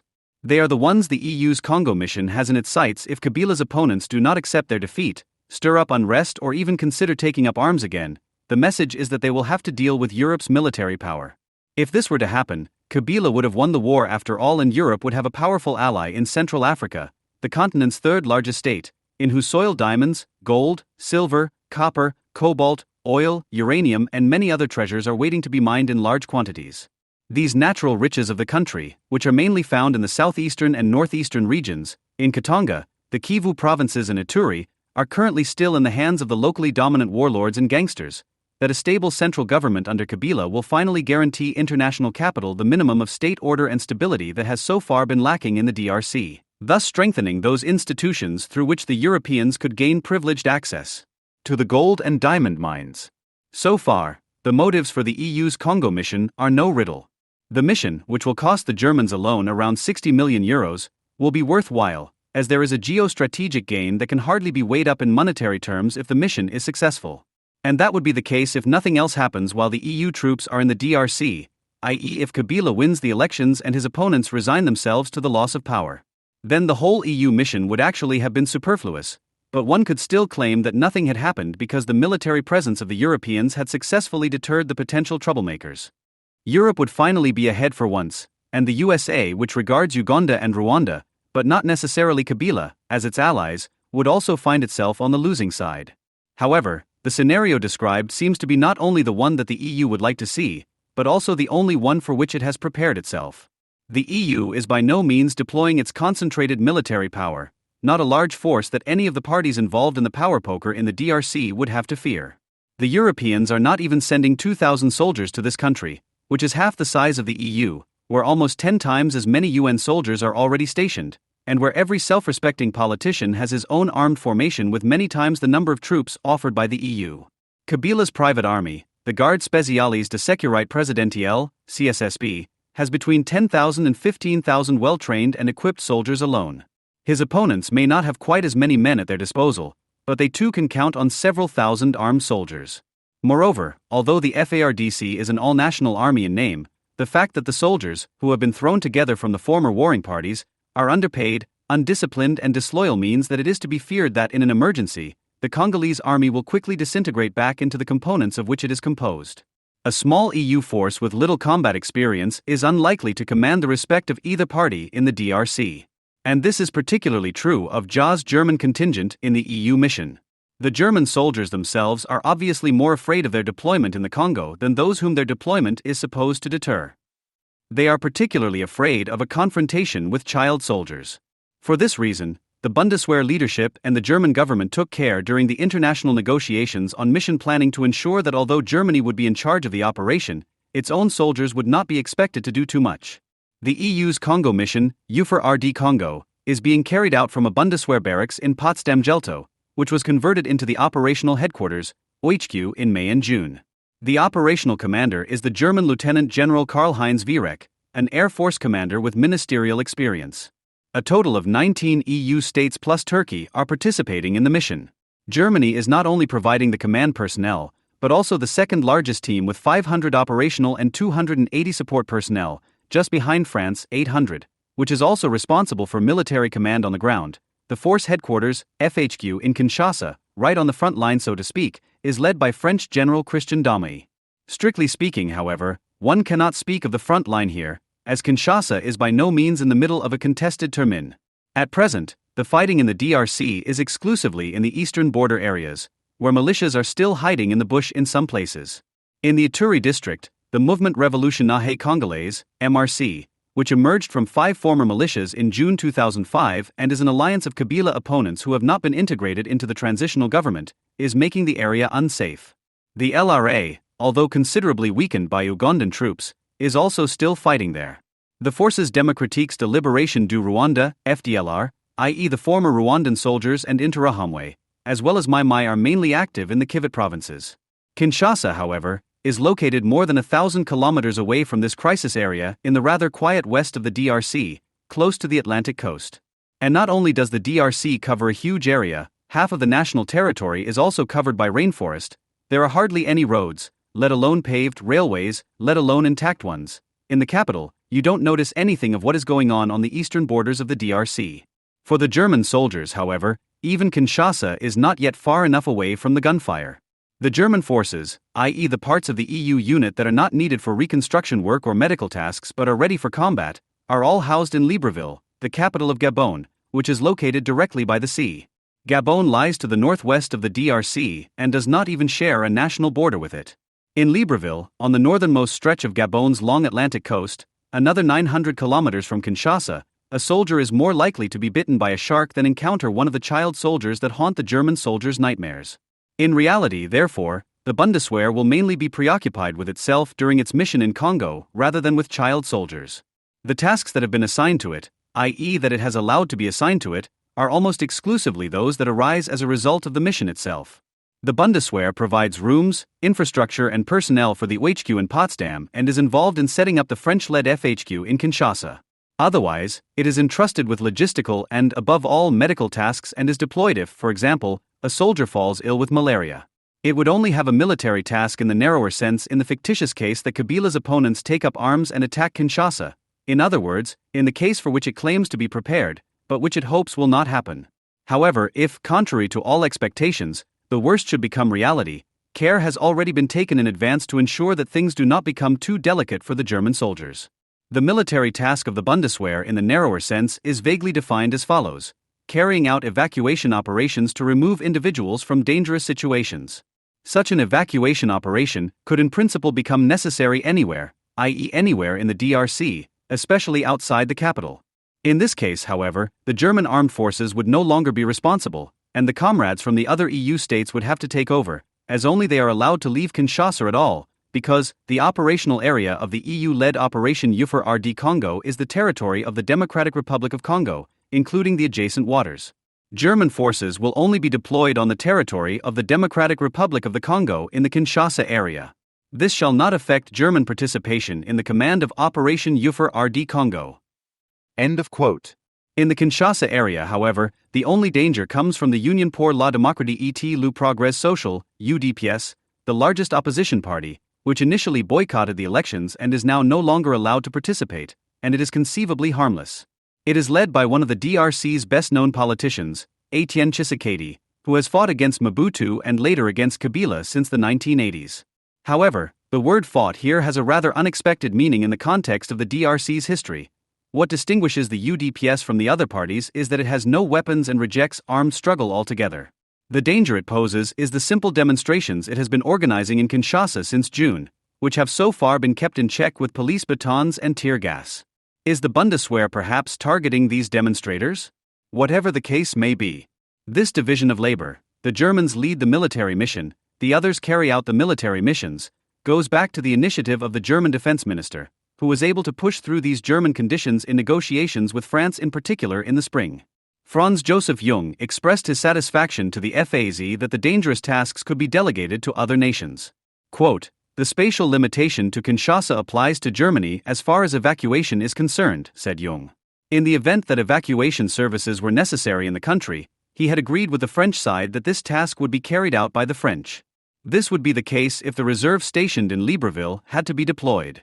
However, Jung expressed the expectation that this would not be necessary. The main aspect of the European mission is based on deterrence. That, it was hoped, would be sufficient. End of quote. And securing the airport in Kinshasa, the second task of the mission in the narrower military sense, has also been referred to other European nations, some of which are participating in the Congo mission with small units of only a handful of soldiers. Against this background, the principles of the EU mission announced by the OHQ spokesman in June, visibility, credibility, deterrence, finally appear to be mere empty words, because after all, the majority of the German soldiers are not stationed in the DRC, but in Libreville, so that they will not be seen where it would be important to provide a credible deterrent. However, the OHQ spokesman sees no problem here. The Gabonese forces should, he explained, go on a sightseeing tour of Kinshasa anyway. They should also have seen Kinshasa once in order to be able to fulfill possible tasks for which they would be ready, and that would then also contribute to their visibility. So much for the German contribution to EUFOR-RD Congo. But what do the Europeans, especially the Germans, want to achieve with a military operation in which they hardly dare to be seen on the streets, let alone use the weapons they have brought with them in case of doubt? Officially, the European Union and the Germans in particular are using EUFOR-RD Congo to provide temporary support to the United Nations peacekeeping mission MONUC during the electoral process in the Democratic Republic of Congo, i.e. to contribute to the creation of a secure environment for holding the elections in the Democratic Republic of Congo, and thus to support the international community in its political efforts to create a stable and peaceful Democratic Republic of Congo. Creating stability, securing democracy and peace, lofty goals that the EU has set itself.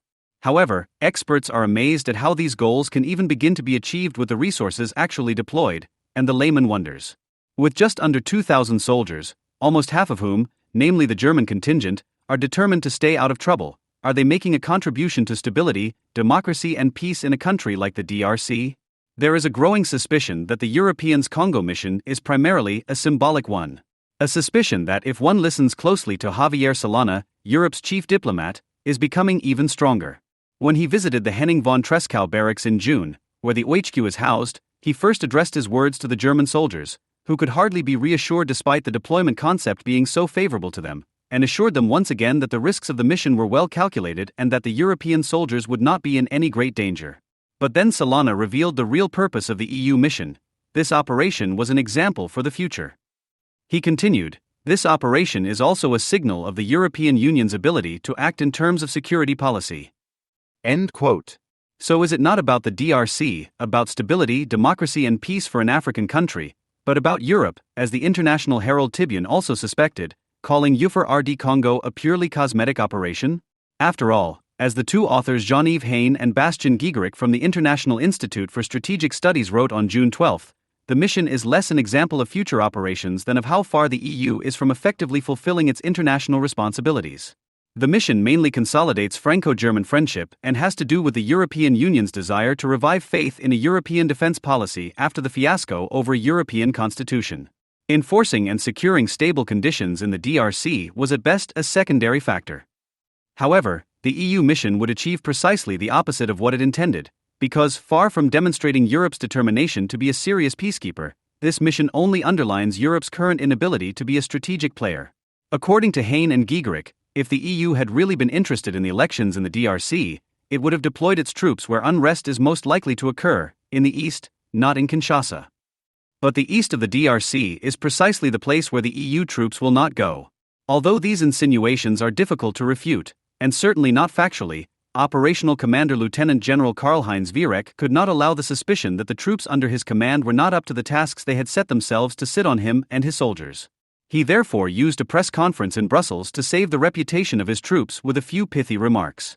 Although he was primarily relying on the means of deterrence to secure the elections in the DRC, he was also prepared to use lethal force if necessary.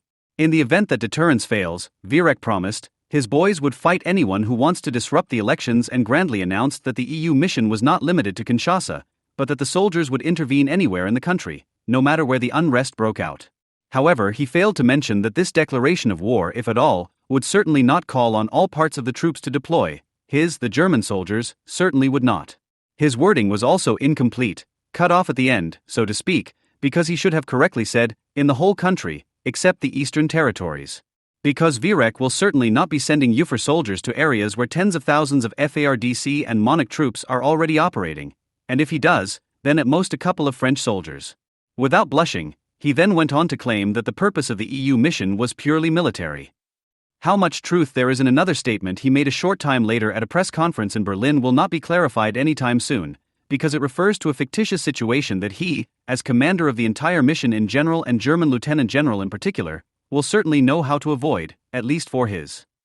Quote, "If my soldiers find themselves in a situation where they are face to face with an armed child soldier," says Vierek, "then they will react as they would to any other soldier." End quote. An assertion that Jean-Yves Hain and Bastien Giegerick are probably right to question. In order to justify EUFOR-RD Congo, they point out that the Europeans have already completed a successful military operation in the DRC, namely Operation Artemis in the summer of 2003 in Bunia, the capital of the district of Ituri. That really was a sensible undertaking, the two researchers wrote, but mainly because France was prepared to take risks and even undertake off-mandate operations on the ground. However, it was unlikely that the Germans would accept such a risk.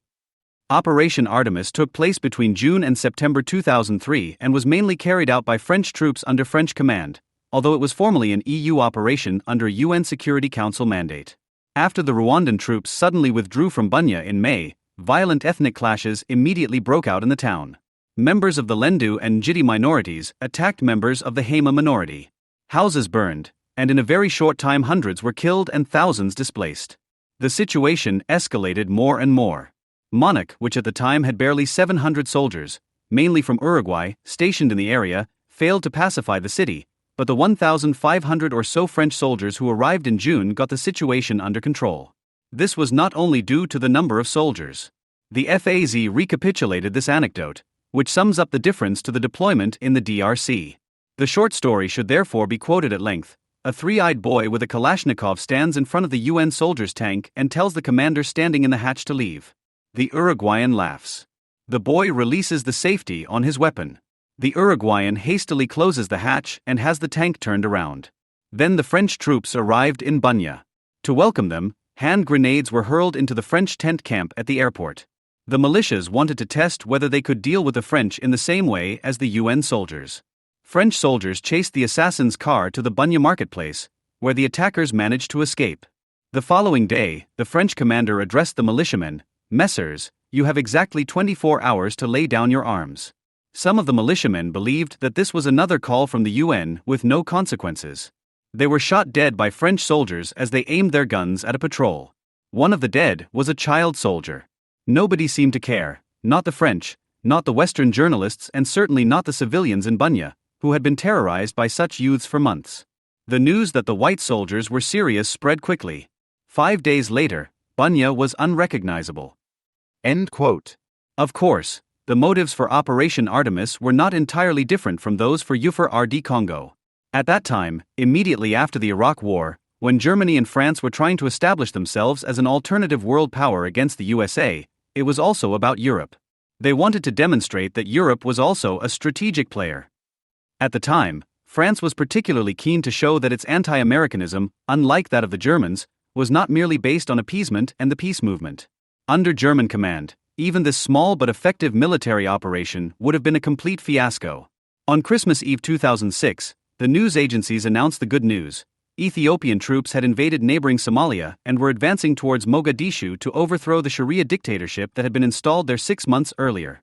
Accompanied by heavy artillery and warplanes, the Ethiopian tanks, against which the militias of the Union of Islamic Courts, UIC, had nothing to oppose, took only a few days to cross Somalia and on December 28 stood at the gates of the Somali capital, from which the holy warriors, who had already lost faith in themselves, had fled a few hours earlier.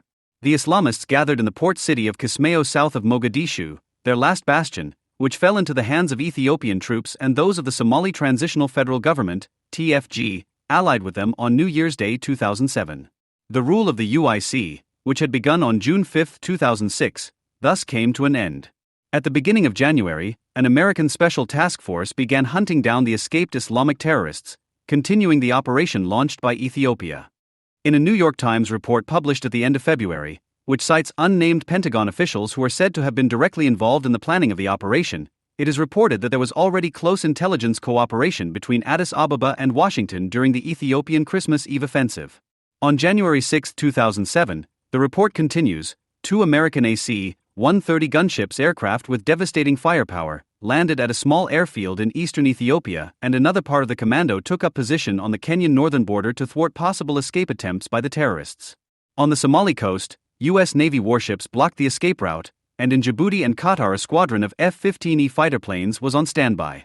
The operational area was thus surrounded on all sides, and the CIA was short-circuited with the intelligence services of Ethiopia and Kenya. On January 7, the AC-130s flew their first mission over Ras Kamboni, a fishing village near the Kenyan border where the targets were holed up. 8 of the Islamic terrorists were killed and 3 others injured in this attack. However, Aden Hashi Arrow, who was one of the targets of the operation, managed to escape. The 30-year-old Arrow, the most notorious of the UIC terrorists, was trained in Osama bin Laden's training camps in Afghanistan before the fall of the Taliban in 2001, like many of his comrades in arms, and had long been on the US Ace wanted list. Like his Prodig 6, the veteran Somali Islamist and UIC leader Hassan Dahir Ois, he was not only involved in the attacks on the American embassies in Nairobi, Kenya, and Dar es Salaam, Tanzania, on August 7, 1998, in which 257 people were killed and more than 5,000 injured. Both are also wanted in connection with the November 28, 2002 suicide bombing at the Paradise Hotel in Mombasa, Kenya, visited by Israeli vacationers, in which 15 people died and 40 were injured, an attack that occurred only minutes after the failed rocket attack on a charter plane that was to be shot down shortly after takeoff from the airport of the same city, with 261 Israeli vacationers on board. Various terrorist attacks in Ethiopia, the assassination of prominent politicians and human rights activists in Somalia, and other crimes are presumably also attributable to them. Even before he survived the attacks of January 7, Arrow was considered one of the young heroes of jihad. And on March 22, he was appointed by the al-Qaeda leadership as the organization's governor in Somalia. In the weeks following January 7, similar counterterrorism operations took place, but few details were made public. Kenya had meanwhile secured its northern border with tanks and helicopters, and Ethiopian troops took part in the hunt in southern Somalia, killing hundreds of terrorists, according to their own reports. On January 9, the U.S. Navy increased its presence off the Somali coast with the aircraft carrier USS Dwight D. Eisenhower, which was temporarily withdrawn from its mission in the Arabian Sea, Afghanistan, for this purpose. It remained in the vicinity for the entire month, just in case and to conduct daily reconnaissance flights for the benefit of the Ethiopian troops and the American Anti-Terrorist Command, and only left the region on January 30, heading for the Persian Gulf. Around this date, Ethiopia also began to withdraw its troops from Mogadishu, a withdrawal that was still dragging on in April for two reasons. Firstly, the multinational African troops that were supposed to replace the Ethiopian troops were making more than sluggish progress, and secondly, the Islamists who had remained in Mogadishu and the clan militias allied with them threatened to recapture the city as soon as Ethiopia left it to itself. When it was forced to abandon Mogadishu in December, the UIC declared holy war on the invaders, for the second time since July 2006. At that time, a column of 100 Ethiopian trucks and armored vehicles crossed the border into Somalia to come to the aid of the TFG, whose troops, having lost Mogadishu to the UIC, retreated to Baidoa and were harassed there by the UIC militias. However, the real reason for the enmity between the UIC and the Ethiopian government is another. The Somali Islamists had territorial claims against Ethiopia and therefore supported the various Islamist and separatist Ethiopian liberation movements. The UIC's threats against Ethiopia therefore increased almost daily since they took over the government in Somalia, so that Meles Zenawi, the Ethiopian head of government, came to the conclusion as early as October that Ethiopia was practically at war with the UIC. At the end of November, the first skirmishes between the UIC militia and Ethiopian troops took place in the area around Baidoa. On December 12, the UIC issued an ultimatum to Ethiopia to withdraw from Somalia within a week, threatening otherwise with a major attack. The ultimatum passed without anything happening, presumably because the UIC leadership suspected that it would lose out in a direct confrontation with the Ethiopian army. However, the UIC's threat to wage a guerrilla war against the invaders had more substance, on the one hand because the UIC had nothing more to lose after its disempowerment, and on the other hand because the UIC was receiving support from abroad.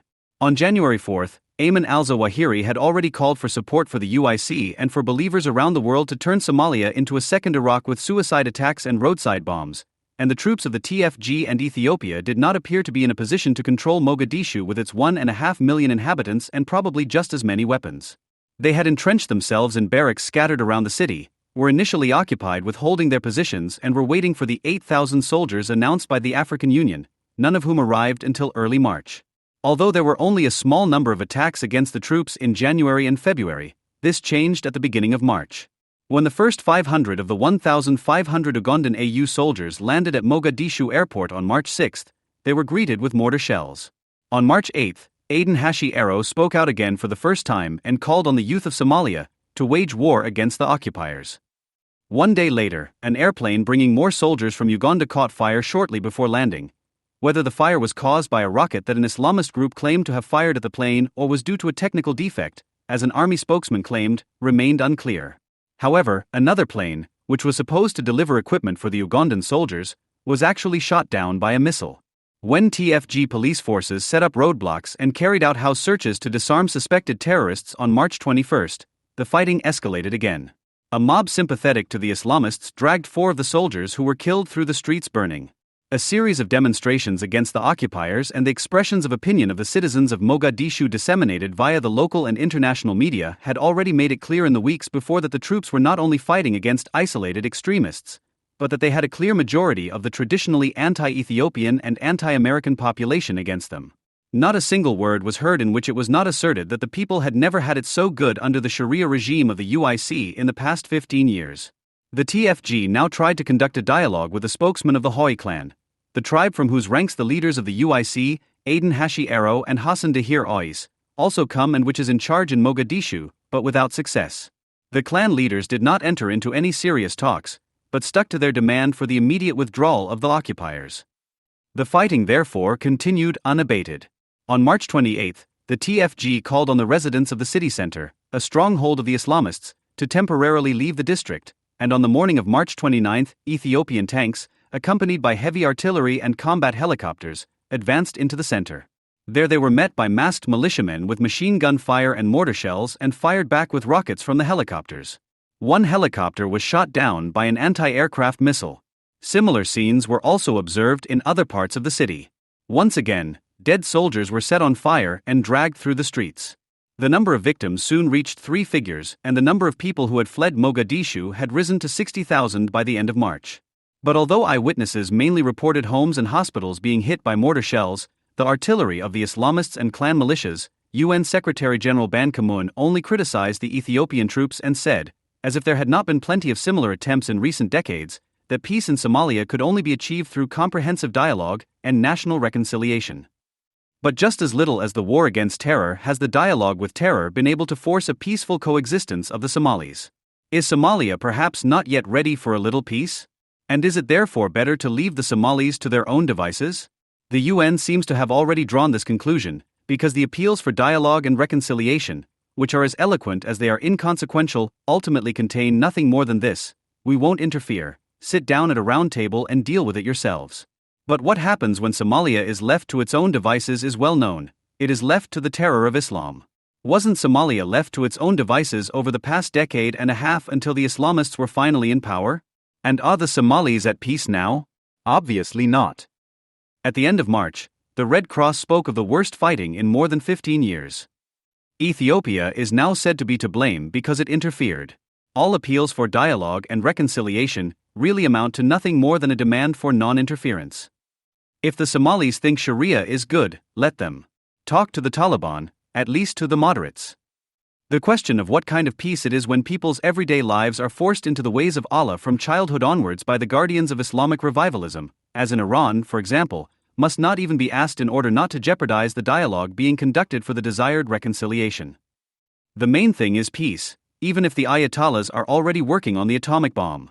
It is the madness of unconditional indifference, a fatalism that not only makes the UN guardian angels argue, no matter what one thinks of Islamic terror, Sharia law has at least brought a little peace to the Somalis. One must therefore, for the sake of the people, seek dialogue with the Islamists. Dialogue, reconciliation, peace, non-interference, that's just the Islamists' fine-tuned program. They say and mean nothing else when they call for terror against the invaders. But since 9/11, the USA no longer abides by the rules of appeasement with which Islamic terror is cultivated, and now Ethiopia no longer does either. No peace at all. That is the consequence of a policy that relies on dialogue and reconciliation. A report by the International Crisis Group, ICG, published on December 12, 2005 under the title Somalia's Islamists, provides a good example of how the problem can be named and yet talked around. The ICG is a think tank whose analyses attract a certain amount of attention in the international media and among politicians in the so-called international community. Its Africa reports in particular are regarded as leading. The ICG report on Somalia's Islamists is characterized by a rarely successful combination of overview and richness of detail, and at the same time reveals an eye disease that is far less rare among political advisors and experts such as the ICG people, which manifests itself in the symptom that you can no longer see the wood for the trees. They have an almost unsurpassable wealth of information about events, names and numbers, but are unable to put one and one together at the end. The reason for this inability is also the ideology of dialogue and reconciliation, shared by the experts and analysts of the ICG. The ICG report begins objectively and describes how revolutionary Islam, inspired by the writings of the Muslim Brotherhood, gained a foothold in Somalia soon after independence, 1960. According to the report, numerous circles and groups emerged at that time, which were suppressed and forced underground or out of the country under the scientific socialism of Syed Band, for whom the religious activities appeared dangerous, from the mid-1970s onwards, when they entered the public sphere and their followers grew. With the fall of the Bar regime in the early 1980s, the Islamists regained ground. While still underground, Al-Ittihad al-Islami, AIAI, was founded, which formed the center of Somali Islamism after the fall of Bar in 1991. From 1991 onwards, the Islamist pioneers, the Wahhabi-trained fighters from Saudi Arabia and the warriors from Afghanistan who had trained in the fight against the Soviet Union also returned. The AIAI formed a militia and plunged into the civil war that has characterized Somalia ever since. As in the early 1970s, an Islamist movement formed in the 1990s from a myriad of groups, Quran schools, mosques, Islamic businesses and Sharia courts, which increasingly determined the intellectual, economic and political life of Somali society. On the one hand, the ICG report illustrates how this multitude of different groups, although disagreeing about some trivialities, were united by a common ideology. Their masterminds were Muhammad ibn Abd al-Wahhab, Hassan al-Banna, and Syed Qutb. Therefore, the report quotes Islam expert Roland Marshall as saying, there are no clear ideological boundaries between them, and sympathizers may switch back and forth from one group to another. According to Marshall, the large number of groups can partly be explained by the many differences they have regarding banal things such as ablutions, marriage age, and the like. Rituals rather than ideology were the cause of the dispute. On the other hand, the executive summary of the same report qualifies the finding just formulated. The growth of courts, charities, and businesses with an obvious Islamist character has raised fears in some quarters of a conspiracy to turn Somalia into an Islamic state. But in reality, Islamist activists are a dispersed community, characterized by competition and contradictions, which makes a large-scale conspiracy implausible. End quote. This relativization is remarkable not least because of the date on which this summary was written, 5 years after the courts, originally seemingly linked to the individual interest of a particular clan, had merged to form the UIC, demonstrating that revolutionary Islam was indeed the only cross-clan and unifying ideology that existed in Somalia. Was the ICG unaware of this? Not at all. In its Africa reports, the ICG had repeatedly pointed out that it was not just any clans that had led the court movement since the mid-1990s and established links to international Islamic terrorism, but leading members of the powerful Haber-Geider clan, a clan of the Hoi tribe. Only 2 months after the ICG had put the summary on paper, in February 2006, the UIC militias launched their offensive against the TFG. For months later they conquered Mogadishu and immediately began what the ICG had just dismissed as implausible, turning Somalia into an Islamic state. However, dismissing the fears resulting from its own observations as a conspiracy theory is only one method that helps the ICG to play dumb against its own knowledge. Another is to present all evidence that might contradict their ideology of dialogue and reconciliation as isolated cases, the work of a small minority of extremists who are not representative of the mainstream. Using this argument, the ICG doubts, for example, the extent to which Somalia's Islamists are linked to international Islamic terrorism, again against their better judgment, as it is not the facts themselves that they are suppressing. The report quotes Roland Jacquard, the United Nations terrorism expert, an institution that is not known for its polemics against Islam. Jacquard commented on the Tablighi organization, for example, which the ICG regards as a sect with purely missionary claims and no political ambitions, as follows: "This sect is involved in the recruitment of jihadists, arranges their travel to war zones and routinely calls for support for Osama bin Laden."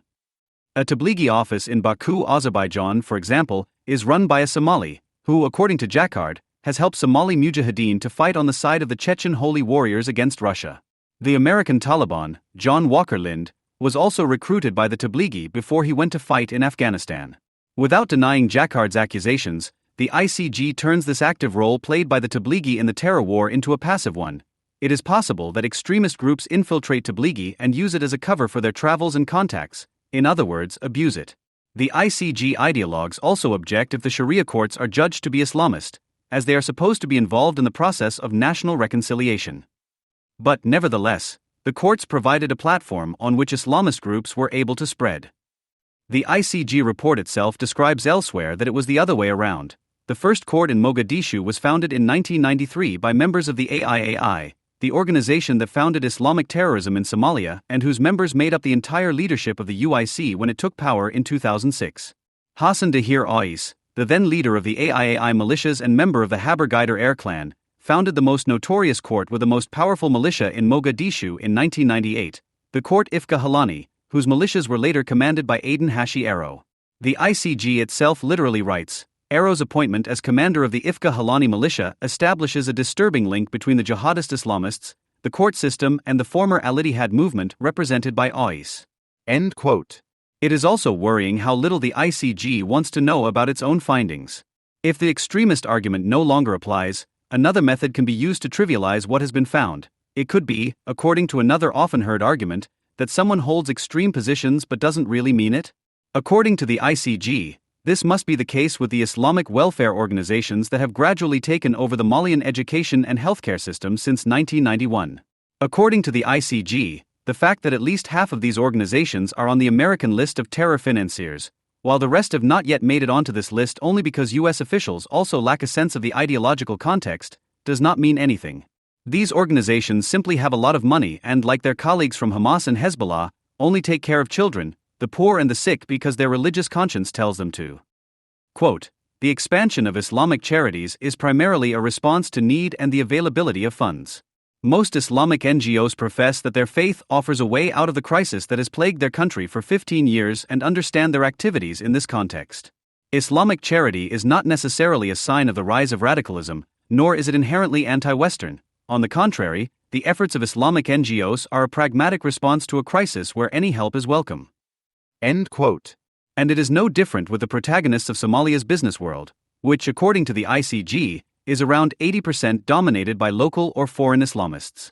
Quote, the allegations typically relate to the influence of key individuals or companies in the private sector in the post-war period, meaning the period after Barre's socialism, i.e. after 1991. Members of Al-Ittihad were particularly well-placed to take advantage of opportunities for self-enrichment because the organization had previously played a crucial role as a recipient and distributor of funding provided by overseas Islamic charities. A number of prominent Al-Ittihad people later emerged as leading merchants and entrepreneurs.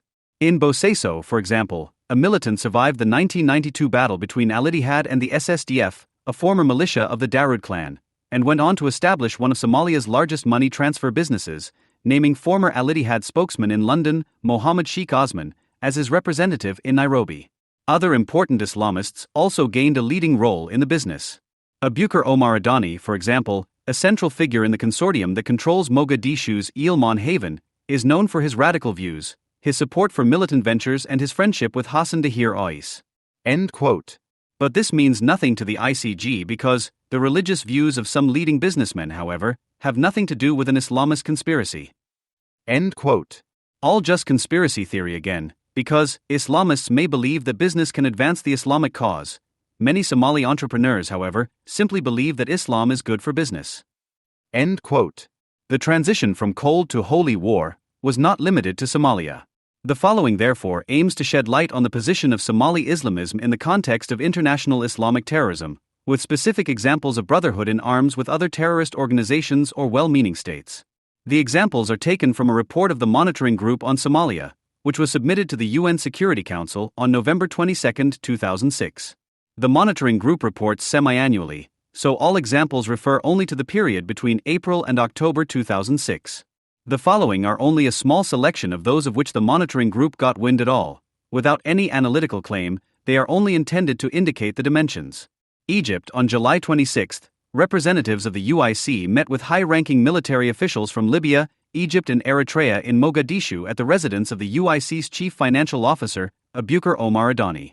It is agreed that 3,800 UIC militias will be trained in a military camp north of Mogadishu by instructors from Egypt and Eritrea. The Libyan government will bear the costs. Djibouti. On July 30, a Djibouti airline plane lands in Mogadishu with uniforms and medicine for the UIC. Eritrea supplies the UIC with at least 28 separate shipments of weapons, ammunition, training and troops between the end of April and August alone. Here are just a few examples. On May 6, 2006, an Antonov military aircraft from Eritrea loaded with anti-aircraft guns lands in Somalia. On May 9, a ship from Eritrea docks in the Somali port of El Ahmed. On board, in addition to further anti-aircraft guns, are terrorists from Pakistan and from the Oromo Liberation Front, a militia of Islamist separatists in Ethiopia. In mid-June, 4 transport planes from Eritrea landed Kalashnikovs, machine guns, ammunition and uniforms for the militias of Hizbul Shabab, the youth movement of the UIC, in Somalia. Other ships bring anti-tank missiles, mines, hand grenades, ammunition, light weapons, uniforms and medicine. On July 4, 4 planes landed in Mogadishu, 2 of them carrying weapons, the other 2 Eritrean soldiers and terrorists from Ethiopia, this time from the Ogaden National Liberation Front. On July 15, Yusuf Negash Warkay, a colonel in the Eritrean army, flies to Mogadishu to meet with UIC leader Sheikh Hassan Dahir Ois. One could go on like this, but it should have become clear what a key role Eritrea plays for the UIC. Iran. On July 25, a transport plane from Iran delivers machine guns, grenade launchers, anti-aircraft missiles, mines, ammunition and uniforms to the UIC. 2 Iranians negotiate with the UIC in Somalia on the exchange of uranium for weapons. On August 14, an Iranian transport plane delivers weapons and takes 40 UIC fighters to Iran for medical treatment. They had recently been wounded in Lebanon, where they had fought alongside Hezbollah against Israel. On August 17, an Iranian ship brought food, medicine, anti-aircraft missiles, rocket launchers and ammunition for the UIC. Hezbollah. At the end of July, the UIC sent 20 of its fighters to Lebanon for the war against Israel. These were hand-picked militias with long war experience. The families of these fighters initially receive $2,000 each. In the event that one of them is killed, they are promised $30,000. After their return, each receives a hero's salary of $100 a month for an indefinite period. The whole operation is financed by a number of unnamed supporting states. Libya supplies military aircraft to the UIC, among other things. Saudi Arabia supports the UIC primarily logistically and financially. Syria trains the UIC militias in guerrilla warfare and supplies weapons and ammunition. If Somalia were to be pacified through dialogue and reconciliation, as called for by the UN and others, many talks would have to be held with many gangs in many countries.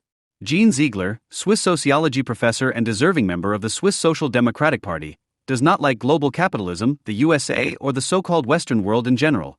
This became clear as early as 2001, when he initiated a media campaign directed against the US campaign against the Taliban's Afghanistan, which centered on the insane claim that the USA and its allies were forbidding the dropping of food in the war zone and thus knowingly forcing a humanitarian catastrophe among the Afghan civilian population. Like so many enemies of Western civilization, Ziegler does not particularly like Israel either. After all, according to Ziegler in a 2003 report on the food situation in the Gaza Strip and West Bank, Israel also carries out targeted state terror against the civilian Palestinians, commits war crimes incessantly and with impunity and generally proceeds in a very similar way to Nazi Germany. What exactly may have motivated Mr. Ziegler, whose task as UN Special Rapporteur on the right to food would actually only be to investigate and assess the nutritional situation of people in the West Bank, Gaza Strip and elsewhere, to simply make up the malnutrition of large parts of the Palestinian population in order to be able to blame it on the Jewish state like so many other things and thus have one more excuse at hand to call for a boycott of Israeli goods worldwide? One can only guess.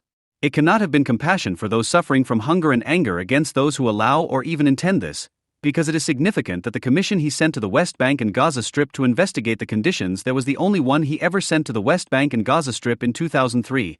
Actual famines such as those in Burundi, Liberia, Sierra Leone and elsewhere seem to be of little interest to him, and areas in which hunger is deliberately used by the government as a weapon against unwelcome sections of the population, such as in Sudan, are not able to attract Ziegler's attention, although in Sudan for decades and for approximate 18 months, especially in Darfur, people have been deliberately driven out of their villages and thus cut off from their food sources, and human rights organizations warn that many deaths from starvation and disease are to be expected. He has not yet sent a delegate there. Although Ziegler does not go as far as Sudan's ambassador to the EU, who defiantly replied to reports of a humanitarian crisis in Darfur, there is no famine there, he also fails to mention the Sudanese government's involvement in the conditions in the west of the country. Not a word can be read in his report on Sudan about the fact that its government forced the food and water shortages in the area in the first place and that in the fight against suspected black African rebels, starvation has been used and tolerated by the government for decades as a weapon against the population, as have expulsion, pillaging, rape and the targeted murder of tens of thousands. Not a word is heard from Ziegler about the fact that international aid organizations are denied access to areas threatened by famine. But the perpetrators in Khartoum and Darfur are not Jews, but Arabs who, like their brothers and sisters in Palestine, according to the Sudanese writer Tajib Salik, who lives in exile and is representative of so many supporters of pan-Arab solidarity, had not just one, like the Jews of Europe, but two traumatic experiences, colonization and the creation of Israel in Palestine. As long as Israel still exists, the trauma cannot be overcome. As long as Israel remains a stake in the flesh of the Arab people, peace will not come to the Middle East, neither in the West Bank, in Jerusalem nor in Sudan, according to the implicit thesis. The real problem in the region is Israel, and this, according to the lunatic logic, is only proven once again by Sudan. After all, the rebels in South Sudan, against whom the Arab government in Khartoum has been fighting for decades, were and are logistically supported by Israel. With his manic fixation on the alleged atrocities committed by the Israelis, Jean Ziegler is in good company within the UN. As many as 6 of the only 10 emergency special sessions ever convened by the UN were devoted solely to the Israeli case, the last of which has been dealing exclusively with occupied East Jerusalem and the other occupied Palestinian territories since 1997, and from which the request was made to the International Court of Justice to finally examine the legality of the Israeli, as it is so beautifully called in left-wing circles, apartheid wall. The 15 judges of the court ruled entirely in line with the UN, which, with the exception of the USA and the Marshall Islands, usually condemns any Israeli response to terror as illegal, and on July 9 of this year, as expected, described the construction of the security fence as unlawful. Both the European and Arab public applauded, and since then the call to deal with these Nazis of the 21st century, as with those of the 20th century, has become increasingly clear. Almost 30% of the reports and resolutions of the UN Commission on Human Rights, in which the countries of the Arab Islamic African bloc form an automatic majority, condemn Israeli actions or plans. The last one was adopted in April of this year and condemns in general terms the Israeli treatment of the Palestinians and the Israeli occupation of the Golan Heights. Another considerable percentage of the resolutions and reports are also directed against the defamation of Islam and discrimination against Muslims and Arabs by Israel and the USA. Not a single one, however, is directed against Lebanon, where the Palestinians who have fled there are still being held in camps and enjoy no civil rights whatsoever. Such reports and draft resolutions are usually submitted by members of parliament from Arab states and are passed with the tacit approval of the European states. Analogous to the UN Human Rights Commission, to which Israel has not been elected since 1970 and of which the USA was not a member at least in 2002, the non-governmental human rights groups usually behave. They storm through Jenin to investigate falsified reports of Jews massacring Arabs and remain silent when thousands of Palestinians were killed by Jordan during Black September. In 1970, Boston Globe, May 10, 2002. Every Arab is considered a potential victim of Israel and therefore an actual victim of history, who should therefore be held accountable. However, if crimes are committed by so-called Arabs in which, even with the worst will in the world, no involvement of Israeli or U.S. Secret Services and troops can be detected, as is currently the case in Western Sudan, then all the humanitarian pathos and actionism in the UN quickly comes to an end. The Human Rights Commission presents only a paltry 23-page report on the conditions in Darfur, the camps there, and those in Chad, which were visited by a delegation together with representatives of Khartoum, and only after weeks of discussion does the Security Council manage to pass a resolution which is intended to persuade the government of Sudan to stop the events it is supporting in Darfur and to punish the perpetrators, but which does not hold out the prospect of any sanctions as a means of exerting pressure. But what do we actually know about what is happening in Sudan? It is assumed that things have never been nice there. The country has been ruled for centuries by Arabiized elites based in northern Sudan, particularly in the capital Khartoum. In the 19th century, when the country was still part of the crumbling Ottoman Empire, they dreamed of establishing a modern all-Islamic federation, an idea which, inspired by the teachings of Wahhab and his Sudanese counterpart Muhammad Ahmed, the God-guided Mahdi, who spread his concept of a reformed modern Islam throughout the country in the bloodiest manner, was abandoned towards the end of the century in favor of the pan-Arab idea. Establishing the rule of Allah, at least on Sudanese territory, has been the declared goal of the Khartoum elites since the country's independence in 1956. The non-Islamic black Africans in the south of the country, however, resisted any missionary campaign and had not forgotten that their ancestors had been offered for sale on the slave markets of North Africa by these same ruling gangs until the end of the 19th century. Since Sudan's independence, civil war has been raging there between rebellious black African Christians and animists and the changing despotisms in the north of the country and their more or less official troops. In February last year, open war broke out in the Darfur region in western Sudan. Attacks by the Janjaweed Immortal Knights, FAZ July 28, 2004, or Riders with Guns, Le Monde Diplomatique, May 2004, who consider themselves part of the Arab minority in Darfur, on villages inhabited by black Africans have been known there since the early 1990s. When Arab nomads who had fled from Chad allied themselves with those in Darfur and began to drive the farmers out of their villages in the fight for the region's scarce water reserves.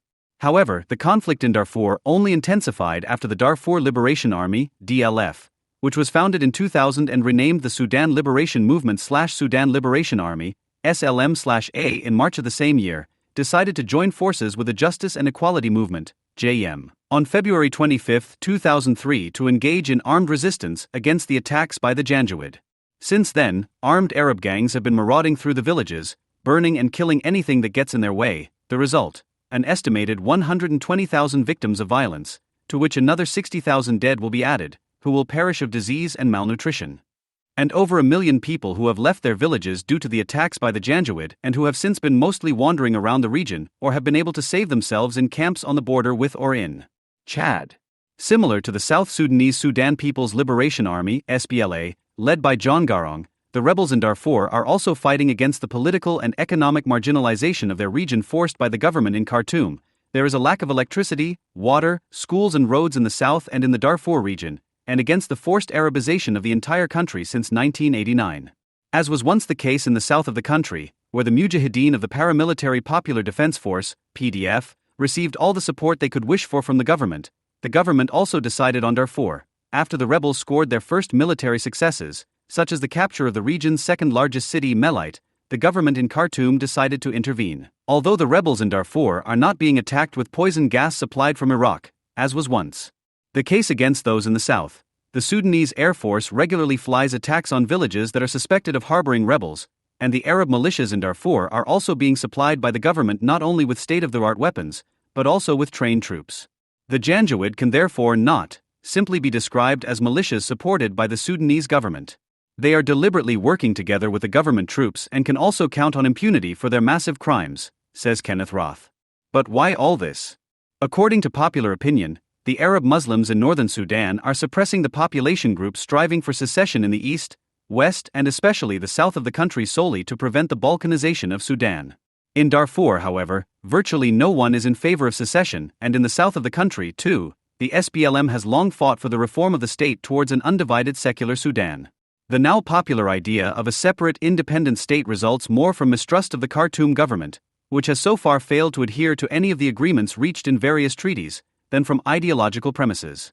That the real reason for the recurring conflicts in the south and west of the country is solely to be seen in the fact that, as can be read in Le Monde Diplomatique, for example, Arab nomads, who need water and grazing land for their animals, are fighting against African farmers who want to protect the meager yields of their land, May 2004, is just as unconvincing, as the unimaginable brutality with which paramilitary and official troops are acting remains a mystery. And the theory that it is sheer greed for petrodollars alone, as some never tire of claiming, that incites murder and manslaughter is also doubtful, as the clashes were already underway throughout the country before the first barrel of oil had even been extracted. When demands for independence were raised in what is now Sudan in the 1940s, the British colonial administration developed plans to divide the country in two. Northern Sudan, predominantly inhabited by Muslim Arabs, was to become independent, and the south of the country was to be annexed to the East African colonies. However, at the Juba Conference in 1947, Great Britain abandoned this plan, which was opposed by the northern Sudanese, who did not want to be deprived of their access to the fertile plains in the south. The south was also considered too unstable. The development gap in this economically neglected region was too great, and the various southern Sudanese tribes appeared to be too divided among themselves. The decisive factor for the British decision was ultimately Nasser's takeover of Egypt in 1952. An independent northern Sudanese state could follow Egypt's example and enter into an alliance with the Soviet Union, while a united, strong Sudan with Western ties would create a certain balance in the region. Even before independence, however, a dispute arose in Sudan over the country's future constitution. Democratic, federal, and secular was the view in the south, while the new state in the north was envisioned as Islamic and centralized. With the transfer of power to the Arabiized elites in Khartoum, who had been educated at Islamic Egyptian universities, the conflict came to a head, as there was no consensus in the north of the new republic either. Some, especially the Sudanese Nasserists and members of the Ba'ath Party, who were pan-Arab in orientation, voted for Sudan's close ties to Egypt and other Arab socialist-oriented countries, such as Iraq or Syria later on. Others spoke out in favor of establishing a closed Islamic republic, and still others tinkered with a new identity, including the Islamic faith, of course. There was agreement in the north on only 2 points: that the emerging state should be Islamic and that the infidel South Sudanese should be dealt with according to the old custom. If they could not be enslaved as they once were, they should be excluded from the public life of the state as far as possible. However, the southern Sudanese did not give in and stuck to their demand for a constitution based on the British model, which would not only have established a secular state but also guaranteed them complete equality. The first civil war broke out even before Sudan gained independence. In 1958, General Aboud, a supporter of the National Islamic Path, seized power. He accused his civilian predecessors of having betrayed the true Islam of Arabia and launched a military campaign to homogenize and Islamize the country. The practice of other religions was criminalized, and an attempt was made to incorporate the South into an all-Sudanese Islamic community by means of large-scale missionary campaigns. However, the repression only really fueled the resistance of the Christian and animist southern Sudanese. In the early 1960s, various rebel groups that had previously operated autonomously joined forces to form the Anya Naya, Snake Venom, and logistically supported by Israel, which supplied them with weapons via Uganda, did their bit to overthrow the dictator. 3 years later, the members of the Anya Naya had become hopelessly divided among themselves due to political differences. A new constitutional debate began, in which it became clear for the first time what kind of minds the pan-Arab-oriented Islamists of the north were actually made of. The projection, in which Hassan al-Turabi, a supporter of the Muslim Brotherhood who would later found the National Islamic Front, NIF, and Sadiq al-Mahdi, a descendant of the God-guided prophet, were significantly involved, not only provided for the introduction of Sharia law and the prohibition of all godless excesses, namely atheism, Christianity, animist religions, and communism. He also called for a ban on the right to stand for election for all non-Muslim and non-Arab inhabitants of the country, i.e. the exclusion of all black Africans, Christians, animists, and Muslims alike from parliament. There was no danger of excluding members of their own race from parliament, as almost 100% of Sudan's Arabs were professed Muslims. In contrast to the Ottoman Sultan Abdul Hamid II, who campaigned for the cooperation of all Islamic peoples with the aim of establishing a modern all-Islamic federation, al-Turabi and other supporters of the pan-Arab idea dreamed of a greater Arabia, whether this was politically united or divided into various Arab states. It was no longer faith that united them, but dissent. The all-Arab idea had replaced the all-Islamic idea.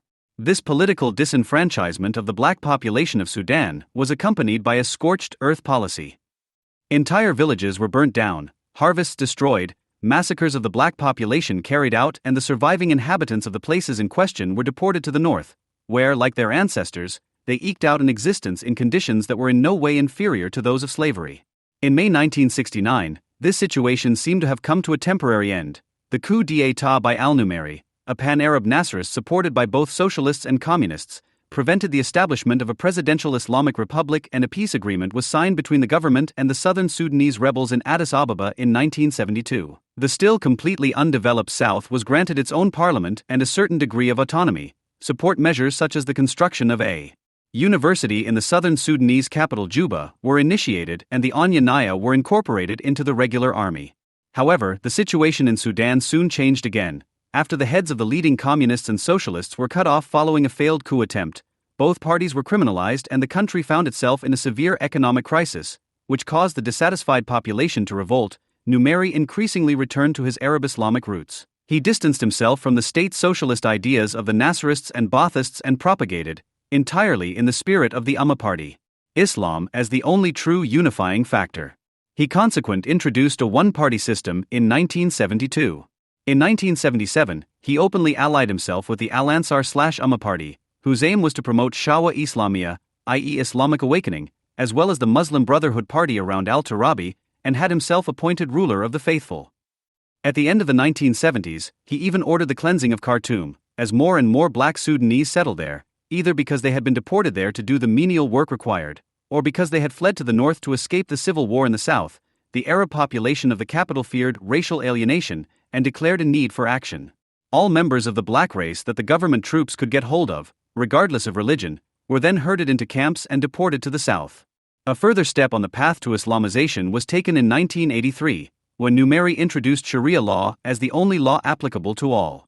Since then, headscarves and alcohol bans have also been compulsory in the south of the country and, as in all other Islamic states, violations of Islamic law have been punished with flogging, e.g. for rape, amputation of a hand and a foot, e.g. for theft, or even death, e.g. for apostasy from Islam. The laws of Islam increasingly served merely to legitimize the political interests of the Arab elites in Khartoum, and so the peace treaty with the Anya Naya was summarily declared null and void on the grounds that Islamic Arab tradition teaches that treaties concluded with unbelievers are not binding for true believers. In order to finally break the resistance, the Numeri government simultaneously pursued a policy of economic destabilization of the already underdeveloped south as well as the west and east of the country. The construction of canals, for example, literally dug up the water for farmers in various regions, and measures begun to improve the infrastructure, such as the construction of roads, were discontinued, so that even today large areas in the south and west of the country are still cut off from the world. The oil which has been extracted in the southeast of the country since 1978 has been and continues to be transported to refineries in the north of the country, and the money collected China and France in particular have concluded lucrative contracts with the Sudanese government for all concerned, is mainly used to buy weapons from Switzerland or Russia, which are then used against the population in the various remote parts of the country. With the successful coup d'état by Colonel al-Bashir, who was supported by the NIF around al-Turabi, the situation in Sudan worsened again. Bashir, who fought on the Egyptian side in the Yom Kippur War against Israel, and his cabinet now vowed to finally establish the kingdom of God on the soil of Sudan and to Islamize the entire country. They proclaimed a republic in which Islam, as in Iran, became the official state philosophy. At the same time, they declared jihad on all infidels and pushed ahead with the forced Arabization of all areas of society. Arabic was made the only permitted language. The practice of traditional African customs was made a punishable offense. All Christian and secular schools were closed and replaced by Quranic schools, which of course only boys were allowed to attend, where they were educated to become brave mujahideen for the holy war against infidels in their own country as well as against Israel and the USA. Since then, violations of Islamic law have not only been sanctioned with brutal corporal punishment, but the punishment is also carried out in public in front of jeering crowds, as under the Taliban in Afghanistan. However, the measures taken by Bashir against the South Sudanese population show that forced Arabization also implies quite different things. For the first time, the army also used poison gas against southern Sudanese villages. Children and young women alike were deported to the north of the country if they were not massacred by the roving gangs in the name of Islam. Some to be re-educated into true believers in Islamic homes and trained as cannon fodder for the jihad, others to do menial labor in Arab households and to be of service to the heads of households in yet another completely different way. Young men were conscripted into often deadly forced labor, e.g. for the construction of canals, while useless old men were simply left to die of starvation, thus furthering the destruction of the country's black African population. Under the leadership of al-Turabi, the ideological mastermind behind the military Bashir, Sudan developed into an attractive base for Islamist groups in the 1990s. In 1991, al-Turabi founded the Popular Arab and Islamic Conference, PAIC, an international umbrella organization of radical Islamist forces to which all fundamentalist Islamic regimes belong. And 1991 was also the year in which Osama bin Laden, who had been expelled from Saudi Arabia due to his involvement in various terrorist activities against American institutions, found asylum in Sudan. He was a welcome guest there, as he not only financed various government construction projects, but also supported the training and maintenance of the Mujahideen, who were and still are being pampered by the government and who have distinguished themselves worldwide in the fight for Islam. It is assumed that both the first attack on the WTC and the assassination attempt on Egyptian President Mubarak in Addis Ababa in 1995 were largely prepared by terrorists based in Sudan. The USA placed Sudan on the list of rogue states as early as 1993, and Clinton imposed extensive economic sanctions against the country in 1997, so that Bashir felt compelled to at least deport bin Laden to Afghanistan in 1996. However, the government only adopted an outwardly moderate course after a Sudanese pharmaceutical factory, which was believed to be producing nerve gas, was destroyed by American cruise missiles in response to the attacks on U.S. embassies in Nairobi and Dar es Salaam. In 1999, Bashir, who feared the violent removal of his regime by foreign troops and also the bankruptcy of a country on the brink of financial ruin due to the ongoing civil war, fell out with the staunch Muslim brother al-Turabi, who was even imprisoned for a time.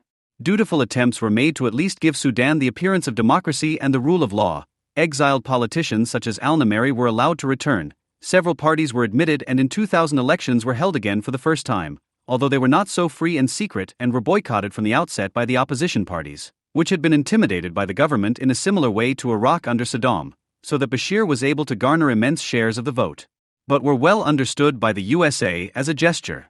After September 11th, Bashir tried to be on the safe side by condemning the terror of the al-Qaeda chief, instead of, like his former partner, railing against those Arab and Islamic states that support the USA in its war and hand over their earth and sky to the Crusaders and Jews, and has since managed to keep the already minor international trouble at bay, with such supposed concessions to the democratic world.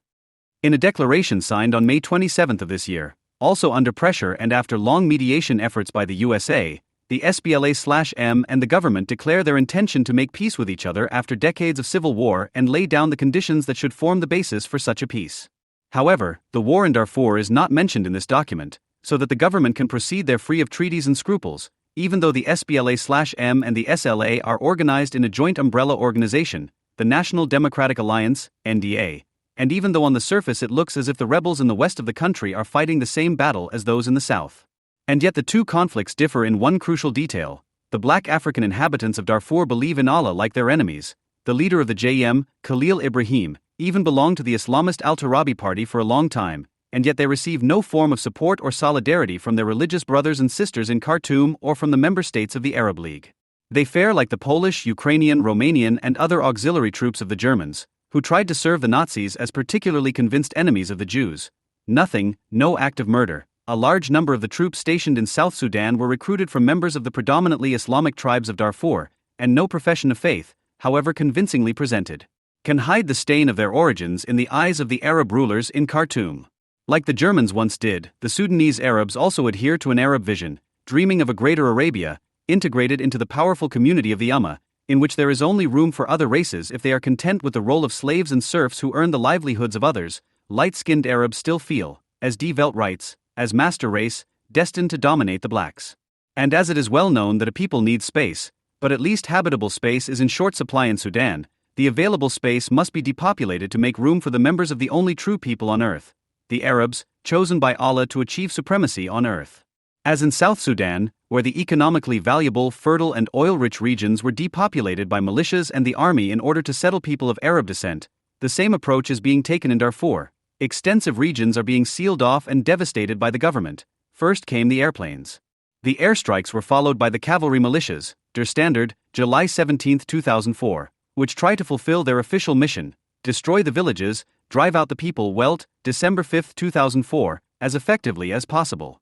Following the usual modus operandi, they massacre entire villages and set fire to what is still standing after their invasion, stealing people's livestock, crops and water sources and driving the rest of the population, if they can save themselves, Welt, July 24, 2004, into flight, which often means death and is also intended to mean death, as aid deliveries from the international community are deliberately prevented by Khartoum, so that hunger completes what Janjaweed and official troops have failed to do. The following detail illustrates that the Islamists are not interested in the content of their beliefs, that Islam provides them with a ticket with which they can rationalize their desire for destruction. In addition to the dwellings, the mosques of the black Africans were usually also destroyed, which no convinced Muslim would ever do. FAZ, July 28, 04. In the areas cleansed of, as the government in Khartoum puts it, lawless elements, nomads of Arab origin are to be settled and the expulsion of the black Africans thus made irreversible. FAZ, July 21, 04. The little fertile space in Darfur, threatened by desertification, is to be handed over to members of the Arab master race. Just as the good land in Eastern Europe was once handed over to so-called ethnic Germans. The majority of UN member states agree with the states of the Arab League that decisive action in Sudan would be inadmissible interference in the internal affairs of the country. As in the case of a planned resolution against Zimbabwe, the language of cooperation and dialogue is also preferred with regard to Sudan, considerations that do not stop the United Nations for a moment when it comes to the relentless persecution of Israel, as U.S. political science professor and Bafsky rightly points out. And although there is no end in sight to the killings in Darfur and the fighting in southern Sudan is flaring up again, people in this country are also trying to persuade the Arab mass murderers in Khartoum with reasonable arguments and thus dissuade them from their actions. It is as if the murder gangs in Rwanda could once have been brought to their senses at a round table.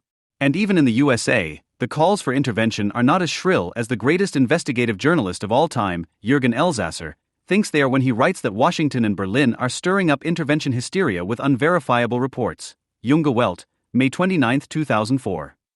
In the USA, as once in Great Britain, they are rather counting on the fact that after a successful peace agreement between North and South Sudan, forces friendly to the so-called West will be involved in the government and prevent the current state doctrine from also becoming the future state doctrine, thus putting an end to the murders allegedly committed in the name of Allah. The fact that the UN majority refuses to name and do in the case of Sudan what it would naturally do in the case of Israel or the USA, to describe what is happening in Sudan as genocide, and to intervene accordingly, may superficially appear to be a logical inconsistency. But it is a contradiction in terms, and nothing would be more inappropriate than to denounce it with moral outrage. It is no coincidence that the relevant UN conventions and resolutions never speak of mass murder, but of genocide. In contrast to the term mass murder, which, according to a remark by Ike Geisel, expresses the fact that the massacres of modern times were crimes against the masses and crimes by the masses, and thus addresses the collective not only as an object, but as a subject acting destructively. In genocide, the collective appears purely as a victim and the murderer as an equally purely external subject, which not only cannot be a people itself, but whose purpose of existence lies in robbing the peoples of their dignity, identity, and ultimately their existence. The category of genocide is a general clause and it covers the sovereign calculation of the UN majority to either blame mass murders on the state-organized enemy of nations, Israel, wherever possible, or in the style of honorable society, to regard the relevant events as a family affair in which any interference is forbidden as warmongering or the like, again emanating from the enemies of nations. Actionism and indifference, both attitudes so characteristic of the UN, turn out to be two sides of the same coin, which in any case is used against the Jews or against a substitute object, as was the case years ago against the Serbs. So it is perhaps honorable, but helpless, when both houses of the U.S. Congress refer to the events in Darfur as genocide, and thus attempt to pit the ideal against reality. Others are more cunning. The whole thing is in effect ethnic expulsions, according to the Minister of State at the Federal Foreign Office, Kirsten Muller, on Deutschlandfunk Radio on June 28, and it would be somehow important if the United Nations Security Council pushed through a resolution, because after all, according to Foreign Minister Fisher, the killings must come to an end. How the militias that have been let off the leash and the government protecting them are to be effectively stopped, without resorting to military intervention, remains a mystery. The Parliamentary State Secretary in the Development Ministry, EID, recommends travel restrictions for Sudanese government members or the freezing of foreign accounts as examples of suitable sanction measures. Quite as if everyone didn't know that Sudan's assets are invested in Islamic banks anyway, which will be wary of participating in such measures, and as if it were customary for Bashir and al-Taha to spend their annual vacation in beautiful Mecklenburg. Internationally, it has been agreed to describe the events as bordering on genocide. On July 30th, after lengthy negotiations, the UN Security Council passed a resolution kindly calling on the government in Khartoum to end the persecutions in Darfur and disarm the militias. There is no threat of sanctions if the demands are not met. The UN at its best, in mid-June, the international community decides with unusual haste to send a UN force to implement a peace treaty between the government and the SPLA that does not yet exist, but continues to respond to the catastrophe in Darfur only with appeals. The Islamist regime in Khartoum has thus gained another breathing space, which it fears will be used to bring the war in Western Sudan to an end with all the force and military resources released in the south, and finally to announce the total victory that Bashir hoped to have achieved in April of this year, and which can only mean one thing: the last black person has also left the country or died in Darfur. The Bashir government's usual strategy of appeasement seems to have worked once again, after Kofi Annan visited Sudan and demanded both the disarmament of the militias and a legal reappraisal of the crimes they had committed. The Sudanese government had 10 members of the Janjaweed arrested and sentenced to 6 years in prison for murder, looting and illegal possession of weapons, as well as public cross amputation. Right hand, left foot. The international community understood this gesture and took note of it gratefully. Even though 100,000 people demonstrated against the UN resolution in Khartoum on August 5, everyone there knows that this resolution has made the intervention of international troops in Sudan a distant prospect. And not because the Sudanese cabinet announced a political and strategic mobilization in mid-July and announced that it would not only firmly reject a deployment of international troops, but would also deal appropriately with any soldier who sets foot on Sudanese land, thus giving the Americans and British a reception worse than in Iraq. As Sudanese Agriculture Minister El Khalifa Ahmed put it at the end of July, you can already imagine the newspaper headlines in 2014, 1994, genocide in Rwanda. 2004, genocide in Darfur. Never again. And if the states of the Arab League then submit a resolution calling for decisive military action by the international community against Israel to prevent the genocide of the Palestinians, no one will point out that Israel also has the right to protect its population from terrorism, as Syria and China recently did when a vote on a resolution condemning Russia for its actions in Chechnya was on the UN agenda. It certainly won't be Germany, as no objections are raised here even today when, for example, at a Heinrich Böll Foundation discussion event on the situation in Darfur, an Orientalist sleepwalked his way to the actual core of UN human rights policy and innocently asked whether it wouldn't actually be more than understandable if the Arab states also demanded a blue helmet mission in Israel in the near future. So we can only hope that the USA will not abandon the course it has taken in recent years and continue to stand by Israel, but will continue to include regimes that spread more terror in favor of more Islam in the list of rogue states and treat them accordingly. The new constitution of Sudan is the result of the peace agreement concluded in January 2005 between the South Sudanese SPLM, Sudanese People's Liberation Movement, and the Central Sudanese ruling party NCP, National Congress Party, of President Omar al-Bashir, which has at least formally ended the civil war that lasted almost 20 years. The constitution grants the SPLM government participation in Khartoum and for a transitional period of 12 years government power in the autonomous South Sudan, and it also receives half of all oil revenues. The participation in government of the SPLM, which is considered democratic and secular, is purely provisional and will have no influence on government practice in Khartoum. Although the president of the autonomous government of South Sudan, Salva Kiir, is also the vice president of the whole of Sudan, the NCP still has an absolute majority in parliament with its 52% of MPs compared to the SPLM's meager 28%. In addition, the constitution states that the autonomous and central governments are not allowed to exert any influence on each other and that their legislation is therefore independent of each other. Sudan's oil revenues are considerable. It is one of the largest oil suppliers in the world and covers 8% of China's oil consumption. The oil wells are located in the south of Sudan without exception, which is why the central government has an urgent economic interest in a peace agreement with the South in order not to lose these revenues completely. After this transitional period, the South Sudanese population should have the right to decide by referendum whether they want to gain complete independence from Khartoum or remain part of Sudanese territory. Most Western observers see this legislation as a step towards lasting peace between the South and the rest of Sudan. They praise the Constitution's commitment to a democratic state and international human rights standards. What they fail to mention, however, is that the constitution should only lead to more humane conditions in the south, while it in no way implies liberation from Islamic terror for the rest of Sudan. Although the constitution contains most of the basic civil liberties such as the equality of all Sudanese, the right to privacy, freedom of the press and freedom of expression, as well as the recognition of international human rights, this does not lead to a change of direction or a change in political practice, with the exception of the areas governed by the SPLM. Because the constitution makes a clear distinction between the South and the rest of Sudan with regard to the validity of these rights. It states that only those rights that comply with the principles of Sharia law are to come into force in central Sudan. This corresponds to the fact that, in contrast to the first draft of the constitution, the amputation of limbs and flogging have also been included in the penal code. In fact, the democratic jargon is merely a nice facade for the maintenance of Islamo-fascist conditions in Sudan. The choice left to the Sudanese is between total submission to the laws of Sharia and non-compliance with these laws at the risk of life and limb. The constitutional paragraph on the application of Sharia law in Khartoum, which regulates the condemnation of non-Muslims, deserves particular attention in this context. The relevant article states that the principles of Sharia only apply to Muslims and that non-Muslims should therefore be treated with negligence. It also states that the president is setting up a special commission to draw up recommendations and advice to help ensure that this group is not disadvantaged by Sharia law. What may sound like progress towards the secularization of Sudanese law is in fact a meaningless phrase, as Sharia does indeed apply to Muslims, but also dictates how they should treat infidels. In any case, a renunciation of the absolute claim of the Quran and its associated legal system is not to be expected. The unrest that followed the alleged or actual murder of John Garang is likely to have other causes than just the grief of the South Sudanese over the loss of the leader and idol of the SPLM, who played a decisive role in the signing of the peace agreement. The cause of the death of John Garang, who crashed in a helicopter just 3 weeks after being sworn in as vice president of Sudan, is still disputed. The Ugandan president, in whose helicopter Garang was flying, has called for a thorough investigation into the crash, as the possibility of assassination cannot be ruled out. The government in Khartoum, on the other hand, stated that the helicopter should not have taken off at all due to the weather and darkness.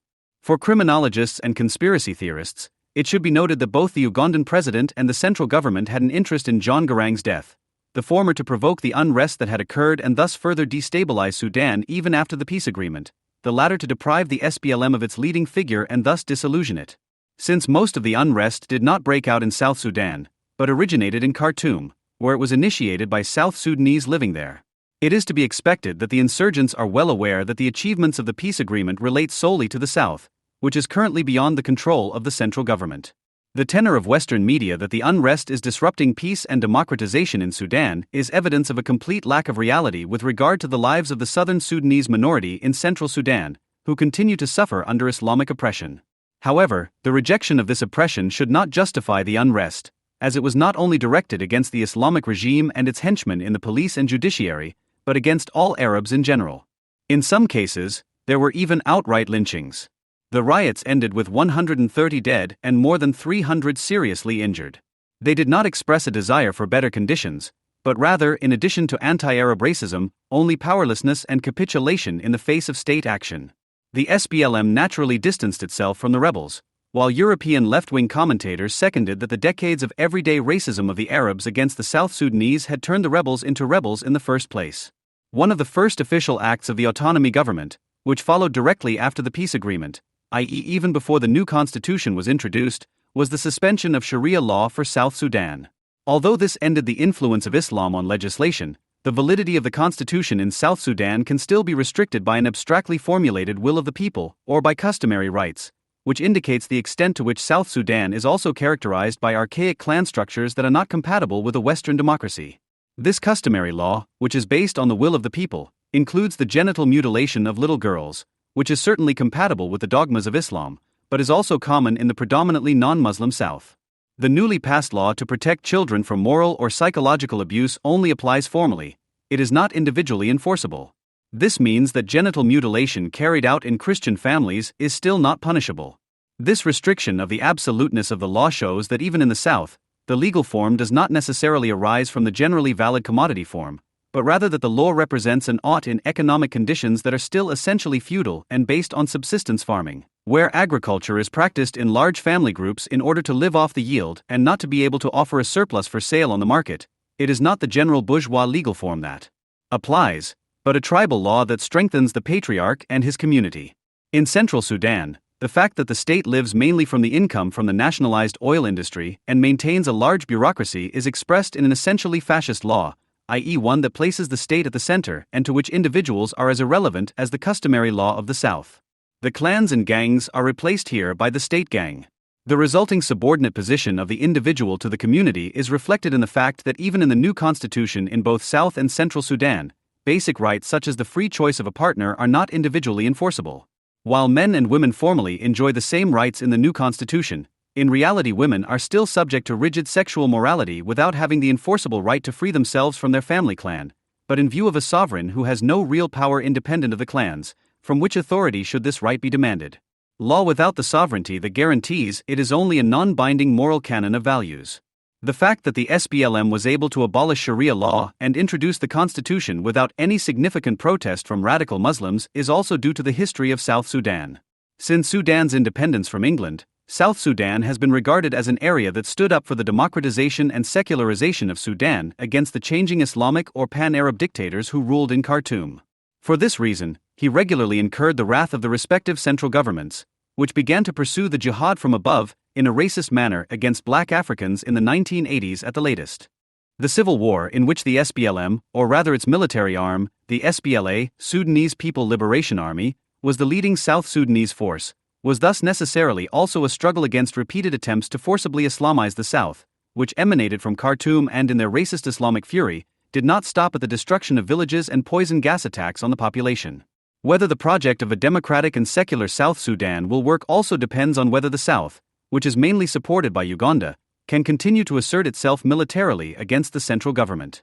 Therefore, one of the biggest mistakes that the SPLM made with the conclusion of the new constitution is probably the agreement to build an all-Sudanese army, which significantly weakens the SPLA, as South Sudan is guaranteed its own army to protect its border, but this army must be greatly reduced. The surplus soldiers resulting from this reduction are to be integrated into the NAF, National Army Force, which is effectively under the command of the central government. However, the future of South Sudan could be decidedly different than planned due to the death of John Garang, as the newly appointed president of South Sudan, Salva Kiir, is considered a secessionist in contrast to Garang, who rejected the peace agreement as his deputy at the time and wanted to continue fighting for the immediate independence of South Sudan. He is far less likely to give in to the demands of the central government than John Garang, who is keen to strike a balance, which increases the risk of the South seceding, but also gives rise to a certain amount of hope that the central government will not be able to revise its loss of power. In the face of this loss of power, the central government is using an old weapon, which it sometimes dismisses and imprisons and sometimes accepts into the government: Muslim brother Hassan al-Turabi. Al-Turabi was once the chief ideologue of Omar al-Bashir's regime, which has been in power since 1989, and thus one of the most important figures in the ruling party. Among other things, he was responsible for the violent Islamization of South Sudan through the so-called jihad campaigns and the poison gas attacks on South Sudanese villages, as well as for the tightening of Sharia law through a dress code for women or gender segregation on buses and in public places. He also turned Sudan into a base for international Islamic terror by founding the Popular Arab and Islamic Conference, PAIC, which hosted a collection of radical Muslim groups and also hid Osama bin Laden, who was expelled from Saudi Arabia in 1991 in Sudan. After the attacks on 2 U.S. embassies in Kenya and Tanzania, in which it was established that the masterminds had their base in Sudan, and the subsequent U.S. airstrikes on 2 Sudanese chemical factories, al-Bashir had to act to save his power and had al-Turabi arrested as the mastermind of the terrorist actions under pressure from the USA. However, al-Turabi is still regarded as the spiritual leader of the radical Muslims in Sudan and continues to have good contacts with terrorist groups such as al-Qaeda and various Arab states. He is currently the head of the Muslim Council for Africa. His party, the PCP, Popular Congress Party, was suddenly reapproved by the central government for the upcoming elections. If he gains power, he will pose a major threat to South Sudan, a fact that Omar al-Bashir, who is using al-Turabi as a threat, is well aware of. Whatever the future of Sudan may look like, the central government is firmly in the saddle even after the establishment of autonomy for the South. The support it receives not only from Iran, but also since the USA criticized the crimes in West Darfur as genocide from Germany, gives al-Bashir's regime the justified feeling that it can ignore the USA's warnings. Precisely because Germany was the first power in the UN to put the problem in West Darfur on the agenda and to call for intervention, it can now use the consecration of pacifist morality to rebuke the USA for playing the warmonger in the conflict. All American proposals for sanctions that could put pressure on the central government are rejected by Germany as threatening to escalate the conflict. Instead, Berlin is relying on the troops of the African Union, AU, which have no interest in settling the conflict due to economic and security policy considerations. For this reason, the AU intervention does not represent a danger for the central government, but rather a gift. After all, this way it was possible to avoid the Western intervention that was temporarily considered a certainty, which would have had much more painful consequences for Omar al-Bashir. Sudan will probably remain an Islamic republic for the time being. In order to correctly categorize the events in Afghanistan after September 11, two military campaigns must be distinguished from each other despite their temporal proximity. Operation Enduring Freedom, which brought about the fall of the Taliban in 2001, and Operation Iraqi Freedom in 2003, during the course of which Saddam Hussein was toppled. Unlike the Iraq War, the war against the Taliban was not yet under the influence of the neocons and their, as it was called in the U.S. security strategy of 2002, American internationalism. Neither Operation Enduring Freedom, which was declared over in 2014, nor the International Security Assistance Force, or ISAF for short, which was launched from 2001 to 2014 as a NATO stabilization mission for the Greater Kabul area, pursued the goal of creating an Afghan nation. Operation Enduring Freedom, in which up to 70 nations participated at its peak and whose operational areas extended beyond Afghanistan to the Philippines, Somalia, the Horn of Africa and the Sahara, was preceded in the case of Afghanistan by around 30 unsuccessful American requests to the Taliban to hand over Osama bin Laden since 1996. These requests show that despite the uncompromising announcement after September 11 that the Taliban would no longer differentiate between terrorists and their harborers, the Taliban were never regarded and treated as an enemy of the same rank as Al-Qaeda. The fact that Operation Enduring Freedom was not called Operation Infinite Justice as planned also indicates that the USA did not want to get into a complete mess with the Taliban and other radical Islamic regional powers from the outset. As early as September 26, 2001, the New York Times reported, Islamic scholars complained that only God was capable of dispensing infinite justice, and administration officials feared that allies in the Middle East would take offense. End quote. This kowtowing to Islam identifies a fundamental birth defect of all post-9/11 American efforts. Even the neocons agreed that the terms terror and Islam should be kept as vague as possible.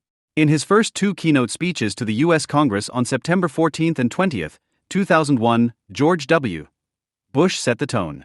The enemy was not a single political regime or individual, not a religion or ideology, but terrorism, and it was at home everywhere in the world, in North America as well as in South America, in Europe as well as in Africa, the Middle East and throughout Asia. By mentioning South America at the latest, it became clear that the concept of terrorism should also include groups such as the Colombian FARC, which operated in a country and on a subcontinent that is certainly not Islamic. The axis of evil propagated a few months later also included the largely isolated North Korea in order to provide the Islamic states of Iraq and Iran with a non-Islamic villain. In his speech on September 20, 2001, Bush made it clear who was explicitly not meant as an enemy. Groups such as Al-Qaeda had perverted the peaceful teachings of Islam through a fringe form of Islamic extremism, which amounted to a betrayal of one's own faith and had to be seen as an attempt to hold Islam hostage. This unwillingness to define the enemy is not only due to the pragmatic motive of not completely turning the Islamic world against itself and keeping rentier states such as Saudi Arabia in line. It also goes back to a fundamental aspect of American self-image, according to which the idea of freedom and the pursuit of individual happiness are central guiding principles in every religion. After September 11, this belief in the equality of all religions turned out to be both a weakness and a strength of U.S. society. The inability to imagine Islam as anything other than a variant of Christianity and its secular practice clashed with the idea that the idea of individual freedom and happiness as a universal one should also take hold of the masses in the Islamic world. In his speech on September 20, President Bush asked the question, "Why do they hate us?" To which a wrong answer and an ineffectual strategy had to be given because Islam as the central cause of this hatred was not allowed to be mentioned. An episode from Konstantin Schreiber's 2019 book Children of the Quran bears witness to this. Schreiber had examined teaching material from various Islamic countries and also took on an Afghan textbook for the 10th grade entitled Interpretation of the Holy Quran, which was published in 2011. According to the imprint, the publisher is the Afghan Ministry of Education, which until the Taliban took power in August 2021 was responsible for a country in which, according to figures for 2018, only almost half of all those working as teachers even had the official qualification to do so, and 83% of all women are illiterate, in the population as a whole. The rate is 69% right in the first chapter, which is entitled Man is Not Created in Vain, says Schreiber, I notice that the Muslim God is portrayed as an angry God. He demands accountability, he punishes. Whoever calls upon a God other than Allah, for which he has no proof, will give account to his Lord, it says. These threats are a recurring theme throughout the book. Another lesson in the textbook particularly irritates me. It is about Surah Al-Baqarah, verses 42 to 46, about truth and falsehood, and about open anti-Semitism. Because the interpretation of the verses says, the Jews in particular, who had known of the right, but changed the right because of prejudice and revenge, to keep people from the right path, in that they, the Jews, concealed the right and mixed it with what is void, knowing full well that the truth is that which Muhammad, the Prophet of Islam, brought. The religious book also contains references to secular life, the state, and society. At the back, in the chapter Trust and its Meaning in Islam, I notice a passage, to this end, Allah Almighty commands the believers to obey and follow their commanders and their Muslim rulers. But if the command and judgment of the commanders and rulers are against the law of God, it is not permissible for anyone to obey or follow them. There is no separation between state and religion, otherwise I cannot understand this passage. Muslim leaders are to be obeyed as long as their orders are in accordance with Islam. So Muslims do not have to follow non-Muslim leaders anyway. I also notice that the texts repeatedly refer to the superiority of Muslims over unbelievers. End quote. In his final judgment on the content of the textbook, Schreiber states, it divides the world into good and bad, and the Muslims are good and the others are bad. All in all, I wonder how such a textbook can be used in the classroom at all. The way it is designed means that one teacher or pupil reads the book aloud and the others listen and internalize it. Transfer tasks, discussions, classifications that explain the meaning of the religious texts for life here and now do not actually take place. If a pupil is exposed to these texts not just once, but over and over again, then you have to be very stable and also well informed about sources outside of school so that none of the crude religious content sticks. As a teenager, I attended a Catholic school for 9 years. The teachers there were nuns, priests, but also lay people. My school experience was more conservative than average by German standards. We also learned the basics of the Muslim faith and read the Quran. We were all surprised at how difficult it was to understand. We had expected the Quran to be more like the Bible, a book full of stories. And I can't remember a single situation in which we were told that we had to proselytize people and be afraid of God. Religious education, and that was 25 years ago, did much more for us than just explaining Christian dogma. The book from Afghanistan doesn't mention Christians at all. If we had been taught something like that when I was at school, we would have given the teacher a pretty uncomfortable time. Our parents would probably have been up in arms. End quote. No one knows how many Afghans, and therefore also so-called local workers who come to Germany, have been indoctrinated with the help of this textbook at Afghan state schools, where so-called Islamic education does not have the status of once-a-week religious instruction, but is a central part of the curriculum as a main subject. Since the content of this work of art hardly deviates from what is preached in most mosques around the world and is therefore also the doctrine of IS and Al-Qaeda, the question arises as to how something like this could be published by an Afghan Ministry of Education 10 years after the fall of the Taliban, a ministry which, under Western curatorship, should have been expected to have other goals than to shape state schools along the lines of a madrasa, in which compliant Quran students are to be bred who are hardly any different in thought and action from a talib, literally knowledge seeker. At the very least, it explains why, despite the talk of the radical Islamic Taliban, not only does nobody know what this term actually stands for, but why people act as if the Taliban were an Islamic industrial accident that had nothing to do with the teachings of the law-giving and punishing Allah. Apparently nobody had a problem with the fact that the proclaimed new and modern Afghanistan had to call itself an Islamic Republic of all things.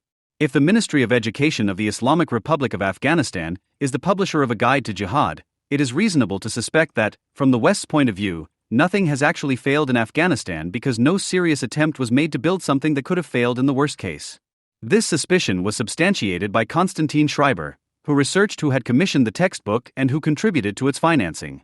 The results of his research bear witness to an institutionalized lack of interest in the future fate of the Afghan population, for which the term aid from the international community, and in Germany in particular, the term networked approach has become commonplace.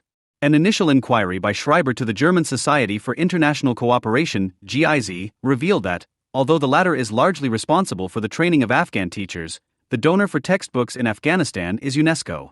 An inquiry there led to the conclusion that UNESCO was not responsible for such funding. On the internet, Schreiber came across a UNESCO statement from 2002 which stated that, in cooperation with Germany, A trust fund had been set up for Afghanistan to finance the modernization of textbooks and curricula for around 3 million pupils. As no one at UNESCO headquarters or the German branch knew anything about the existence of the program, Schreiber suspected that it could only be a phantom program. The next inquiry went to the Federal Ministry for Economic Cooperation and Development. There, Schreiber learned that Germany also contributes to the financing of teaching materials such as schoolbooks and that everything is handled by the UN Children's Fund UNICEF. He asked UNICEF. They were not responsible, everything was the bilateral responsibility of the Afghan Ministry of Education and the individual partner organizations. Schreiber then tried to reconstruct the financial flows within the Afghan authorities and found out, in its EFA report, Education for All in 2012, the Afghan Ministry of Education came to the conclusion that it received far more money than it was able to spend. According to the report, only 32.3% of the budget was spent in 2012. The many billions of euros in foreign funds have led to an oversupply because, according to the Ministry of Education, you can't spend all the money so quickly. End quote. As the Afghan Ministry of Finance refused to provide any information about the foreign donor contributions to the Afghan state budget, Schreiber turned to the Federal Ministry of Finance to find out what share Germany had in Afghanistan's overfunding. The ministry immediately declared that it was not responsible and referred the matter to the Federal Ministry for Economic Cooperation and Development. The latter told him that Germany does not pay directly into the Afghan budget, but via the Afghanistan Reconstruction Trust Fund administered by the World Bank. After all his inquiries, Schreiber now felt that he was at least halfway in the picture. Quote, the generous financial aid for Afghanistan via international organizations or the country's national budget is one thing. The other is the work that German development aid is doing directly and on its own initiative, such as the training and further education of Afghan teachers by the GIZ. End of quote. Reason enough for Schreiber to ask GIZ again. There he learned from a local project manager that in the eyes of the German Society for International Cooperation, which acts almost exclusively on behalf of German federal ministries, everything is going in the right direction when it comes to Afghan education policy. After all, 17,000 teachers have already been reached with training and further education to date, 2019. Quote, they are deliberately keeping out of the content. The Afghan Ministry of Education is responsible for the textbooks, says the GIZ expert. End of quote. Schreiber insisted, and if problematic content such as that which I came across during my research appeared in the textbooks? The project manager explained to me that a manual for teacher training had been developed precisely for such things. The book Gender and Humanity will in future be used in a course that is compulsory for all trainee teachers. This book has also been well received because it has been checked that this manual does not contradict Islamic values, says the GIZ representative. End of quote. After Schreiber expressed his astonishment that Afghan teachers come across anti-Semitic textbooks co-financed by Germany on the one hand, and on the other learn how they should behave from the Islam-compliant handbook that German development workers give them, he is keen to take a look at the handbook in question, and is told, unfortunately, I can't do that, the GIZ tells me, because it's not yet available. End quote. After presenting the Afghan textbook for review to educationalist Suzanne Lynn Klitzing, who, after examining the content, concluded that it would be better to do without education altogether before teaching the contents of the book to young people in Afghanistan, Konstantin Schreiber drew his conclusion. After all these years, all the billions, all the work of development aid workers and political summits, one of the results is that children are being taught with a textbook like this one. It does indeed give the impression that with so many projects, organizations and partners for the reconstruction of Afghanistan, one hand does not know what the other is doing. Germany is transferring billions of euros in blank funds as aid for Afghanistan without knowing exactly what is happening with them and without critically examining the content of how they are being used. It can be assumed that this anti-Semitic textbook is being distributed to Afghan schools with German financial aid and is causing damage there. End of quote. Schreiber's descriptions not only render absurd all left-wing and right-wing accusations that an imperialist or neo-colonial project has been pursued in Afghanistan since the fall of the Taliban in 2001. Anyone who, like Sarah Wagenknecht on her YouTube channel, proclaims as the truth about Afghanistan that the West has been pursuing economic and geopolitical interests there for 20 years, August 26, 2021, does not want to understand the difference between the haphazard overthrow of the Taliban in 2001 and the Iraq War of 2003, which was committed to the neoconservative domino theory, in the manner of left-wing self-righteousness. Obviously, it was due to the far-reaching lack of interest in the fate of the country and its people that a Ministry of Education was able to act like a Ministry of Islamic Affairs and that the Afghans in charge were apparently given far too much freedom instead of being seriously reined in terms of civilization. A disastrous multilateralism, which carried all the ugly outsourcing and NGO ingredients of the globally, miserably, administered UN world, replaced and prevented a desperately needed unilateral approach, a delusion that did not even stop at the US Army, which delegated sovereign army tasks to private security service providers. In Afghanistan, in the slipstream of the US troops and with their explicit toleration and support, the majority of the Caritas mob raged, intent on self-sufficiency, which was able to operate in the name of gender and humanity by distributing money and recruiting so-called local forces in accordance with Islam. The far too few Afghans who really wanted more than a perpetuation of Islamic misery systematically promoted by over-alimentation were cheated of their hopes from the outset by the encouragement of corruption and highly remunerated tribal loyalties. All the political and feuilleton chatter about the establishment of a strong Afghan civil society in some sectors and other progress over the last 20 years is disgraced by Schreiber's descriptions of internationalized development aid, which can be accused of criminally encouraging an education in immaturity. Schreiber's research is proof that for 20 years Afghanistan has not been about establishing basic civilizational standards, according to which there is no need to fear God, Muslims are not above all other people, Jews are also such other people, religion is primarily a private matter and not a state ideology, and the administration of justice should not be a sacred but a secular matter. All these failures are not explained by the blanket reference to the idealistic, but not material weakness of the West, which is expressed in the 20 years of multilateral disinterest in Afghanistan, if this weakness is used defeatistically as an excuse that not much more has been achieved in Afghanistan. To paraphrase Margot Kassmann, nothing was good in Afghanistan. Kassmann spoke this sentence during her New Year's service in the Frauenkirche in 2010, of course, and pointed out that the people in Dresden knew particularly well what civilians in Afghanistan had to go through, for which she was awarded the Speech of the Year 2010 award by the University of Tübingen. Her aim was to serve the particularly infantile need in Germany to ontologize the, in Kassmann's words, logic of war. There is no room in such pacifist peace messages for the conditions for a better life for the Afghans, which can only be achieved by force. Hannah Arendt once stated that they had something in common with the Nazis in equating war per se with sheer carnage. The Bundeswehr Handbuch Afghanistan, Military Country Information for Operational Contingents reinforced the Kassmann discourse in an inimitable mixture of asserted natural law and ethnology. Quote, although the Afghan population has suffered greatly under the Taliban, their attitude remains a deeply Islamic religious one. Any form of democracy in the sense of popular representation in Afghanistan must therefore satisfy the Islamic understanding of law if it is to be supported by the people. An Islamic understanding of law means that every legal decision is embedded in the divine order, i.e., a separation of religion and state is inconceivable in an Afghan form of government. Afghans do not define themselves as individuals with their own personal interests and the goal of personal self-realization. Family and kinship are the socio-economic basis of social life. Theological discussions are to be avoided, in particular criticism with a religious reference or on religious issues is inappropriate. Openly declaring that you do not follow any religion should be avoided. Godlessness is unacceptable for Afghans. End of quote.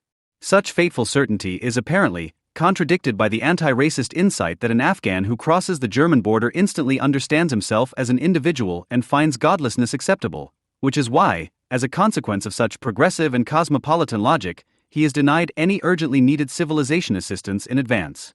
Obviously, no one has found it necessary to prove that Afghan conditions are not as they are described in the Bundeswehr Handbook and certainly do not have to remain unchangeable. Far beyond the Bundeswehr, there is a consensus that it is not even conceivable that what should have been the initial condition for any definition of objectives and strategy should be left behind, to leave behind a fundamentally secularized country with recourse to the Enlightenment, whose social constitution enables the Afghans to disenchant their clannish and tribal existence and finally look at it with sober eyes. In the words of Max Horkheimer, if it were necessary to determine what the emissaries of the West should convey spiritually, all those who deal primarily with average tribal people, nothing better could be desired than the image of the human being who has his own judgment, who respects the human being in every other human being, who hates injustice and subjugation, the gesture of freedom. Western man should be able to instill such tendencies in foreign peoples, beyond the sincere respect for his industry and the double-edged admiration of his country's wealth. Only insofar as wealth and industry are connected with that which is spiritual does aid become a mission. End quote. Even if Afghanistan's tribal society was never what Wittfogel called an Oriental despotism, because it never fulfilled the criteria of what he called the specific character of an upper class equal to sovereign plus bureaucracy, the country today is nevertheless on a similar historical level, which lies below industrial capitalism and above the primitive agrarian society. As Wittfogel claimed for the Oriental despotism. It thus embodies a pre-bourgeois society without sufficient original accumulation, which Marx defined as everything else but idyllic prerequisite for the rule of the social relation between persons mediated by things, which he called capital, a rule that in turn would not be conceivable without the highly revolutionary role, as the Communist Manifesto puts it, of a bourgeoisie that arose or emerged in advance. For Marx, who was never an anti-capitalist, it was a foregone conclusion that subjectless capitalist rule would lead to the development of a functioning national economy, despite the unboundedness of capital, which he defined as an immanent law of motion. In his Grundriss it says, capital quickly forms an internal market by destroying all rural secondary trades, i.e., by spinning, weaving, clothing, etc. for everyone, in short by transforming the goods formerly created as immediate use values into exchange values, a process that results of its own accord through the detachment of the workers from the land and the ownership of the conditions of production. Quote, end. Marx was not talking about the all-directing invisible hand of Adam Smith. He was referring to the emergence of a national economy under capital conditions of commodity and legal form. You can read about the economic parameters in the Bundeswehr Manual from 2012. Quote, in Afghanistan, a distinction must be made between the legal and illegal economy. 80 to 90% of all economic activities take place in the informal and illegal sector. The state's tax revenue is one of the lowest in the world. The most important employers are state and international governmental and non-governmental organizations. Agriculture is the livelihood of more than 85% of the population. The business structure of Afghan agriculture is characterized by small family farms with subsistence farming. End quote. No one should be under the illusion that the long anti-bourgeois state of the West, one of the main reasons for its ideological weakness, has allowed it to turn a pre-modern society into a modern one supported by citizens and characterized by the rule of law. However, creating social conditions in which Afghans could no longer experience themselves as individuals with private interests only as the great exception, the prerequisite for which would be the destruction of all feudal, patriarchal, idyllic relations, as the Communist Manifesto puts it, would have been a perfectly feasible undertaking if it had been seriously pursued, a bourgeois Afghanistan, whose export products would then no longer be opium, hashish and refugees, but in which state and social conditions prevailed that would allow a necessary bourgeoisie worthy of its name to emerge in the first place. But in Afghanistan, not even an attempt was made to create an internal market that would push back the pre-modern subsistence system. In truth, the intention was never to transform a failed state ruled by the Taliban into a failed state not ruled by the Taliban. The GIZ Germans and their ideological UN friends have called their actions the networked approach to nation-building and, with their accompanying alimentation of the country and its people on the terms of their traditional oppressors, have caused far more massive damage than a US Army operation that got out of hand or even the air raid near Kunduz triggered by the Bundeswehr, in which dozens of civilians were killed, could ever have done. The Americans could be accused of having allowed themselves to be talked into a destructive undertaking, to make matters worse, as a kind of appeasement gesture for the German no to the Iraq War. This could only happen because German and other civil society activists were able to fill the void resulting from the American lack of planning after the military victory. There was never any idea on the American side of what a victory in Afghanistan, let alone what the liberation of the Afghans actually meant. In the words of neocon Robert Kagan, Bush had no idea what he wanted to do with Afghanistan. In truth, the Bush administration would have been satisfied with any stable government capable of taking care of itself and preventing the return of the Taliban, Al-Qaeda and other terrorist groups. Washington Post, August 26, 2021. The Germans, who were only involved in Afghanistan because they couldn't help it, were willing to use any means to avoid the impression at home that the defense of Germany's security in the Hindu Kush had anything to do with the logic of war. Kassmann. For this reason alone, Federal President Kohler had to resign in 2010, as he had dared to point out to his compatriots, who had learned to rely on the Americans, who were still wedded to the logic of war and at the same time hated for it, to protect their security, that in case of doubt, in an emergency military action could also be necessary to protect our interests in Afghanistan.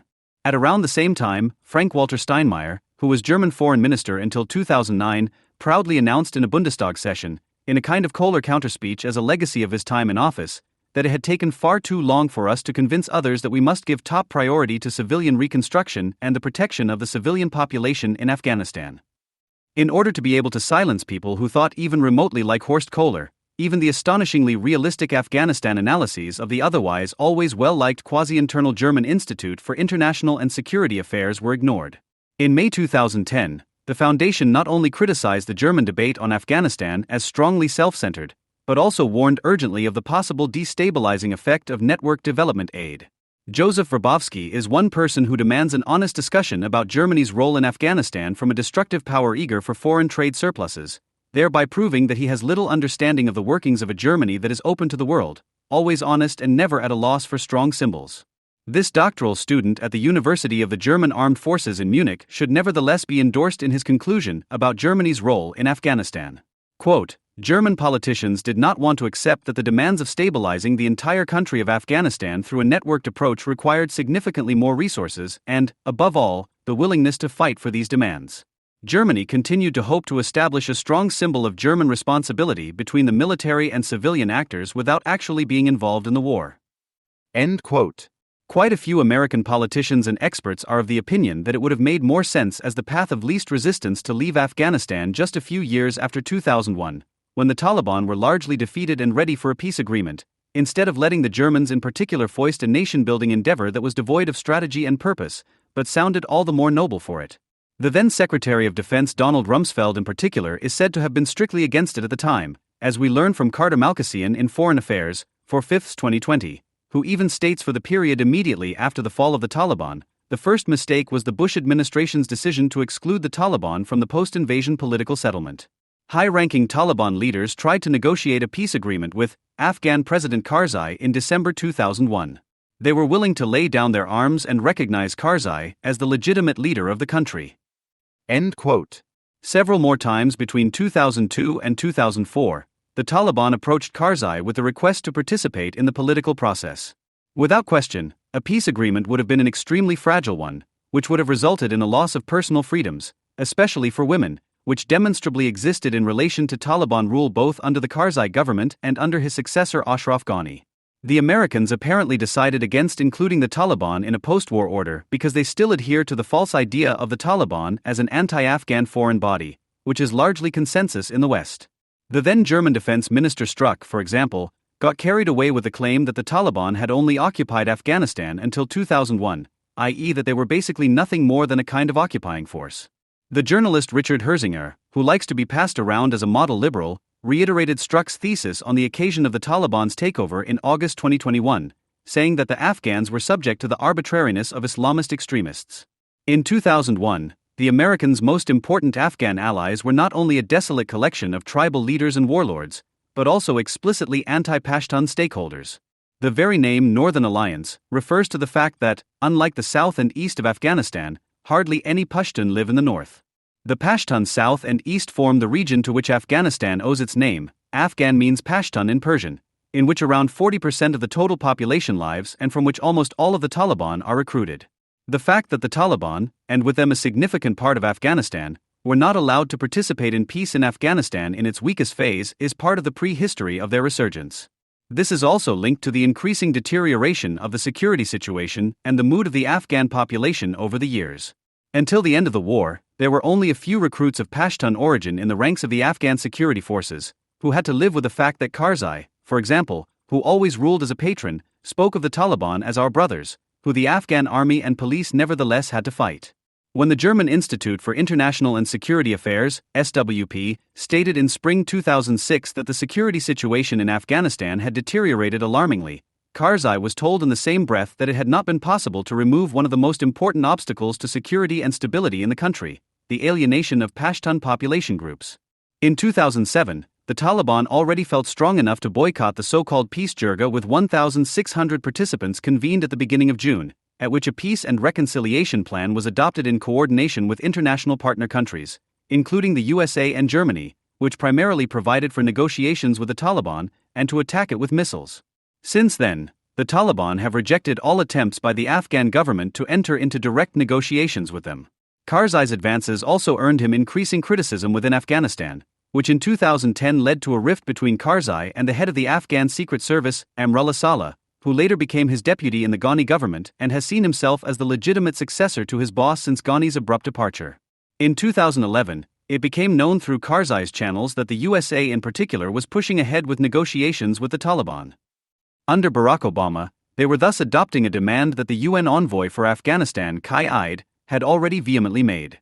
Both Obama and Eid do not want to be reminded of this today, if only because Obama's unfit successor Donald Trump put into practice what Obama and Eid had intended. In 2011, George Bush's successor had already been in office for just under 2 years, and the SWP described the initial situation Obama was confronted with in Afghanistan as follows. What had begun in the fall of 2001 as a model for successful military intervention at low cost had become an asymmetrical war by the end of the Bush era.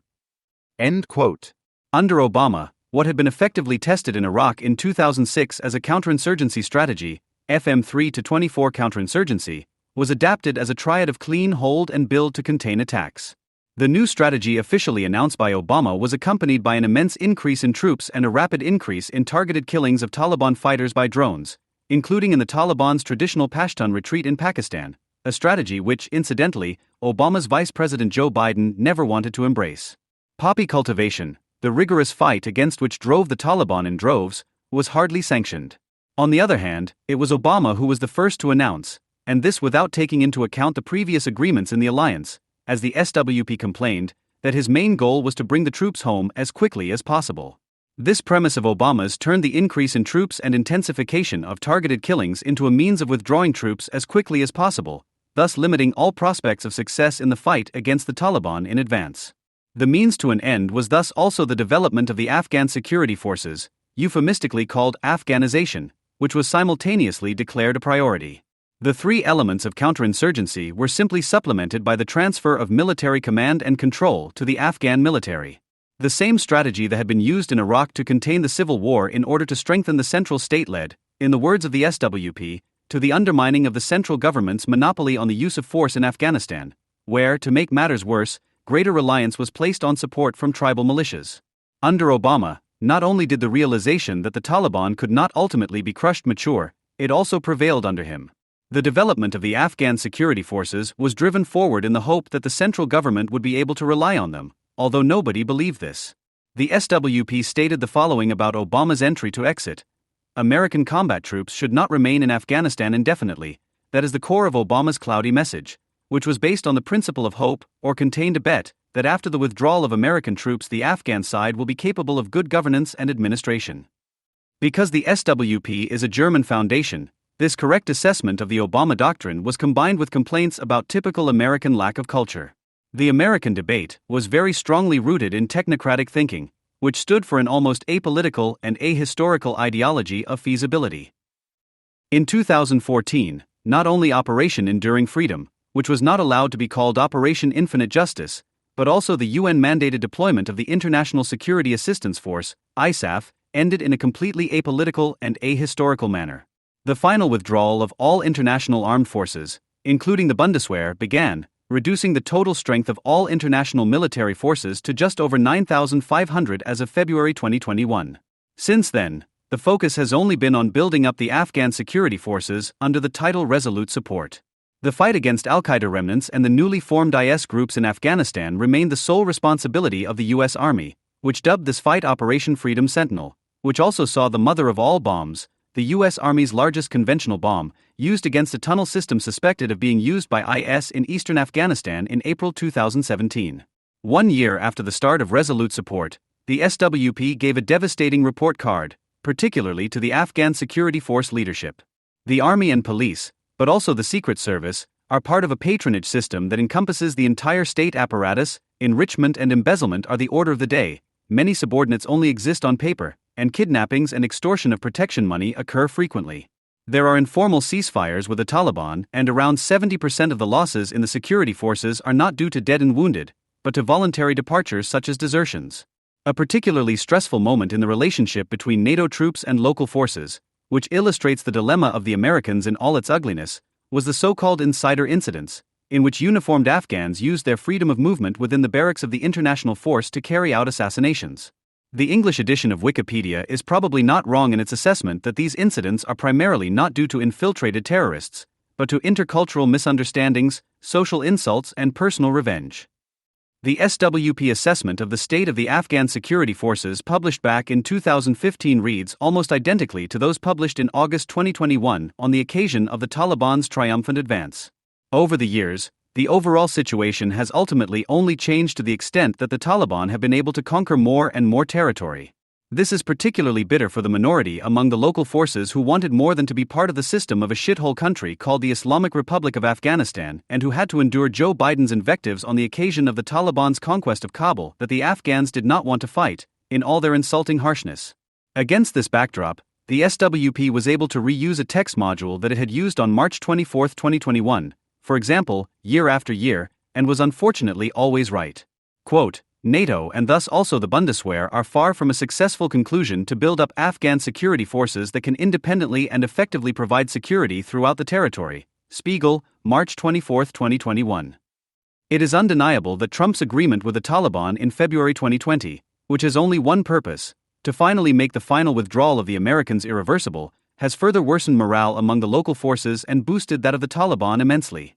However, anyone who, like the writer Naveed Kermani, spreads the fake news that Trump's America First policy is to blame for the escalation of violence and the rise of the Taliban, is knowingly ignoring the fact that Trump has only continued and concluded the Afghanistan policy of his predecessor with the Nobel Peace Prize.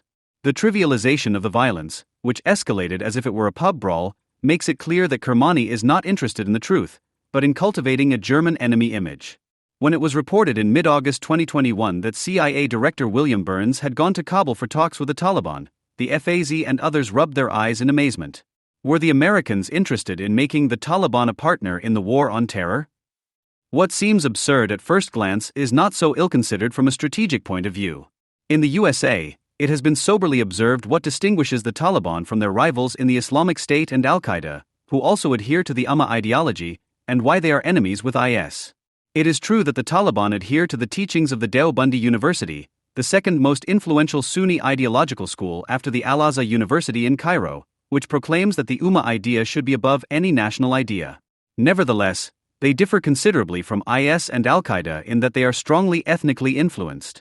Contrary to what Matthias Kunzel, for example, claims, the internationalist or anti-national character, if you will, of the Taliban movement is marginally pronounced in relation to IS in particular, despite its cross-border affinities with its Pashtun siblings in Pakistan, and with it the revolutionary moment of wanting to establish a borderless caliphate regardless of losses. In comparison to IS, what has always distinguished the Taliban from Al-Qaeda as a quasi-national liberation movement becomes abundantly clear. Unlike IS and Al-Qaeda, the Taliban do not see themselves primarily as the elitist subversive vanguard of a borderless ummah, but rather as the guardians of threatened Islamic values in their ancestral homeland. Although the three fighting alliances are the result of the deep crisis of Islam, the IS followers embody the new type of mujahideen, who are mostly urban and therefore more uprooted than a Talib. Al-Qaeda, which under bin Laden always aimed to conquer Saudi Arabia and thus the homeland of Islam and only then the borderless caliphate, is strategically positioned between IS and the Taliban.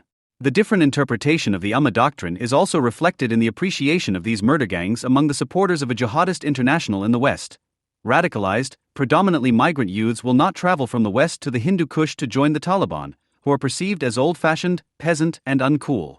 IS is considered far more attractive in this milieu. It is no coincidence that its protagonists stage themselves like the real gangster rappers and promise endless murder, robbery and rape as the internationalist avant-garde of Islam. All over the world, but especially in sub-Saharan Africa, where a jihad of unimaginable proportions has been raging for years against the Christians there, which the West largely shrugs its shoulders at or, as in the case of Mali, tries to cover up with some military political cosmetics, the murderers are ideologically oriented towards IS. It is not a question of investigating whether the Taliban have changed. What changed after September 11th was jihadism, which has since become so radicalized that it only recognizes national borders in order to eliminate them. Its pop factor makes the Taliban, who are still struggling with the infidels' modern means of communication instead of using them to their full advantage as the IS does, look old. Joe Biden's statements in August of this year, when he emphasized that it was about the threats of today, not the threats of yesterday, and talked about the fact that we live in a new world in which the terrorist threat has spread all over the world, give at least a hint of the division of the jihadist scene and its consequences. Biden, who was merely following up on what Obama and Trump had launched as an exit strategy, also posed the rhetorical question in his August 31st speech of whether anyone would have ever gone to Afghanistan if we had been attacked from Yemen on September 11, 2001. His hardly surprising no, however, includes a yes in the case of Iraq. Because in Iraq, under the influence of the neocons, it was really about nation-building in an entire region, at least according to their own claim, so that one must logically speak of a failure here. Against the background of the different objectives for Afghanistan and Iraq, Especially in the event of a not at all unlikely anti-terrorist alliance between the Americans and the Taliban, the question of the purpose of the Afghanistan venture arises quite fundamentally. In 2001, the Taliban were the friends of the once most important terrorist group called Al-Qaeda. Today they are opponents of the most important terrorist group called IS. And that's all after 20 years? The Taliban were at least as surprised by their march through to Kabul as the rest of the world. This is closely linked to the fact that large parts of the Afghan security forces willing to fight did not lay down their arms before the Taliban, but simply gave up in the face of the self-fulfilling prophecy of Western politics. Whether the Taliban will really be able to hold on to power in the long term is irrelevant, because there will hardly be any Western support for those Afghans who want to remain in the country to fight against the Taliban. This is not only due to the fact that, after the experiences of the last 20 years, the priority in the USA is to prevent a second Afghanistan from happening again, but even more so to realign its own interests. In his two speeches in August on the occasion of the hasty withdrawal of U.S. troops, Joe Biden clearly emphasized why the era of major military operations to transform other countries must end. According to Biden, the real strategic competitors are China and Russia, with serious competition with China, while Russia is confronted on several fronts. Obviously, they do not want to seriously compete with the Chinese for spheres of influence in Afghanistan. However, given the disastrous investment conditions in Afghanistan, the Chinese crackdown on the Uyghurs on the border with Afghanistan and the huge opium problem that Afghanistan is causing China, it is not at all unlikely that even the Chinese, who are known for their unscrupulousness, will ultimately prefer to keep their hands off the country and bypass the Silk Road. The fact that China has now been identified by consensus in the USA as the major competitor, whose containment and suppression must be subordinated to all strategic considerations, also has to do with the devastating American misjudgment of the country's development, which has decisively favored China's rise. Relying on the invisible hand of liberalism, the 2002 national security strategy dictated by the neocons, for example, which laid down preventive interventionism for the Iraq War, states that China is well on the way to social and political freedom under the power of market principles and the requirements of the WTO. The fact that the Americans, unlike the Europeans with the Germans in the lead, are now prepared to prevent the possible hell of Chinese world domination, as Max Horkheimer once described the threat on the occasion of his support for the Americans in the Vietnam War, has probably also persuaded the Australians to trust the reconstruction of an old Western Antifa alliance with Great Britain and the USA more than the submarines of Cantonese France, which has always been proven to be insecure. When it comes to anti-fascism. For Afghanistan, the conclusion, to borrow a phrase from the SWP, is that for 20 years, Afghanistan has not been caught up in a networked approach, but has constantly operated in a state of lack of strategy. The main reason for this was that if Afghanistan had been serious about building a civil society or nation building, the main issue should have been how to create the conditions that would make both possible in the first place. This would have meant defeating not only the Taliban, but an entire society, which would then not have had to be rebuilt, but completely recreated, among other things by not re-educating, but educating for the first time, so that the local forces of all shades would get an idea of what they would actually have to fight against if something better were to emerge than choosing between an Islamic Republic and an Islamic Emirate. It would be a mistake to imply, in the manner of Peter Schollatur, that too little was known about Afghanistan, which is why they failed. Instead, they refused to acknowledge the abundant knowledge about the role of Islam in society and talked it up like Ahmad Milad Karimi, for example, a man with the title of professor who is considered one of the formative minds of Islam in Germany, Deutschland Radio, and is therefore supposed to say what everyone wants to hear. The Taliban engaged in massive abuse of the religion and had perverted Islam beyond recognition. Deutschlandfunk, August 25, 2021. Not only did no one want to see the need to radically push back Islam in Afghanistan, it was also difficult to do so thanks to an exuberant production of morals and ideology that has made the refugee its civil society fetish for years, on which contempt for the Western bourgeois nation-state and, as a result, aversion to any form of genuine nation-building is acted out as an object. This fetish of cosmopolitanism is proof of how literally finished with the world those are who no longer want to waste any thought on effectively combating the causes of flight and certainly do not ask themselves whether perhaps the idea of national liberation was not all bad. What remains is a view of the world that only extends as far as the Libyan coast of the Mediterranean and the sea rescues that are necessary there, combined with a devastating message that anyone who fights for a better life on the ground instead of becoming a refugee is to blame for their own fate. With such enemies of humanity, there is no need to argue about whether the Americans should be blamed for apparently not even considering the possibility of establishing an American protectorate in Kabul, well secured behind walls, a civilizational enclave of freedom, in whose schools only non-GZ trained teachers would be on duty, no Islam-compliant textbooks would be used. No networked approaches would be allowed to do their destructive work, and an American ideology of feasibility would be followed quite apolitically and ahistorically, which would enable all Kabul residents and those seeking refuge there to lead a reasonably good individual life. If you want to make such an accusation against the Americans, then you should always bear this warning in mind. It can lead to serious errors if the promise of the USA is put into one with the reality of the USA, if the promise of civilization is confused with the reality of civilization. Quote, "Nobody dares to go to Pittsburgh except a group of armed mercenaries. They do the dirty work for the financial magnate Kaufman, Dennis Hopper, head of a corrupt elite."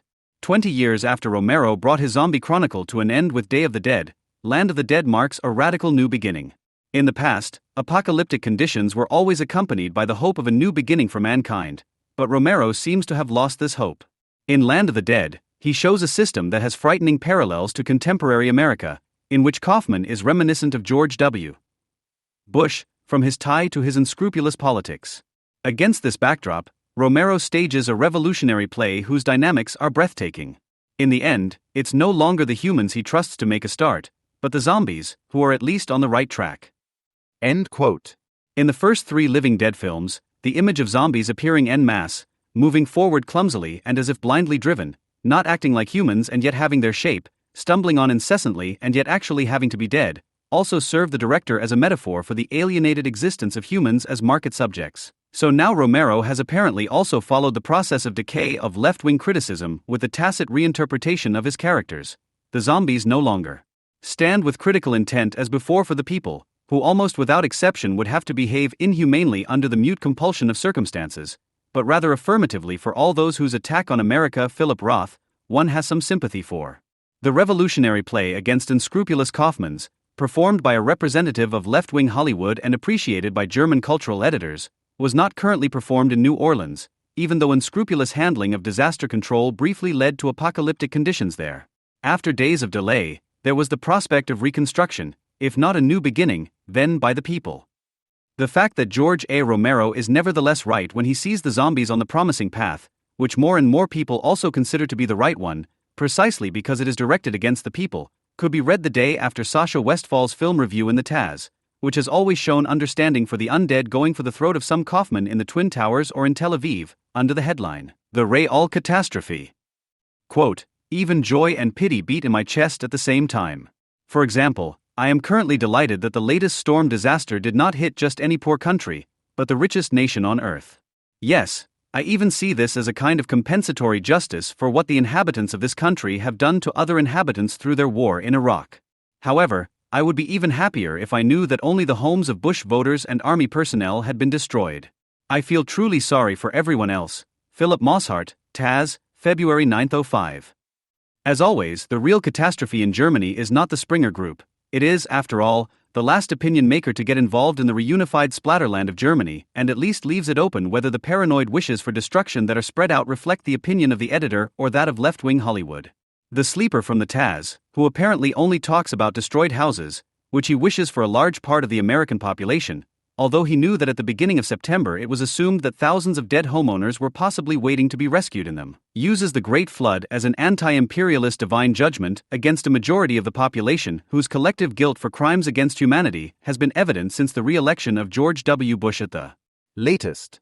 He who at the same time pretends that the American-led war is responsible for tens of thousands of destroyed Iraqi houses, as was the case with Katrina in the south of the USA, and suggests that the more than 10,000 Iraqis murdered after the end of hostilities should in turn be entered in the U.S. debt register, as if Iraqis were not massacring Iraqis every day, is in league with the zombies, whom he knows, in the spirit of Romero, are on the better path, and whose live splatter shows he wants to see surpassed when he wishes biblical plagues on the archdevil.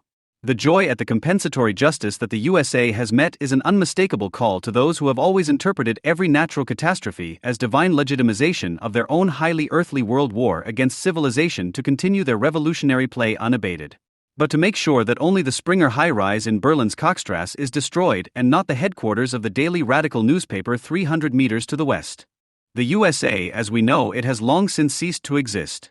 Just when an American government is preparing to at least draw conclusions from the decades of the Cold War, in which almost every new beginning in Vietnam and elsewhere was made impossible, Almost every promise of freedom turned out to be a lie in alliance with state criminals, and the impression was forced upon us that the free world under the leadership of the USA only produced zombie politicians in zombie states on a regular basis and cut off any hope that history could once again be made by people, especially when a regime change is suddenly attempted under new auspices, the beneficiaries of which should not have been Nazi or theocratic brutes, but the majority of Iraqis. 90% of humanity seems to be even more convinced that it is not the USA, but the undead, who have been going about their murderous business completely unaligned and uninhibited since 1990, who could lead the fate of humanity to a better end.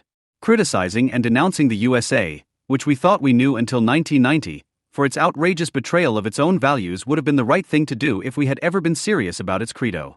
However, following Brecht's reference in his poem, The Anachronistic Train, 1947, people had learned to put their constantly propagated values on a par with those of National Socialism as freedom and democracy, sometimes in non-native English, so they no longer insulted the betrayal of freedom, but the promise of freedom and democracy in general. Entirely in the tradition of Brecht, who included the timelessly infantile rhyme Allons, on fawn, God save the king and the dollar, tinkle, tinkle, tinkle in the anachronistic train, which since then could be carried in front of every pacifist or anti-globalization demonstration as a leading banner. Just how indifferent the majority of the Western intelligentsia are to the democratically guaranteed freedoms that they themselves have never wanted to do without was demonstrated not only when a popular dictatorship committed to progress was established somewhere far away, but even more so when a country went uphill in a completely democratic, liberal, and capitalist manner.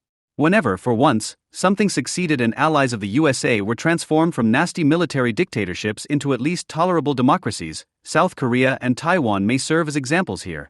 All those critics, not only European ones, who always knew that the last word had long since been spoken about the West, fell silent. They fell so obdurately silent that no more fuss is made today about the fact that China, together with Russia, held a maneuver against terrorism in August 2005, which was largely dedicated to staging the long-announced conquest of Taiwan by mainland China. The shrugging acceptance of this open threat of regime change, which would hand over the relatively free Taiwanese to a totalitarian regime that openly declares the world market offensive and graveyard society, statistically secured turbo-capitalism and military expansion for Greater China as its program, is part of the alliance with the dear zombies and their somewhat different but quite promising war on terrorism. After 1945, the world would have wished for something better than the Marshall Plan, a bourgeois republic and the invisible hand of the market. There were many good reasons to at least wish that after the unheard-of catastrophe brought upon the world by Germany, which was also the catastrophe of popular democracy and bourgeois republic, free market and socialist planned alternative in general, there would be a new beginning that would not only exclude the repetition of National Socialism, but would also bring forth societies established by people and not by the fetishists of the market or the state, which one day could not formally but really associate themselves with the world society. To insinuate that it was the work of the USA, as the most economically potent victor, that peace and socialism did not find their way into the world is, on the other hand, a terrible falsification of history, which is all the easier to pronounce the further away the alternative to freedom and democracy lies. Socialism, as it was offered in 1945, was not an alternative to barbarism, but part of it.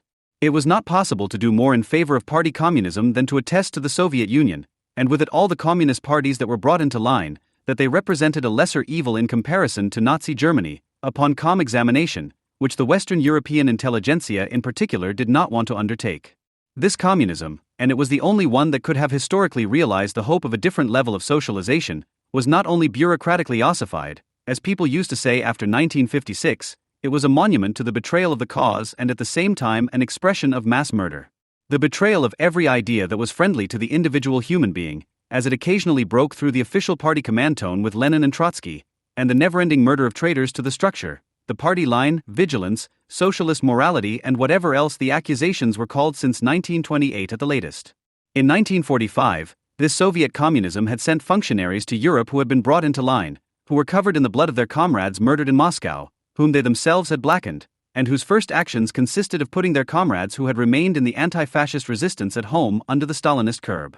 Only the heroic resistance of the Soviet people against the National Socialist beast, inflated into a myth, was able to conceal the fact that the offer of a better social alternative to the bourgeois capitalist republic proclaimed in its name was highly immoral and could only be realized by force. There remains the justified objection that most efforts in the Third World or in Latin America to achieve a little more freedom and democracy in a socialist or social democratic guise fell victim to such a rigorous suspicion of communism, coupled with corresponding military threats and, in case of doubt, armed intervention by the USA, that the only option for those concerned was often alliance with the Soviet Union, apart from capitulation. An objection that becomes dishonest, however, when the mostly very ugly developments in the countries in which the respective liberation movement was victorious and established regimes that in most cases imposed no less death, deprivation and disenfranchisement on their citizens than military dictatorships loyal to the West are simply disregarded, or simply blamed on the USA as the alleged real cause of all suffering. There is no reason to rely uncritically on freedom and democracy by the grace of the USA, and certainly no justification for completely or largely withdrawing from criticism the standpoint of non-alignment, which is ennobled as humanistic and pacifist, as it is upheld to this day by the Western intelligentsia in a highly moral but mendacious manner.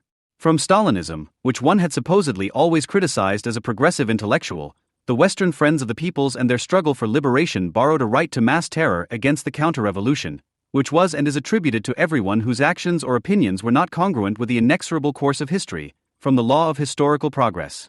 The mass murders of collaborators of all kinds in liberated Algeria, for example, found their historical legitimization in this way. But even Stalinism was outdone by the Western intelligentsia, which after 1990 seemed to represent pan-European, indeed global common sense, when, following the laws of liberation by zombies and against the people, it no longer accepted any doubts about the agrarian communism of any autochthonous cultures or even religions.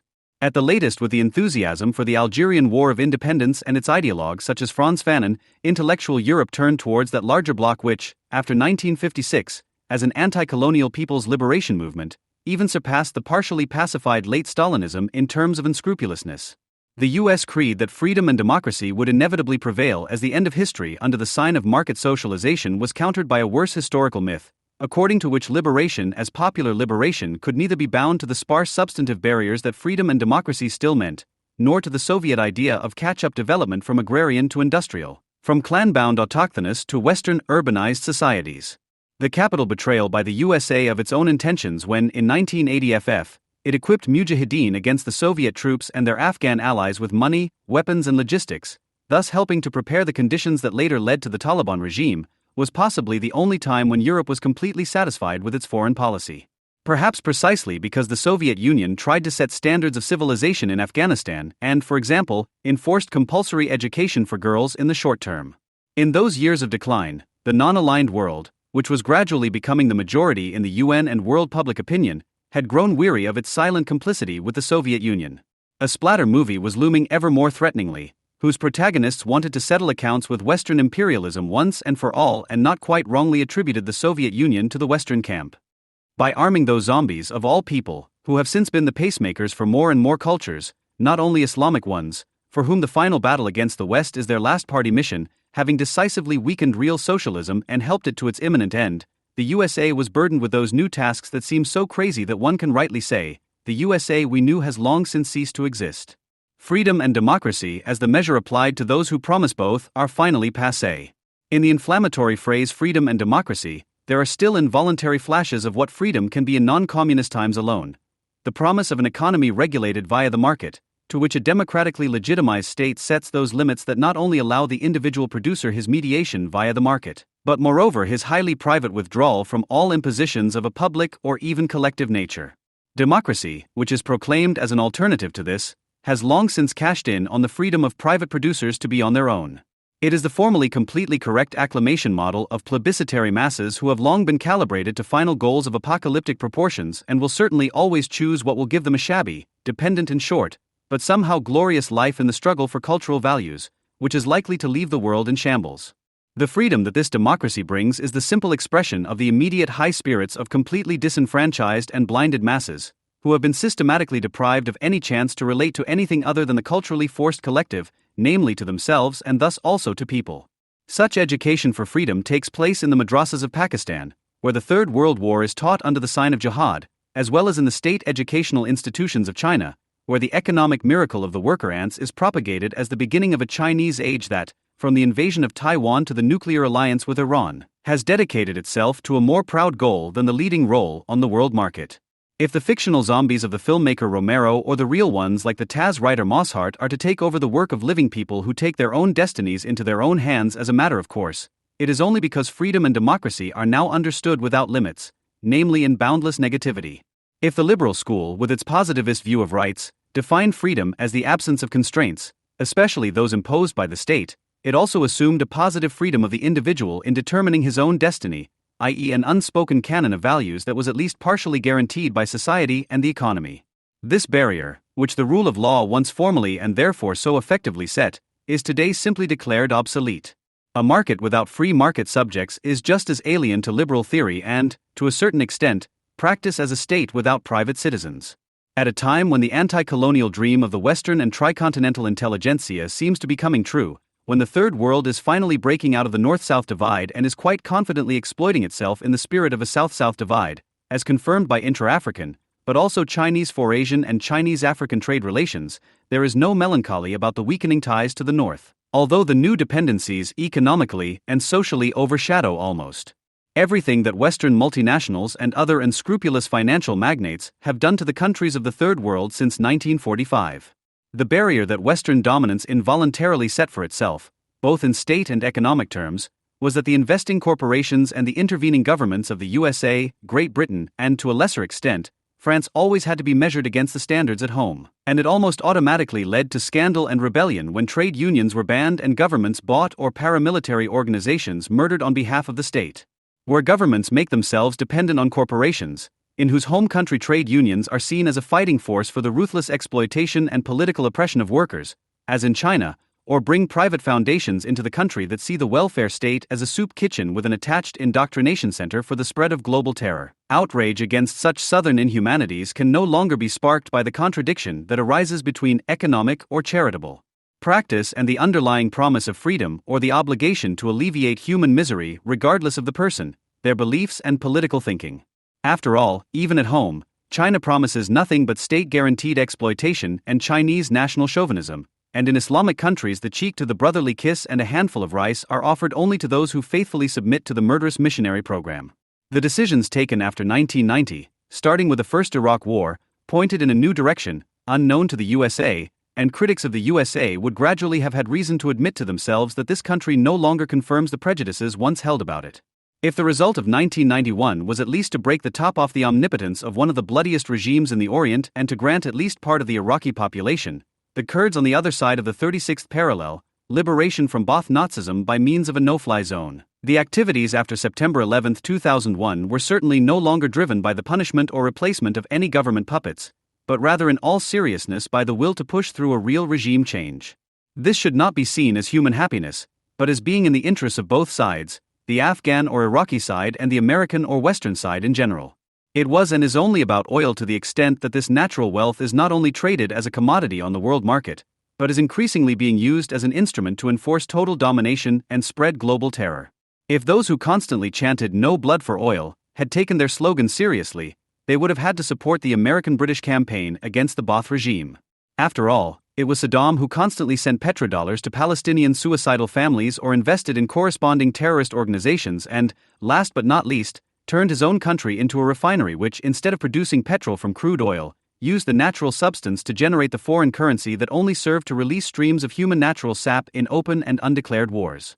No blood for oil would have meant oil for freedom and democracy and not for the construction of a national chauvinist state Moloch financed by oil rents, which hands out meager survival rations to its subjects and demands unconditional obedience in return. In Iraq, but also in Iran and most other oil depots, oil could be the appropriate means of liberating the populations there, and with them the world, from the ruling zombies if it were used as the material basis for the establishment of free societies of people whose members could then take their private destinies into their own hands instead of vegetating as acclamation zombies. Without having to rely on any Islamic or UN-sponsored relief, and without being misled by the roars of National Socialist or theocratic undead, who owe their rule primarily to oil that has been converted into a weapon of destruction. However, the South seems to be the more promising model for winning the battle for the future of Iraq. Not because it is superior to the USA in terms of weapons or ideas, but because its opinion leaders and rulers, who are pushing to overcome freedom and democracy, have their branches in left-wing Hollywood as well as in the daily radical newspaper, and because both multilateralisms together form an axis of weasels that can claim opinion leadership in the UN and the EU. And gradually probably also in Springer's house. Just as it was possible to publicly discredit a politician of at least predictable character in an insane federal election campaign as the Merkel in favor of a veritable zombie who would make life hell for the Germans if she came to power. It had already been possible 4 years earlier to discredit an American president on a global scale precisely when he was at least largely free from humanity and the human touch, 4 years earlier, when he was at least largely guided by humanity and rationality, to disavow an American president worldwide as an unscrupulous financial magnate to such an extent that the only successful alternative left was to join the worldwide march of those zombies who are known to be at least on the right track, and not the people. The fact that the path of the people currently being taken by the Allied armies in Iraq is increasingly considered hopeless even by the supporters of the war is not due to the Arab or Islamic nature or the apparent invincibility of the terrorist gangs. If, in addition to the troops of the coalition of the willing, there were another 300,000 soldiers, technicians and experts from Europe and Iraq, and if the Islamists were opposed worldwide by a united anti-fascist front instead of the interested misunderstanding of European appeasement and cultural relativist doctrine, Sunni terror and Shiite clerical fascism in Iraq would soon come to an end. Iran would have long since given up its nuclear program and Syria would have firmly closed its borders. With Iraq. Because this is not to happen, the USA will not go down in Iraq as it did in New Orleans at the end of August. However, the duel for the future seems to have gone in favor of those who have successfully turned George W. Bush into a cretin and Angela Merkel into a neutral. It is those non-aligned people who also form the largest bloc, who care just as little about the future of Taiwan as they do about the future of the Iraqi people, and who, not coincidentally, as far as they are German, admire the antics of an insane liar and authoritarian statist as an expression of a courageous fight for more humanity against social coldness, instead of shutting down a state robot that has become unpredictable due to irreparable programming errors as quickly as possible. A radical new beginning, albeit a completely different one than the one actually threatening the Westfalls and Mossharts of the German zombie press, is something we would also like to see in the USA. At least with regard to homeland security, which would be able to react to an unavoidable but nevertheless announced natural disaster in such a way that neither people starve and thirst in soccer stadiums, nor people drown in the attics of their houses days after the storm, nor spontaneously formed rackets use the absence of state power to bring days of terror to others who remain. A new beginning too, which for once is not being turned into a pre-election campaign by war profiteers of all stripes, some of whom scream racism, others Kyoto and others Iraq, in which the victims of Katrina and catastrophic disaster management are not passed off as the fortunately mostly living dead with whom to make a point. Sovereign is he who commands the state of emergency. For a long time, this saying by Carl Schmitt served as a hook for all kinds of statements critical of the state. In the case of a real or perceived threat to the existence of the state, what was meant was an openly terrorist monopoly on the use of force by the executive apparatus of the police and military. But since July 2015, even this certainty has begun to waver. Since then, sovereignty has been partially suspended, not against the executive, but with its explicit approval and with the active involvement of the organs of repression. The Chancellor has declared the borders open, and the federal police, who serve to protect them, are organizing the renunciation of sovereignty in Merkel's spirit. The Chancellor is therefore not imposing a state of emergency, but rather declaring the situation at the borders to be out of control and the state to be powerless. Instead, it seems that the state of emergency is ruled by the sovereign, which is actually only constructed on paper, without weapons, but by a real or imagined majority, the people. The people, as it looked in August 2015, especially at German train stations, have not only seized power without violence or counter-violence, they no longer want to be a people in the traditional sense and are declaring their membership of the nation and the exclusive rights associated with it to be obsolete. The criticism of nationalism finally seems to have become a criticism of the nation, commonly referred to as revolution. The citizens cease to be the ruled, reject the passive, approving role assigned to them in the institutionalized execution of the state's purpose and take the business of the retreating state machine into their own hands.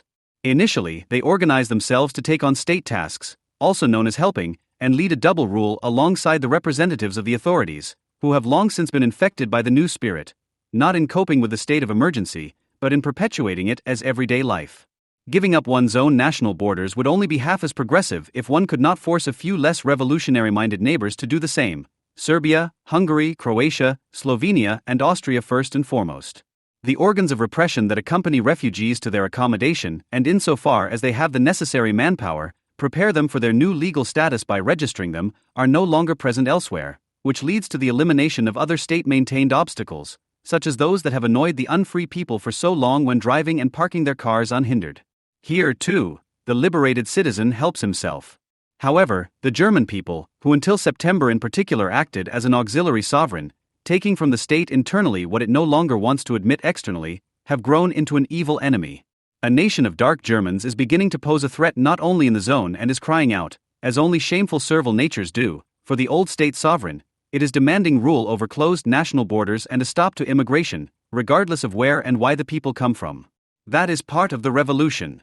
Every revolutionary theorist knows that the great wave of liberation is always followed by reaction, which the mass of liberated people must resolutely put a stop to as a people's power. New tasks await the still confused organs of order, which for the time being still need to be educated by the media to make a clear distinction between friend and foe, for example in determining progressive and reactionary symbols of execution. The anti-TTIP guillotine for managers and other Americans is henceforth considered an instrument of progressive sans-culottes, and only the Pegida gallows as proof of National Socialist-inspired murderousness, ergo incitement of the people.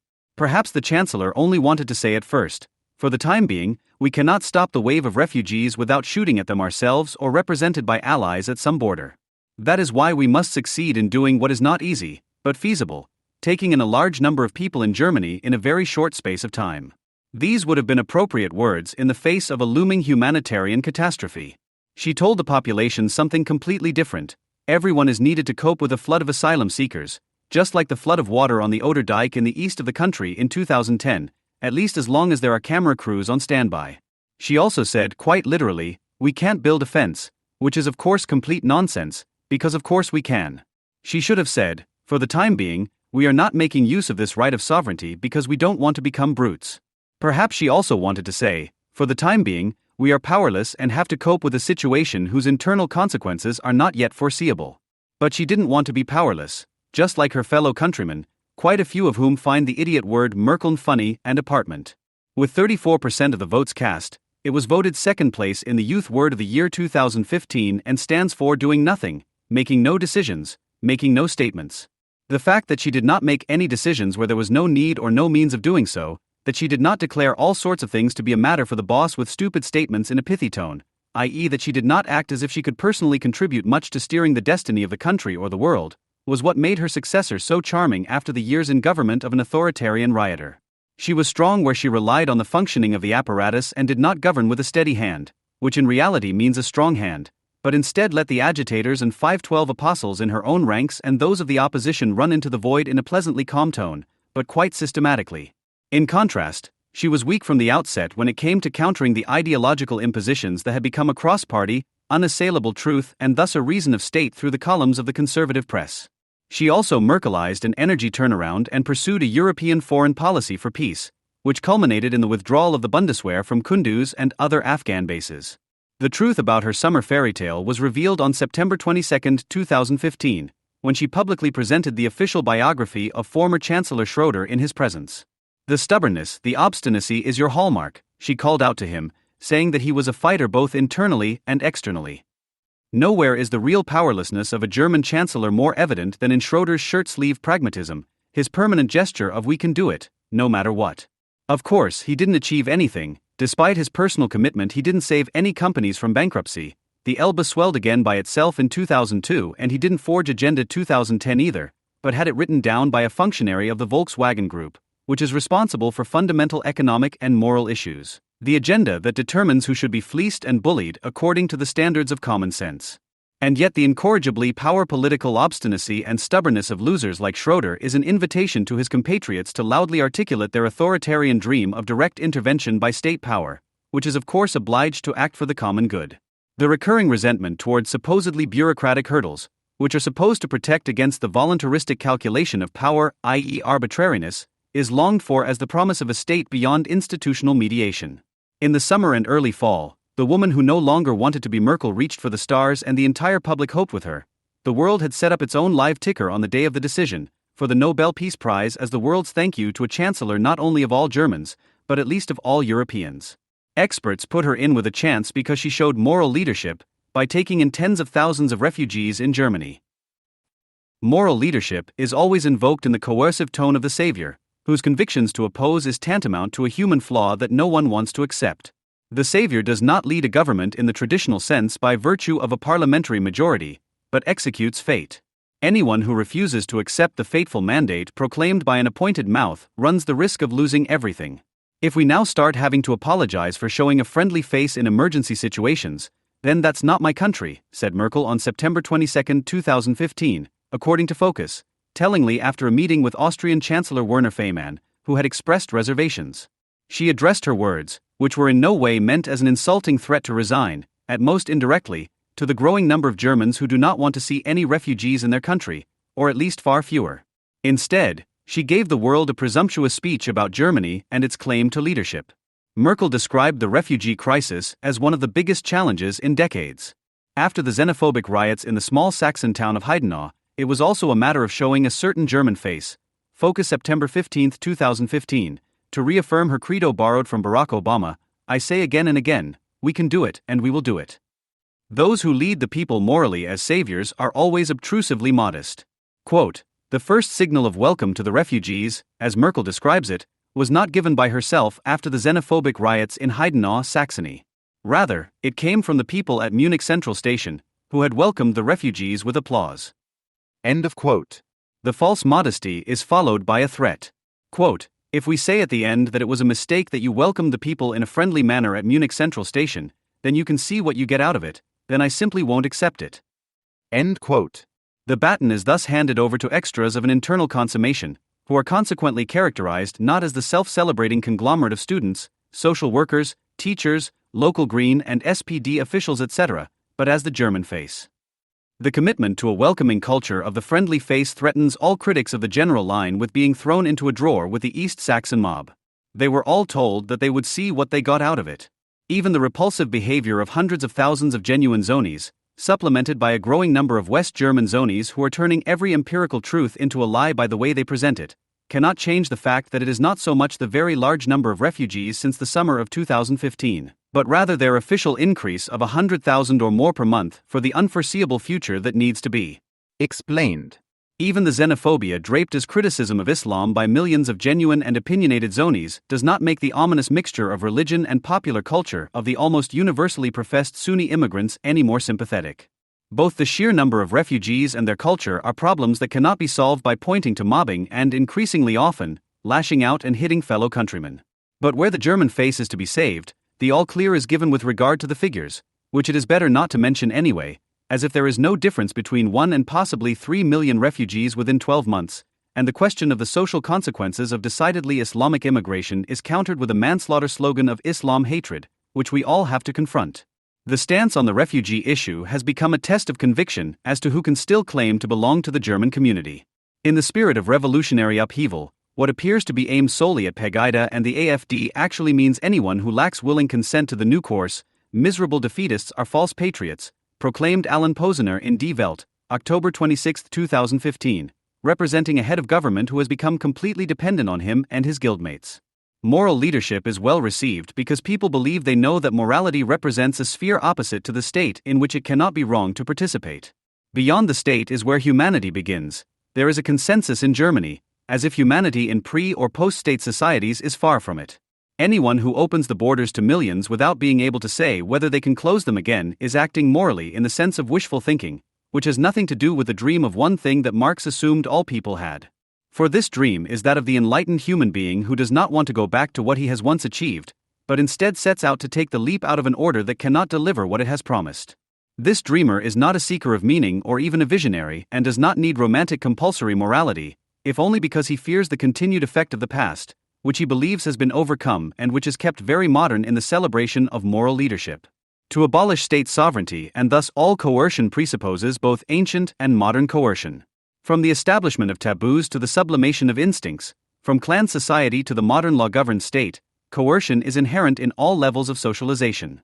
Liberation is possible and is not conceivable in any other way than in man's self-confident interaction with himself as a historical being who rejects the order in which he lives, which is almost exclusively mediated by its everyday functioning and for this reason alone is usually not questioned. Nevertheless, he will also see himself as committed to it, because it is this order that has given him the ability to sense the new one. It is true that the modern state order is based on extremely unreasonable premises, a closed settlement area defined by borders and an abstract, generally applicable form of rule that explicitly disregards the individual. And yet the national border is not only a hostile or paranoid defense, it is also a clear indication of a boundlessness that has been overcome. Only within borders can the monopoly on violence emerge. Where it does not exist or only exists on paper, violence is decentralized, i.e., omnipresent. The strongest will prevail in looting and pillaging as well as within his horde, which consists of unconditionally subjugated subjects. In reality, this boundlessness makes the world much smaller than orderly national borders. Where every journey means danger to life, every stranger also poses a potential threat. In historical and contemporary gangland, individuals are closer together than they would like to be and experience the wider world either as participants in raids or as fugitives who have barely escaped with their lives and have to hand themselves over to the protection and often enough enslavement of other gang leaders. Only monopolized violence has opened up the territory and thus also the horizon. Sovereignty, i.e., no longer the arbitrary power of the clan chief, but the monopolized power hidden behind the walls of the armories, has freed people from the old law of their tribe and its just rulers, infinitely enlarged the territory in which one can move unhindered and at the same time made the possibility of loneliness possible in the first place, that compelling prerequisite for the dream of a cause. Anyone who attests to the moral leadership of a democratically elected head of government, who presides over a country that has been largely deromanticized in terms of its public order, as a quality worthy of a prize, expresses their aversion to the principle of sovereignty. If this happens at the same time as the abandonment of the borders that grant sovereignty in the first place, then the path back to the old romantic country is formulated as a hope and a goal. Not only will other moralists not be in line to extol their leadership qualities, which are not to be despised, such an entity cannot function according to the known rules. Merkel's questionable merit is that she has not primarily dismantled the state, but a state idea, a certain form of state in the most moral way. She has emancipated herself from the years when she merely kept a soulless machine running, which for this very reason provided a minimum level of protection. Merkel has become Führen. In this sense, leading means doing nothing without any responsibility, simply letting things run their course.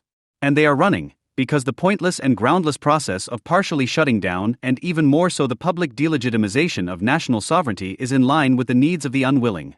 This refers not only to those unwilling people who are in love with helping in an emergency, i.e., who enjoy the fact that nothing works without them, but also to those who, at the very moment when the state withdrew and left the field to the helpers, entered the stage as self-helpers with the gallows men and women. They have recognized that where nothing is going on anymore, they have a similar right, as the self-helping takeovers of state tasks, to offer their own ideas of moral leadership to a leader who is yet to come. A leader who no longer has anything in common with a pleasantly brittle bureaucrat like the early Merkel, but rather with a commissar type like the recently deceased Helmut Schmidt, who loved to bark and barge, for which the Germans admire him so much. Neither the federal government nor any clique from the repressive apparatuses or the army has any authority over the current state of emergency. If anything is in control, it is the hodgepodge of collective misery presented as the German face. Unable to take in even very large numbers of refugees without making a fuss and at the same time confidently agree on how the further mass influx can not only be slowed down, but even stopped in the foreseeable future, for example with the military destruction of the Islamic State. They are administering concentrated doses of morality across all political preferences in the hope that the world will fall to its knees in admiration, because of Auschwitz, the German expellees, Rostock and Hoyerswerda, because we can really get back at the established with forced accommodation of refugees in their living quarters, because intercultural dialogue is our top priority, because we don't want to be accused of anything in any case, and for this reason alone we take the partner states into joint liability with fait accompli for 1,000 reasons that never betray self-confidence, but always only resentment, and therefore always flirt with disaster. There would be nothing wrong with voluntary help for refugees, even on a large scale, but the way in which this help is staged as a welcoming culture characterizes the whole thing as calculated politics of attitude. The aim is to set an example against the Pegida demonstrations, as was once the case with the chains of lights and recently with the renewed uprising of the decent. In reality, it was never about the refugees, they are merely the material used to act out and cure primeval German sensitivities. What has been going on in Germany since the summer is another act in the smear play learning from history. In another crucial respect too, welcoming culture is the complete opposite of simple hospitality. Being hospitable presupposes that you have something to show a guest, a stranger, something to show them and that you absolutely want to invite them to share your way of life with you. And this in turn assumes that you value your own way of life, not to speak pompously and incorrectly of values, culture etc., that you have a substantial view of it and are therefore capable of the self-love that is the prerequisite for all generosity. One could at least imagine that the Germans would take the fact that so many refugees want to come to their country of all places as confirmation of a reasonably enlightened, secular way of life guaranteed by the rule of law, a way of life that is apparently considered so attractive by many that they run away from the autochthonous gangs of murderers and cutthroat regimes. If the refugees were to be confronted in the same way, then those among them who are not trying to escape jihad, but rather to prolong it, would quickly betray themselves. But there can be no question of this self-love, not even in the depraved and narrow-minded form of national pride, which would at least be an assertion, but on the contrary, there is an anxious suspicion that the refugees are the receipt or punishment for the guilt of the West or Germany, which we are now actively working off by rolling out prayer mats instead of red carpets and serving them culturally adapted food. With their self-staging as the world champions of welcoming culture, the Germans are merely at the forefront of the European mass consciousness, which is driven by a lack of future, civilization fatigue and self-hatred. A self-hatred that expresses itself in rampant cultural arrogance, in the indiscriminate idolization of everything that advertises itself as culture and which in most cases makes a mockery of even the simplest idea of culture. The praise of the welcome culture therefore includes the phrase, presented as if it were a non-negotiable certainty of salvation, that the mass influx of refugees will change the country. The question of why this is actually so urgently needed and should be brought about by the current mass immigration, of all things, is not addressed. If there were still a spark of self-confidence in Germany and in Europe in general, then at best a minority would, in a veritable crisis of all times, suggest that the refugees are playing at fate by means of their bias in the backward and violent culture of their countries of origin, which we always assume and in many cases certainly exist. Instead, the new arrivals would be clearly told what to expect in their new country, how things work here, what is wanted of them and what is not. At the same time, making such regulations means setting boundaries, and boundaries means not only state boundaries, but above all boundaries in everyday coexistence. No counter-regime of pious blackmailers, no carnival of cultures. And of course this also means that anyone who doesn't want to play along should stay away, we don't want to live with them. Such a provision would be a completely self-evident interhuman regulation that needs no justification. Conversely, however, it is the German state Antifa mafia, in conjunction with the postmodern rackets, that already places the act of determining and differentiating, expressing likes and dislikes, considering who you want to live with and who you don't, under the blanket suspicion of xenophobia or racism. The problem is therefore first and foremost not the refugees, but the compatriots themselves. But many refugees will most likely become a problem because of the behavior of their compatriots, as long as they act as a moral collective in a legal vacuum and literally act out their collective psychological defects without sense, without purpose and without reason. Instead of offering the foreigners orientation, instead of telling them how they should behave, they are left to their own devices and are later surprised that they become just as narrow-minded and self-righteous as the natives. There is a glimmer of optimism in the assumption that hopefully many of the refugees, who at least have an idea of what they no longer want, are smarter and more civilized than the Germans. The worrying thing is that the psychological dissolution of boundaries, which has been going on for a long time, has spread to the state. Merkel's policy is characterized by the same dissolution of boundaries, de-differentiation and aphasia that characterizes mass consciousness, in that it completely lacks any consistency, any idea or concept that goes beyond a single action. This does not mean that the government lacks visions or ideas, as all those thirsting for spiritual and moral leadership believe, but rather that politics no longer fulfills even its minimum requirements. This government has no substantive idea of what it intends to do with the refugees. It only says that they will enrich us, that Germany is a country of immigration, that the economy needs foreign workers because of the pension system, etc., and that we can already manage everything. These are all baseless assurances and slogans that have to be constantly repeated in order to quell legitimate doubts. The truth is that in the name of the welcome culture, the lumpen proletariat of tomorrow has been imported in the form of refugees, even though we cannot even cope with the autochthonous, let alone the Islamic-influenced proletariat. Merkel's policies are exemplary of the current state of politics in general, on the one hand, and the state of post-bourgeois subjectivity on the other. If action is still being taken at all, then it tends to give the impression of a staggering, somnambulistic or even stoned state. Hermann L. Gremlise has also come to terms with the prevailing morality. He postulated in the October issue of Concret, all the wars and civil wars down there are our wars. Those who flee from them flee to us and will experience their winter nightmare when, at the latest 1 week after this issue goes to press, we are fed up with our summer fairy tale and cuddly toys. End of quote. On October 19, 2015, the FAZ picked up the ball and, referring to Navid Kermani's great moving speech on the occasion of his acceptance of the Peace Prize of the German book trade, orated about the powers of the past that were also at work in us. Quote, the tabula rasa made by the fundamentalism that Kermani called by its Wahhabi, Salafi and Saudi Arabian names is not a contrast to modern ruthlessness, just as the Islamic State is not a contrast to Assad and the West is not a contrast to the Orient when it comes to oil, financing and weapons for their wars. The inaccurate image of the struggle of progress with the powers of the past belies the way in which we, the West, are involved in these wars. End quote. The powers of the past are rumbling in both state official appeasements. The one prophesies what one must prophesy when one's own anti-state political program is simply implemented bypassing the state with the will of the state and, in order to assure oneself of the somehow oppositional character of one's stance, announces the discharge of fascist popular anger against refugees. The other ideologue, who is much closer to the state, is trained by Kermani and declares the simplest truth, which is, Islam is waging a war against the West, to be a lie. What remains is our entanglement on both the left and the right, because of which it serves us right that the refugees are coming. When the FAZ cries no blood for oil, it is in the interest of not having to take action and certainly not being reminded of something that we never had anything to do with, the West and the sovereignty that has just been thrown overboard, which never existed in the refugees' countries of origin. After all, the national sovereignty that existed in Germany until August 2015 was not a DIN standard made by Germans for Germany, but a set of rules constructed and installed by Western victorious powers that worked, but did not have a collective, let alone friendly, German face. Initially, for decades the Germans were permanently offended at not being allowed to decide independently on the decisive question of the war, but since 1990 the response to the granting of even this last right of sovereignty has been to insist on non-interference, especially in the regions from which the refugees today predominantly come. This non-interference has always included respect for other cultures, which since Helmut Schmidt's ostentatious support for Yasser Arafat's murder gangs, has not so much been aimed at specific regimes, but at understanding and promoting peoples and their identity, and it has been anti-imperialist, i.e. Islamic, even where this religion is not widespread. Gremlise's constant warnings against German imperialist acts of war have always been perfectly compatible with Germany's peaceful establishment as the most reliable friend of the Islamic world.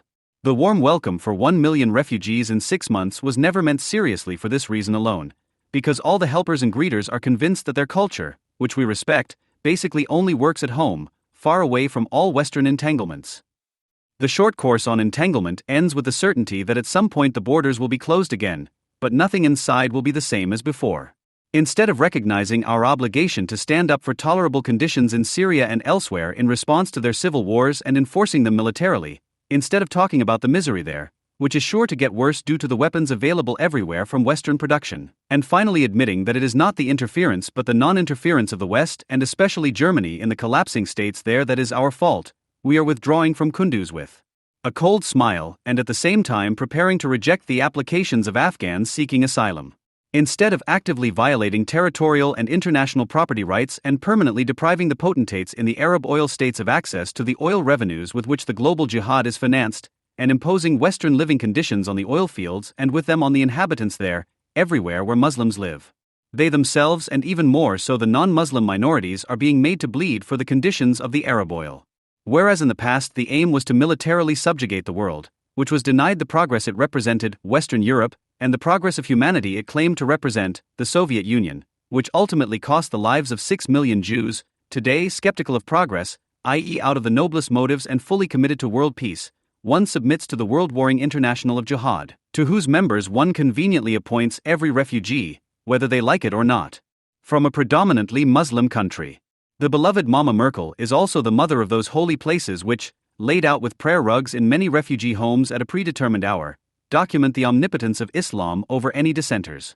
In contrast, the cross-party warning against Islamophobia does not refer to the xenophobia of the Pegida Germans, but rather, for example, the reservations of Joseph Schuster, chairman of the Central Council of Jews in Germany, who warned of an increase in anti-Semitism of Arab origin in a chancellery meeting at the end of September and was met with embarrassed silence. The German unwillingness to show responsibility as an individual and as a nation, for themselves and their own house and therefore also for the collapsing houses in the neighborhood, is at the same time an expression of the perfidious power calculation of the ruling circles and their anti-capitalist clique. The unease, which is by no means limited to the Eastern Zone and is by no means only expressed in xenophobic terms, about the mass immigration of people who for months were not to be accommodated as temporary Civil War refugees, but were welcomed in toto as quasi-new citizens, regardless of individual integration efforts, is regarded as simply rabble-rousing and unpatriotic for quite pragmatic reasons. Jacob Augstein has gleaned some truths from the sociologist Heinz Bude.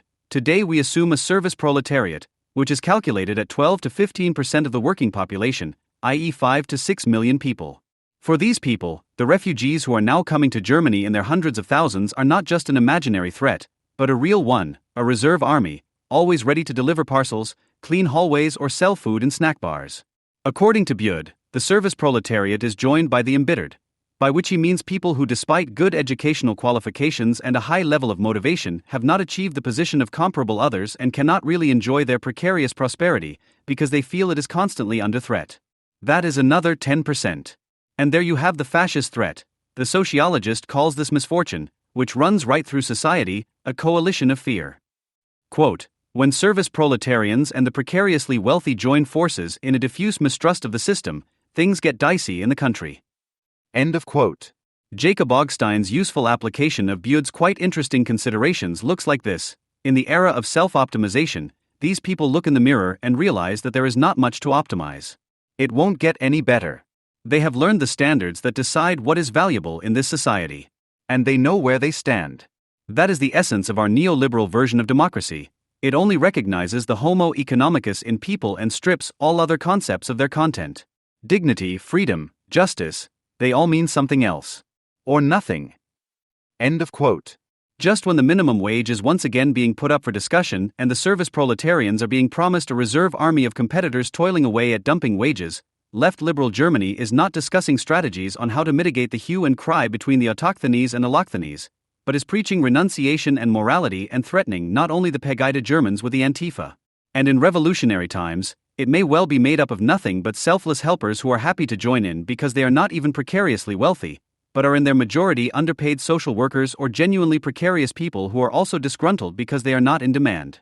Augstein's warning against the new fascism is at the same time a warning against a materialistic spirit of injustice that would bring it about in the first place. Quote, neoliberalism has made people believe that it represents a natural law, an objective reason. But it is a totalitarian ideology. It claims and grasps the whole person. Anyone who fails under neoliberalism therefore fails completely. So what is the point of appealing to duty and the Constitution and compassion for the failures in this system? It is a system that negates all non-economic values, that makes everything public contemptible, that does not need intellectuals and does not value the citizen as a citizen. And what remains of it when it fails to keep the only promise that was its own, the promise of material prosperity? Nothing. And it is only a small step from this nothingness to fascism. In Dresden and elsewhere, a growing number of people are taking this step. But liberal Germany, which is outraged by right-wing excesses, would rather not dig that deep. Otherwise it would have to admit what the American political scientist Wendy Brown has formulated: the victory of neoliberalism, and the weakness of both left-wing and liberal politics, point to a pervasive, if unacknowledged, exhaustion and despair with Occidental culture. We have stopped believing in a better world. Spiegel, October 26, 15. What so pleasantly distinguishes liberalism or even neoliberalism from sheer morality is precisely its promise, which it cannot keep, of material prosperity for everyone through their own efforts and not through the equally nurturing and caring state. Whatever objections can and must be raised against the apologists of the free and ever freer market, with their extremely reduced idea of a free society, they are far closer to the dream of a cause than those intellectuals who dominate the public sphere and for whom economic values, i.e. simply the desire of some dishwashers to be allowed to consume a little, are only a reason for mockery and paternalism.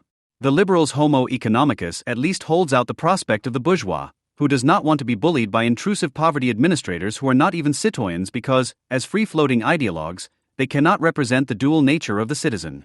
Every labor dispute, no matter how weakly it is conducted, proclaims homo economicus, who represents his private and thus, in the broader sense of the word, bourgeois interests. When it comes to non-economic values that one wants to admonish, what Augstein only warns of with regard to Dresden xenophobes is no longer far away: fascism. Where the public sphere is in the hands of intellectuals, the vast majority of whom are recruited from the pool of embittered people who feel they have to sell themselves short, the dictatorship of virtue, which Angela Merkel has now also begun to advocate, is not far away. The exhaustion and despair of Occidental culture that Judith Butler's life companion talks about really does exist. Exhaustion, which stems from daily life, in which work is more intensive than ever and the rewards for this are becoming ever weaker and scarcer, is not only individually comprehensible, but a mass phenomenon of post-Fordist society. And it is also obvious that exhausted people despair when, at the same time as the individual perspective on overcoming capitalism, the collective perspective on overcoming it communistically also disappears. The Butlers, however, who act so understandingly, have nothing less than this in mind: the exhaustion and despair in whose name they act are only an opportunity for them to act out their own bitterness, their own cultural hostility, namely in direct domination, be it through sacrosanct Islam, be it through the dictatorship of political correctness down to the last pore of language and body. So the question of open national borders has nothing to do with social openness, as an author from the Süddeutsche Zeitung explains with incorrigible brutality and, for this reason alone, in a particularly humanistic manner, i.e. with a Latin aphorism that is quite consensual. Quote, "The venerable moral principle of ultra posse nemo obligator still applies. No one is obligated beyond their own abilities. It is therefore important to distinguish between times with average migration movements and dramatic phases in which huge numbers of refugees cause emergencies." Andreas Zielke, SZ, October 29, 2015. This is the advance notice for the end of family reunification, for possible mass expulsions of Afghans, for a dirty deal with Turkey and other Islamic states.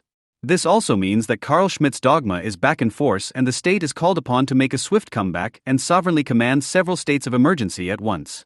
The same author, however, is undaunted in his plea to somehow open the borders after all, especially as this does not mean abolishing the nation-state.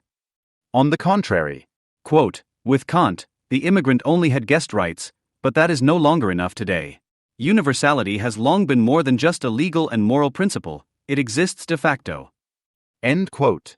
Universality, he wants to say against Kant, consists above all in the fact that anyone can move from one place to another. Zielke does not believe in emphasizing certain freedoms that are protected and actually exist in the host country, which should apply to the whole world if they prove to be reasonable, in this bourgeois and therefore also limited universalism, because he ties the granting of the right of hospitality to the voluntary acceptance of these freedoms by the newcomer. Even his completely unfounded "that is no longer enough today," which at least suffices for the scathing comment that Kant is old-fashioned, refers to the introduction of the category of doom, which one must only be free enough to accept. Referring to Habermas, Zielke explains what a permanent refugee crisis means. Quote, "There are no foreigners only on the other side of the borders. We can only identify ourselves by simultaneously perceiving ourselves as strangers among strangers through mutual adoption of perspectives. Universalism, which has become self-reflective, does not assimilate the other to its own, but starts from the premise that everyone is and wants to remain an other for the other." Habermas. End of quote. This kind of unintentionally Karl Valentin-like drivel denounces what it apparently claims. The citizen, who is characterized among other things by the fact that he is so free to remain a stranger to his neighbors, colleagues, etc., is erased, and a postmodern non-person enters the stage, who voluntarily adopts every anti-rational expression of life of any other person by adopting their perspective. Applied to the refugee crisis, this means, for the Herculean task of welcoming refugees as trustworthy friends to the limits of their national and mental capacity, democracies must learn more than ever before. This does not mean that a great deal of effort should be made to demand from refugees what does not apply in their countries of origin and what they themselves have not lived in their private lives, where they would have been so free, such as respecting the minimal rights of their wives and daughters, homosexuals, etc. No, we must integrate. No, we have to integrate, and that only sounds apparently progressive. Quote, "The prerequisite for this is to accept the idea of the civil nation, which the French Revolution already brought forth. It is not based on blood ties, but on values and affiliations that are constantly being renegotiated." End quote. Such an idea of open borders is based on the will to a world of closed particular societies within national borders, to a law that can be adapted at any time to the values of people who, for example, uphold what is enforced in their old homeland according to the rules of Sharia law. External sovereignty, which the state should naturally and brutally re-establish when a majority declares the boat full in panic and hatred, not least because of its failure, is fundamentally denied to the world within the country's borders, which should follow the negotiation theory of a Habermas and not reason. Even Jacob Augstein, who, for example, obviously resents the modest good fortune of a building cleaner of Turkish origin who has recently been able to work for minimum wage in legally operating companies instead of having to scrub for a fellow countryman who not only wants to save him social security contributions but, like his Bulgarian colleague, also wants to set him higher values, does not simply welcome the refugee as a wage squeezer, although this also appears to be unavoidable, i.e., fate. The open borders outside correspond to internal segregation. And yet the non-economic values that Augstein, Habermas and company are constantly trying to emphasize are not values that need to be constantly renegotiated. The example of the United Nations Crime Syndicate, which is so highly praised in these circles, proves how closely values and blood ties are linked and that Israel will always lose out for this reason alone. When the United Islam, the United African States or the People's Republic of China proclaim values, then these are their particular virtues based on blood, religion and tradition, which are relentlessly beaten into their subjects in case of doubt, and which may be mutually exclusive in individual cases, but as a sum always represent non-economic community values, which must be defended against the imperialist imposition of universalism. Togetherness based on blood ties has certainly remained a German dream, but the Germans do not generally apply it to their own, fairly mixed society, but instead, out of envy and fear, ascribe it to others who, in the moral economy of their parallel societies, will not develop a homo economicus on the sound foundation of religion and race. To recognize neoliberal-style social Darwinism in the Afghanistan and Iraq wars of all things, as Habermas did in a 2008 Zeit interview, is the German attack on a concept of sovereignty that was expressed in the wars of a revolution that, according to the Süddeutsche Zeitung, founded the civil nation and, for example, triggered a veritable frenzy of freedom in 1796 in the newly occupied and thus also liberated northern Italy. Peaceful Germany and the EU modeled in its image are completely different. Here, the systemic crisis that has been downplayed as a refugee crisis represents a further and decisive step towards the regression of an unloved nation by the grace of America, Great Britain and even France into an internally closed system of hostile, sealed-off parallel worlds whose eternal borders need no fences.